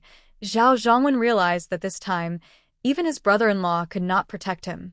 If he did not keep Lin Jingshan out of it, his son and sister would still be taken care of. Zhao Zhongwen lowered his head and resignedly signed the confession. The punishment included confiscation of property, 30 strokes of a cane, and exile to the cold and harsh land of Beiningda. His concubine could return home on her own.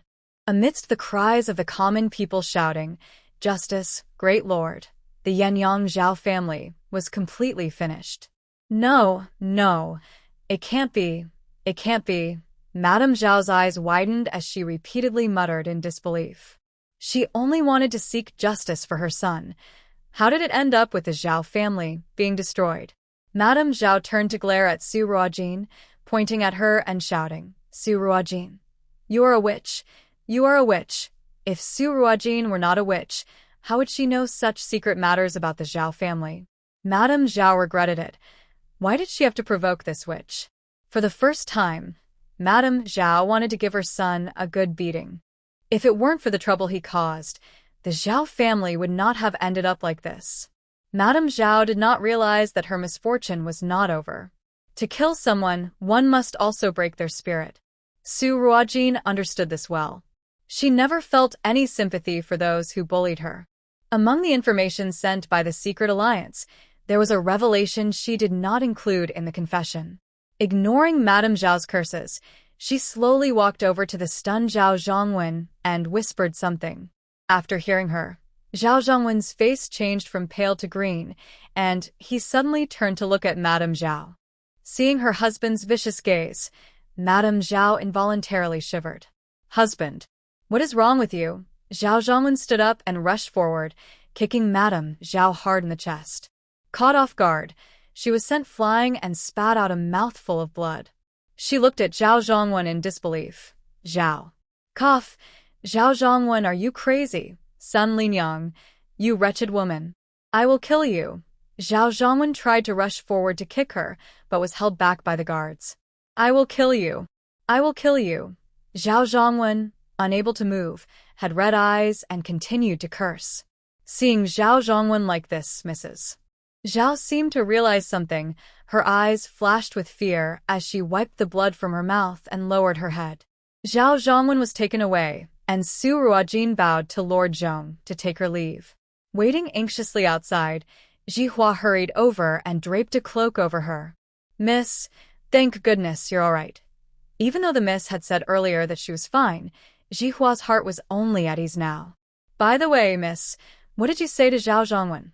Jihua asked curiously. Zhao Zhongwen was not this agitated even after being sentenced to exile. How could he go mad just from a few words with the miss? Su Ruojin smiled slightly. Zhao Zhongwen has taken many concubines, yet he only has Zhao Hongwei as a son because he himself cannot have children. Zhao Hongwei is actually the child of son Linyang and her cousin. I merely told him the truth. What man could accept being so deceived? Zhao Zhongwen had always treated Zhao Hongwei as his own son, and now learning that Zhao Hongwei was not his biological child, he realized that this child was the reason for the Xiao family's downfall. How could he endure that? Jihua still couldn't understand. "Miss, he believed you so easily."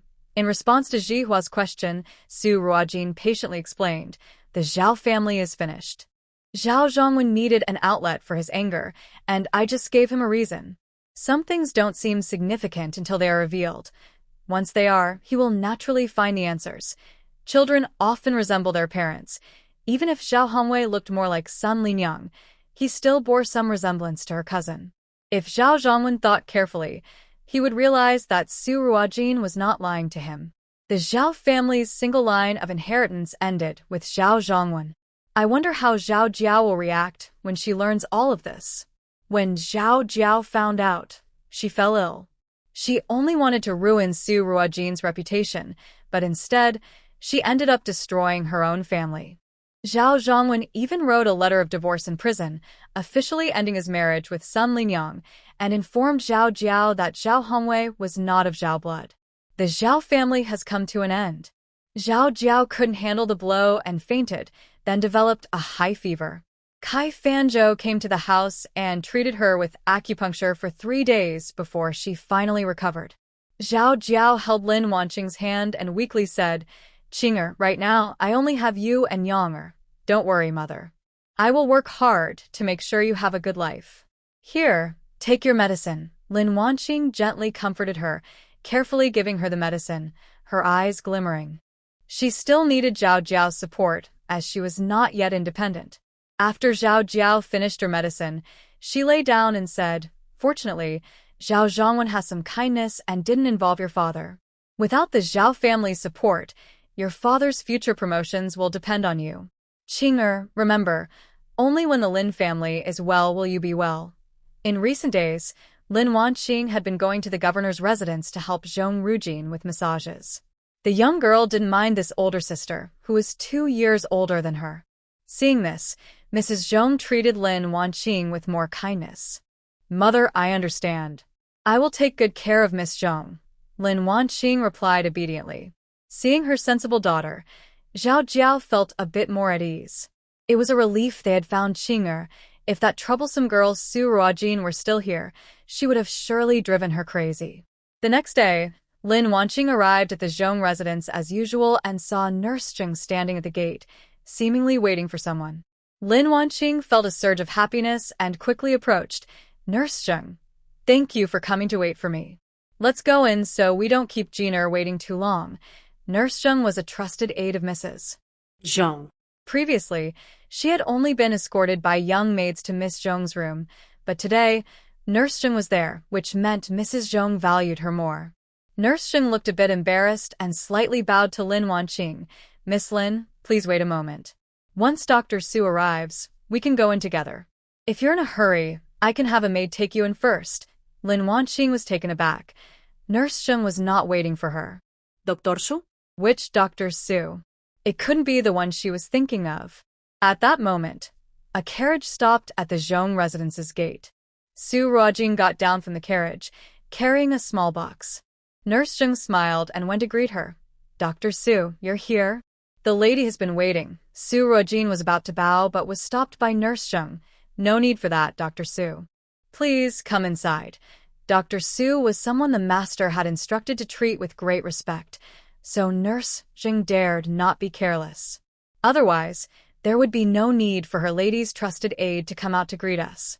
"Dr. Su, this is..." Nurse Zheng was about to introduce Lin Wanqing to Su Ruojin when Su Ruojin smiled slightly and said, "Nurse Zheng, we know each other. Miss Lin, it's nice to see you again." Lin Wanqing tightened her grip on the handkerchief and forced a smile. "Dr. Su." She had been thinking about what her master had told her, planning to massage Miss Zhong for a while before suggesting a treatment for Madame Zhong. She didn't expect Dr. Su to arrive at the governor's residence so soon. "Oh, you two know each other? That's great. Please come inside," Nurse Zheng said, leading them into the house. Before they could see Madame Zhong, someone took Lin Wanqing to Miss Zhong's room. Zhong Ruji noticed that Lin Wanqing seemed distracted during the massage and asked with concern, "Sister Lin, are you tired? If you are, we can stop for today." Lin Wanqing realized she had lost her focus and quickly adjusted her movements, saying, No, I just saw Dr. Su come to see Madam, and I remembered that she was accused of poisoning someone a few days ago, which distracted me. I hope you won't blame me." Jiner, Zhong Rujin had been sheltered and was unaware of the court matters her father, the governor, would not discuss with her. Hearing about poisoning startled her, and she quickly called out, Rui. A young maid hurried over. "Miss, what do you need?" "Quickly, go get mother and tell her I have something urgent," Zhong Rujin said anxiously. Rui hurried off without delay. Lin Wanqing's eyes sparkled with a hint of triumph. Then she lowered her head and continued the massage, saying, "Jiner, I only heard about this from others, so I don't know the details. Regardless, I need to talk to mother about this." Soon, Madame Zhong rushed in. She only had one daughter, and if her daughter was in a hurry, she would be worried. Gina, what's wrong? Are you feeling unwell? Madame Zhong quickly approached Zhong Rujin, checking her forehead, worried she might have a fever. Mother, I'm fine. Did you get a new doctor to help with your health? Zhong Rujin asked. Yes, your father found this doctor for me. She just arrived today and is still in my room. Why do you ask? Madame Zhong replied, puzzled, as she hadn't spoken much with Su Ruojin before being called in by her daughter. Mom, I heard that doctor has harmed people with poison, and I'm a bit scared. Can you ask her to leave? Zhong Rujin's face was a little pale. Zhong's mother paused for a moment. Who told you that? Lin's sister told me. Zhong Rujin replied honestly. Lin Wanqing quickly stopped what she was doing and said, Madame Zhong, I also heard it from someone else. I was just chatting with Rujin, and I don't know the details. Madame Zhong glanced at Lin Wanqing. Miss Lin, please don't share hearsay with Rujin in the future. Yes, Madame Zhong, I understand, Lin Wanqing replied, looking down. She didn't expect this alone to drive Su Ruojin away, but once a seed of doubt is planted, it will grow. Who wouldn't be afraid of a doctor who could poison? Madame Zhong gently patted her daughter's head. It's okay, Rujin. Dr. Su is very skilled, and your father trusts her. Don't you trust your father? Her father was the person Zhong Rujin admired the most, so she couldn't argue. I understand, Mom. Madame Zhong returned to her room. Sorry, Dr. Su, my daughter had a little issue, and it took some time. Su Ruojin didn't mind. It's fine, Madame Zhong. Let me check your pulse first. She was willing to help Madame Zhong with her health as a way to repay the kindness shown by Mr. Zhong. Seeing the slight frown on Su Ruojin's face after checking her pulse, Madame Zhong sighed inwardly. It seemed there was still a problem. Over the years, most doctors who came to examine her had a similar expression, and Madame Zhong had grown used to it. Dr. Su, my health has been like this for years. Please just tell me the truth. Madame Zhong, did you have a difficult labor when you gave birth? Su Ruojin asked. Madame Zhong nodded. This was not a secret. When I gave birth to Rujin, I had severe bleeding and almost lost both my life and my child's. Thankfully, we were saved in the end. It was because of this difficult birth that Rujin was weak and sickly from birth. She didn't walk until she was 2 and had leg problems, and by 10, she could no longer walk. Madame Zhong had always blamed herself, thinking her poor health had affected her child. Yes, the lingering effects from your difficult labor have left you weak now. What do you mean? Lingering effects. Madame Zhong was momentarily confused. Yes, your difficult labor was caused by someone poisoning you. This poison can increase bleeding during childbirth, leading to severe hemorrhaging and potentially losing both mother and child, Su Ruojin explained. As for why Madame Zhong was poisoned during childbirth, it was beyond her control. Women in wealthy families often resort to various underhanded tactics to gain favor, and even if Su Ruojin had not witnessed it, she had heard plenty of stories. For instance, in Lin Jingshan's household, besides Xiao Jiao, there were 3 other concubines. Whenever one of them became pregnant, they would suffer miscarriages for various reasons. Su Ruojin did not believe that Xiao Jiao was not involved in this. Upon hearing this, Madame Zhong's eyes instantly filled with tears, and her body trembled uncontrollably. Who was it? Who wanted to harm her and Gina? For 13 years, she had no idea she had been poisoned back then. Seeing this, Nurse Zheng quickly approached, gently patting Madame Zhong's back and softly saying, Madam, the most important thing now is to take care of your health. Madame Zhong regained her composure, but her voice still trembled slightly. Dr. Su, can the poison in my body be removed? If not. Madame Zhong dared not think further. Su Ruojin answered firmly. Yes, but since the poison has been in your body for so long, it will take more time and effort to remove it. Madame Zhong had been taking care of her health for years, so her condition was relatively good, making it easier to cleanse the remaining toxins. Madame Zhong looked at Nurse Zheng, and both of them felt a surge of excitement. Nurse Zheng cautiously asked, if Madame's health improves, will she be able to conceive again? When Madame Zhong had given birth before, she had lost a lot of blood and barely survived. The doctor had said her body was damaged and she could not have more children, which had always troubled her. Madame Zhong and the master shared a deep bond, and if she could only have one child, the family line would be at risk of dying out. Madame Zhong anxiously looked at Su Ruojin, knowing that Nurse Zheng's question was also her greatest concern. This was also why she was willing to let her maid, Song Dong, become a concubine, despite knowing she had climbed into the master's bed. She didn't want to cut off the Zhong family's lineage. Of course, it is possible, Su Ruojin replied while opening her medicine box.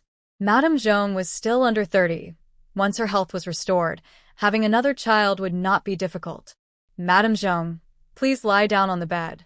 I will give you acupuncture, Su Ruojin said as she took out her needle pouch. All right, I'm going now, Madame Zhong said, her eyes brimming with warmth as she excitedly held Nurse Zheng's hand. After 13 years, finally, a doctor had said her illness could be cured. She can still have children. No matter the outcome, she is willing to believe in Su Ruojin. Having hope is better than despair. After finishing the treatment and prescribing medicine, Su Ruojin stood up to leave. Madame Zhong, if it's convenient, you can come to my clinic every 3 days for a herbal steam treatment, which will help eliminate the remaining toxins in your body. The herbal steam involves many herbs and requires a special steaming bed, and the acupuncture treatment can be adjusted based on the actual situation. So it would be much easier for Madame Zhong to visit the clinic. At this moment, Madame Zhong didn't care whether the treatment was at the clinic or at home. As long as it worked, that was all that mattered. Okay, I will definitely go. Nurse Zheng, please see Dr. Su off. Nurse Zheng accompanied Su Ruojin out and happened to meet Lin Wanqing, who had just finished her massage. Once outside the governor's mansion, Lin Wanqing said softly, Miss Su, I'm just kindly reminding you to act within your limits. Being too ambitious could harm yourself. Even if Su Ruojin knew some medicine, she was nothing compared to her master. Su Ruojin glanced at her and replied, Miss Lin, if you love pickled radishes, then eat more of them. She then got into the carriage and left. Lin Wanqing was momentarily confused by Su Ruojin's words and asked her maid beside her, Cui Ju, what does she mean? Cui Ju hesitated but ultimately shook her head. Miss, I don't know either.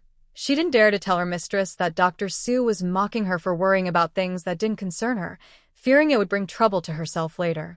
How unreasonable. Lin Wanqing turned to leave, needing to find her master to discuss a strategy. Nurse Zheng returned to Madame Zhong's room, looking very happy. Madam, that's wonderful news. Nurse Zheng had cared for Madame Zhong since she was a child and had followed her to the Zhong family after her marriage, seeing her as a daughter. Over the years, seeing Madame Zhong suffer had pained her greatly. Now, hearing that the illness could be cured made her happier than anyone else. Madame Zhong also wore a smile. Nurse Zheng, you wouldn't believe it, but after Dr. Su finished the treatment, I felt warmth in my stomach and very comfortable. Mother, are you feeling better? At that moment, a young maid pushed Zhong Ruijin into the room. Zhong Ruijin had been thinking about Lin Wanqing's words and felt a bit uneasy, so she came to check on her mother. Dinera, I'm fine. I'm doing well. Dr. Su said she can cure my illness. That's wonderful. It seems the rumors aren't true. Zhong Ruijin was very happy. Rumors? Madame Zhong recalled what Lin Wanqing had said earlier, her gaze darkening. Miss Lin was not as innocent as she appeared. After Jiren left, Madame Zhong said to Nurse Zheng, let the master know when he returns home. Someone wanted to harm her and Jiren. She couldn't let this go easily. Yes, madam. Su Ruojin returned to the clinic and, as she entered the backyard, saw little Bao running towards her.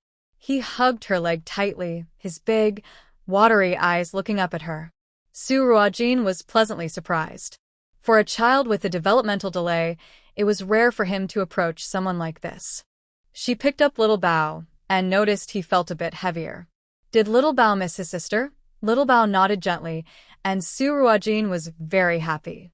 Come on, sister will take you to buy cotton candy.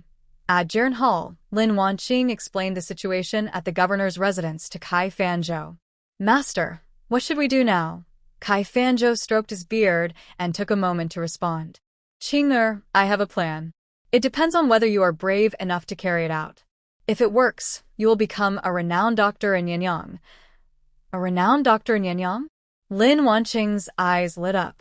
I will follow your instructions, master.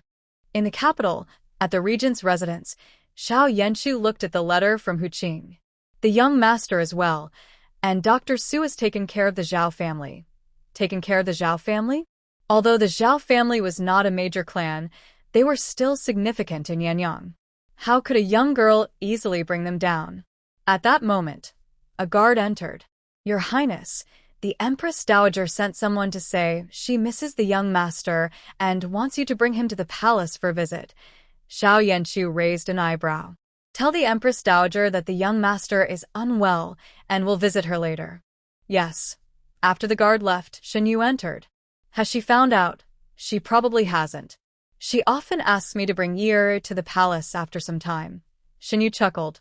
She clearly wishes for Yi to die soon but pretends to be loving. Xiao Yanshu replied nonchalantly. She wishes for my death as well. True. Besides her son, the Xiao family bloodline only has you and Yi left. If you both are gone, her son can secure the throne. How is the Empress Dowager's health? Shen Yu sat down and poured himself a cup of tea. Same as always. With Mu Jingshan watching over her, it hasn't worsened. A hint of worry flashed in Xiao Yanshu's eyes when he mentioned his mother. The new year is just a few days away. As usual, you need to take Yi to the palace to pay your respects. What will you do then? Will you bring Yi back? Shen Yu asked. Xiao Yan's fingers traced the rim of the teacup, and he remained silent for a while. With the new year approaching, Yinyong City began to decorate with lights, and red lanterns were hung at the entrance of Renee Hall. Yuan Hong held Xiao Bao's hand as they watched the lanterns being hung. Once the lanterns were up, the two little ones held hands and returned to the clinic together.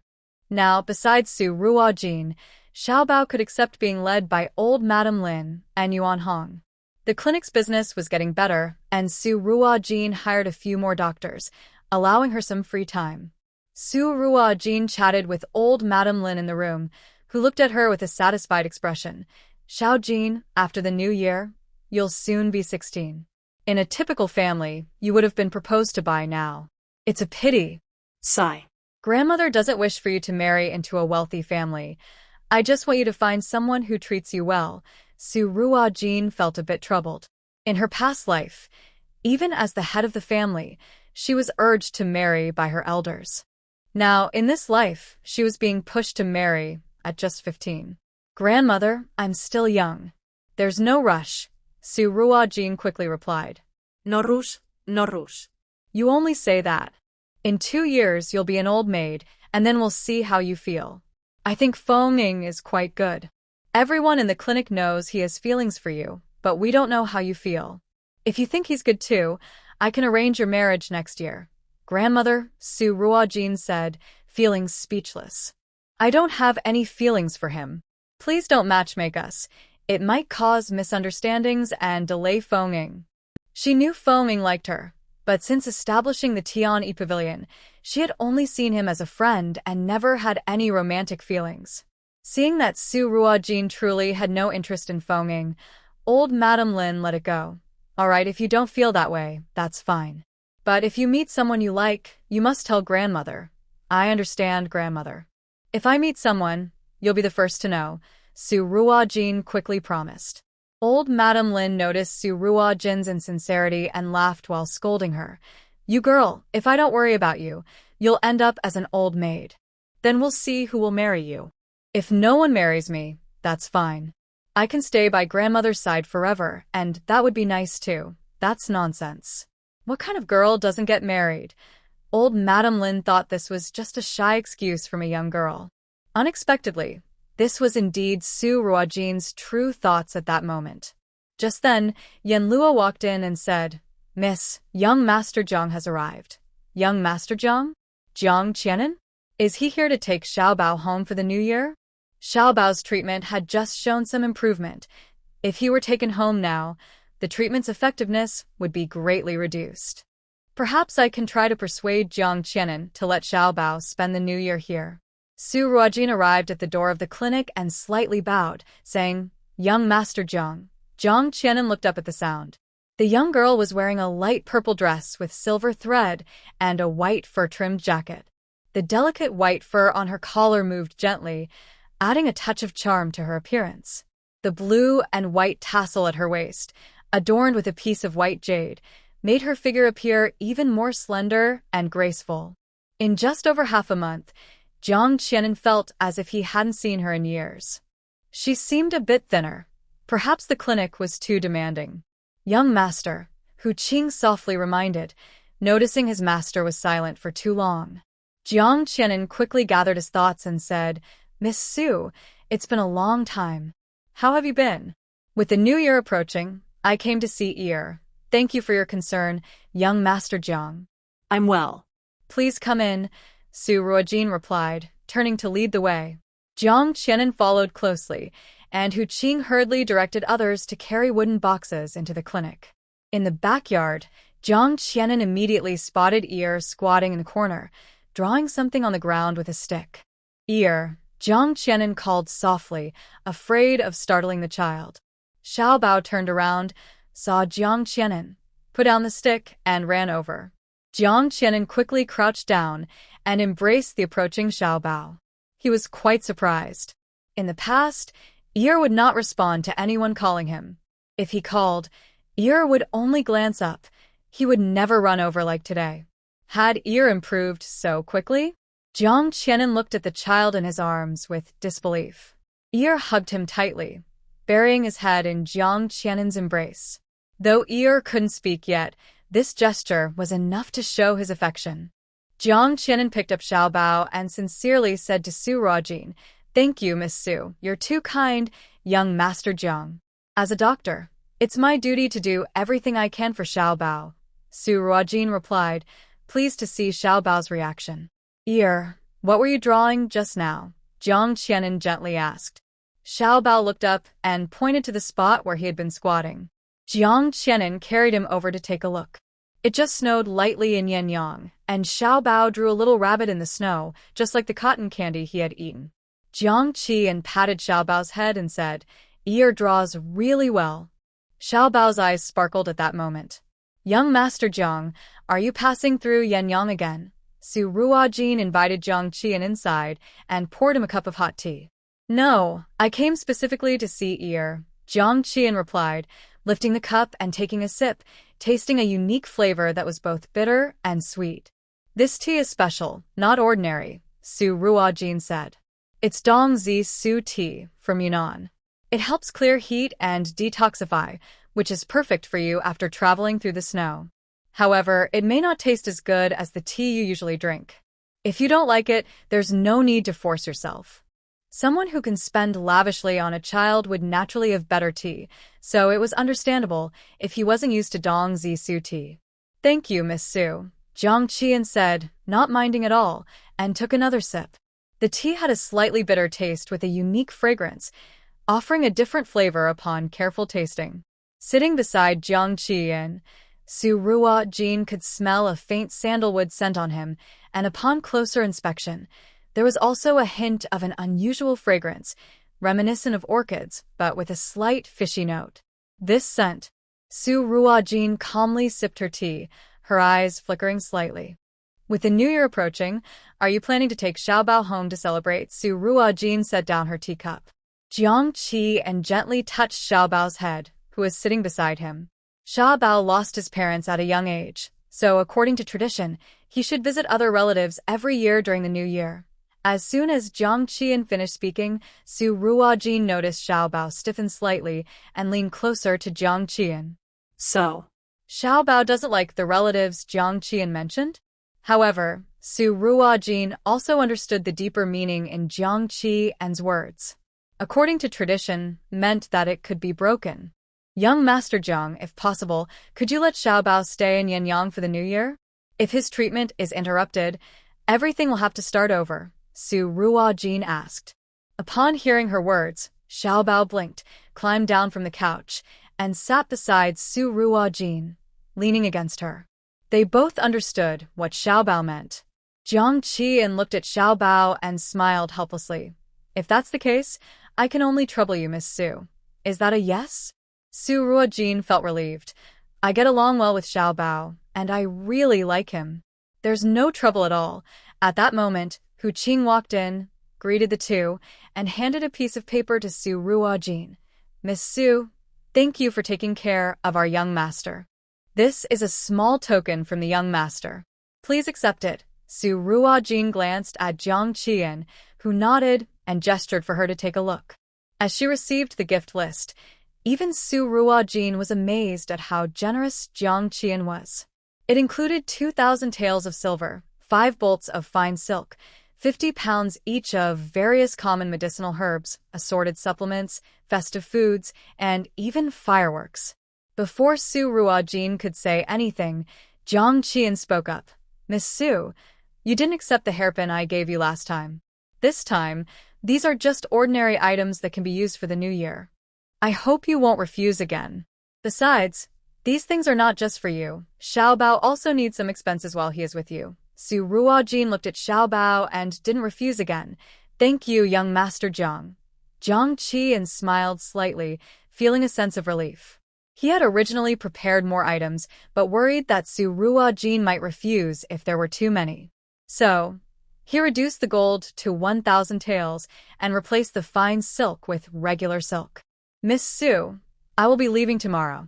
I haven't had a chance to explore Yinyong properly. I heard there's a lantern festival tonight. Would you mind taking Xiao Bao and me to see it? Every year on the 26th day of the 12th month, families in Yinyong would slaughter pigs and prepare for the new year, which was also the busiest time for merchants and vendors. To enhance the festive atmosphere and pray for good weather in the coming year, they added a lantern festival on this day. Since they had just received a generous gift, it was only right to accompany them to the festival. Su Ruojin nodded. If young Master Jiang doesn't mind, I would be happy to take you both. As soon as Xiao Bao heard this, he quickly climbed down, took Su Ruojin's hand, and stood ready to go. Su Ruojin laughed and gently pinched his little nose. You're so eager. Let's go. I'll take you to Ju Xianlu for some delicious food first. Holding Xiao Bao's hand, the three of them left the clinic together. Hu Qing wanted to follow but was met with a cold glance from his master. He touched his nose and quietly disappeared. It was still early, and the Lantern Festival hadn't started yet. Su Ruojin took the two of them to Ju Xianlu. Since Wang Yilu was famous for its roasted duck, but Xiao Bao's stomach hadn't fully recovered, Su Ruojin chose Ju Xianlu instead. The dishes at Juxian Tower, like the special pork, live carp, sweet chicken, and chicken stew, are quite good and more suitable for Xiao Bao. Today there is a lantern festival, and with the new year approaching, the first floor of Juxian Tower is packed with diners, and the waitstaff are very busy. When Su Ruojin and her companions entered, the welcoming waiter noticed their elegant attire and quickly approached with a smile. Are you three here to eat? Would you prefer the main hall or a private room? A private room, Su Ruojin replied. Great. Please follow me. You're in luck. The main hall is full, but we have one private room available, the waiter said cheerfully as he led them inside. Just as they entered Juxian Tower, a familiar voice came from outside. Waiter, I would like a private room. The waiter paused and turned to see who it was, looking a bit awkward as he hurried over. Dr. Kai, Miss Lin, I'm very sorry, but we are fully booked. The last private room has just been reserved by this young lady. Lin Wanqing immediately spotted Su Ruojin and her companions. When she saw Jiang Qianan, her expression froze for a moment. Jiang Qianan was dressed in a deep blue robe adorned with silver cloud patterns, and a white jade hairpin held his hair back simply. He stood there, exuding an air of nobility. If Mu Jingshan felt like a refined and aloof sage to Lin Wanqing, Jiang Qianan was a naturally regal young man with a commanding presence. If only he were the regent. Lin Wanqing regretted not meeting the regent this time, but upon seeing Jiang Qianan, she instinctively hoped the regent would be as handsome and noble as him. That would be a man worthy of her, Lin Wanqing. What was Su Ruojin's relationship with such a man? Qing'er, what's wrong? Kai Fanzhou called out, noticing Lin Wanqing lost in thought. Lin Wanqing snapped back to reality and quickly said, "Master, please wait a moment." Today, Lin Wanqing had invited Kai Fanzhou to Juxian Tower for a meal, not expecting it to be so busy that there were no private rooms available. She hurried to Su Ruojin's side and whispered, "Miss Su, I specifically invited my mentor today. Would you consider letting me have the private room? I can offer you some money as a thank you." Su Ruojin raised an eyebrow and smiled slightly. "Oh, how much is Miss Lin willing to offer?" Lin Wanqing felt a surge of happiness. It seemed she was dealing with someone who was not very worldly and could be swayed by money. She completely forgot that Su Ruojin had donated a fire spirit ginseng to Qingyang City. Someone who is greedy for money would never be willing to donate 10,000 taels of silver. "Miss Su, if you let me have the private room, I will give you 10 taels of silver," Lin Wanqing said, tilting her head slightly, waiting for Su Ruojin to thank her excitedly. In Lin Wanqing's view, making 10 taels of silver just for giving up a private room was an obvious choice. Su Ruojin smiled even more broadly. "Miss Lin, I will give you 20 taels of silver if you disappear from my sight right now. Seeing you is ruining my appetite, and I might not be able to eat later." "Su Ruojin, don't push your luck." Lin Wanqing was taken aback and couldn't catch her breath.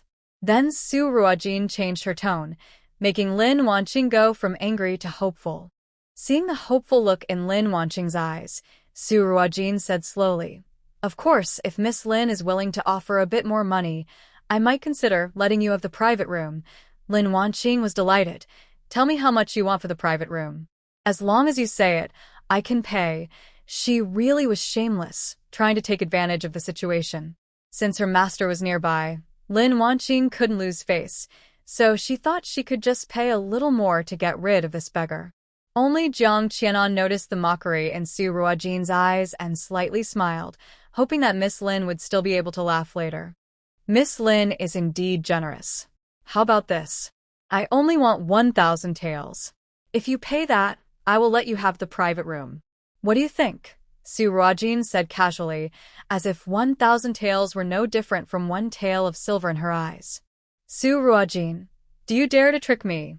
Lin Wanqing's voice suddenly rose, drawing the attention of many people who began to point and whisper. Not everyone knew Lin Wanqing, the young lady from a noble family, but many recognized Kai Fanzhou. Kai Fanzhou's expression darkened as he called out, "Qing'er." Lin Wanqing then realized and became furious, her face turning red. "Miss Lin, how is this tricking you? You said I could name my price and you could afford it. I named my price, and now you backtrack and blame me. Is there any fairness in this?" The sarcasm in Su Ruojin's eyes made Lin Wanqing feel her temples throbbing. "Miss Lin, if you give me 1,000 taels of silver right now, I will leave immediately and give you the private room, I promise." Su Ruojin added fuel to the fire. "You!" Lin Wanqing was so angry she couldn't speak, her eyes instantly turning red as she looked at Kai Fanzhou. "Master." Kai Fanzhou naturally heard the conversation between the two and felt that Su Ruojin was being unreasonable. He spoke up in a tone like an elder teaching a younger person. "Miss Su, helping others is also helping yourself. Being too aggressive can lead to trouble for you." As soon as Kai Fanzhou said this, he felt a chill wash over him, and the temperature around him dropped a few degrees. He looked up in the direction of the chill and saw a man standing next to Su Ruojin giving him a cold glance. That one look made Kai Fanzhou feel a shiver down his spine, as if he wanted to kneel in submission. Who was this man? But no matter who he was, Kai Fanzhou's years of experience told him that this man was not someone to provoke. How did Su Ruojin manage to associate with such a person?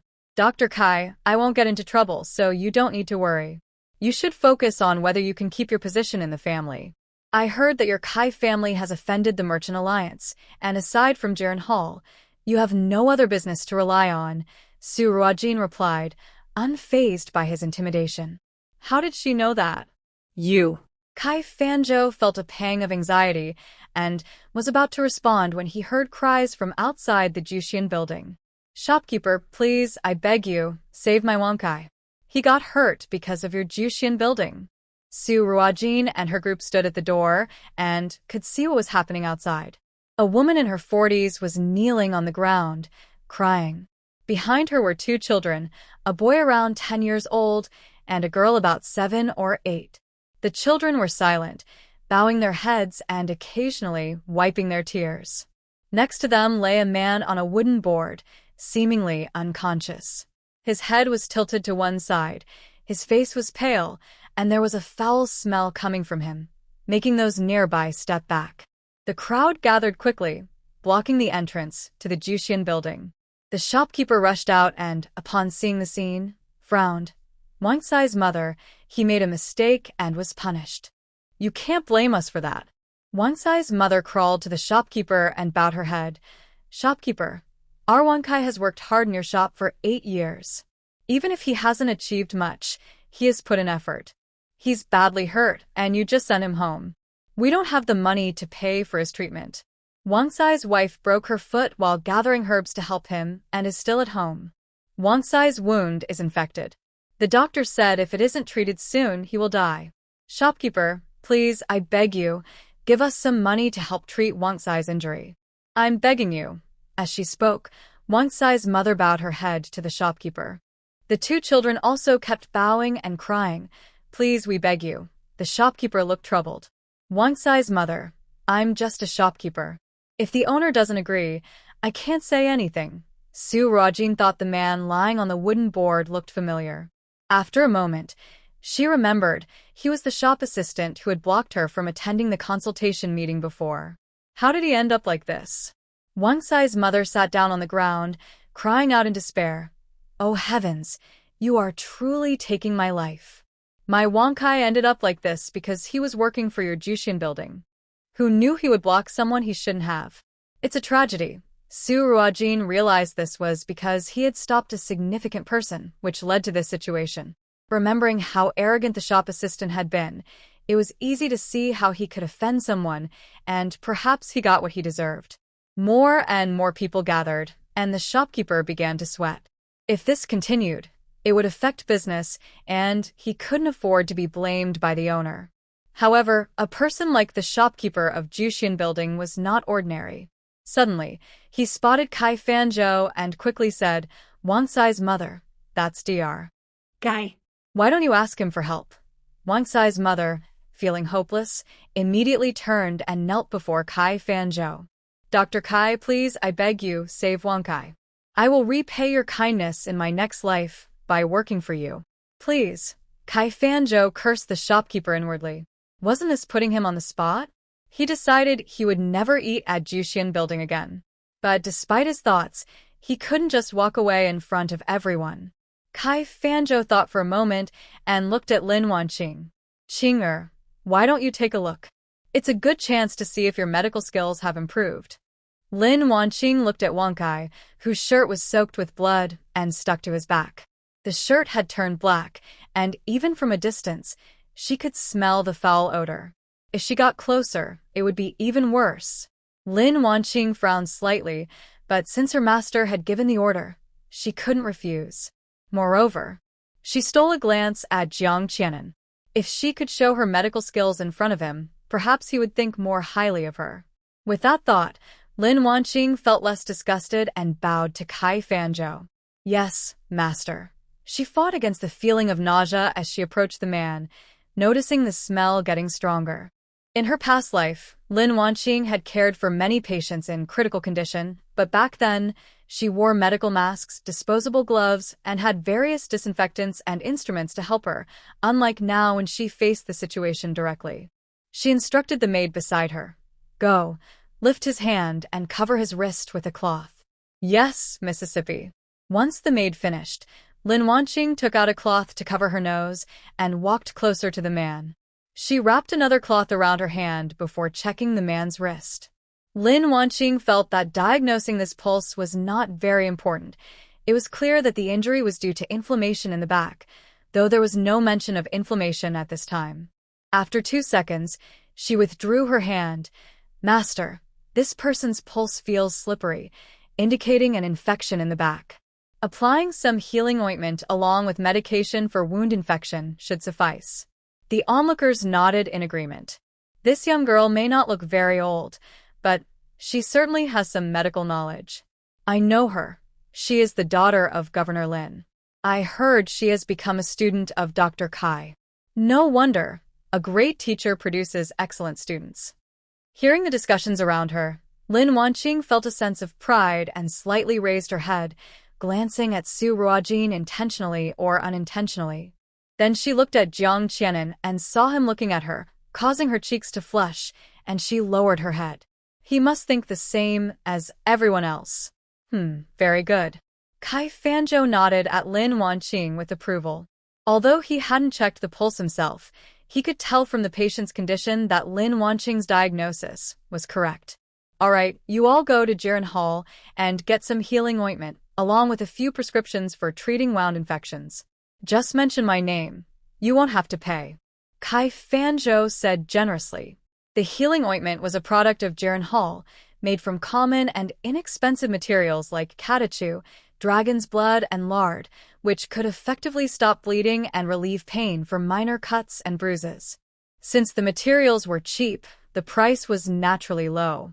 As for the medication for wound infections, Kai Fanzhou had learned his lesson after being embarrassed by Su Ruojin multiple times and had already instructed the staff at the store. Anyone who said they were sent by Dr. Kai to get free medicine would receive the cheapest options available. These medications were even made from damp, worm-eaten, or moldy materials, specially prepared for free distribution. Even with such medicine, only 3 doses can be given, and if more is needed, payment is required. When Kai Fanzhou said this, everyone cheered. Truly a great doctor. I heard someone say that Dr. Kai lacks medical ethics, but it seems that someone is just jealous and spreading rumors. That's definitely the case. Both Dr. Kai and his apprentice are good people. Wang Sai's mother happily pulled her 2 children over. Quick, bow to Dr. Kai and this lady doctor. Your father will be saved. The 2 children obediently knelt and bowed to Kai Fanzhou and Lin Wanqing. Kai Fanzhou and Lin Wanqing stood together, looking down at the 3, and accepted it calmly. Then Wang Sai's mother was about to lift the stretcher with the children when a voice interrupted. Wait. Hearing this voice, Kai Fanzhou and Lin Wanqing instinctively frowned. What does Miss Su have to say? Kai Fanzhou asked, suppressing his irritation and clenching his fists. The situation had been perfectly resolved, so why was Su Ruojin causing trouble again? For Su Ruojin, Wang Kai had indeed once blocked her and looked down on her, but he had already been punished, and his crime did not warrant death. If Su Ruojin was unaware of Wang Sai's injury, that would be one thing, but now that he was right in front of her, she couldn't just ignore it. Young Master Jiang, could you please wait a moment? Su Ruojin quietly asked Jiang Qianan. Of course, Miss Su. Jiang Qianan replied, picking up the child and stepping aside, curious to see what she would do.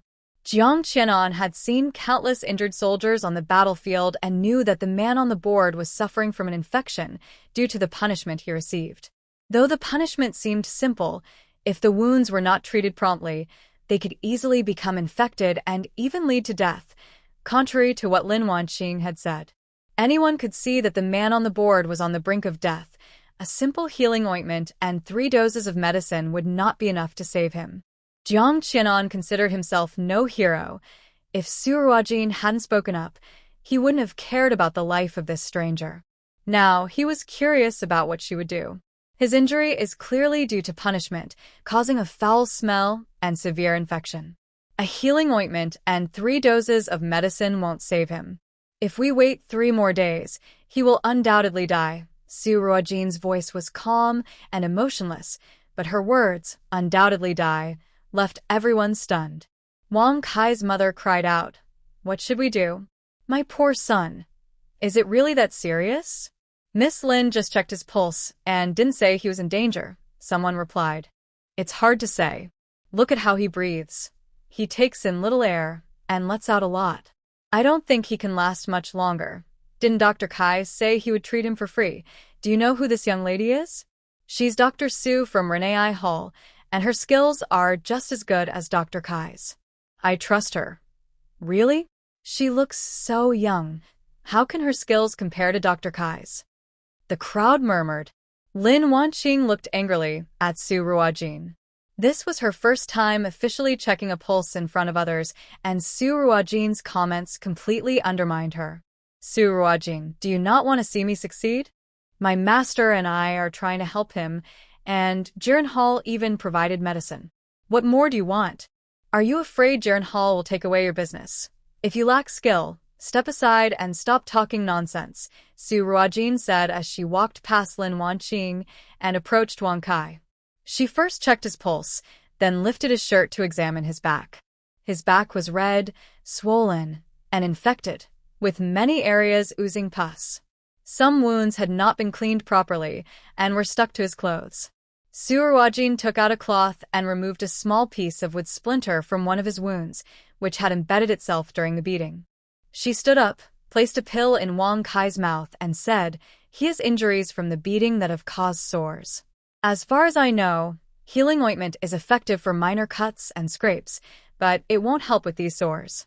For these sores, the dead tissue must be removed and the bad blood drained out. Then, apply healing medicine and take a remedy for recovery. This patient's pulse is weak and barely detectable. Miss Lin, you just touched him lightly and casually said it was just an infection. Do you think a person's life is nothing?" Wang Kai's mother stopped crying for a moment, staring blankly at the young girl. Lin Wanqing, frustrated, said, "Su Ruojin, you are deliberately slandering me. Who says a longer diagnosis is always more accurate? Am I wrong to say he has an infection?" Indeed, technically, Lin Wanqing was not wrong to say Wang Kai had an infection. Su Ruojin raised an eyebrow. "Oh, then tell me, what medicine should he take to be treated properly?" When Su Ruojin asked Lin Wanqing what medicine to use, Lin Wanqing was taken aback. Kai Fanzhou had once given her a book on herbs to memorize, but she found it too hard and only skimmed through it before tossing it aside. She thought she could use it like a dictionary, flipping through it when needed, and over time, she would remember it. Now, with Su Ruojin's question, Lin Wanqing couldn't think of the right medicine to suggest, but she couldn't back out now. She struggled to recall medicines for treating wound infections and stammered, "There's Chuangxinlian, Yuxinkeo, Huanglian." Su Ruojin raised her hand to interrupt. "Miss Lin, while these 3 herbs do help clear heat and toxins, given the patient's current condition, he cannot handle the strong effects of Huanglian." Kai Fanzhou shot Lin Wanqing a glare, thinking she was useless. Lin Wanqing, feeling stuck, retorted, "Then what do you suggest he should use?" Even though Su Ruojin had some medical knowledge, she wasn't much better than Lin Wanqing. If she suggested the wrong medicine, her master would surely point it out, giving Lin Wanqing a chance to feel better.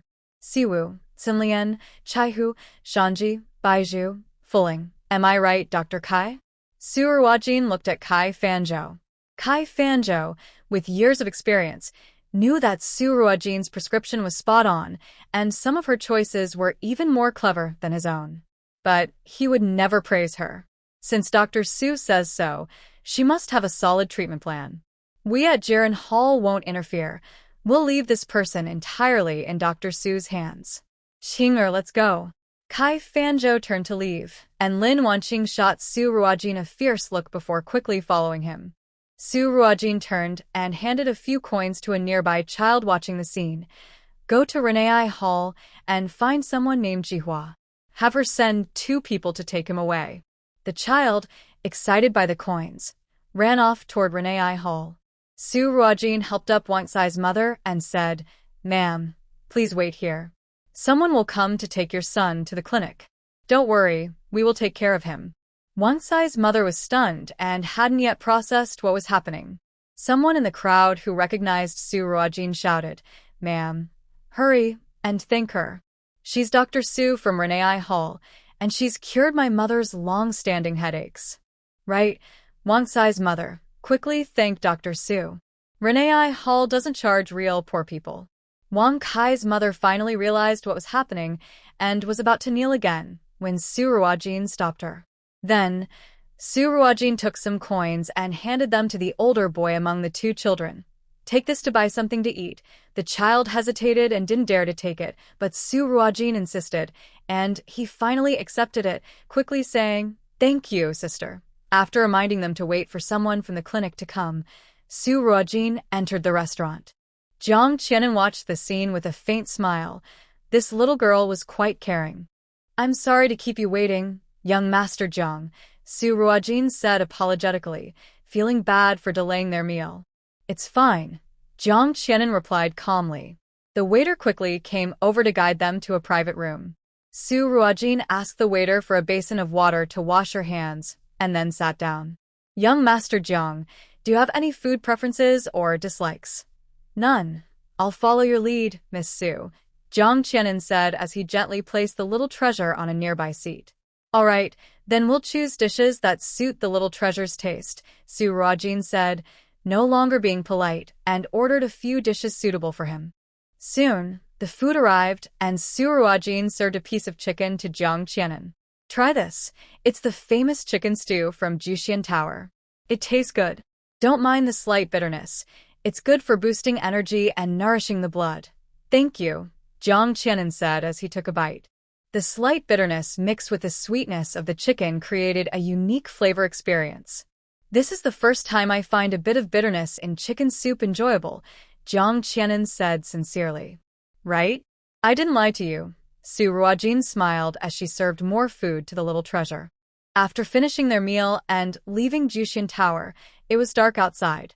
The streets were filled with various lanterns, and the bustling crowd was filled with the laughter of children, mixed with the sound of firecrackers. Su Ruojin took the little treasure to a vendor and bought him a small tiger lantern. In the past, the little treasure would have found it hard to be in such a crowded place, but now he happily let Su Ruojin hold his hand and walk through the crowd without any fear. Jiang Qianan watched the pair in front of him, smiling. Suddenly, fireworks exploded in the sky.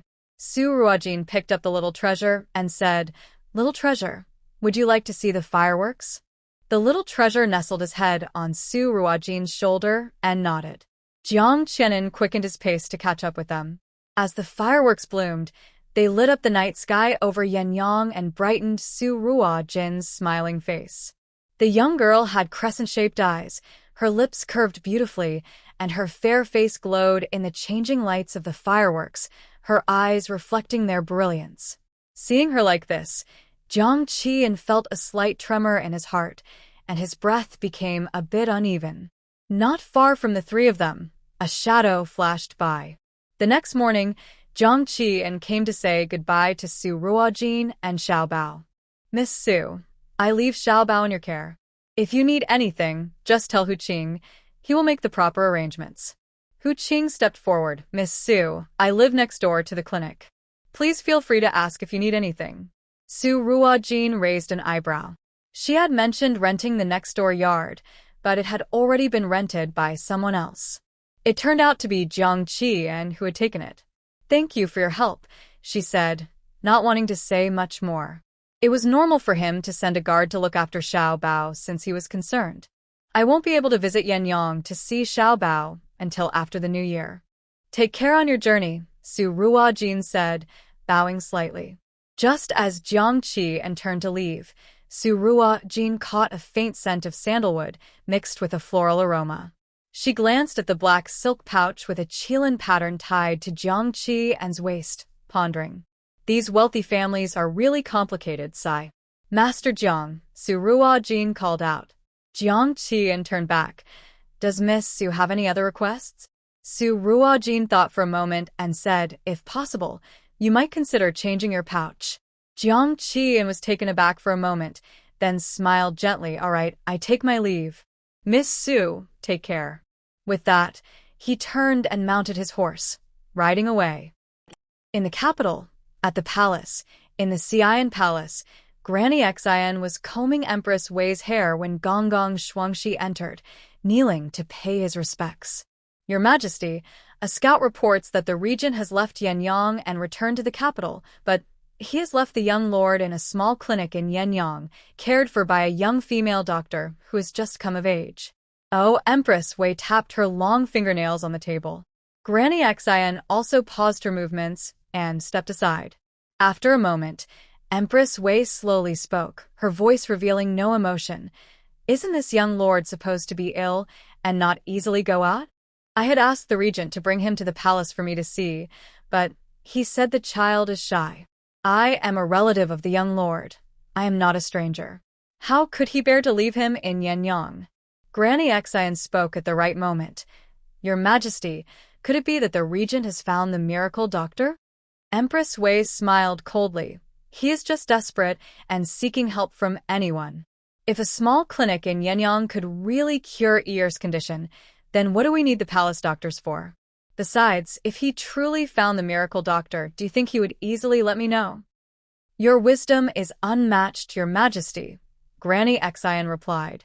I want to see what kind of trick the regent is up to. Send someone to keep an eye on that clinic and report back immediately if there's any news. Yes, Your Majesty, Shuangxi replied as she stepped back. Granny Xian moved closer to continue combing the Empress's hair. Your Majesty, the regent has been searching for the miracle doctor for the young heir. If he finds one, could the young heir's condition be cured? Empress Wei looked down at her ring and spoke softly. If Ear continues to be foolish like this, I will ensure he grows up safely and enjoys a peaceful life. If his condition is truly cured, then he shouldn't blame me, his royal grandmother, for being unkind. Chena will be able to take charge in a year, and I will not allow anyone to stand in his way. Granny Xian fell silent, her hands moving more gently. In the regent's residence, Shun Yu and Mu Jingshan were playing chess. When they saw Xiao Yanxu return, they both stood up to greet him. Shun Yu leaned forward to look behind him but saw nothing and was a bit surprised. You really left Ear in Yinyong? Are you worried about that person taking action? Xiao Yanxu sat down and took a sip of tea. She won't act until she is sure Ear's condition has improved. I intentionally let her know Ear is at a small clinic. She will think I am just grasping at straws. Mu Jingshan looked anxious. So, has Ear's condition improved at all? Xiao Yanxu glanced at him. Yesterday, Ear and I went to Jushin Tower for dinner, and later I took him to see fireworks. He showed no fear at all during the whole time. Do you think he's not better? Mu Jingshan's mouth dropped open. That's not just a little better, it's a huge improvement. Did that young girl really cure him? She's amazing. I need to go to Yinyong right now to ask her how she did it. After saying this, Mu Jingshan turned to leave. Stop. Xiao Yanxu's voice rang out. Mu Jingshan halted, looking distressed. Your Highness, it's the new year. Can't I take a break? I just heard from the head of the Astronomy Bureau that it will start snowing in the capital tomorrow and continue for a while. How will you be able to leave? Xiao Yanxu replied calmly. Mu Jingshan sighed and resignedly walked back, saying, All right, I'll stay at the palace, but I want to make it clear that when the weather gets warmer and the Empress Dowager feels better, I will go to Yinyong to seek advice from that young girl. Xiao Yanxu lowered his head and took a sip of tea, not saying anything. By the time the weather warmed up, Ear would have been in Yinyong for 3 months, and according to their previous agreement, it was time to return to the capital. What excuse could he come up with to bring her along? Maybe to open a branch of Renee Tang in the capital? That sounds like a good reason. Shinyu, buy the best shop in the capital that's suitable for a medical clinic, Xiao Yanxu instructed. Shinyu looked confused. Your Highness, are you going to open a medical clinic? Just do what I say and stop asking so many questions. After Xiao Yanxu returned to his room, Shinyu secretly pulled Mu Jingshan aside. Hey, Jingshan, is that doctor from Yinyong really a young girl? How old is she? What does she look like? Mu Jingshan looked at him suspiciously. What do you want to know for? Oh, I'm just curious. Come on, tell me. She is indeed a girl, not very old, just reached adulthood. As for her looks, well, in my opinion, she's even more beautiful than Princess Fingxi. This time, it was Shinyu who was surprised. Princess Fingxi? She's the most beautiful woman in the capital. You think she's prettier than her? So. Oh, I get it. Shinyu had a knowing look, leaving Mu Jingshan confused. What do you understand? Hurry up and tell me. Well, I need to head back now. I'm hungry. Shinyu waved and left. Mu Jingshan looked like he wanted to hit him but didn't dare, mainly because he couldn't win in a fight. One day, I'll test my new poison on you, Mu Jingshan said fiercely to Shinyu's back before turning to go to the Empress Dowager's courtyard. On the way, Mu Jingshan suddenly realized that the prince had just returned from Yinyong. Where did he meet the official from the Astronomy Bureau? However, this year the capital was indeed colder than usual. Sigh, it's not urgent. Waiting for warmer weather to go is fine. Mu Jingshan shook his head in resignation. Xiao Yanqi returned to his room and took out the sachet from his waist, examining it closely. The sachet was a gift from the princess, the only family member he could trust in the palace. As a child, Xiao Yanqi was bullied by the palace eunuchs and maids. If it weren't for the princess protecting him, he wouldn't have survived to this day, let alone trained in martial arts at Qinghua Mountain. If the princess wanted to harm him, why would she have saved him in the first place? There was no need for her to risk her life to open the city gates for him when he returned to the capital. Xiao Yanqi did not believe that the princess wanted to harm him. However, what Su Ruojin said made him think. After a moment, he took off the scented pouch and put it in a box, then picked up another one to wear. This new pouch was white with golden threads and was embroidered by the best artisans in the palace. The embroidery was among the finest in all of Dechu, but Xiao Yanqi still thought it was too ugly. Perhaps. Xiao Yanqi's eyes shifted slightly as he pondered something. On New Year's Eve, the clinic closed early. In the backyard, a long table made from the clinic's furniture was set up along with a fire pit. Ji Hua, Yan Luo, and the young maids were busy coming in and out. Before long, the table was filled with various dishes. Most of the maids and young servants in the clinic were orphans without parents. Some girls had been sold by their families, leaving them homeless and in need. During the new year, they had nowhere to go and could only stay at the clinic. In the end, Su Ruojin decided to set up a big table in the backyard for everyone to enjoy the New Year's Eve dinner together, celebrating the holiday in a lively way. As everything was nearly ready, Su Ruojin called over Yan Luo. Yan Luo, go next door and invite Hu Qing to join us for the New Year's Eve dinner. Yes, Mississippi Yan Luo knew that Hu Qing was sent by young Master Jiang to protect Xiao Bao, and it wouldn't be right to leave him alone during the New Year. Yan Luo went next door and knocked on the door. As soon as she knocked once, the door opened. Hu Qing stepped out and asked, Miss Yan Luo, is there something you need? Mr. Hu, our miss invites you to join us for the New Year's Eve dinner. We hope you can come. Of course, I'd be happy to. Without hesitation, Hu Qing closed the door behind him and followed Yan Luo back to the clinic. The 12 remaining hidden guards had to stay in the shadows, watching Hu Qing leave, feeling frustrated that he was not being loyal. The 12 hidden guards being hidden could not show themselves. Their prince was worried that Miss Su might have plans and wouldn't be able to find them, so he sent Hu Qing out instead. They had no choice but to stay hidden. Dark 5 sighed. It's nice that the boss can go next door to enjoy the food. I can smell the delicious aroma coming from there. It's making my mouth water. Dark 1 gave him a light smack on the head. Don't be jealous. Once we finish our mission and return to the capital, we can go to Mo Lianju and eat whatever we want. I guess that's all we can do. Dark 5 turned back to the room, where each of the 12 brothers had prepared a dish. The plain cabbage soup without salt, the dark fried potatoes, and a bowl of yellow mush that was hard to describe. The only dish that looked decent was the stir-fried green peppers with meat that Hu Qing made before leaving. Boss, how about we go eat at Zhu Xianlu instead? And Lu said, unable to stomach the food on the table. And Yi glanced at him. You want to enjoy a meal, but what if something happens with the young master? We have pickles and steamed buns here, plenty to eat. So, the 12 guards had rice, pickles, and a plate of stir-fried green peppers with meat, while smelling the delicious dishes from next door to celebrate New Year's Eve. At the clinic, at first, the maids and servants were too shy to sit at the table with the lady and madam, standing quietly instead.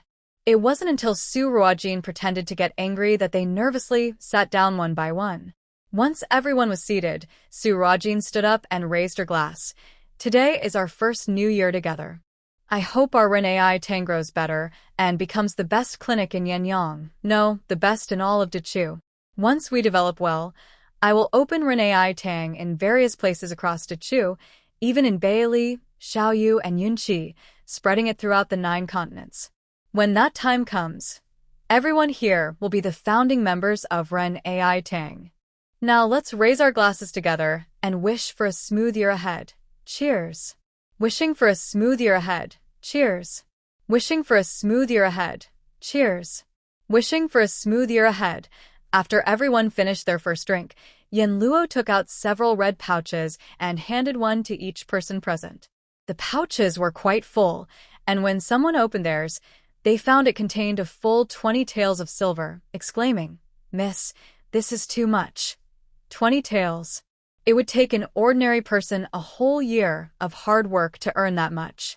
Their lady was giving out 20 taels just for the new year. Moreover, they had only been working at the clinic for a few days. Several young maids were so moved that they started to cry. They had previously struggled to eat and dress warmly, fearing they would starve or be sold into a brothel. But after being brought to the clinic by the lady, the work wasn't too hard and she was kind. It was only the clinic's first few days, and they were receiving such generous red envelopes for the new year. Everyone exchanged glances, then left their seats, kneeling to bow to Su Ruojin. "Thank you, miss. We will be loyal to you for life and never betray you, all right? Everyone get up." No tears during the new year. Su Ruojin smiled and urged them to stand. After everyone bowed once more, they stood up, wiped their tears, and joyfully returned to their seats. Hu Qing was surprised to find that he also received something. "Miss Yen, why do I have one too?" Yen Luo smiled. "Young master Hu, the young lady said that since you have worked hard to protect Xiao Bao and the clinic, you should also have a share. Here, take it." Before Hu Qing could refuse, Yen Luo placed the pouch into his arms. Realizing what happened, Hu Qing quickly stood up and bowed to Su Ruojin. "Thank you, Dr. Su. Young master Hu, it's a festive day, no need for so much formality. Please try my grandmother's spicy chicken," Su Ruojin said with a smile.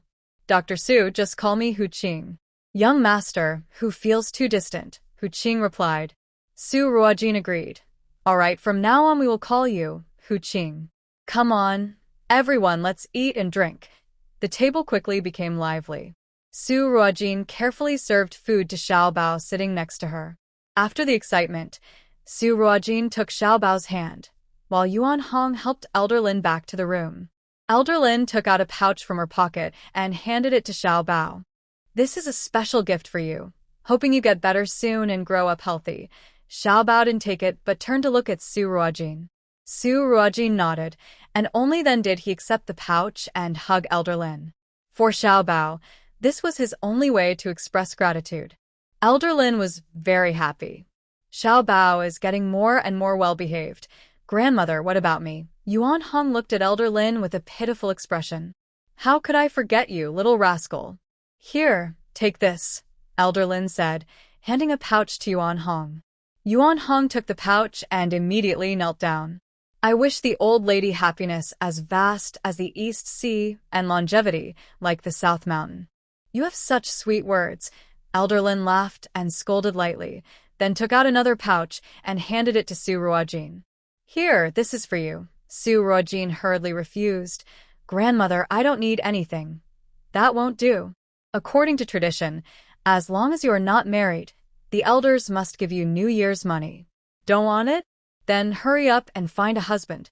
With him taking care of you, I can save some money." Seeing that Elder Lin seemed eager to continue, Su Ruojin quickly accepted the pouch. I'll take it, grandmother, is that all right?" Elder Lin smiled, knowing her granddaughter was fearless except when it came to marriage. She wondered which lucky young man would get to be with her wonderful granddaughter. Elder Lin didn't expect her future grandson-in-law to be perfect. She just hoped he would treat Su Ruojin well for life. Madam Lin then took out 3 sets of clothes. "These are new outfits I made for you. Try them on and see if they fit." One set was a bright red short jacket with a round collar, paired with a red skirt featuring horse face embroidery. The edges of the clothes were trimmed with a circle of white rabbit fur, making it look playful and cute. The second set was a dark blue outfit that looked perfect for martial arts practice. The third set was a light blue long shirt with a front opening, paired with a moon-white embroidered belt. When the 3 of them changed into the clothes, one looked stunning in red, another exuded confidence, and Xiao clearly displayed the noble and cool aura of a young gentleman. Madame Lin looked at them with great satisfaction. At that moment, the sounds of fireworks and firecrackers echoed outside. Yuan Hong couldn't hold back any longer. Xiao, would you like to go set off fireworks with your brother? Xiao was not well, so loud firecrackers were not allowed, but fireworks were fine. Xiao held onto Su Ruojin's hand tightly, but his eyes were on Yuan Hong, who was pulling out the prepared fireworks. Su Ruojin understood Xiaobao's intention and smiled, saying, "I'll go with you." Xiaobao's eyes lit up, and he pulled a bit harder on Su Ruojin's hand, clearly wanting her to hurry. "Grandmother, come with us," Yuan Hong invited. Madame Lin smiled. "I'm too old and afraid of the cold, so I won't go. You all have fun." Watching the three of them leave, Madame Lin felt that Lin Jingshan would one day regret sending Su Ruojin away from the Lin family. It had been less than a month since Su Ruojin was sent away, and Madame Lin already felt that life was completely different from before. In the capital, the royal palace. On New Year's Eve, as usual, the emperor hosted a grand banquet for the officials, and all officials of the fourth rank and above were required to bring their families to the palace for the event. Empress Dowager Wei entered the Hall of Supreme Harmony with the emperor and empress, and the officials bowed in respect. Empress Dowager Wei and the emperor both looked towards the position of the regent, which was empty. Xiao Chun-yi frowned slightly, clenching his fists. His elder brother, the emperor, had always looked down on him and was even later than him. Empress Dowager Wei seemed to sense her son's anger and discreetly glanced at him. Xiao Chun-yi quickly regained his composure and, together with the empress, took their seats at the main table. Li Yuansheng, where's the regent? Li Yuansheng was the chief steward by Xiao Chun-yi's side. Upon hearing the emperor's question, he quickly replied, "Reporting to your majesty, he should be arriving shortly." As soon as he finished speaking, a eunuch announced at the door, "The regent has arrived." All the officials stood up again to bow and pay their respects. Xiao Yanchu waved his hand. "Everyone please rise. It's New Year's, no need for excessive formalities. Thank you, regent." The ministers stood up. Xiao Yanchu walked in front of Xiao Chenyu and slightly bowed, saying, "I greet your majesty, the empress dowager and the empress." Xiao Chenyu quickly raised his hand to gesture, "Brother, there's no need for such formalities." Xiao Yanchu turned and took his seat. Among the crowd, a pair of eyes had been fixed on Xiao Yanchu since he entered the hall, not moving away. "Brother Yanchu, Schwanger has finally seen you. Start the banquet. Let the music and dance begin." With Li Yuanqing's voice, the music played, and the dancers entered the hall to perform. The ministers toasted each other, wishing for a prosperous new year, creating a harmonious atmosphere. Many ministers raised their glasses to Xiao Yanchu, and he accepted them all. "Seventh brother, the princess and the prince consort toast to you, wishing you all your wishes come true." Xiao Yanchu looked up to see the eldest princess, Xiao Fengming, and prince consort Song Zijia.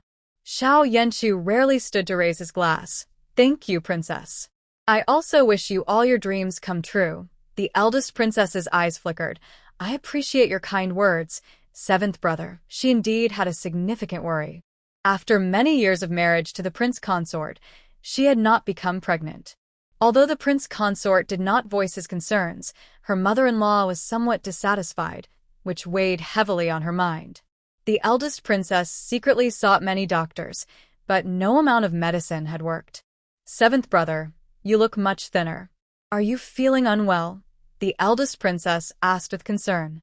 "I'm fine. I may have caught a cold recently, but I'm better now." Xiao Yanchu felt a warmth in his heart.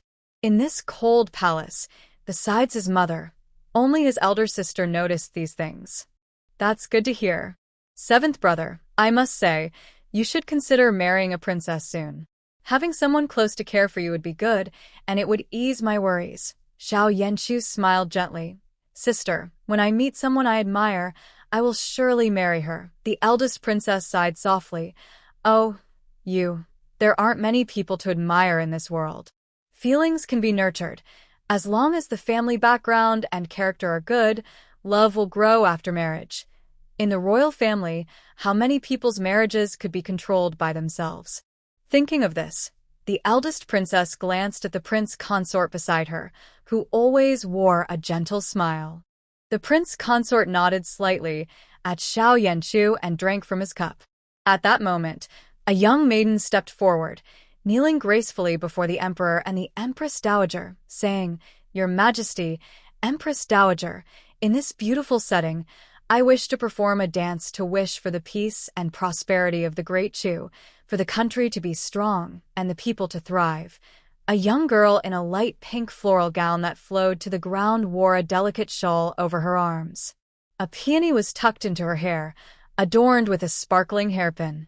Her eyes sparkled like water, evoking the beauty of spring, captivating everyone around her. She was known as the most beautiful woman in the capital, the niece of Empress Wei, and the eldest daughter of the Duke of Dingua, the 16-year-old Princess Wei Yinfeng. "Fonger is thoughtful," Empress Wei said with a smile, nodding her head. Of course, Xiao Qin would not make things difficult for his cousin. The officials also set down their cups, filled with anticipation. "I heard that Princess Feng Yisin's dance is a marvel of the capital. Yes, today we are fortunate to witness her performance. All thanks to the emperor. Princess Feng truly deserves her title as the most beautiful woman in the capital. Even before she dances, her grace is evident." Wei Yinfeng respectfully bowed and went to the side hall to change her clothes. As she passed by the regent's table, she casually glanced at the man she longed for. However, Xiao Yanchu was talking to the princess and didn't even look her way. Wei Yinfeng bit her lip. She had practiced this dance for a year just to catch his eye on New Year's Eve. Soon, she would amaze everyone with her dance, and he would surely remember her. With that thought, Wei Yinfeng quickened her pace to the side hall. Before long, eunuchs brought in 3 large drums, and the people present were curious about their purpose. Boom, boom, boom. 3 palace maids approached and struck the drums. As the rhythmic beats echoed, a girl suddenly descended from the hall, landing gracefully on the largest drum in the center.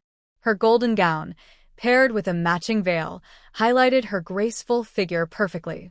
As she landed, the musicians began to play. The dance flowed with the music. The girl leaped and twirled between the 3 drums, combining elegance with a hint of boldness. Everyone present had never seen such a unique dance. They all set down their chopsticks and cups, fully engrossed in the beautiful performance. Wei Yinfeng danced continuously, her gaze seemingly enchanting as it drifted toward the regent. But the regent kept his head down, drinking, not glancing at her once. Wei Yinfeng felt a pang of disappointment, and for a moment, her rhythm faltered, nearly causing her to fall from the drum. Fortunately, after a year of practice, her foundation was strong. She quickly regained her composure and completed the dance without further incident. Finally, Wei Yinfeng struck a pose like a celestial being on the center drum, the dance ending and the music falling silent. After a few seconds of silence, the audience erupted into warm applause. "Wonderful! Princess Fengxi truly deserves to be called the most talented woman in the Great Chu Kingdom." In ancient times, there was the Song of Colorful Garments, and today we have Princess Fengxi's stunning performance, which is truly amazing. Yes, yes. With this dance, Princess Fengxi's talent will surely reach new heights. The Duke of Dingwa has raised a wonderful daughter. Duke Wei Qiming smiled and said, "Oh, it's nothing," but his pride was evident in his eyes. "Your Majesty, Princess Fengxi's performance was remarkable. Shouldn't there be a reward?" The Empress Dowager smiled as she looked at Wei Yinfeng, who was kneeling below. "She truly is a gem of the Wei family. Your Majesty." Seeing that Xiao Qin didn't respond, the Empress Dowager called out again. Oh yes, a reward, a reward. Mother, what do you think we should give her?" Xiao Qin was also captivated by Wei Yinfeng's stunning dance and momentarily lost his focus. "Sigh, if only my mother had agreed back then, my cousin Yinfeng would be the Empress now." The Empress Su noticed Xiao Qin's reaction and tightened her grip on the handkerchief, her eyes flickering, but her face remained calm and smiling. "In my opinion, Princess Fengxi has reached the age for marriage." Why not take this auspicious occasion to grant her a match with the one she admires? The Empress Dowager suggested gently. The whole capital knew that Princess Fingxi admired the regent, and since she had come of age, she still had no engagement. Xiao Chini felt a twinge of reluctance, but he never dared to go against his mother's wishes, so he nodded. I leave it all to you, mother. Wei Yinfang, still kneeling with her head down, felt her heart race as if it would leap from her chest, and her face became hot. Her aunt had always known of her admiration for the regent, and her long-held wish was finally about to come true, making all her hard work this past year worthwhile.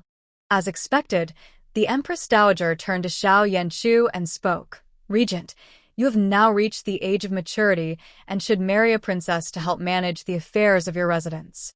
I believe Princess Fingxi is a perfect match for you in beauty, talent, and family background. Why not take this opportunity for a marriage proposal? Princess Fingxi, would you be willing? Though the Empress Dowager's tone seemed to ask for consent, her words carried the weight of a decree, making the proposal nearly a certainty.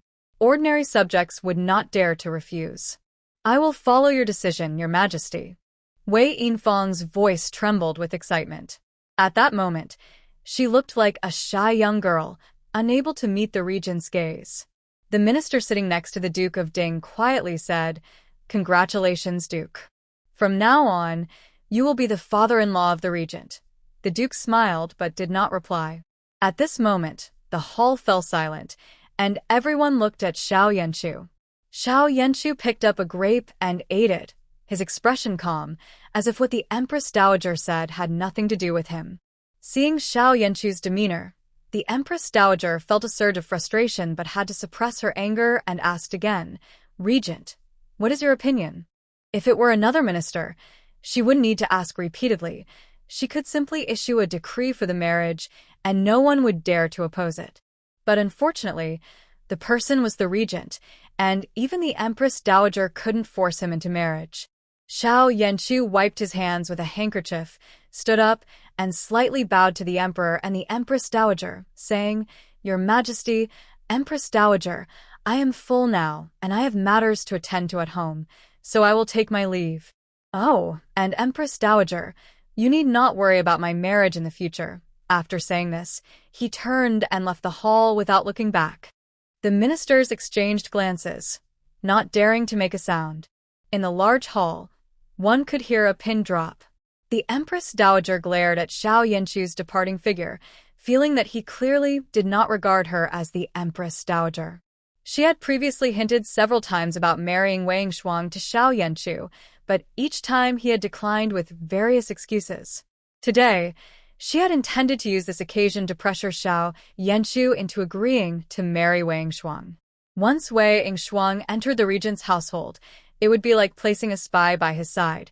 She thought she could easily control Xiao Yanshu. But she never expected that Xiao Yanshu would openly disregard her in front of the ministers. The Empress Dowager clenched her fists in anger and stood up, saying, I am tired. With that, she turned and left. Xiao Chen looked at Wei Shuang, who was kneeling below and trembling slightly, and spoke. Princess Fingxi is exceptionally talented, and her dance is breathtaking. I grant her a pair of jade rui, 1,000 taels of gold, 2 pieces of Tianchan silk, a beautiful hairpin made of jade, and a pair of jade bracelets. Wei Shuang's eyes turned red as she held back her tears, bowed her head to Xiao Chen, and choked out, Thank you for your generosity, Your Majesty. After the banquet ended, Wei Shuang followed the Duke of Ding, keeping her head down and silent. The Duke sneered, This Xiao Yanshu dares to treat our Wei family this way. Don't worry, my daughter. I will slowly seek justice for you. The Wei family does not need anyone else but the regent. Once your mother arranges a match for you again, there are many good young men in our great Shu country. Can they not compare to Xiao Yanshu? Hearing this, Wei Yinfang suddenly looked up, her tone firm. No, father, I only wish to marry the regent. Otherwise, I would rather cut my hair and become a nun. 2 years ago, when she saw Xiao Yanshu riding in on horseback, holding a spear with a serious expression, she knew he was the one for her. Before the Duke of Dingwa could respond, Wei Yinfang continued, Father, Do you think my aunt would agree to let me marry someone else? The Duke recalled what the Empress Dowager had once told him and fell silent. It was true that only if Shuanghe married into the regent's household could they tie the regent and the Wei family together, ensuring that could secure the throne. After a moment, he sighed. Shuanghe, I'm sorry for putting you in this position. Father, as long as I can marry the regent, I am not wronged, Wei Yinfang replied. Alas. The Duke felt helpless. He knew his daughter's temperament. She had never been denied what she wanted. Moreover, since the Wei family was now tied to the emperor, they would rise or fall together, and he had to accept it. Today the regent refused the marriage proposal, which will surely cause gossip, but you don't need to worry. I will handle it, the Duke added. Thank you, father. Wei Yinfang's eyes sparkled, and she fell silent. Back at the residence, Steward Zhang approached to take Xiao Yanchu's cloak. Your Highness, would you like some food? There are many rules in the palace, and few can truly eat well in such an environment. No, I will go see my mother. You don't need to follow me. Understood, Your Highness. As Xiao Yanchu entered the Elon courtyard, he heard a coughing sound and quickened his pace, feeling a sense of urgency. Aunt Sulan happened to come out and saw the prince looking happy. She stepped forward and bowed. Greetings, Your Highness. The Empress Dowager was just mentioning you. How is my mother? Xiao Yanchu asked. Aunt Sulan sighed. Still the same. Winters are hard for her, but once the year passes, spring will come, and she will feel better. You don't need to worry too much. I will go in to see my mother. Aunt Sulan quickly lifted the curtain for Xiao Yanchu to enter, then hurried to the bedside to help the Empress Dowager sit up. Empress Dowager, the prince has come to see you. The Empress Dowager Jiang was only in her 40s, but due to her illness, her complexion was pale, with a few strands of white hair mixed in her dark locks. She looked much older than her actual age. Chu, you're here. Mother, how are you feeling? Xiao Yanchu quickly sat by the bed, asking with concern. Don't worry, with Dr. Mu looking after me, I'll be fine. The Empress Dowager Jiang smiled slightly. Chuer, did you just return from the palace? Yes, I just finished attending a banquet. Looking at her son, the Empress Dowager felt a bit of pity. Chuer, you should marry a princess. Someone can take care of you, and I would feel more at ease. Mother, today the Empress Dowager wanted to match me with Wei Yinfang. The Empress Dowager was taken aback. You've already helped the Wei family so much. Why can't they just let you be? She became agitated and started coughing violently. Aunt Sulan quickly brought a cup of water. Your Highness, please drink some water. She gently patted the Empress Dowager's back to help her breathe easier. Mother, I'm not helping the Wei family. I'm helping the people of Dechu. If Dechu falls into chaos, it will be the common people who suffer. As a prince, I have the responsibility to protect them. After taking a sip of water, the Empress Dowager calmed down. In the end, it benefits the Wei family, yet they still treat you with suspicion. Don't worry, they can't do anything to me. That's good to hear. I heard from Dr. Mu that you left in Yinyong. How is doing now? Hearing this, Xiao Yanchu's mind filled with the image of the little girl holding hands with while watching fireworks, and his expression softened considerably. There's a doctor in Yinyong who has good medical skills. Is starting to be willing to interact with others. I visited him recently and took him out to see the fireworks. Really? Is willing to go out now. That's wonderful. The Empress Dowager noticed that her son seemed to soften whenever he mentioned Yinyong. Could it be because was getting better? If that doctor can truly cure illness, you should thank them properly, the Empress Dowager advised. I will, Mother. Chuer, I don't care about the family background of your future princess. I just hope you can find a girl you like, someone who truly cares for you. The Empress Dowager looked at her son with warmth in her eyes. Having been trapped in the palace for most of her life, living a miserable existence, all she wished now was for her son to live freely and not be bound by power. As long as it was someone her son liked, even an ordinary farmer's daughter would be acceptable. Don't worry, Mother, if I ever meet a girl like that, I will definitely bring her back for you to see, Xiao Yanchu said softly. For some reason, at that moment, a picture of a little girl flashed in Xiao Yanchu's mind. Noticing that the Empress Dowager looked a bit tired, Xiao Yanchu took his leave. As he stepped out of Elon Courtyard, he heard the sound of firecrackers throughout the city and saw the fireworks lighting up the sky. Xiao Yanchu felt a strong urge to rush to Yinyong right away. But he couldn't leave. This year was the first time in many years he was staying in the capital for the new year, and he couldn't abandon his mother to go to Yinyong. He decided to wait until after the minor New Year to think about it. In Yinyong, Su Ruojin was keeping the New Year vigil with old Madame Lin, chatting about everyday life, while Air slept against Su Ruojin's leg. Old Madame Lin said softly, "Xiao Jin, take the little one back to your room. You've been busy all day, and must be tired. Go rest early." At that moment, the sound of firecrackers suddenly erupted in the city, echoing everywhere, filling Yinyong with a festive atmosphere. As midnight struck, every household set off firecrackers, wishing for a prosperous and joyful new year. Firecrackers also went off in front of the medical clinic. Air seemed startled by the noise, shivering a little. Su Ruojin quickly held him close and covered his ears. When the firecracker noise stopped, Yuan Hong excitedly rushed back inside and, seeing the little one asleep, lowered his voice deliberately. "Old Madam, Sister Jean, the 5,000 firecrackers I set off were very crisp and continuous. This year, everything will go smoothly." Old Madame Lin smiled broadly. "Good, good, good. In the new year, everyone will have smooth sailing." Su Ruojin picked up the little one. "Grandmother, I'll take the little one to rest now. You should also get some rest." "All right, go ahead." Old Madame Lin waved her hand. "Sister Jean, can I wake the little one up at dawn to set off firecrackers?" Yuan Hong asked. Just then, old Madame Lin tapped him on the head. "The little one is not well. We can't scare him with firecrackers." Yuan Hong then remembered and scratched his head in embarrassment. "I got so excited that I forgot." "That's fine. I'll get up early to set them off myself." In Yinyong, on the morning of the first day of the new year, every household would wake up to set off firecrackers, symbolizing the welcoming of a bright new year. "All right, as long as you wake up to set them off, go rest now. You're the most excited about the new year," old Madame Lin said with a smile.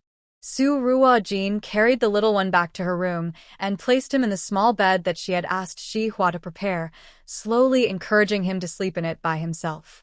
Little Bao looked much smaller than other children his age because he was weak, but he was already 5 years old.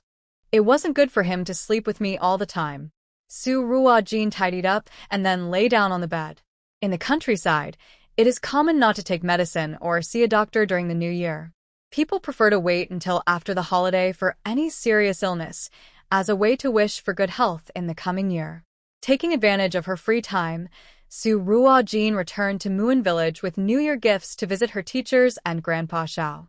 The rest of the time, she took her grandmother, Yuan Hong, and little Bao out to relax and explore. On the 4th day of the new year, there was a temple fair at the Yinyong City God Temple. Yuan Hong woke up early to wait for it. As they left the clinic, Hu Qing was already waiting outside. Yesterday, Su Ruojin had asked Yan Luo to invite him to join them at the temple today. Since Hu Qing was there to protect little Bao, Su Ruojin thought it would be better for him to join them openly rather than hide away. The New Year festivities were lively with many people around. Suddenly, they heard the sound of gongs ahead, and a crowd began to gather. "Look, someone is presenting a banner. Who is it for? Let's go see." "Let's go." They saw a person ringing a gong, followed by 3 others carrying a large banner that read, "New Star of Medicine, Master Healer." "Who is it for?" "I don't know, let's follow and find out." During the new year, the streets were crowded, and soon a large group of onlookers followed the banner. "Sister Jean, let's go take a look," Yuan Hong said with bright eyes. Su Ruojin smiled. "You go ahead, we'll wait for you here." "Okay." Yuan Hong dashed off and quickly disappeared around the corner with the banner group. The banner attracted many people, and the street became less crowded. Su Ruojin took little Bao to a candy painting stall and encouraged him to spin the bamboo stick on the turntable. The turntable had various designs, including peaches, rabbits, peacocks, and puppies. The stall owner would make the corresponding candy painting based on where the arrow pointed. Seeing them, the stall owner greeted warmly. "Happy New Year, little friend. Come spin one." Little Bao hesitated to reach out, so Su Ruojin held his hand. "How about we spin it together?" Little Bao nodded gently. Holding his little hand, they spun the bamboo stick together, and it finally stopped on the peacock. The peacock design was displayed with its feathers spread out, using the most ingredients of all the designs. "Wow, little friend, you have such good luck." The vendor smiled as he scooped a spoonful of syrup and began to draw a peacock. Little Bao watched the vendor draw the sugar art without blinking. Once the peacock was finished, the vendor attached a long bamboo stick and handed the peacock to Little Bao, saying, "Here, it's done. Be careful with it." Little Bao took the sugar art, gently licked it, squinted his eyes, and a rare smile appeared on his thin little face. Su Ruojin and old Madame Lin exchanged glances, both feeling pleased. Sister Jean, Sister Jean." At that moment, Yuan Hong ran back quickly, beads of sweat forming on his forehead. "Slow down. Be careful not to fall," old Madame Lin reminded him. "Can you guess where the banner was sent?" Yuan Hong TZ. Jiren Hall. Yen Luo guessed first. Everyone saw the words on the banner, so it must be sent to a medical hall. Yuan Hong mysteriously shook his head. Hshuan Hall. Yen Luo tried another name. Yuan Hong still shook his head. Yen Luo guessed through all the medical halls she knew, but Yuan Hong kept shaking his head. "Come on, Yuan Hong, stop teasing us and tell us who it was sent to," Yen Luo urged. Seeing Yen Luo getting anxious, Yuan Hong finally spoke. It was sent to the governor's office for Lin Wanqing, and it was Mrs. Zhong who had it delivered. Everyone was stunned for a moment.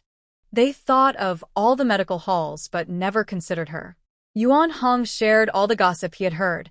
"I heard that Miss Zhong had a strange illness and developed black spots on her body, and it was Miss Lin who treated her, so Mrs. Zhong sent her the banner." Black spots? Su Ruojin felt something was off. She had visited the governor's office several times, and Miss Zhong, who had trouble walking, always stayed indoors. She had never encountered her. How could a young lady who never left her house suddenly have black spots? Regardless, with Mrs. Zhong sending the banner, Lin Wanqing's reputation in Yinyong City certainly soared. On the 7th day of the new year, Fengming brought news from Tianyi Pavilion. Jiren Hall has offered 2,000 taels of silver to purchase the antidote for the second treatment of Ewing Frost, but it has been rejected. Upon seeing this news, Su Ruojin finally understood what was wrong. Ewing Frost was a poison developed by Tianyi Pavilion. It wouldn't take a life, but it would cause black spots all over the body, increasing in number over time. Treatment required 2 courses, otherwise it would relapse. If she remembered correctly, last year, Kai Fanzhou had sought out Tianyi Pavilion to buy Ewing Frost, claiming he wanted to study the antidote. At that time, the Shadow Frost had just been developed, and the initial detox formula could only temporarily suppress the symptoms, causing the dark spots to disappear for 7 days before returning. As a partner clinic of the Heavenly Medicine Pavilion, they naturally would not refuse Kai Fanzhou's request. Having one more person researching the detox formula was a good thing. If Kai Fanzhou could develop it, the Heavenly Medicine Pavilion would be willing to pay for the formula. However, before Kai Fanzhou could make any progress, the Heavenly Medicine Pavilion had already created an antidote on their own. Considering that Lin Wanqing had been treating Miss Zhong, Su Ruojin could guess what was happening. Lin Wanqing was really bold to take action even against the governor's daughter. Previously, Su Ruojin had only informed the Heavenly Medicine Pavilion to stop cooperating with Jiren Hall but had not notified Jiren Hall, so Kai Fanzhou was still unaware that his clinic had been blacklisted by the Heavenly Medicine Pavilion. It seemed he had gotten used to seeking help from the Heavenly Medicine Pavilion whenever he faced difficulties, and they usually met his requests.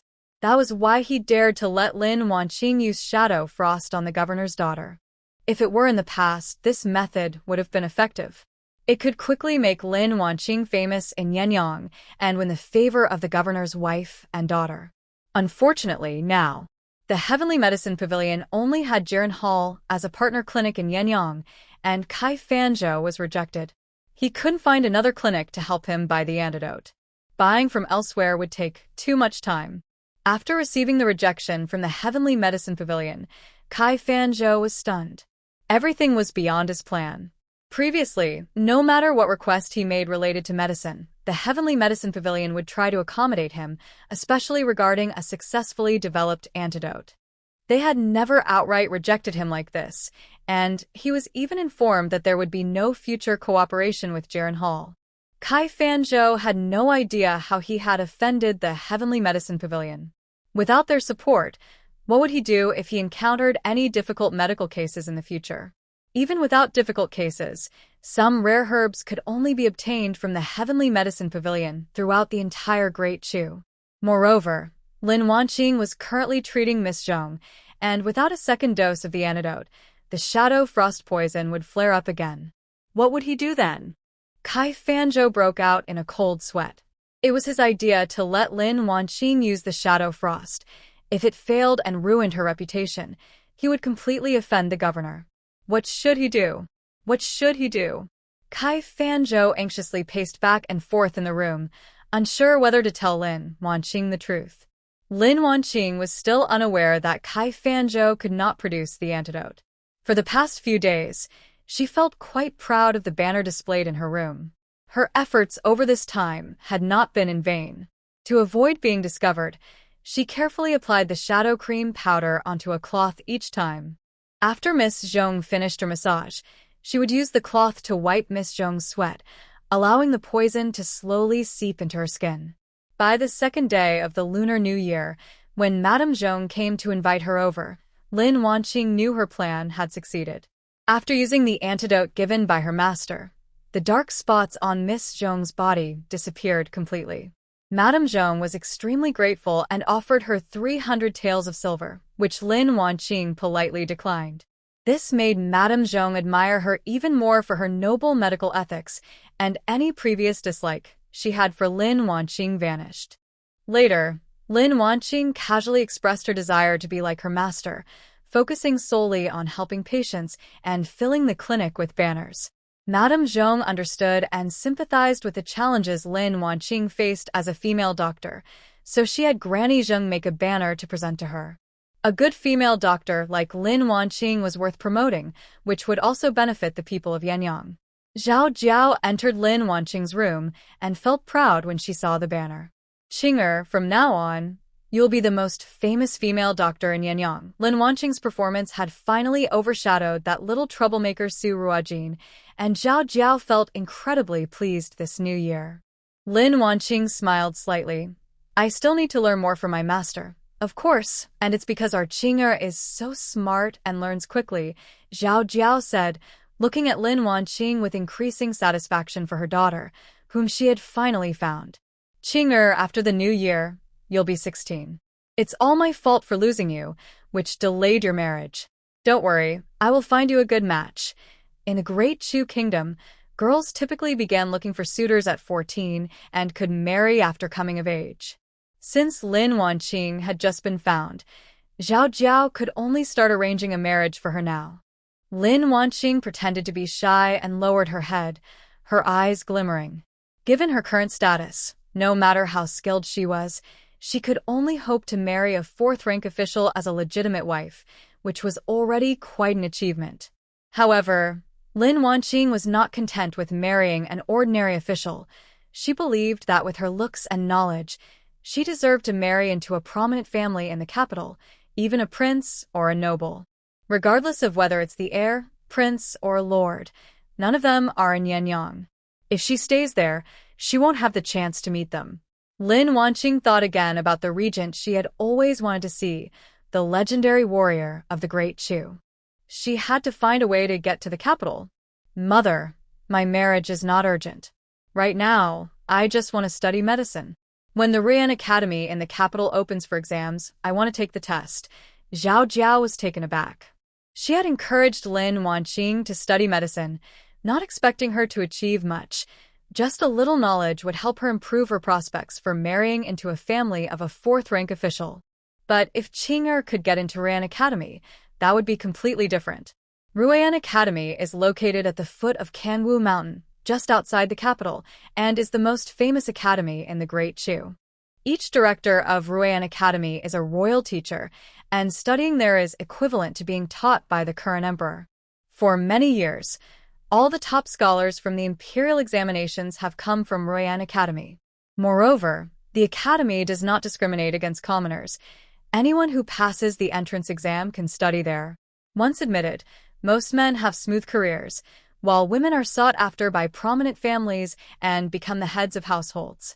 Getting into Ruyan Academy is the fastest way Lin Wanqing can think of to enter the capital and marry into a wealthy family. Xiao, however, found it hard to believe. Before Qing'e was found, she had been in the countryside without any formal education.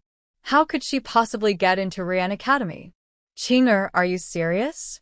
Ruyan Academy is not easy to get into. Although Ruyan Academy does not have biases against commoners, those who can actually enroll are mostly royal relatives or children of noble families.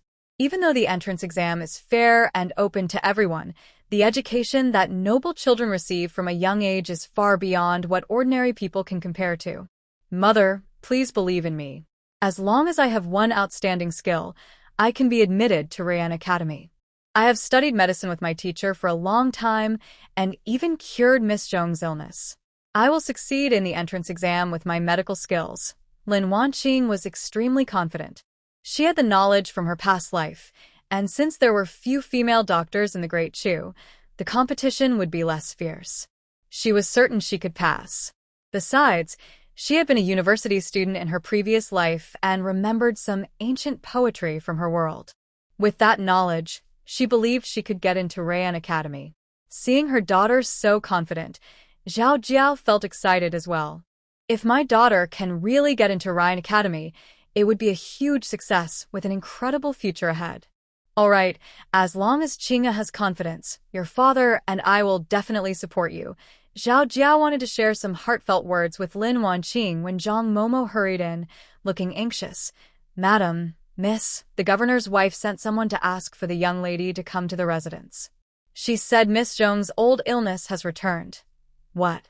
Lin Wanqing finally realized that the 7 days were up. Why hasn't her master given her the antidote yet? Lin Wanqing quickly left the Lin residence and instructed the sedan chair bearer. First, go to Jiren Hall. She needed to get the antidote from her master before going over. Otherwise, how could she help Miss Zhong? When Lin Wanqing arrived at Jiren Hall, she was told that Kai Fanzhou had been called away by a noble in the capital a few days ago and didn't know when he would return. Lin Wanqing's face turned pale. What should she do now? Master, did you leave anything for me? She asked, not ready to give up. It couldn't be. Her master wouldn't just abandon her. No, the assistant's words crushed her hopes completely. From start to finish, she had been the one handling Miss Zhong's illness. Kai Fanzhou had never even shown up. Now, without the antidote, how could she treat her? If she couldn't cure her, she couldn't blame Kai Fanzhou either.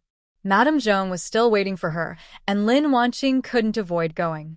She hurriedly prepared some common antidote that Kai Fanzhou had taught her and rushed to the governor's residence. Zheng Momo had been waiting at the entrance. When she saw Lin Wanqing arrive, she quickly pulled her toward Zhong Rujin's room without any formalities.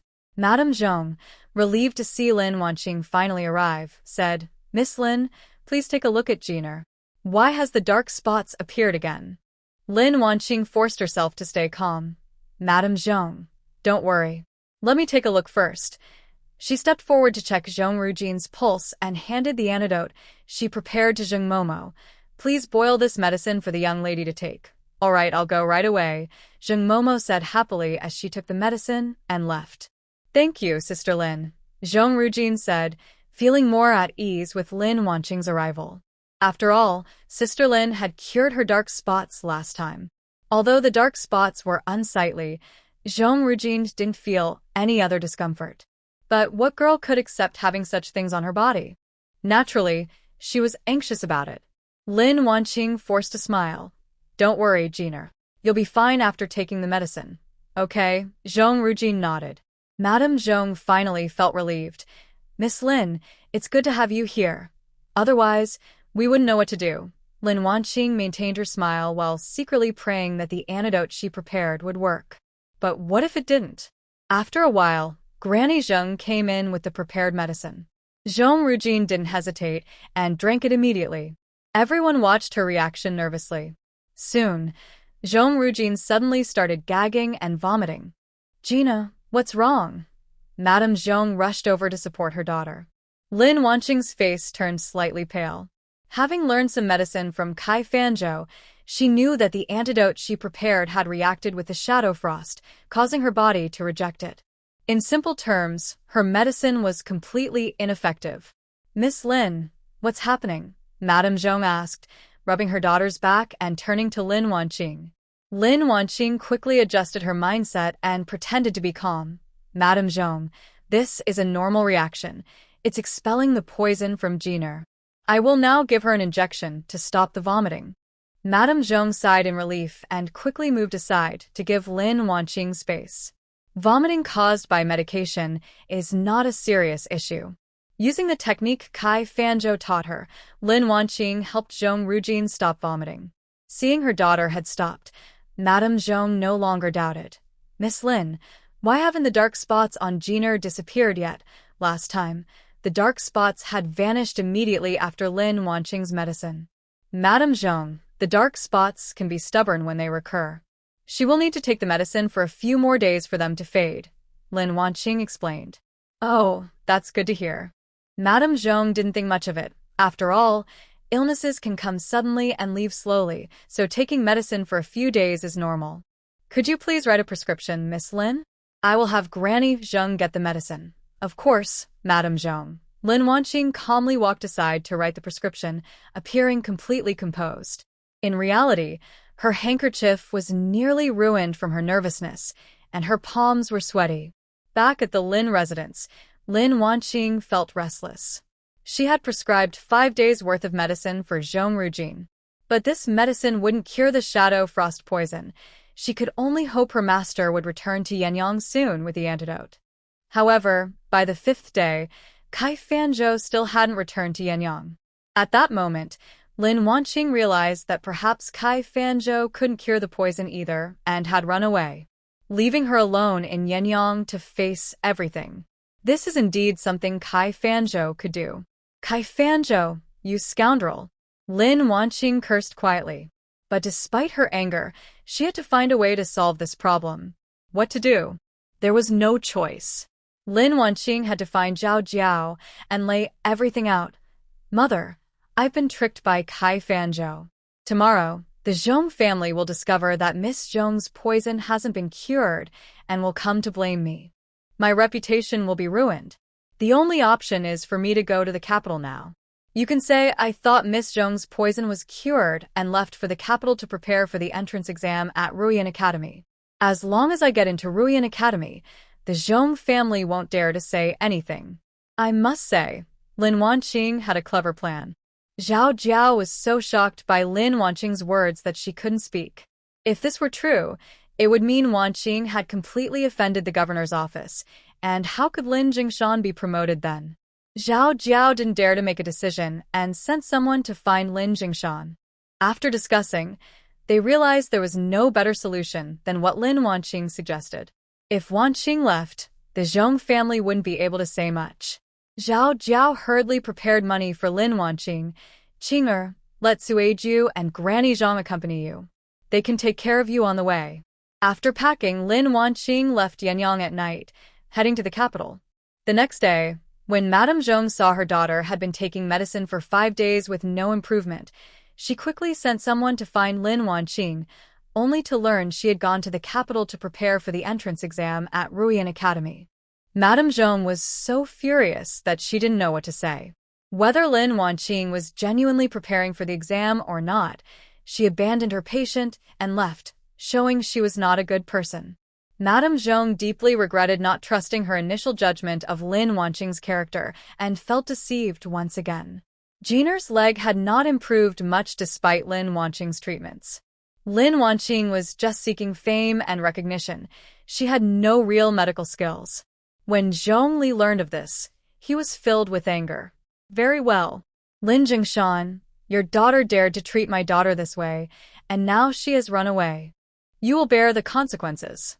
Previously, Zhongli had not held Lin Jingshan accountable for the Xiao family's issues, considering Lin Wanqing had cared for Jiner. After all, the Xiao family had also paid a price, and it wasn't fair to blame Lin Jingshan. But now it seemed that Lin Jingshan could raise such a daughter, which reflected poorly on his character as well. Zhongli took out the recommendation letter he had written earlier and burned it in the candlelight. Then he picked up his pen and wrote again. Governor Yinyong, Lin Jingshan, is incompetent and allows his wife and brother to act recklessly in Yinyong. This person cannot handle important duties. I suggest he be demoted to county magistrate. After finishing, Zhongli put it in an envelope and handed it to the steward. Deliver this to the Ministry of Personnel. Yes, sir. Lin Jingshan and Zhao Jiao knew they were in the wrong, so they brought valuable gifts to the governor's office for several days, but the doorman wouldn't even let them in. Lin Jingshan thought he would wait for a while until the governor calmed down before going back to apologize. Qing Heir had already treated Miss Zhong and prescribed medicine. If the illness wasn't cured, it wasn't her fault. Which doctor in the world would dare to guarantee they could cure every illness? Even the royal physicians wouldn't make such claims. In the end, Lin Jingshan didn't wait for the governor to cool off. Instead, he received a notice from the Ministry of Personnel about his demotion. He stood there in shock. He had been planning to promote the governor, but overnight he was reduced to a county magistrate. Zhao Jiao felt dizzy. In that moment, she regretted bringing Lin Wanqing back. If she hadn't, would her husband have been promoted to governor, making her the governor's wife? But this thought quickly passed. Now, both Lin Jingshan and Zhao Jiao placed their hopes on Lin Wanqing. If Qing Heir could get into Ruyan Academy, there might still be a chance. Lin Wanqing had run away, but Zhong Rujin still needed treatment. Madame Zhong also sent someone to invite Kai Fanzhou and Su Ruojin, thinking both had good medical skills and could help. However, the steward returned to report that Dr. Kai had gone to the capital to treat a noble and wouldn't be back for a while. Madame Zhong found it strange that Lin Wanqing went to the capital, and so did Kai Fanzhou. What a coincidence. Not long after, Su Ruojin arrived with her medicine box. Dr. Su, thank you for coming. Please quickly check on my daughter. What is the cause of these dark spots on her skin? Can they be treated? Madame Zhong said, her eyes reddening. Although Qing Heir was weak, she was still a young lady. If those dark spots couldn't be removed, her life would be ruined. Madame Zhong, don't worry. Let me check Miss Zhong's pulse first, Su Ruojin said as she sat beside Zhong Rujin and took her wrist. As she suspected, Zhong Rujin had indeed been poisoned by the shadow frost.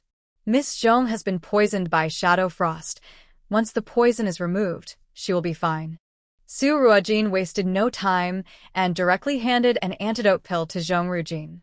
Miss Zhong will be fine after taking this pill. Because Lin Wanqing had previously spoken ill of Su Ruojin in front of Zhong Rujin, she felt a bit uneasy about her.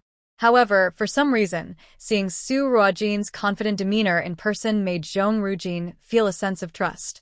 Without overthinking, she took the pill and swallowed it. Su Ruojin turned to Granny Zhang and said, "Granny, please take Miss Zhong to the restroom." As soon as Su Ruojin finished speaking, Zhong Rujin felt her stomach start to hurt. Granny Zheng quickly stepped forward to guide Zhong Rujin to the nearby restroom. Watching them leave the room, Madame Zhong became anxious.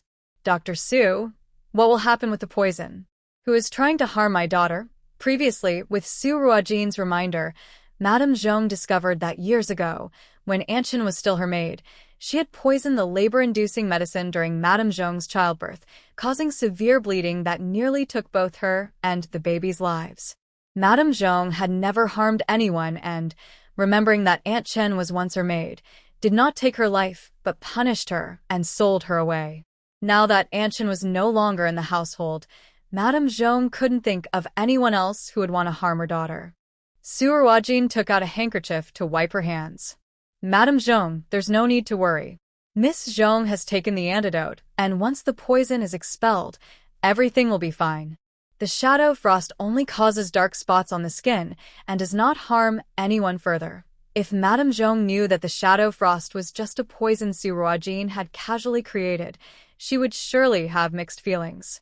Thinking of this made Su Ruojin feel a bit guilty. She had made the poison just for fun, never expecting it would be used to harm someone. That's good to hear. I'm so relieved to have you, Madame Zhong said, feeling her heart settle. Madame Zhong, the shadow frost is a minor issue. I want to talk to you about Miss Zhong's leg condition, Su Ruojin said seriously as she set down the handkerchief. When Su Ruojin mentioned Rujin's health, Madame Zhong felt a wave of sadness. Dr. Su, you know I had a difficult childbirth and Rujin was weak when she was born. She can't even walk now. It's all my fault, Su Ruojin replied. Miss Zhong is still young, and her body is still developing. Her legs can be treated. With some therapy and recovery exercises, she should be able to walk normally, but running and jumping might be difficult. What? What did you say? Rujin can walk normally again. Madame Zhong suddenly raised her voice and stood up from her chair. To help Jiren with her illness, she had hired countless doctors, all saying that Jiren would find it very hard to stand again. Now, Su Ruojin says Jiren can walk normally? She never expected Jiren to run or jump. Just being able to walk again would be a blessing. Madame Zhong regretted not calling Dr. Su sooner and wished she could slap herself for not doing so. At that moment, a tense voice came from the doorway. Sister Su, you said. I can stand up and walk. Zhong Rujin had just returned and heard Su Ruojin say she could walk normally, her voice trembling. Zhong Rujin had already accepted her fate, believing she would spend her life sitting on a wooden chair. Su Ruojin's words were like a lightning bolt, breaking through her despair. Yes, but the recovery exercises will be tough. I'm not afraid. I'm not afraid of hard work, as long as I can stand, Zhong Rujin quickly replied. Compared to the boredom and despair of being stuck indoors forever, the pain of exercising was nothing. For the first time, someone said she could stand. Mother, did you hear? Sister Su said I can stand. Zhong Rujin looked at Madame Zhong excitedly, her eyes watery. I heard, Madame Zhong nodded eagerly. Having seen many patients excited about hope, Su Ruojin calmly asked Zhong Rujin to come over. Let me see how your poison is doing. Rolling up Zhong Rujin's sleeve, the dark spots on her arm had faded significantly but were not completely gone. The poison is mostly gone, but there's still some left. I'll write you a prescription. After 3 days, it will be completely cleared. Su Ruojin began to write. Madame Zhong and Zhong Rujin exchanged a nervous glance and spoke up. Dr. Su, what about Jiren's legs? Her legs won't heal quickly. I'll come every day to give her acupuncture. She'll be able to stand in a month, and after that, she'll need acupuncture every 5 days. The rest will depend on her own recovery and exercise. For now, let's clear the remaining poison and focus on her health, Su Ruojin explained the treatment process. A month? I can stand in a month. Zhong Rujin still couldn't believe it. You can stand, but you won't be able to walk yet. You've been sitting for too long, and your legs are weak. You'll need to practice for a while. Okay, I'll practice. After finishing the acupuncture for Zhong Rujin, Madame Zhong personally saw Su Ruojin out of the house. Dr. Su, Jiren never leaves the house, and even her meals are taken care of by Nurse Zhong. I really can't understand how she got poisoned. Su Ruojin smiled lightly. Madame Zhong, since Miss Zhong never leaves the house, there are very few people who could poison her. The poison, Yinyong, can enter the body through wounds or skin. However, it only causes black spots on the skin and does not harm the person otherwise, which means the poisoner did not intend to take Miss Zhong's life. No one poisoned someone for no reason. If they didn't want Jiren dead, what were they after? Madame Zhong fell silent, gradually finding an answer in her heart. I see now, I brought the wolf into my home, she said with a bitter smile. Unfortunately, Lin Wanqing had run away, and there was no evidence that she had poisoned anyone, but Madame Zhong made a note of this incident. Anyone who dared to harm her daughter would not get off easily. Su Ruojin said nothing more and took her leave from Madame Zhong. Kai Fanzhou had not gone to the capital but had hidden away at his own estate. Otherwise, if Lin Wanqing couldn't be cured, the Zhong family would surely come to ask for him. Without the support of the Heavenly Medical Pavilion, he couldn't resolve the Yinyong poison, and he couldn't afford to lose face. A few days later, A servant who had been secretly gathering news about the Zhong family came to the estate and told Kai Fanzhou that Miss Zhong's black spot illness had been cured, and she had not left Yinyong in recent days. Kai Fanzhou was stunned. How could she have recovered so quickly? He had thought that Miss Zhong would need to go to the capital for treatment, where there were many clinics cooperating with the Heavenly Medical Pavilion that could surely cure the Yuing Shuang poison. Do you know who treated her? Kai Fanzhou asked. The servant replied, I heard it was Dr. Su from Renee Hall.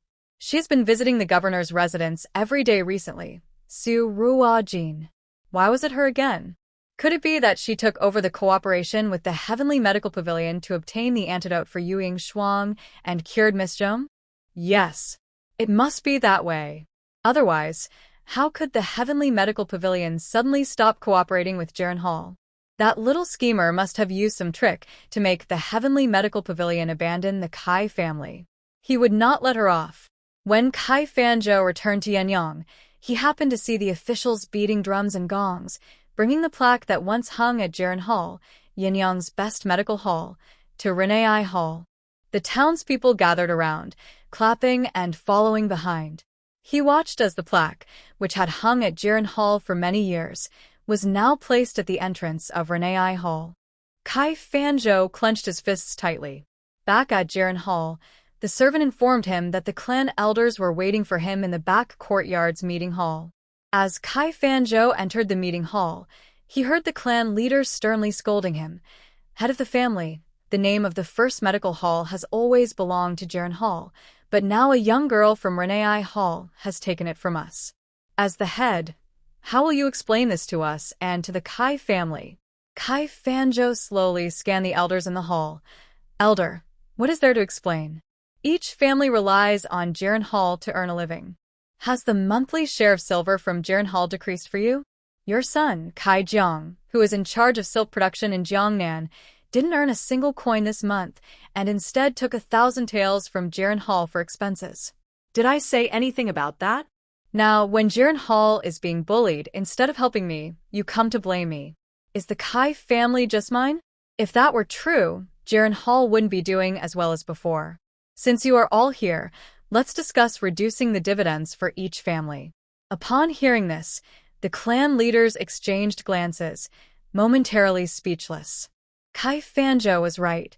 The other businesses in the clan were being pressured by the Merchant Alliance, and their income was low. Most of their expenses came from Jiren Hall. If Kai Fanzhou truly cut off Jiren Hall's support, their lives would be very difficult.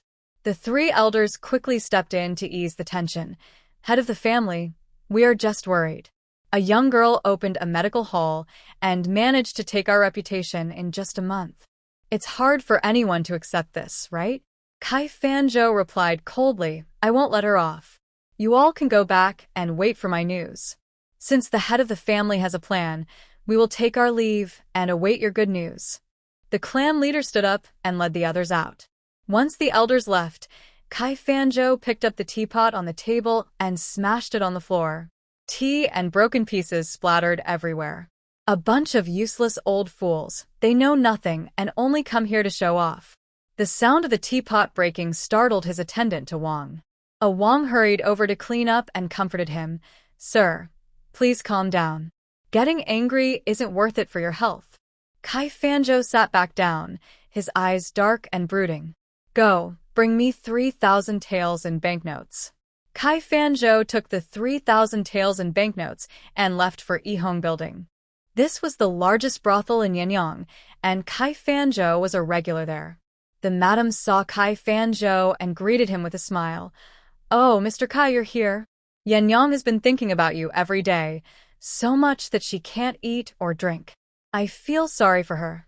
Kai Fanzhou tossed a bag of silver coins to her, and the madam's smile grew wider. Mr. Kai, please come upstairs. Yinyong, Mr. Kai has arrived. Yinyong was Kai Fanzhou's old friend at the Yihong Lu. He easily made his way to her room. When he opened the door, Yinyong was sitting in front of the mirror, combing her hair, as if she hadn't noticed Kai Fanzhou enter. Kai Fanzhou wasn't upset. He stepped forward and embraced Yinyong. What's wrong? Are you angry? Yinyong shot him a glance and continued combing her hair. How could I be? Mr. Kai is a busy man and probably doesn't remember a little woman like me. Kai Fanzhou took a butterfly hairpin from his pocket and placed it in her hair. My dear Yinyong, don't be upset. I've been busy, but I came to see you as soon as I had time. This hairpin just arrived at Suiyun Pavilion. It's one of a kind, and it makes you look even more beautiful. Yinyong looked at the hairpin in her hair, and her expression softened a bit. You do have a good heart. Kai Fanzhou laughed heartily and pulled Yinyong toward the bed.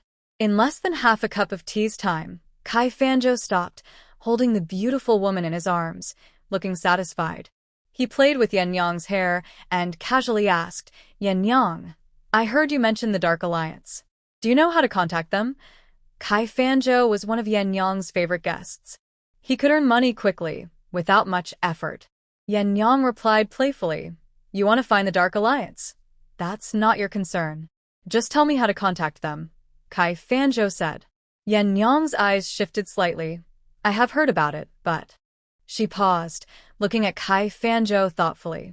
Kai Fanzhou understood her hint and grabbed some clothes nearby, taking out a banknote and slipping it under the blanket. You little rascal, you're so greedy. Yinyong giggled and gave him a kiss on the cheek. You understand me best. Go on. I heard from a guest that if you go to the Falu gambling house and lose exactly 18 taels of silver, then say congratulations and prosperity. Someone will contact you. Having received the information he wanted, Kai Fanzhou no longer hesitated.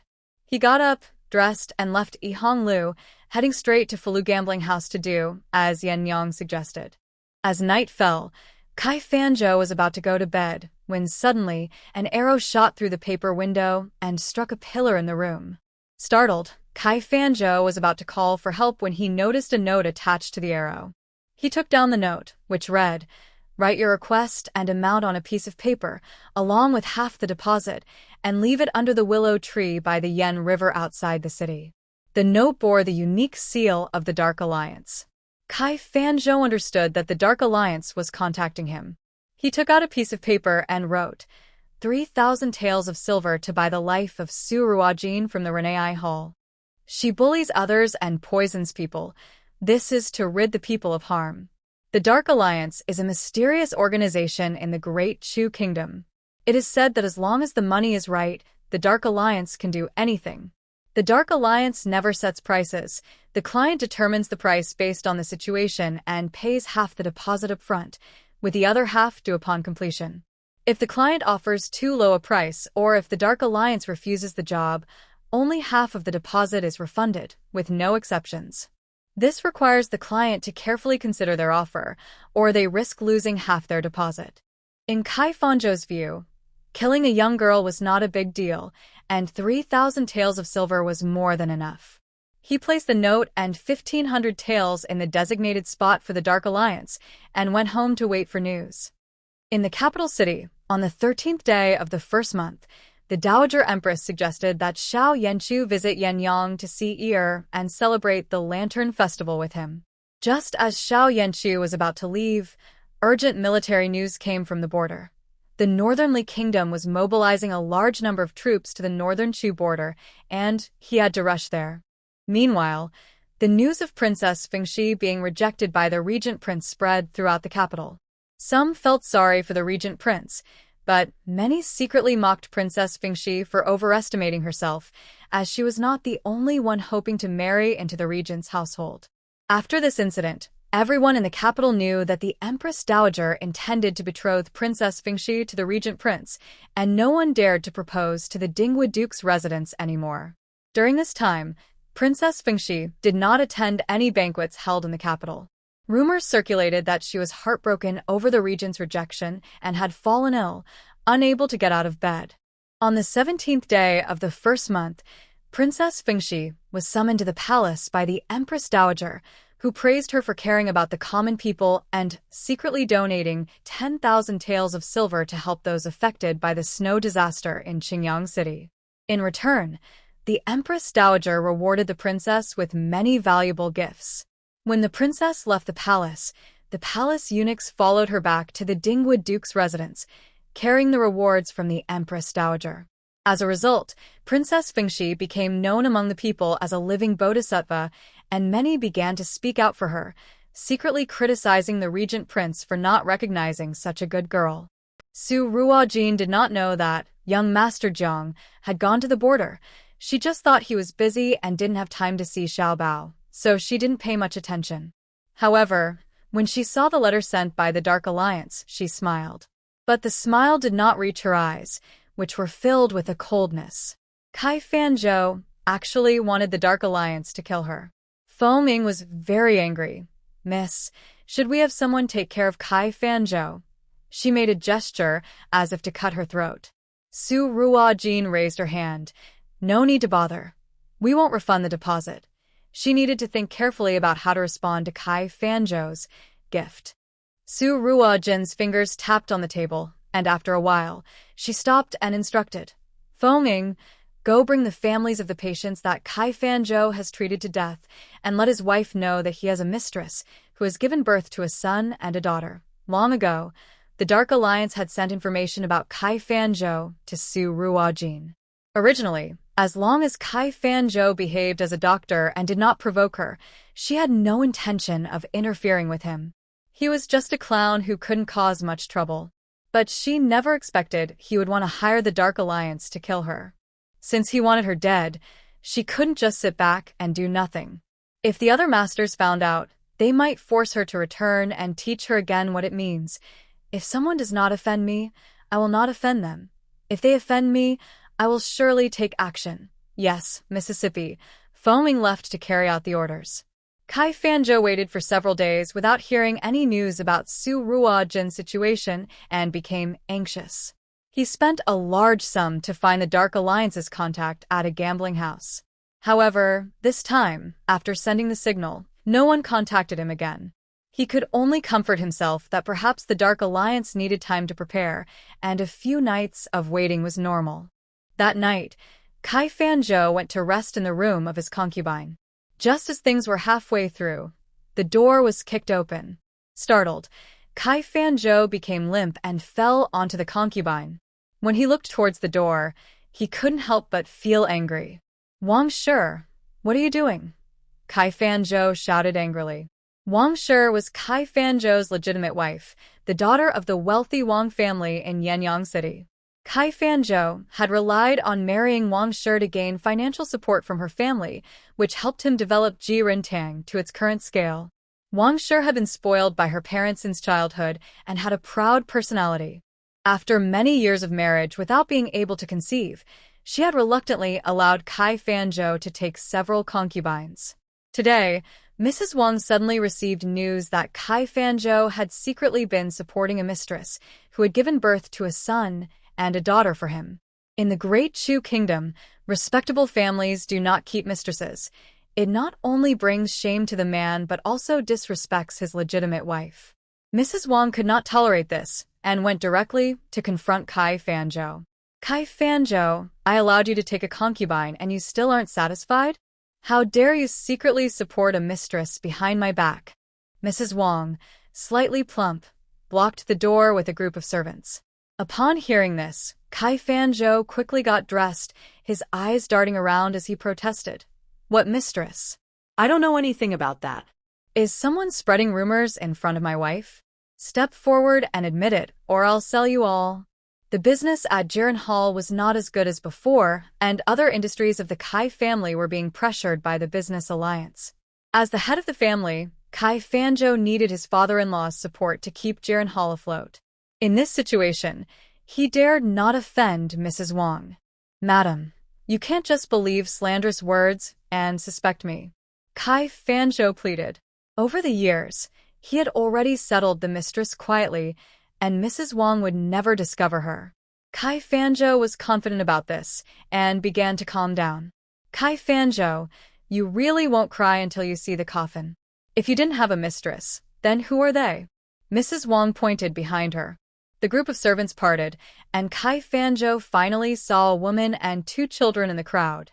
The 3 were tied up and had rags stuffed in their mouths, which is why they had not spoken. The woman, around 23 or 24, was beautiful but disheveled.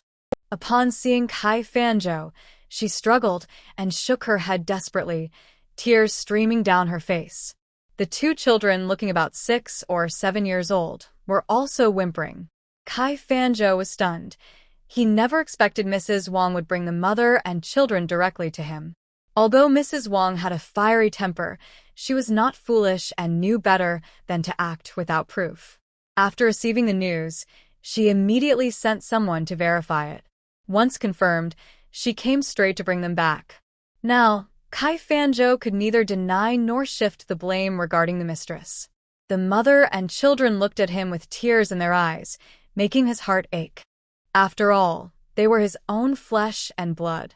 Seeing Kai Fanzhou's expression, Mrs. Wang understood immediately. She scoffed, "Kai Fanzhou, since you insist you don't have a mistress, you must not know them."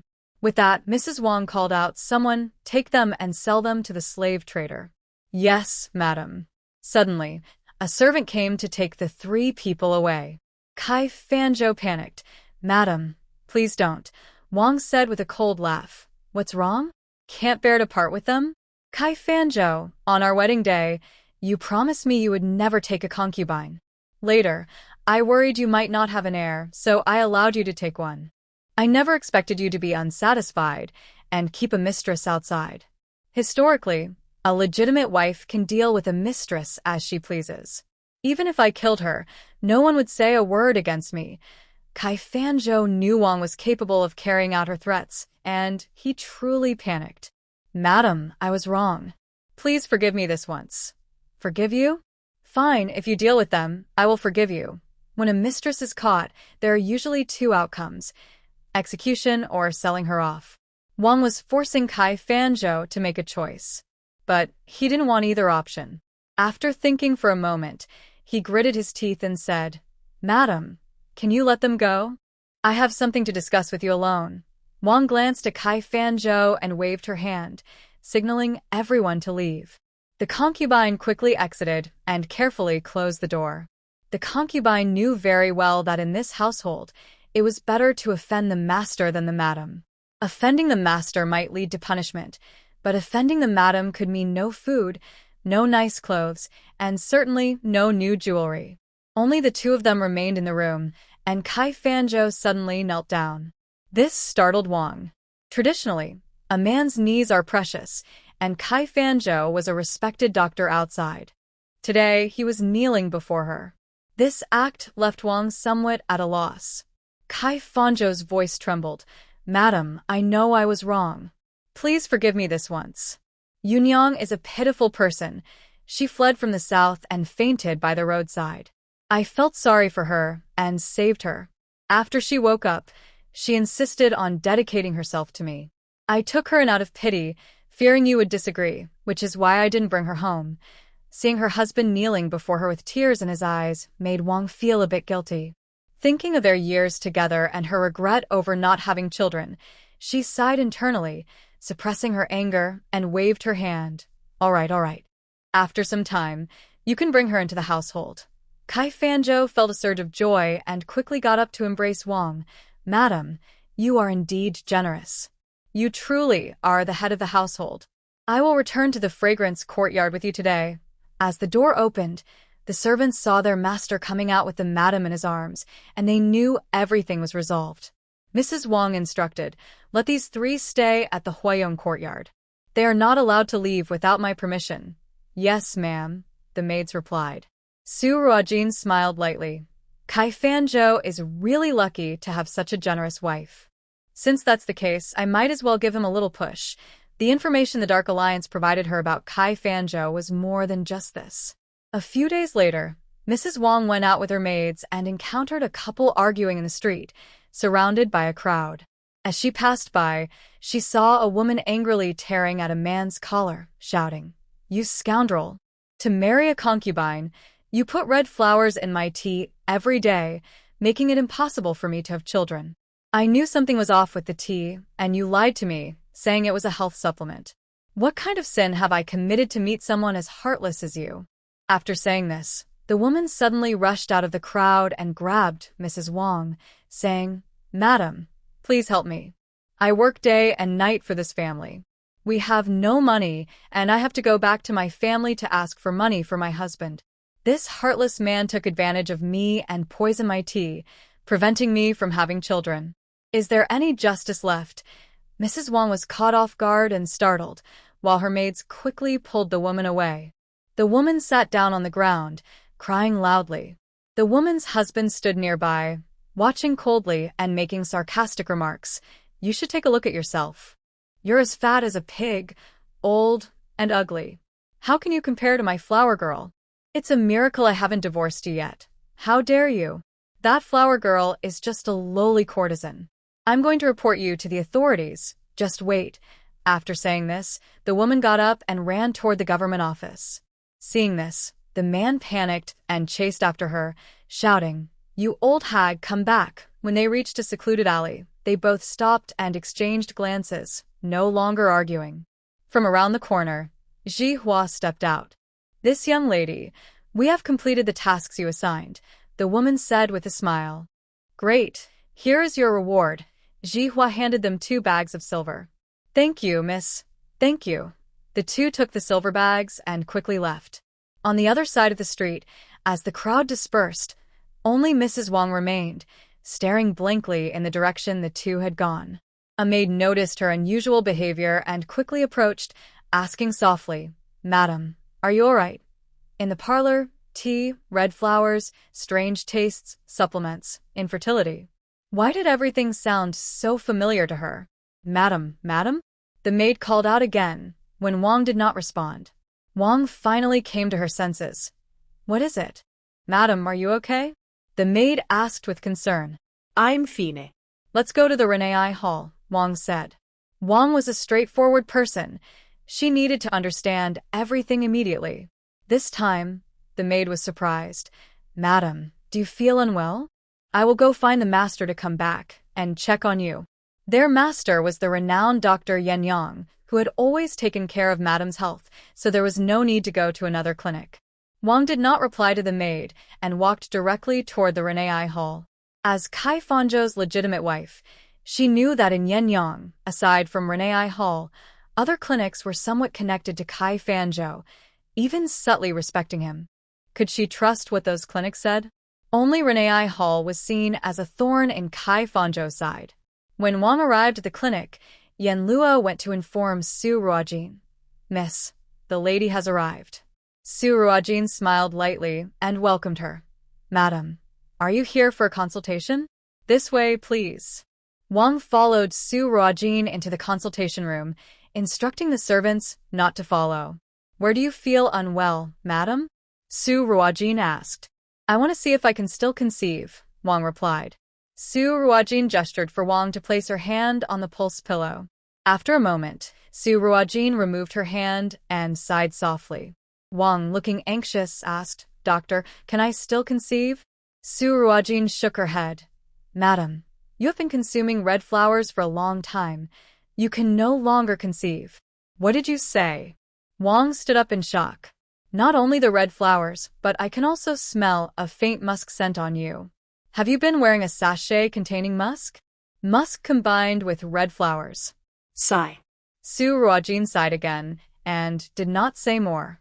Although Wang did not understand medicine, as a doctor's wife, she knew that musk and red flowers could hinder a woman's ability to conceive. Her hands trembled slightly as she took out a sachet and handed it to Su Ruojin.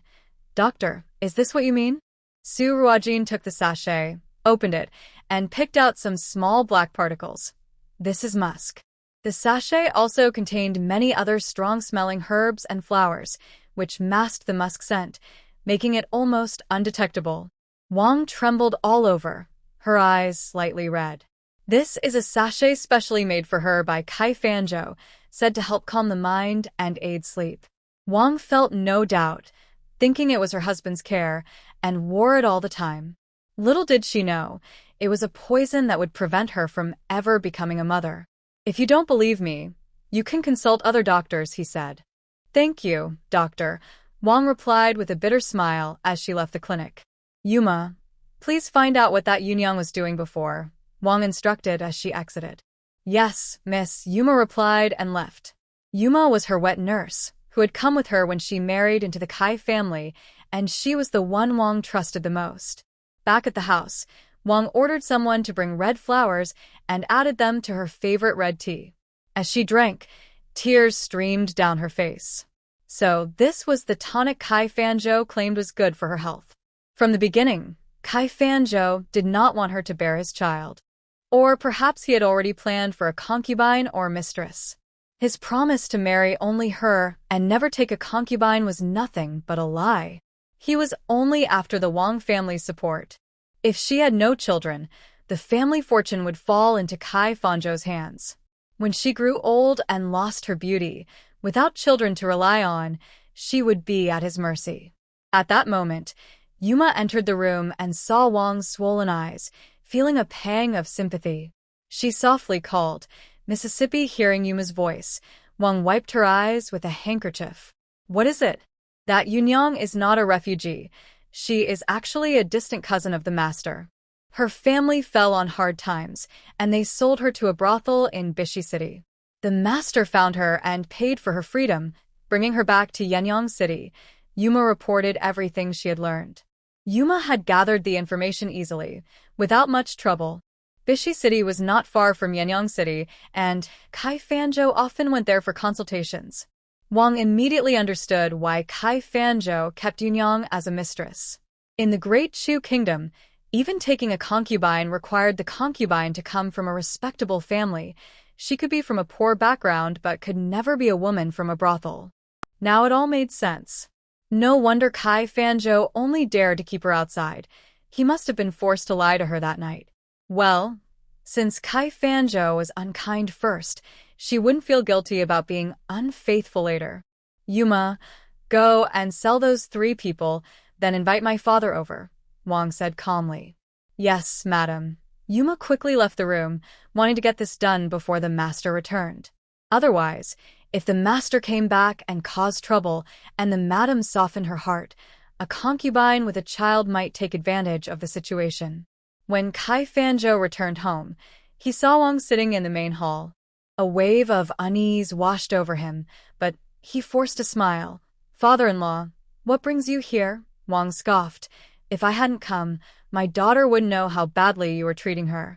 Kai Fanzhou, you're something else, taking in a concubine. Kai Fanzhou shot a resentful glance at Wang, thinking they had settled things yesterday, so why was his father-in-law here now? But he dared not say anything. Today, the accountant from Jiren Hall told him they were still short 8,000 taels for the medicinal materials, and he planned to ask his father-in-law for some help. Father-in-law, I wouldn't dare. As for Yuliang, Zhuer has already agreed to let her enter the household as the 4th concubine, Kai Fanzhou explained. As soon as he finished speaking, Wang threw a teacup at him. If Kai Fanzhou hadn't dodged quickly, it would have hit him on the head. Father-in-law, what do you mean by this? Kai Fanzhou asked, terrified. What do I mean? You know very well what you've done. I'm here to tell you to divorce Zhuer. Although it's said that it's better to tear down 10 temples than to break 1 marriage, Wang could not allow his daughter to stay with a man who had caused her to never bear children again. The Wang family could easily support 100 Wang kaizus if needed. Divorce? Kai Fanzhou was shocked. If he really divorced, where would he get the money? He absolutely could not divorce. Father-in-law, I admit I was wrong about Yuliang. You can scold me or hit me, I have no complaints, but I truly love Zhuer. I can't live without her. I absolutely will not divorce. I will send Yuliang and the others away right now and never see them again. Kai Fanzhou spoke sweetly, but in his heart, he was determined that Wang Kaiju didn't really want a divorce. It was just because of Yuliang's situation that her family was causing him trouble to vent their anger. What could a woman nearing 40 do after a divorce? This matter is not yours to decide. Wang waved his hand, and Yuma brought in a tray with a fragrant pouch and a cup of tea. Seeing these 2 items, Kai Fanzhou's pupils shrank. No, it's impossible. They can't have found out. Kai Fanzhou, your thoughts are truly wicked. You used such despicable means to make Zhuer unable to have children for life. If you agree to a divorce, our Wang family will no longer pursue this matter. If you refuse, then we will go to the magistrate for a resolution, Mr. Wang bluntly stated without waiting for Kai Fanzhou's reaction. Kai Fanzhou knew that at this point, he could no longer hide the truth. He knelt down with a thud. Father-in-law, I was wrong. I was foolish. Please forgive me. I will send away all the concubines and Yinyong from the courtyard right now. I swear that from now on, there will only be Zhu'er in my heart. The 2 children will be under Zhu'er's name. They will have only her as their mother. After saying this, he turned on his knees to Wang Shi. Zhu'er, we have been married for many years. Can you bear to leave me? Wang Shi turned her head away, her eyes red.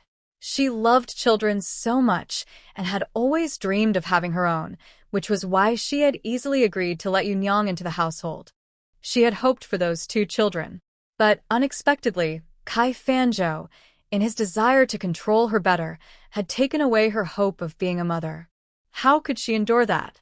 Kai Fanzhou, if you don't write the divorce letter today, we will go to the authorities. Mr. Wang declared, preparing to leave. Kai Fanzhou dared not let Mr. Wang actually go to the authorities. This matter would be easily uncovered, and he couldn't deny it. If that happened, not only would he be divorced, but his reputation would also be ruined, and he wouldn't be able to stay in Yinyong any longer. All right, I'll write it. Kai Fanzhou gritted his teeth and said he would write the divorce letter first, then later he would try to persuade Wang Shi to come back.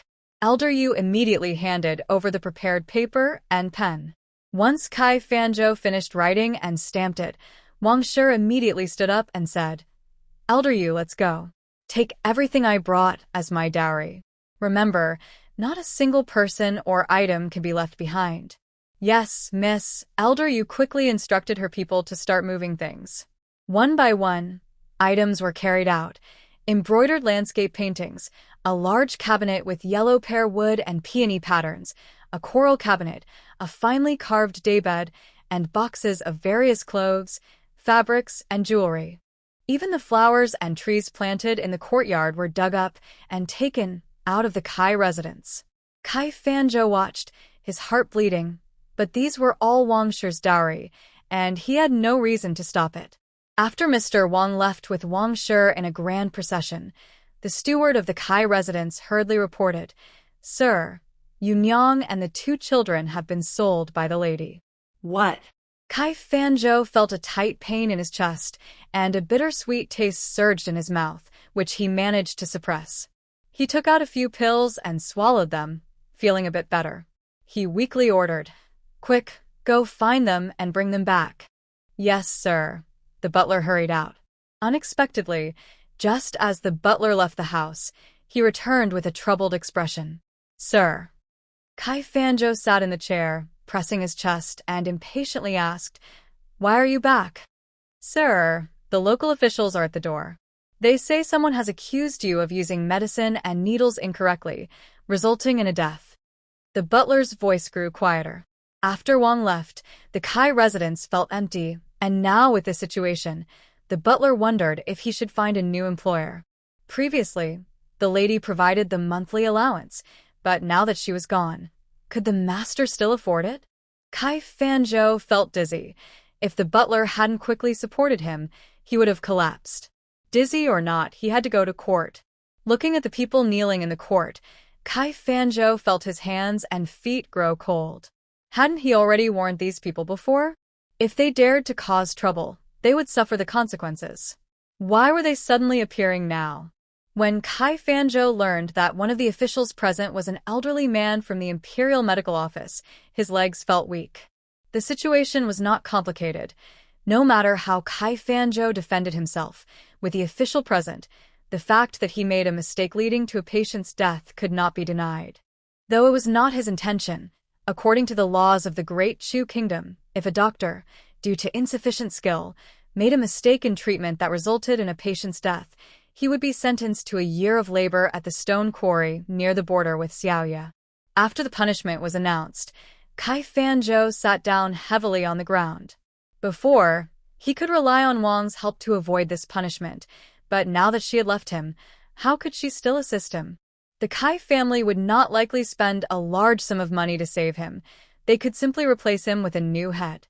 The doctors from the Yinyong medical clinic who had always followed Kai Fanzhou did not come forward to speak on his behalf. Why did everything happen so coincidentally? After all these years, Wang had never discovered anything. Why did she suddenly know about his affair and even accuse him of wrongdoing? The families of these patients are all poor, powerless people. They had already resolved the issue themselves, so why are they suddenly coming forward to sue? Something feels off, very off. Kai Fanzhou thinks the whole situation is strange, but he can't find a clue. After all, who else knows about these hidden matters besides him? As Kai Fanzhou is escorted to the quarry, almost all the citizens of Yinyong City come out to watch. Most of them can't believe that the renowned doctor could cause someone's death and then threaten the family not to report it. Bah. A great doctor?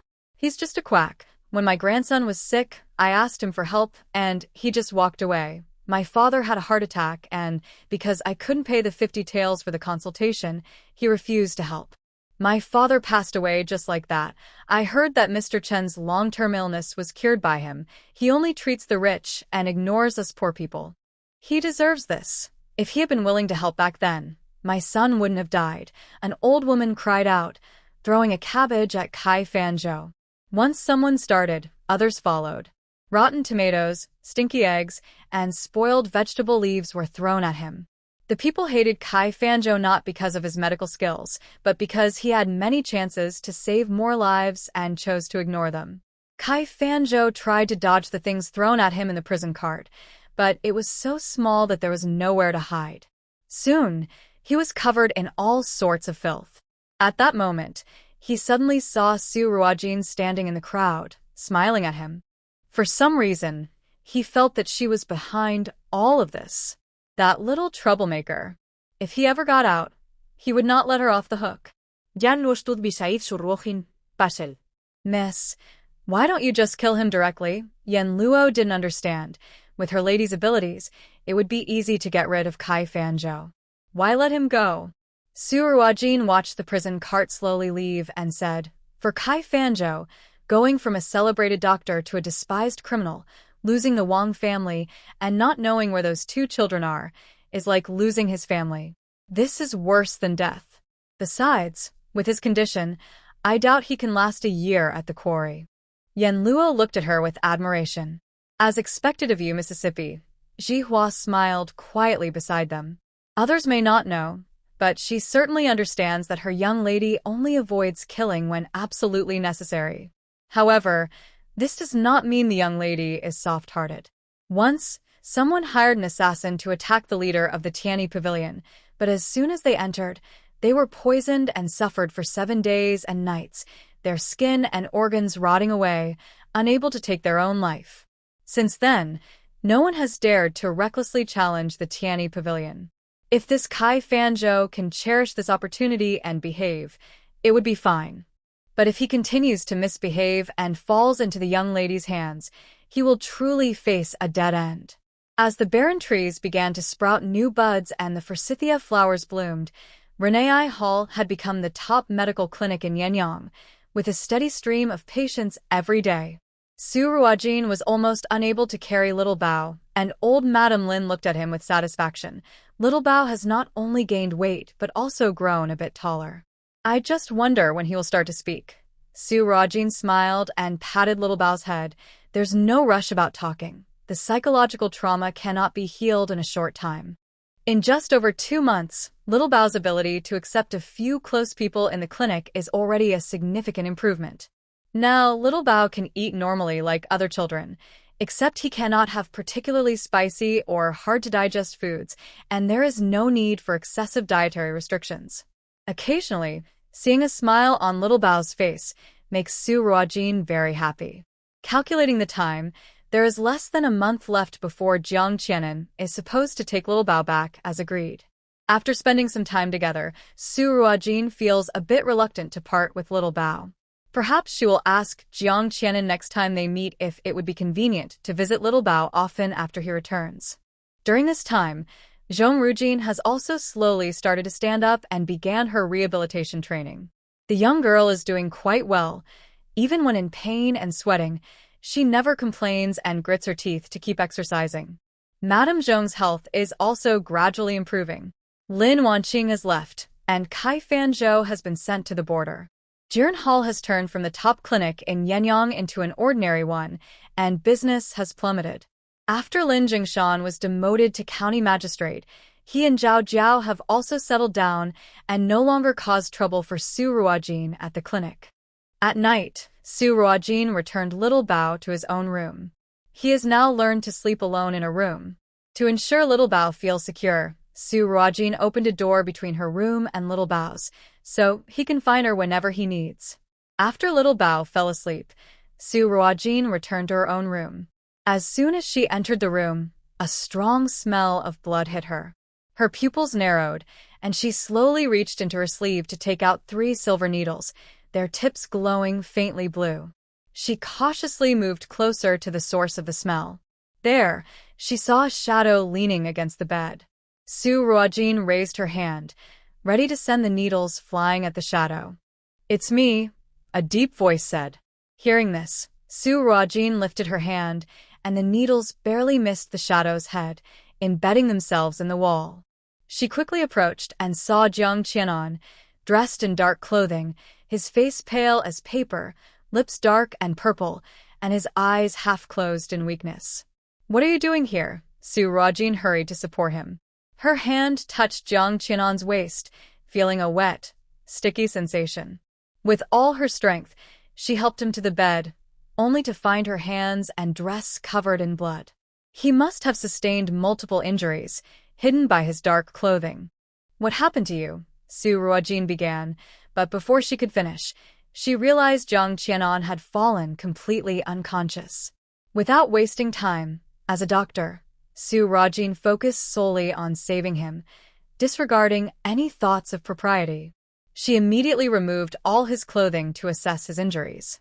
Upon seeing the wounds on Jiang Qianan's body, even Su Ruojin, who had treated countless patients, couldn't help but gasp.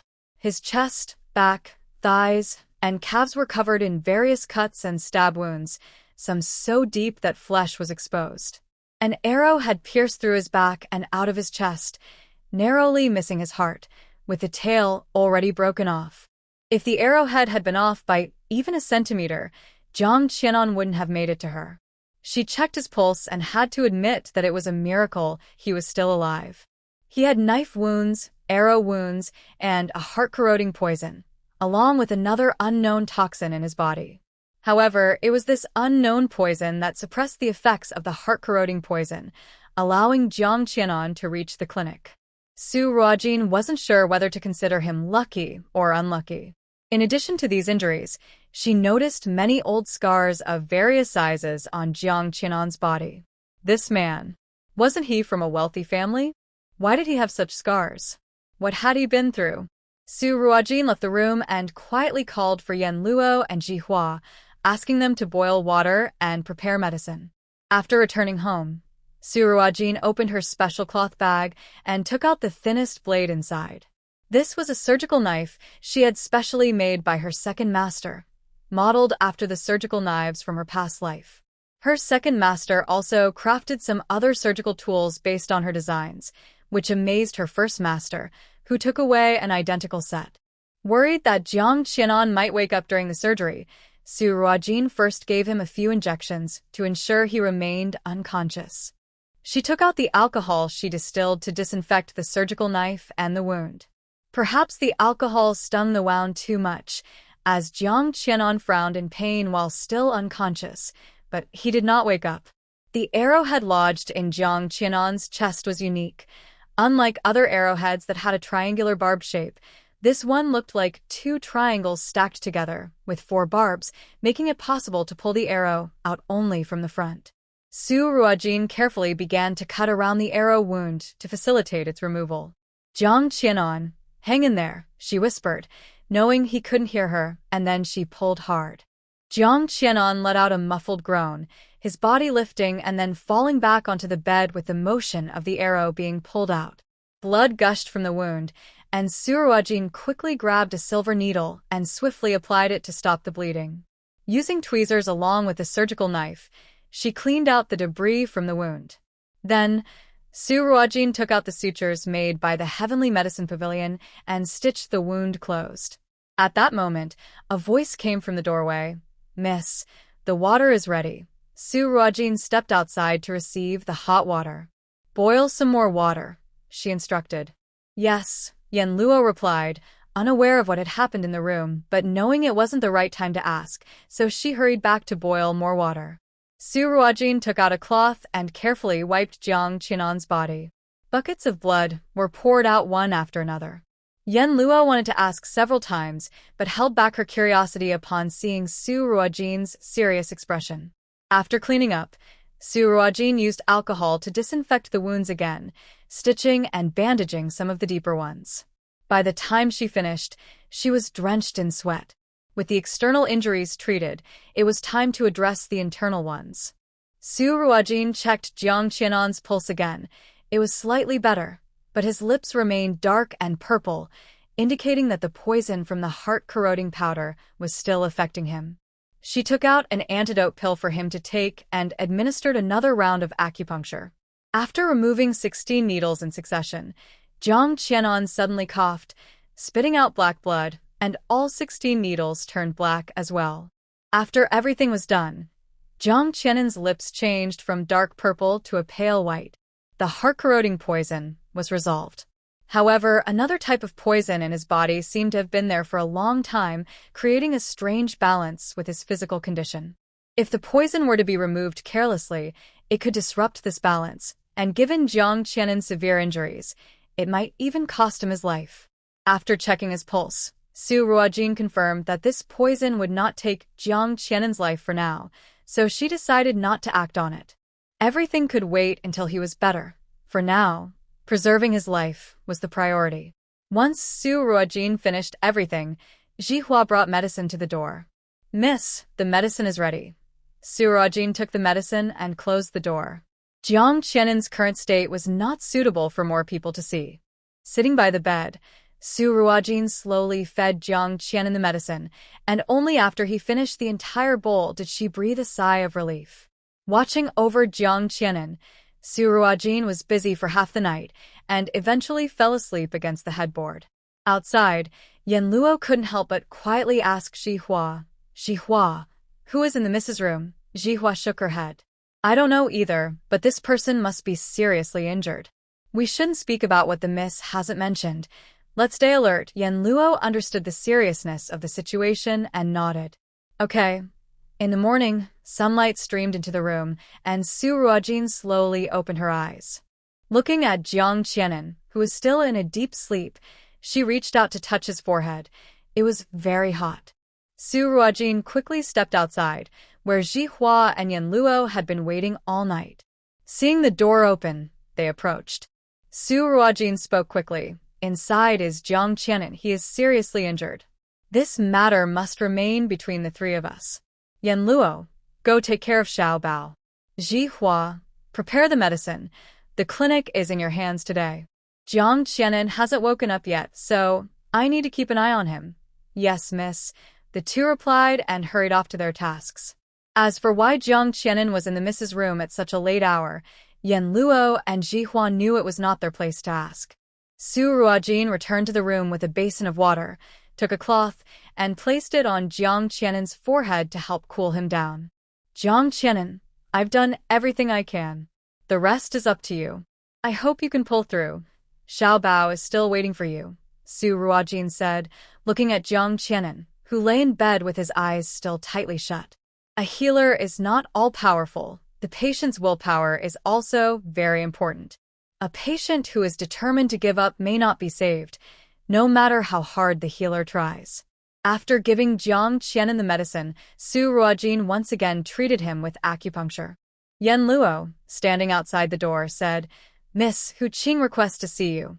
Su Ruojin replied, "Understood. Bring him to the back courtyard." When Hu Qing saw Su Ruojin, his face was full of worry. "Miss Su, I received a message from the manor that my master is seriously injured and missing. I must go find him, so I came to say goodbye." Su Ruojin raised an eyebrow. It seemed Hu Qing didn't know Jiang Qianan was in the clinic. But she had no intention of telling him. She and Hu Qing were only acquaintances and didn't know each other well.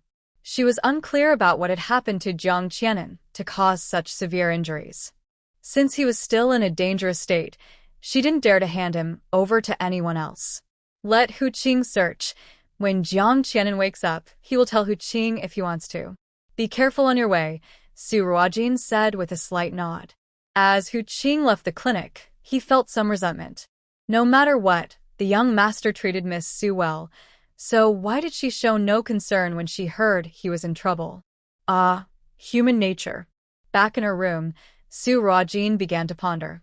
When Zhang Ren and the others tried to steal the fire spirit ginseng from the clinic, they were caught immediately, and it was clear that Hu Qing was behind it. But why hadn't Hu Qing noticed Jiang Qianan entering her room yesterday?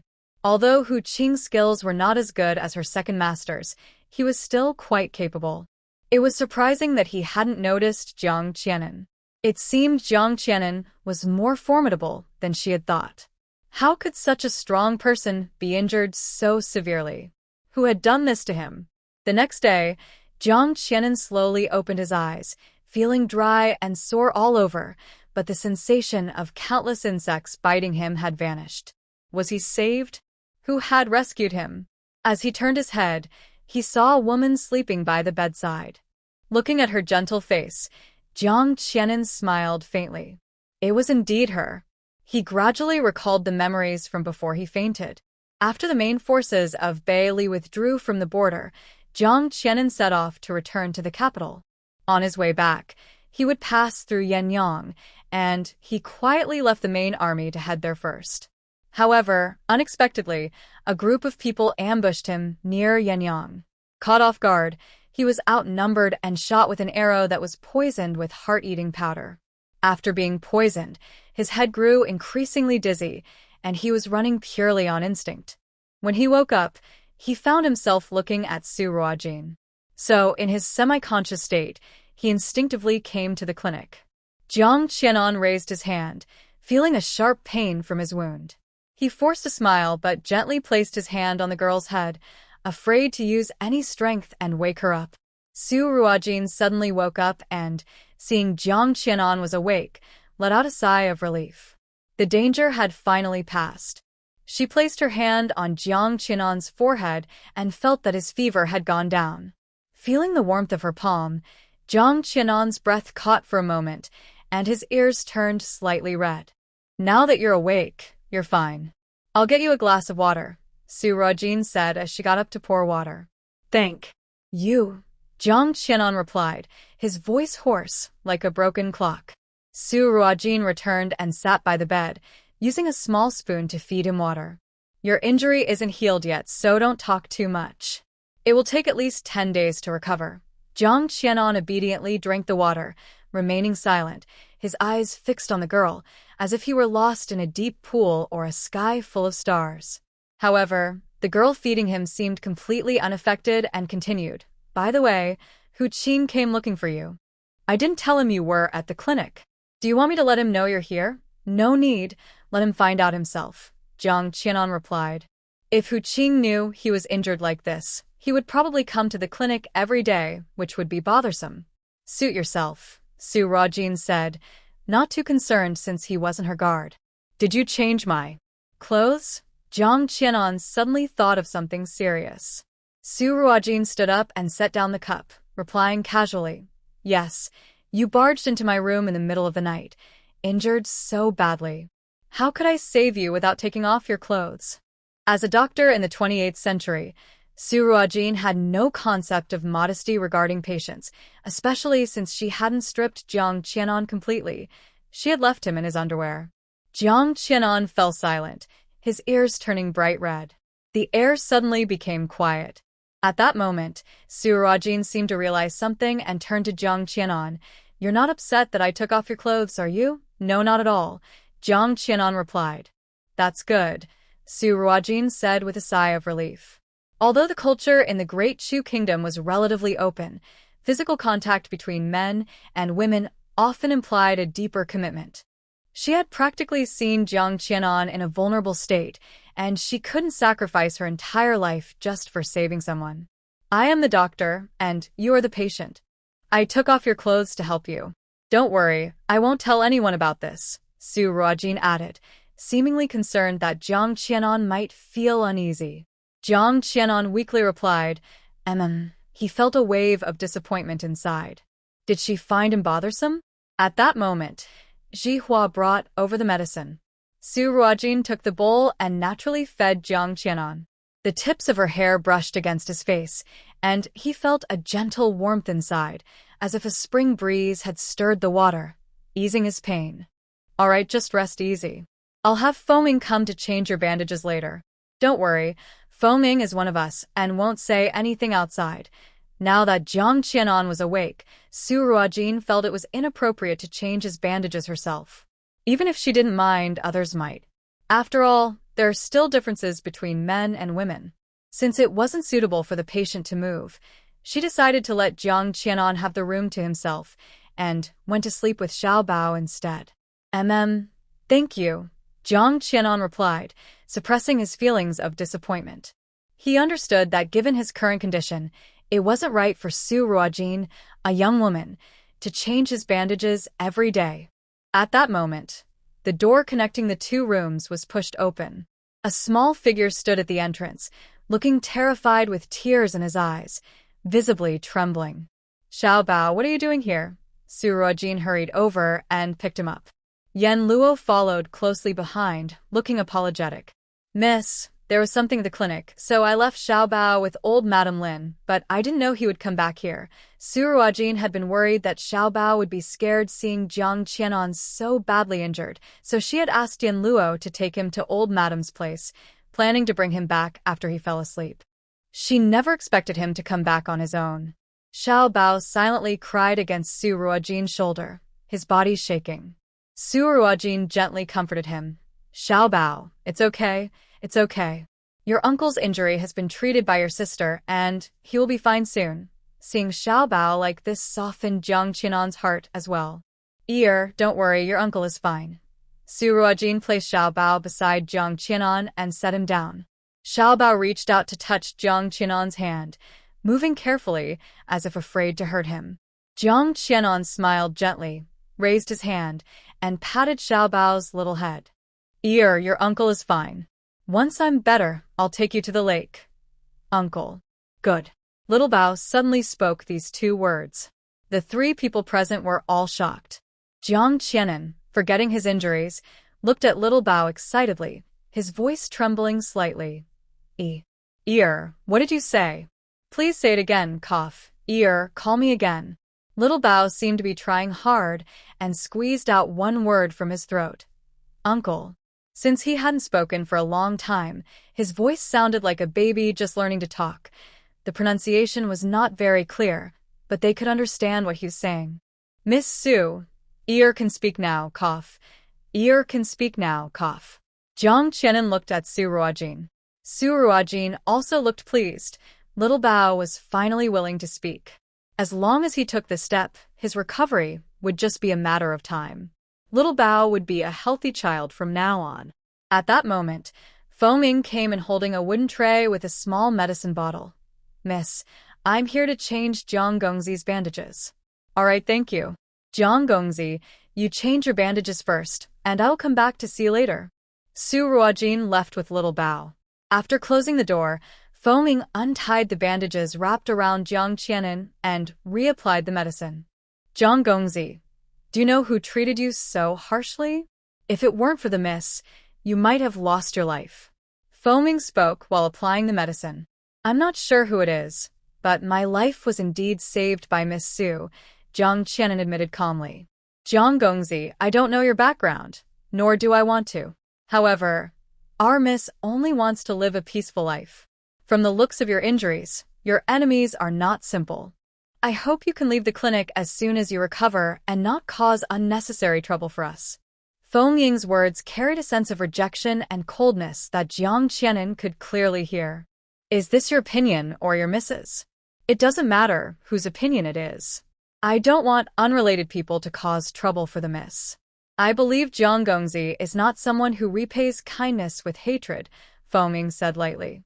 Feng Ying seemed to have a strong hostility.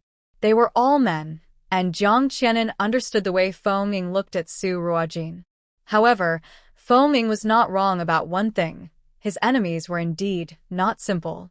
If he stayed in the clinic, they might find out he was there and come looking for him. Feng Gongzi, once I can get out of bed and walk, I will leave. That would be great. Fo Ming will take good care of Jiang Gongzi to help you recover soon. After Fo Ming finished bandaging Jiang Qianan, he left.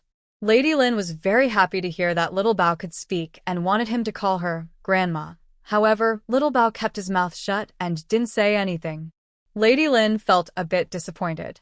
Su Ruojin smiled and said, Grandmother, it's already a big deal that Little Bao can talk. He doesn't say much yet. Let's give him some time. He hasn't called me sister either. Hearing this, Lady Lin calmed down. You're right, Little Bao is not in a hurry. Take your time. Soon, Grandma will make you some sweet soup. Think. You. Grandma, Little Bao suddenly managed to say. Lady Lin was stunned. Little Bao, can you say that again? Little Bao blushed and squeezed out another word. Grandma. Oh my dear Little Bao, you finally called me Grandma. Lady Lin felt her eyes getting a bit wet.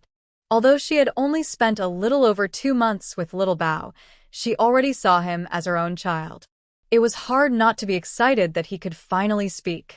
Now it was Su Ruojin's turn to feel a bit down, wondering when Little Bao would call her. Just then Little Bao turned to her and said, Sister. Su Ruojin suddenly felt a sense of pride, realizing her little one could call out to people. 5 days later, Jiang Qianan's injury was healing well, and he could slowly get up, but he still couldn't get out of bed. Su Ruojin entered the room with medicine and checked his pulse. The wound is healing well. In a few days, you should be able to walk normally. Thank you, Miss Su. Your medical skills are excellent. Jiang owes you his life. Su Ruojin casually replied, There's no debt. I'm a doctor. I can't just watch someone die. Now drink your medicine. Jiang Qianan obediently took the medicine bowl and drank it all. After setting it down, Su Ruojin asked, Do you know who hurt you? Jiang Qianan thought for a moment and said, Their clothing looked like people from Bailey, and the arrow that hit me is a unique double-headed arrow from Bailey. So, it was someone from Bailey who hurt you? But this is Yinyong, far from the Bailey and Daju borders. Why would they attack you here? Su Ruojin wondered. Although they dressed like people from Bailey, their fighting style didn't resemble theirs, Jiang Qianan explained. So someone is pretending to be from Bailey to attack you.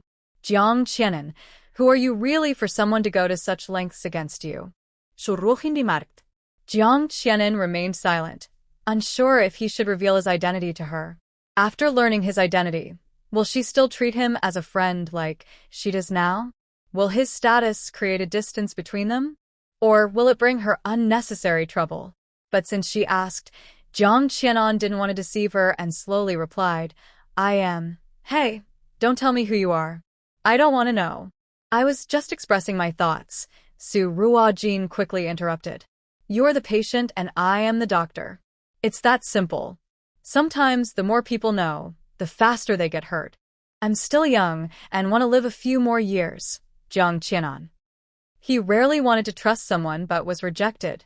Su Ruojin had already guessed that Jiang Qianan was not an ordinary person, but she never let the Dark Alliance investigate him. In the Great Chu Kingdom, as a doctor, she didn't have to bow to officials of the 4th rank and below, but she had to bow to those of the 3rd rank and above. If Jiang Qianan's identity was truly related to the court, and people were making such a fuss over him, he would likely be no less than a 3rd-rank official. Not to mention other troubles, she would have to bow every time she saw him, and Su Ruojin didn't want to create unnecessary issues for herself. It was best as it was now, a doctor and a patient, simple and straightforward. Jiang Qianan smiled wryly and shook his head. Miss Su is indeed different from others. He never thought that one day, even a regent would be disliked by someone. Others would do anything to be close to him, but Su Ruojin, knowing he was special, chose to keep her distance. This young girl, young Master Jiang, is mistaken. On the contrary, I am just an ordinary person, so I am very self-aware. I cannot aspire to the wealthy and powerful. All right, you've taken your medicine, so rest well. It's beneficial for the injured to sleep more for recovery.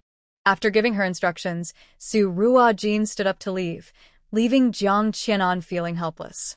Once outside the room, Su Ruojin saw Xiao Bao standing at the door, just watching the room.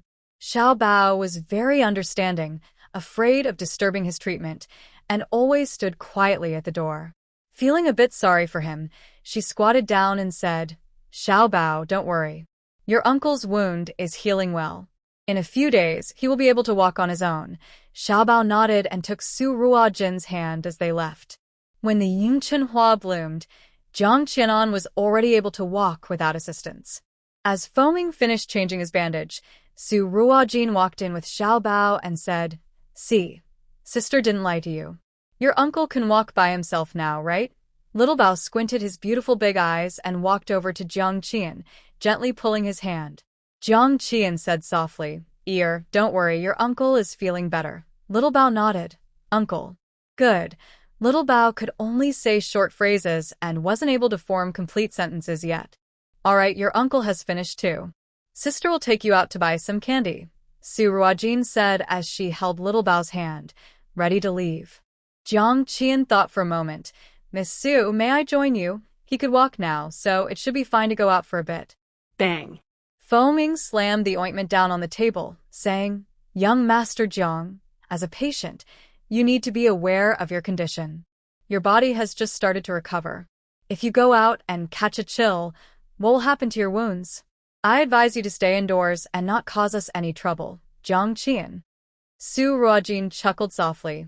"Young Master Jiang, Foaming is right. You should rest a bit longer. We'll head out now." "Goodbye, Little Bao and Uncle." Little Bao obediently waved his small hand at Jiang Qian and turned to follow Su Ruojin.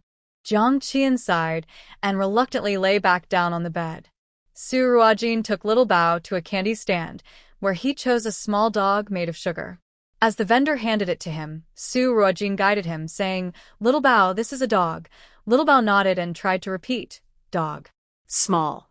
"Dog. Great job, Little Bao. You can say 3 words now. Come on, sister will buy you some more candy." Neither of them noticed a figure watching them from a distance before disappearing. In the capital at the palace. In Xi'an Palace, a person in black knelt before the Empress Dowager, saying, "Reporting to the Empress Dowager. The young master can speak now." "What? Xiao Bingyi can talk." Empress Dowager Wei tightened her grip on her teacup, unable to believe it. How could that little fool speak? "I wouldn't deceive the Empress Dowager. I heard it with my own ears. But the young master can only say 1 or 2 words and cannot form complete sentences yet. Go, eliminate him along with that doctor and the clinic." A cold glint flashed in Empress Dowager Wei's eyes. Previously, the military reported that Xiao Yanchu caught a cold on his way back to the capital, delaying his return. Without Xiao Yanchu's protection, how could that little brat survive? She would not allow anyone who posed a threat to Ear to live in this world. Since he wants to speak, there is only one way left for him. Yes, at that moment, the voice of the announcer, Gonggong Shuangxi, came from the door. "The emperor has arrived." The Empress Dowager waved her hand, and the man in black immediately disappeared. Xiao Chini also entered and bowed to Empress Dowager Wei. "Your son greets you, mother. There's no need for such formality. Come and sit down," Empress Dowager Wei said with a smile. "Thank you, mother." Once Xiao Chini sat down, Granny Xian quickly brought over a cup of tea. Try this, it's pre-arranged longjing." Xiao Chini picked up the tea and took a sip. As expected from the tea in Mother's palace, it is very rich. Empress Dowager Wei smiled. "This was sent by your uncle. He knows I enjoy this kind. I will have Granny Xian pack some for you to take home later." "Thank you, mother." Xiao Chini put down the teacup. "Mother, the Northernly Kingdom has sent a letter proposing a marriage alliance to strengthen friendship between our great Chu Kingdom." "Oh." Empress Dowager Wei set down her teacup and looked at Xiao Chini. "What do you think, Your Majesty?" Xiao Chini thought for a moment and said, "There have been border conflicts between Northern Li and Great Chu for years. This sudden military presence at the border is likely to pressure us into agreeing to the marriage." Empress Dowager Wei nodded with some relief. "What you say is true. Do you agree?" Xiao Chini continued. "Great Chu has just emerged from turmoil, and our treasury is empty. It is not suitable to go to war with another country. If this marriage can bring peace between our nations, I think it is acceptable. Empress Dowager Wei nodded. That is indeed the case, but I wonder who they wish to marry. The proposed bride is Princess Yaolon, the most beloved younger sister of Emperor Wanyan of Northern Li. She is 16 years old, and Northern Li requests that Princess Yaolon choose her own marriage partner. Your Majesty, if you can bring Princess Yaolon into the palace, Northern Li will become your ally, Empress Dowager Wei said. Yes, mother, I know what to do. It is said that Princess Yaolon is the most beautiful woman in Northern Li, and Xiao Chini would certainly not refuse such a beauty in his harem. Your older brother will return in a few days. You must remember to hold a grand celebration and reward him well, Empress Dowager Wei said. Upon hearing this, Xiao Chini tightened his grip on the cup, his eyes filled with reluctance. Mother, I will be able to take charge in a year. Why must I continue to be restrained by him? Without him, can our great Chu not move forward? We still have General Su and my cousin to guard the borders, right? Your Majesty, those in power must learn to endure for a time, using everything useful to them, and only remove it when it no longer holds value.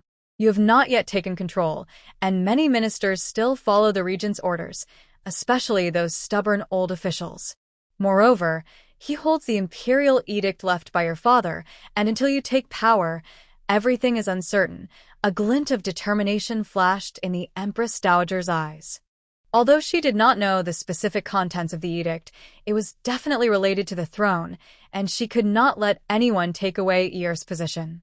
Xiao Chun lowered his head, his eyes dim and his voice low. The prince understands. In the capital, at the first room of Yinyong Tower. Useless. A bunch of useless people. So many of you couldn't even catch Xiao Yanshu, and you let him escape. A man around 25 or 26 years old was filled with anger. I deserve to be punished. Please punish me, my lord. Go find him. You must not let him live. Lianer can only be mine. Fei Malong smashed the cup in his hand onto the head of the kneeling guard. The guard did not dare to dodge, and the cup struck his forehead, drawing blood. Yes, my lord. Chinfu stepped forward and brewed another cup of tea for Fei Malong. My lord, please don't be angry. It's not worth harming your health. Princess Yaolon will one day be yours. Of course, Lianer must be mine. How can Xiao Yanshu be worthy of her? I don't understand what Lianer sees in him, insisting on marrying him, and even getting the emperor's permission to go to Dezhou for the marriage alliance, Fei Malong said angrily. He was the brave king of Bailey, and only he was worthy of the most beautiful jewel of their grasslands. Fei Malong took the tea and drank it all. Have those people been dealt with? Reporting to my lord, those sent were all assassins, and after failing their mission, they committed suicide. They used all the techniques of Dazhu. Although the Emperor of Dazhu and Xiao Yanshu are uncle and nephew, they have always been at odds. Xiao Yanshu will surely suspect Xiao Chun. Chen Fu replied. Very good. Xiao Yanshu, you dare to covet my Liana. Let's see if you can handle this beauty's affection. My lord, spies have reported that Dezhou has agreed to the marriage alliance, and the princess will soon set off for Dezhou. Chen Fu said. Then I will wait for her here in the capital of Dezhou, so she knows my sincere feelings for her, Fei Malong said. Jiang Qianan was already able to walk around the courtyard. When he stepped out of the house for the first time, he was taken aback. Hu Qing searched everywhere for the prince, only to find that he was actually at the medical clinic. The hidden guards did not dare to spy on Su Ruojin's room. If it weren't for the prince coming out himself, they would never have guessed that he had been staying in the doctor's room for so long. They were planning to report to the prince that a man named Feng Ying had been frequently entering and leaving the doctor's room. This is what you call being blind to what's right in front of you. Didn't they say men and women should keep their distance? The way Dark One looked at Su Ruojin changed. After all, their prince never showed interest in women. Dark Two was so shocked he almost shouted, but Dark One quickly covered his mouth. Dark Two blinked rapidly, signaling Dark One to let go. He was about to suffocate. Once Dark One released him, Dark Two gasped for air and whispered, "The boss is looking for the prince everywhere. Who would have thought he was right under our noses? I'll go tell the boss to come back." Just as Dark 2 turned to climb down the tree, Dark 1 stopped him. Wait. Dark 2 asked suspiciously, "What's wrong? You said the prince has been at the clinic for so long. Why hasn't he contacted us?" Dark 1 replied, "With the prince's abilities, it would be easy for him to reach out to them, knowing they were nearby. Isn't it obvious? The prince must be injured and unable to move," Dark 2 blurted out. Seeing the prince walking slowly and remembering how Feng had been bringing medicine to the doctor's room, it was clear he was hurt. Dark 1 gently persuaded, "Even if the prince is injured, do you think he would want to contact us and wait until now?" Dark 2's mind was racing. Maybe the prince forgot? Dark 1 rolled his eyes. Forget? The prince clearly doesn't want us involved in this. We should act like we don't know anything and wait for him to contact us. But the boss is still outside. Dark 2 started to say, but Dark 1 interrupted. What's more important, calling the boss back or avoiding the prince's anger? You choose. Dark 2 was momentarily confused about how calling the boss back became meddling. But he knew Dark 1 was usually right. He was the smartest among the hidden guards. Boss, don't blame us for not being loyal. If you're upset, blame the prince instead. At that moment, Su Ruojin arrived in the backyard and saw Jiang Qianan walking around. She smiled slightly and said, "It looks like you're recovering well." "It's thanks to Dr. Su's excellent skills," Jiang Qianan replied, turning to look at the young girl. Today, she wore a light pink long dress made of cloud silk, with embroidered peonies that swayed gently with her steps. A silk sash of the same color hung at her waist, making her look elegant yet playful. Her delicate hairstyle was simply adorned with a pink hairpin, complementing her outfit beautifully. Her fair face had eyebrows like new moons and eyes that sparkled like stars, with a soft lip color resembling blooming cherry blossoms. Seeing such a young girl, Jiang Qianan felt a gentle flutter in his heart, unable to look away. "Let's go, I'll check your pulse," Su Ruojin said as she stepped into the room first. The girl's slightly cool fingers rested on his wrist, and Jiang Qianan felt warmth spreading from his wrist to his heart. The poison from the heart-eating powder has been cleared, and there are no major issues. "The other injuries will heal with time," Su Ruojin said as she withdrew her hand. Jiang Qianan felt a sense of emptiness in his wrist. Su Ruojin thought for a moment and asked, "Young Master Jiang, do you know about another poison in your body?" Jiang Qianan was taken aback. He didn't expect her to notice. This poison was so rare that even Mu Jingshan couldn't diagnose it unless it flared up each month. He smiled wryly. "It seems nothing escapes Miss Su's notice. This poison has been with me since birth, and no one knows its name." Su Ruojin nodded, realizing that this poison was indeed uncommon. She had only seen something similar in ancient texts in her previous life, but couldn't confirm if it was the same. "Your ability to suppress the heart-eating powder and make it to the clinic is thanks to this poison in your body. Its strong toxicity can counteract the heart-eating powder, but when it flares up each month, it adds to the pain from the heart-eating powder. Do you know when this poison usually acts up?" This poison flared up once a month, but the timing varied for everyone.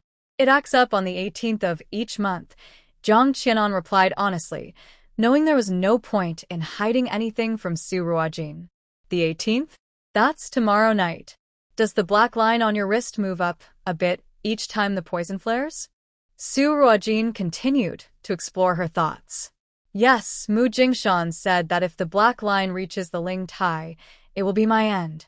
Jiang Qianan spoke calmly, as if discussing someone else's fate. Su Ruojin had already seen the black line while treating him. It was still some distance from the Ling Tai. "How much time is left?" Su Ruojin asked. "For years."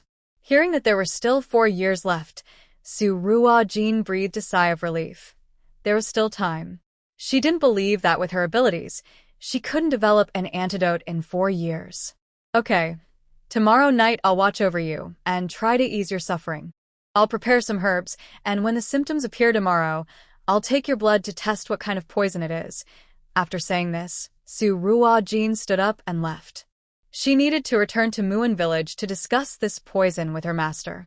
Watching the young girl leave, Zhang Qi and seemed to be deep in thought. He had planned to leave today, as Mu Jingshan had always helped him suppress the poison over the years. Perhaps he should let her try? After waiting in the trees for a long time, an heir finally saw the familiar gesture from the prince. He felt a surge of excitement. The prince finally remembered them. The eldest brother wouldn't have to run around anymore. At the regent's palace, Mu Jingshan was as anxious as an ant on a hot pan, constantly asking Shinyu, "Is there any news about the prince?" Shinyu shook his head. He had sent everyone to search within the borders of Dechu, but there was still no news. What should we do? Today is the 18th. The poison strikes on the 18th of every month. The prince must soak in a hot spring and receive acupuncture to detoxify, or he will suffer so much that he might lose his mind. I'll go find someone now. You must not let the princess know about this. Shinyu understood the urgency and didn't dare to delay. Here, take this medicine. If you find the prince and can't return in time, it might help him hold on until he gets back to the palace. Mu Jingshan handed a vial of medicine to Shinyu. All right, I'm on my way. As soon as Shinyu stepped out of the room, he saw Hu Qing striding toward him. Hu Qing greets young Master Shin. Shinyu pulled him into the room and closed the door. Did you find the prince? If Hu Qing had returned, it meant he must have found the prince. Hu Qing nodded. Yes, I found him. Mu Jingshan, who was standing nearby, sat down in relief. That's great. Shinyu quickly asked, where is he? Hu Qing had returned, but he hadn't seen Xiao Yanchu. Mentioning this made Hu Qing's expression turn serious. He hadn't expected that after searching so hard, the prince would be at Renee Hall. The prince is at Yinyong Renee Hall. What? The prince is still in Yinyong? Why didn't you bring him back? Mu Jingshan panicked. Even if they rushed from Yinyong to the capital, it would take at least 10 hours. With only 4 hours left until the deadline, there was no time to waste. The prince asked me to come back and tell you not to worry. This month, Dr. Su will take care of him, Hu Qing said, sharing the prince's decision. What? Mu Jingshan was in disbelief. Your Highness, this is ridiculous. Although Dr. Su has some medical skills, she doesn't understand how serious the poison affecting the prince is. If she's not careful, it could cost him his life. Hearing Mu Jingshan's words, Shen Yu and Hu Qing became anxious. Hu Qing's voice trembled as she said, what should we do? It's too late to rush over now. Never mind, we have to go anyway. Young Master Shen, I dare to ask you to lend me your prized horse. I need to hurry to Yinyong. There might still be hope, Mu Jingshan said, disregarding everything else. Time was tight. Every second counted. Let's go. Follow me to get the horse now, Shinyu said without hesitation, turning to lead Mu Jingshan away. Meanwhile, Su Ruojin returned to Muan village and, after discussing with her master, became more certain that Jiang Qian was affected by the legendary soul-eating shadow poison. When she heard that someone had been poisoned by such a rare toxin, her master nearly rushed to the medical clinic to bring Jiang Qian back for study, but Su Ruojin stopped him. According to ancient texts, this poison is made from very special materials, including the leaves of the soul-seizing grass from Gold Mountain, the dream fruit from the sea, the sap of the blood-sealing tree, the poison from the volcanic toad, and the soil from Crane Rock, mixed in specific proportions. The antidote also comes from these 5 ingredients, but from different parts: the root of the soul-seizing grass, the flower of the dream fruit, the leaves of the blood-sealing tree, and the blood of the volcanic toad.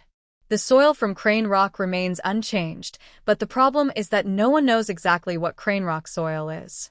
Some say it's named after a mountain called Crane Rock, while others believe it's a special elixir made by outsiders, and some think it's a type of poisonous plant. So far, no one on the Jojo continent can accurately identify what Crane Rock soil is.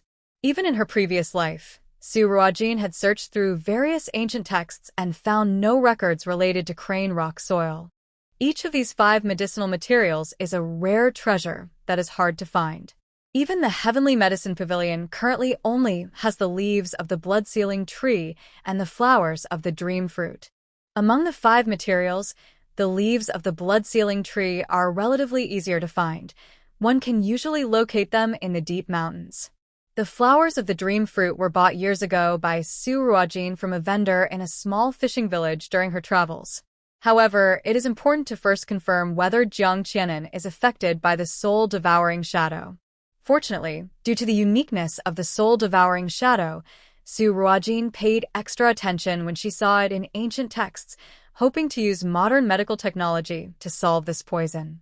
Unfortunately, at that time, the ecological destruction on Blue Star was severe, and the ingredients mentioned in the soul-devouring shadow formula had become extinct, making it impossible to replicate the poison, so she had to give up. However, she remembered how to prepare the formula to test for the soul-devouring shadow. With many herbs available from her master, Su Ruojin quickly mixed the testing solution based on her memory. As long as a drop of Jiang Qianan's blood is added to the solution and it changes from yellow to blue, it can be confirmed that it is the soul-devouring shadow. Yinyong did not have a hot spring, and since Jiang Qianan's wounds had not fully healed, it was not suitable for him to soak in water to resist the poison. Su Ruojin and her master developed a suppression formula, and now it was up to Su Ruojin to administer the needle. Everything was ready, just waiting for the right time. At night, the sound of the midnight bell rang on time. A cloud passed by, blocking the moonlight, leaving only a hazy glow. Inside the room, Jiang Qianan, bound to the bed, began to feel his eyes redden. The black lines on his wrists suddenly started to move, slowly spreading upward, almost like a living thing. As the black lines spread, Jiang Qianan felt as if thousands of streams of lava were flowing inside him, scorching every inch of his skin. His whole body quickly turned red, like a cooked shrimp, and large beads of sweat poured from his forehead, neck, and back. In just a few breaths, his clothes were completely soaked, and steam could even be seen rising. Before he could react to this burning sensation, a wave of extreme cold emanated from his bones, instantly extinguishing the heat. Just as he began to feel a bit of relief, an intense chill started to freeze his entire body. The clothes that were soaked in sweat began to form a thin layer of ice, and visible frost appeared on his lips and eyelashes, causing him to shake uncontrollably. The rapid and extreme pain of alternating heat and cold was unbearable for an ordinary person. Jiang Qianan tried his best to endure, but painful groans escaped his lips. When the next wave of heat hit, his eyes turned bloodshot, and he began to scream, desperately trying to break free from his restraints, as if he were going mad. "Yinyong," Su Ruojin shouted. Yinyong immediately handed over the prepared medicine bowl. Su Ruojin took the bowl and poured the medicine directly into Jiang Qianan's mouth. Then she took out the silver needles and quickly inserted them into various acupoints, using a total of 18 needles this time. Twisting and flicking, she skillfully controlled each needle, while sweat dripped down Su Ruojin's forehead. As the needles were inserted, Jiang Qianan slowly felt the burning and freezing sensations as if they were blocked by a wall, and as long as he stayed inside the wall, he would not be harmed. For the first time in many years, he felt that the poison was not as painful. Even when soaking in a hot spring with Mu Jingshan's help, he still had to endure this pain for 3 whole hours before it would end. Mu Jingshan could only ensure that he remained somewhat clear-headed during such extreme suffering, preventing him from choosing to end his life during the poisoning. But now, with this wall protecting him, the pain could not reach him. However, due to the wall's protection, he could not speak or move, only lying there, subject to others' control. "Jiang Qianan, I need to take your blood to test the poison," Su Ruojin said, and as soon as she finished speaking, Jiang Qianan felt a prick on the tip of his left middle finger. Su Ruojin squeezed out a few drops of blood into the potion. The originally yellow, transparent liquid slowly turned blue after the bright red blood was added. It was indeed the soul-devouring shadow. Looking at Jiang Qianan, who lay with his eyes tightly closed, Su Ruojin felt a sense of sorrow. Jiang Qianan had said that this poison was with him since birth, flaring up once a month. How much suffering had he endured over the years? The soul-devouring shadow has a characteristic. The poisoned person does not die immediately but suffers from the torment of fire and extreme cold each month. During the poisoning, the pain is magnified several times, and no matter what one does, they cannot fall into a coma, only enduring the suffering. Those with weak willpower often cannot withstand this pain and choose to end their lives. Even if one survives the pain, they will eventually die from internal organ decay after 15 years of poisoning. However, if a pregnant woman is poisoned, she will be unharmed, but the fetus will absorb the poison. The child will not experience the effects until after turning 10, suffering from the poison each month, with the pain increasing as they grow older. How much hatred must one have to inflict such a poison? Now, all that was left was to wait for the poison to dissipate on its own. This month was almost over. Drinking the potion made by herself and her master, while it wouldn't cure the poison, it would help it dissipate faster. Su Ruojin felt some confidence in that. Su Ruojin took the tea that Ji Hua handed her. After just one sip, she heard fighting outside, mixed with flashes of light. "There's a leak, there's a leak," someone shouted, but just as they did, there was a muffled groan, as if someone was hurt. Whoosh! Thud! Su Ruojin saw a fire arrow hit the window, instantly igniting the paper covering it. Her brow furrowed and she quickly ordered, "Fengming, keep an eye on Jiang Qian. Yan Luo, take care of Xiao Bao, and Ji Hua, watch over the old lady and Yuan Hong. Act as needed." "Yes, miss." The three understood the urgency and immediately went into action. Su Ruojin hurried out of the room and saw 6 masked figures on the roof, aiming fire arrows at the clinic. In the courtyard, about 10 masked figures were fighting with a group of unfamiliar faces. Although Su Ruojin had never seen anyone fight against masked figures, it was clear they were protecting the clinic, likely Jiang Qian's people. Someone tried to stop the archers on the roof, but just as they attempted to jump up, they were blocked, making it hard to act. At the same time, another group of masked figures was rushing toward the rooms, seemingly searching for someone. "Jiang Qian, what is your true identity? To go to such lengths to kill you, these people are serious." Su Ruojin didn't have time to think further. She took out the silver needles from her pocket and aimed them at the 6 on the roof. The 6 groaned and fell from the roof, motionless. The servants were startled awake and prepared to help put out the fire, but the masked figures attacked anyone they saw. Su Ruojin shouted, "Don't come out. Lock the doors." Hearing her voice, everyone obeyed and retreated, locking the doors. Some smart ones used water or blankets to extinguish the flames that had just ignited. Su Ruojin called out to the masked figures, "Come at me, you filthy woman. You're asking for it." Several masked figures charged at her with swords. An Yi, who was fighting, saw this and panicked, wanting to rush to Su Ruojin's side, but was blocked by 2 masked figures. He shouted, "Protect Miss Su." Yes, and Air, and San, and Wu, and Ensure all tried to rush to Su Ruojin, but were stopped by the masked figures. Their skills were clearly on par with theirs. The sounds from outside reached inside, and Yan Luo quickly covered Xiaobao's ears, afraid he would wake up. The old lady felt reassured with Ji Hua and Yuan Hong by her side, but she was worried about Su Ruojin and wanted to go out to check on her. Ji Hua stopped her, saying, "Old lady, there's no need to worry about the young lady. If you go out, she will be distracted trying to take care of you." The old lady was not stubborn and realized Ji Hua was right, so she sat down, anxiously listening to the sounds outside.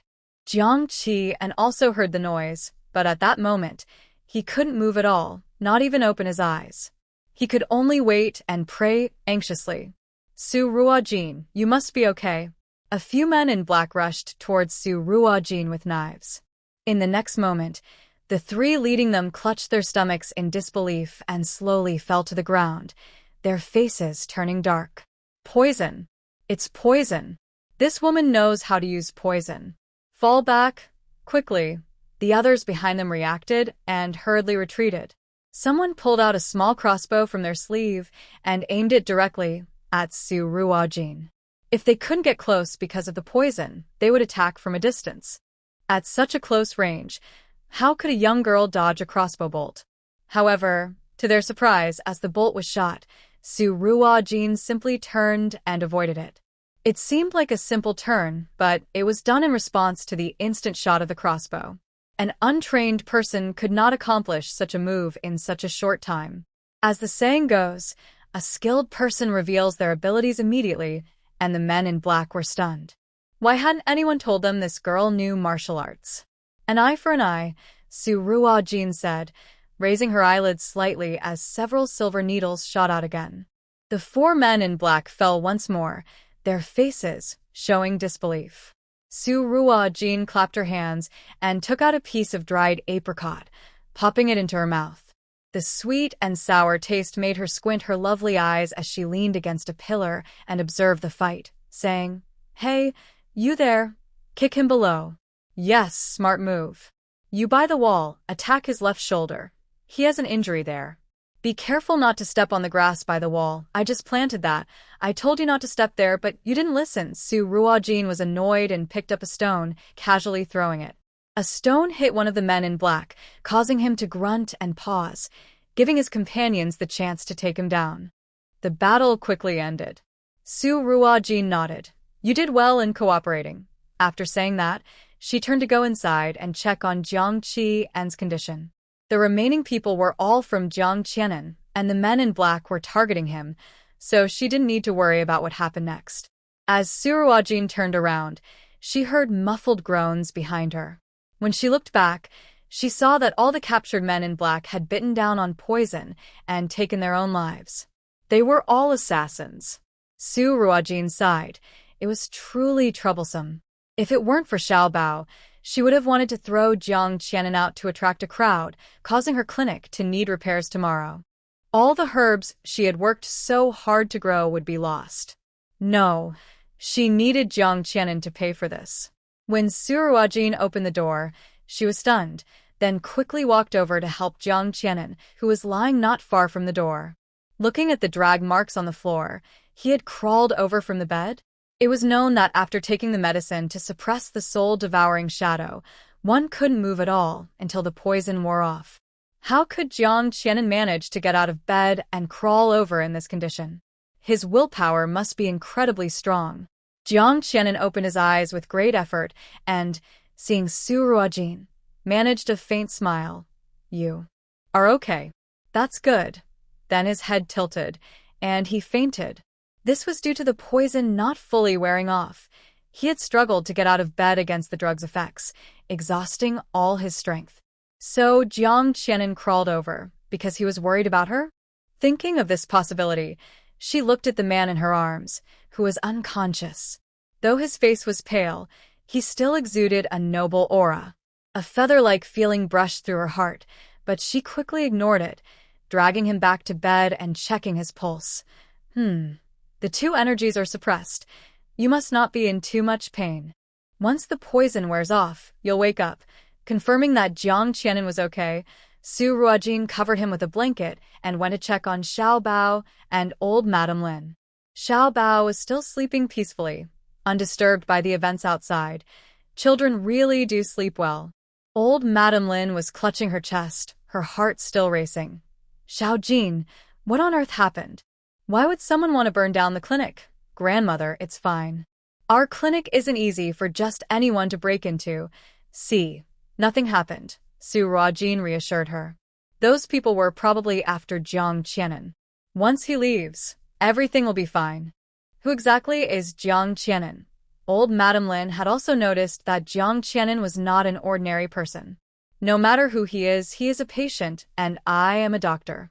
That's all we need to know. Knowing too much can be a problem," Su Ruojin said. Old Lady Lin nodded. "You're right. Once we send him away, everything will be fine." But what about little Bao? Calculating the time, it was indeed time to send little Bao away. No matter how reluctant they felt, he was still someone else's child. "Once Jiang Qianan wakes up tomorrow, I'll ask him if he wants to take little Bao with him this time," Su Ruojin said. Little Bao's stomach has been adjusted to be similar to that of an ordinary child. He can now say two-word phrases, so basic communication is fine. The rest will depend on the support of his family to help him recover slowly. No matter what, she is not little Bao's family, and some things cannot be replaced. She can only leave it to Jiang Qianan. After everything was settled, Su Ruojin returned to her room to rest for a bit when she heard Yan Luo's voice outside the door. "Miss, A young man named Mu says he rushed here from the capital and must see young Master Jiang urgently. A young man from the capital? Could he be from the Jiang family? Su Ruojin sighed and resignedly got up to head to the front hall of the clinic. Seeing Mu Jingshan, Su Ruojin felt he looked somewhat familiar. Before she could recall where she had seen him, Mu Jingshan approached her, looking anxious. Dr. Su, how is young Master Wang? Jiang, may I ask who you are? Su Ruojin replied. Dr. Su, I am Mu Jingshan, the physician from young Master Jiang's household. We have met once before. I am wondering if he is doing well. Mu Jingshan was unsure of his lord's current situation and did not dare to ask directly, knowing that no more than 5 people would experience the poison's effects each month. Hearing this, Su Ruojin remembered meeting him when she treated old Master Su. Looking at Mu Jingshan's weary appearance, she guessed he was responsible for helping Jiang Qianan manage his monthly poison episodes and had come to check on him. Mu Jingshan was sweating, and his anxious expression was genuine. Su Ruojin reassured him. Young Master Mu, there's no need to worry. Young Master Jiang is fine and has gone to sleep. If you want to see him, it's best to wait until he wakes up. You must be tired from your journey. Let me have someone arrange for you to rest. Zhihua, please take young Master Mu to rest. Yes, Mississippi. Zhihua stepped forward. This way, young Master Mu. Mu Jingshan was momentarily stunned. Young Master Jiang was fine? At this hour, he usually suffered the most from the poison, but now he was just sleeping? He didn't follow Zhihua but hesitated, unsure of how to speak. Su Ruojin noticed Mu Jingshan's hesitation and thought to herself that she would feel the same way. She turned to Zhihua beside her and said, Take young Master Mu to see young Master Jiang. Mu Jingshan finally relaxed when he peeked through the door and saw Jiang Qi and lying calmly on the bed. The prince is fine. That's great. The prince is really okay. At that moment, he was wide awake.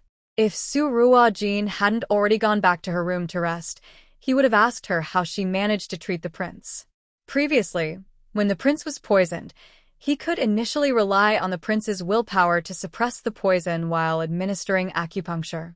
But later, the prince was in a frenzy, and he had to tie him up in the hot spring and cover his mouth to prevent him from biting his tongue until the poison wore off.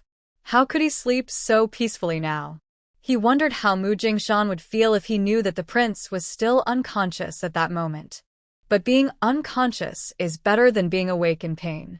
The next morning, Jiang Qian opened his eyes, feeling very relaxed, completely different from the soreness he felt the day after the poisoning. He opened the door and saw Mu Jingshan waiting outside. Jingshan, what are you doing here? Didn't he ask Hu Qing to send a message back? Mu Jingshan quickly bowed.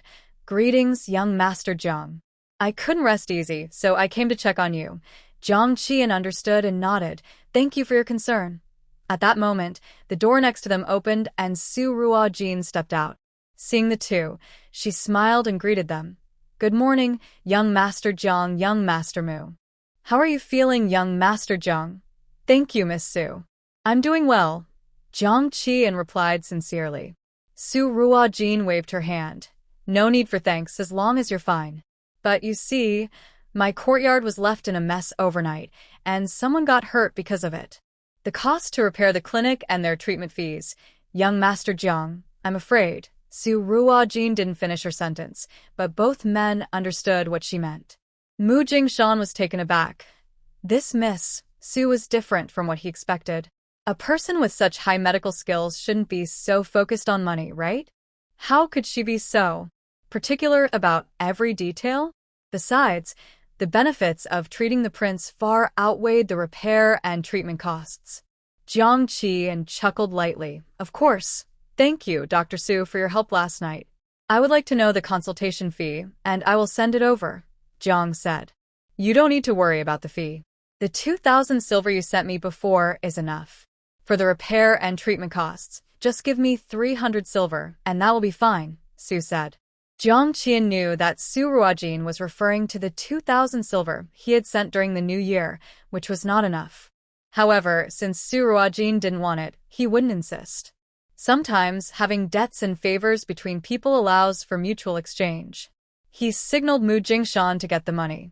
Mu Jingshan quickly took out 3 silver notes from his pocket and handed them to Su Ruojin, who accepted them graciously, saying, "All right, we're settled." At that moment, a small child came out of the room and hugged Jiang Qian's leg, saying, "Uncle, I'm better now." Seeing the worry in the child's eyes, Jiang Qian's heart softened, and he picked up the child, saying, "Your uncle is fine now. Everything is okay." Mu Jingshan stood by, astonished and speechless. The child looked much chubbier and taller than the last time he saw him, with a rosy face, and the best part was that Ear could talk now. But no one had told him about it. "Young master." Ear Can talk. Ear can talk, Mu Jingshan exclaimed. Jiang Qian shot Mu Jingshan a glance and replied, "He could talk long ago." Mu Jingshan excitedly grabbed Su Ruojin's wrist, saying, "Dr. Su, how did you teach Ear to speak? Can you teach me too?" Jiang Qian watched Mu Jingshan holding Su Ruojin's hand with a hint of coldness in his eyes, saying flatly, "Mu Jingshan, I'm fine now. You can go back." Mu Jingshan looked at his prince in disbelief, thinking, "How can you say that? I rushed here worried about you, and now you want me to leave. Besides, I still want to learn from Dr. Su. No way, I'm not going back." Mu Jingshan released Su Ruojin's hand and pleaded, "Young master, everything is fine at home. Can I stay? I want to ask Dr. Su some questions. Just for a month, I'll return after that." Jiang Qian said nothing and coldly stared at Mu Jingshan. Mu Jingshan quickly changed his plea. "No, 15 days, 10 days would be fine. 7 days, 3 days. My young master, just 1 day. Can I stay 1 day? I'll go back tomorrow." Mu Jingshan looked at Jiang Qian with pleading eyes, feeling that he couldn't reduce his stay any further. Jiang Qian glanced at him and, holding Ear, turned to leave, saying, "When I wake up tomorrow, I don't want to see you at the clinic." Mu Jingshan felt that the prince was angry, and it seemed to be directed at him. However, he had just met the prince and had barely spoken a few words, so he couldn't understand what had upset him. Fortunately, there was still a day left. Mu Jingshan didn't have time to guess what had angered the prince, and turned to Su Ruojin with a humble expression. "Dr. Su, I have a request. My young lady has never cared much for these elegant matters, so please don't overwork yourself. This won't do. Sister Ayan marrying into the Sheng family is already a sacrifice. Our family will do everything we can to make her comfortable." Sheng Xiao paused as she saw someone coming out of the corridor ahead, quickly kneeling to greet him. "Young master." Yinyong stared at her face, slightly pursing his lips and raising his hand. "No need for formalities, please stand." "Thank you, young master." As Sheng Xiao straightened up, she noticed Mu Ning and Mu Yuan, who were behind the young master, bowing to her. "Greetings, Miss Sheng. Please, you two, there's no need for such respect. Why are they suddenly so formal?" Tuan reached out his little hand toward Ji Yannan, and Yuan, held by Xiao Dong, joined in. Before Sheng Xiao could speak, a man in splendid robes naturally stepped forward and picked up both of her sons. "They're not even your sons." Why the gentle and kind expression? And he smiled. A smiling man like that is really quite handsome. Ji Yannan securely held the 2 chubby boys who were trying to climb. His gaze fell on the woman's fair and beautiful face, his lips slightly pursed. "Miss Sheng, if you don't mind, may I take the 2 children to the front hall for a bit?" "Young master, you're too kind." "Of course, but I'm afraid the children might be mischievous and disturb your peace." "Not at all, I quite like them." Sheng Xiao looked up at the handsome man, feeling suspicious. A highly esteemed young master and a widow with children. This conversation feels off. "Then I will trouble you, young master." She didn't want to hand her children over to a stranger, but the 2 little chubby boys were already clinging to him, one wrapping his arms around his neck, and the other pulling. They waved goodbye to her with toothless smiles. It seems they've forgotten their mother in the presence of a handsome man. Filled with questions, Sheng Xiao entered Zhao Yan's courtyard and couldn't help but ask. Zhao Yan was also quite surprised. "I heard Qingyu mention it too. I also noticed that Tuan and Yuan look a bit like Brother Xianan, and I was amazed at how close he is with the 2 kids. Brother Xian has always been so mature and composed. It's rare to see him like this. But don't worry, the Ji family is a close friend of ours. The 2 children will be considered his juniors. Not at all, I quite like that. Brother Xian and is very meticulous. Since he took the kids to play, he will make sure nothing happens to them. I'm not worried about that at all, Sheng Qiao said, taking a sip of tea and glancing at her mother's maid waiting outside the door, lowering her voice slightly. I just find it strange. Usually I hear you and Miss Ji talk about the prince, and he seems very cold and proud. But today I feel like his gaze towards me and the child is a bit… well, I can't quite describe it. Zhao Yan immediately leaned in with curiosity. What's strange about it? I haven't been out much and haven't seen Brother Xianen in a while. I also noticed that Tuan Tuan and Yuan look a… What's wrong with him? Wrong. Sheng Qiao shook her head in doubt. I wouldn't say something is wrong. Just that he feels a bit different from before. It must be that Aunt Ji has said something to him again. Zhao Yan shook her head helplessly and sighed. Ever since Aunt Ji met the twins, she can't stop thinking about them. She doesn't want to disturb you directly, so she keeps sending little gifts to my house for the kids. Just yesterday, she told my mother that whenever you bring the children over, she wants to be informed so she can come and see them. I think Aunt Ji is probably envious of the 2 children who look like Brother Xianen, and she's urging him to get married. About the prince, and I really don't understand this. Brother Xianen is talented and exceptionally handsome, the ideal husband for many young ladies in the capital, yet he doesn't seem to be interested in any of them. Sheng Qiao raised an eyebrow, resting her chin on her hand. Well, maybe the prince has someone he likes. That's the strange part, Zhao Yan sighed. At first, Qingyao thought the same, and later even asked Brother Xianen directly. But he said he doesn't have anyone special, he simply doesn't want to marry. He doesn't want a shallow relationship like his parents, enduring a life together without love. Can't stop thinking about them. She doesn't want to disturb you directly, so… Sheng Qiao blinked. So, the prince means he wants to marry someone he truly loves, right? Yes, he even said that if he were to marry a wife without feelings, it would ruin both their lives. So, if he doesn't find the right person, he would rather stay single. Don't you think that's strange? Poor Aunt Ji has only one son, and not having a successor is a big deal. If this continues, he might even lose his position as prince. Who would have thought he was such a rare, devoted person? Sheng Qiao thought of the 2 beautiful yet respectful concubines in Zhao Shi's room and recalled Bai Moli saying that if she got pregnant, she would prepare a concubine. She couldn't help but let out a doubtful sigh. To have the right to openly have many beautiful women and yet desire a lifelong partnership with just one person. Could it be that Ji Yannan has lost his mind? Zhao Yan said that there isn't even a maid in his room. Could it be that he has some hidden issue, and that's why he's using this as an excuse? Ashu. Cough. Ji Yannan felt a tickle in his nose and turned his head to cough lightly. Clap, clap, clap. Yuan, who was focused on playing with his belt, immediately looked at him, pouting and mumbling something. Tuan tilted his head, wide-eyed. Tuan is really good. Yeah. Ji Yannan chuckled softly, his face showing the same affectionate smile he had worn countless times today.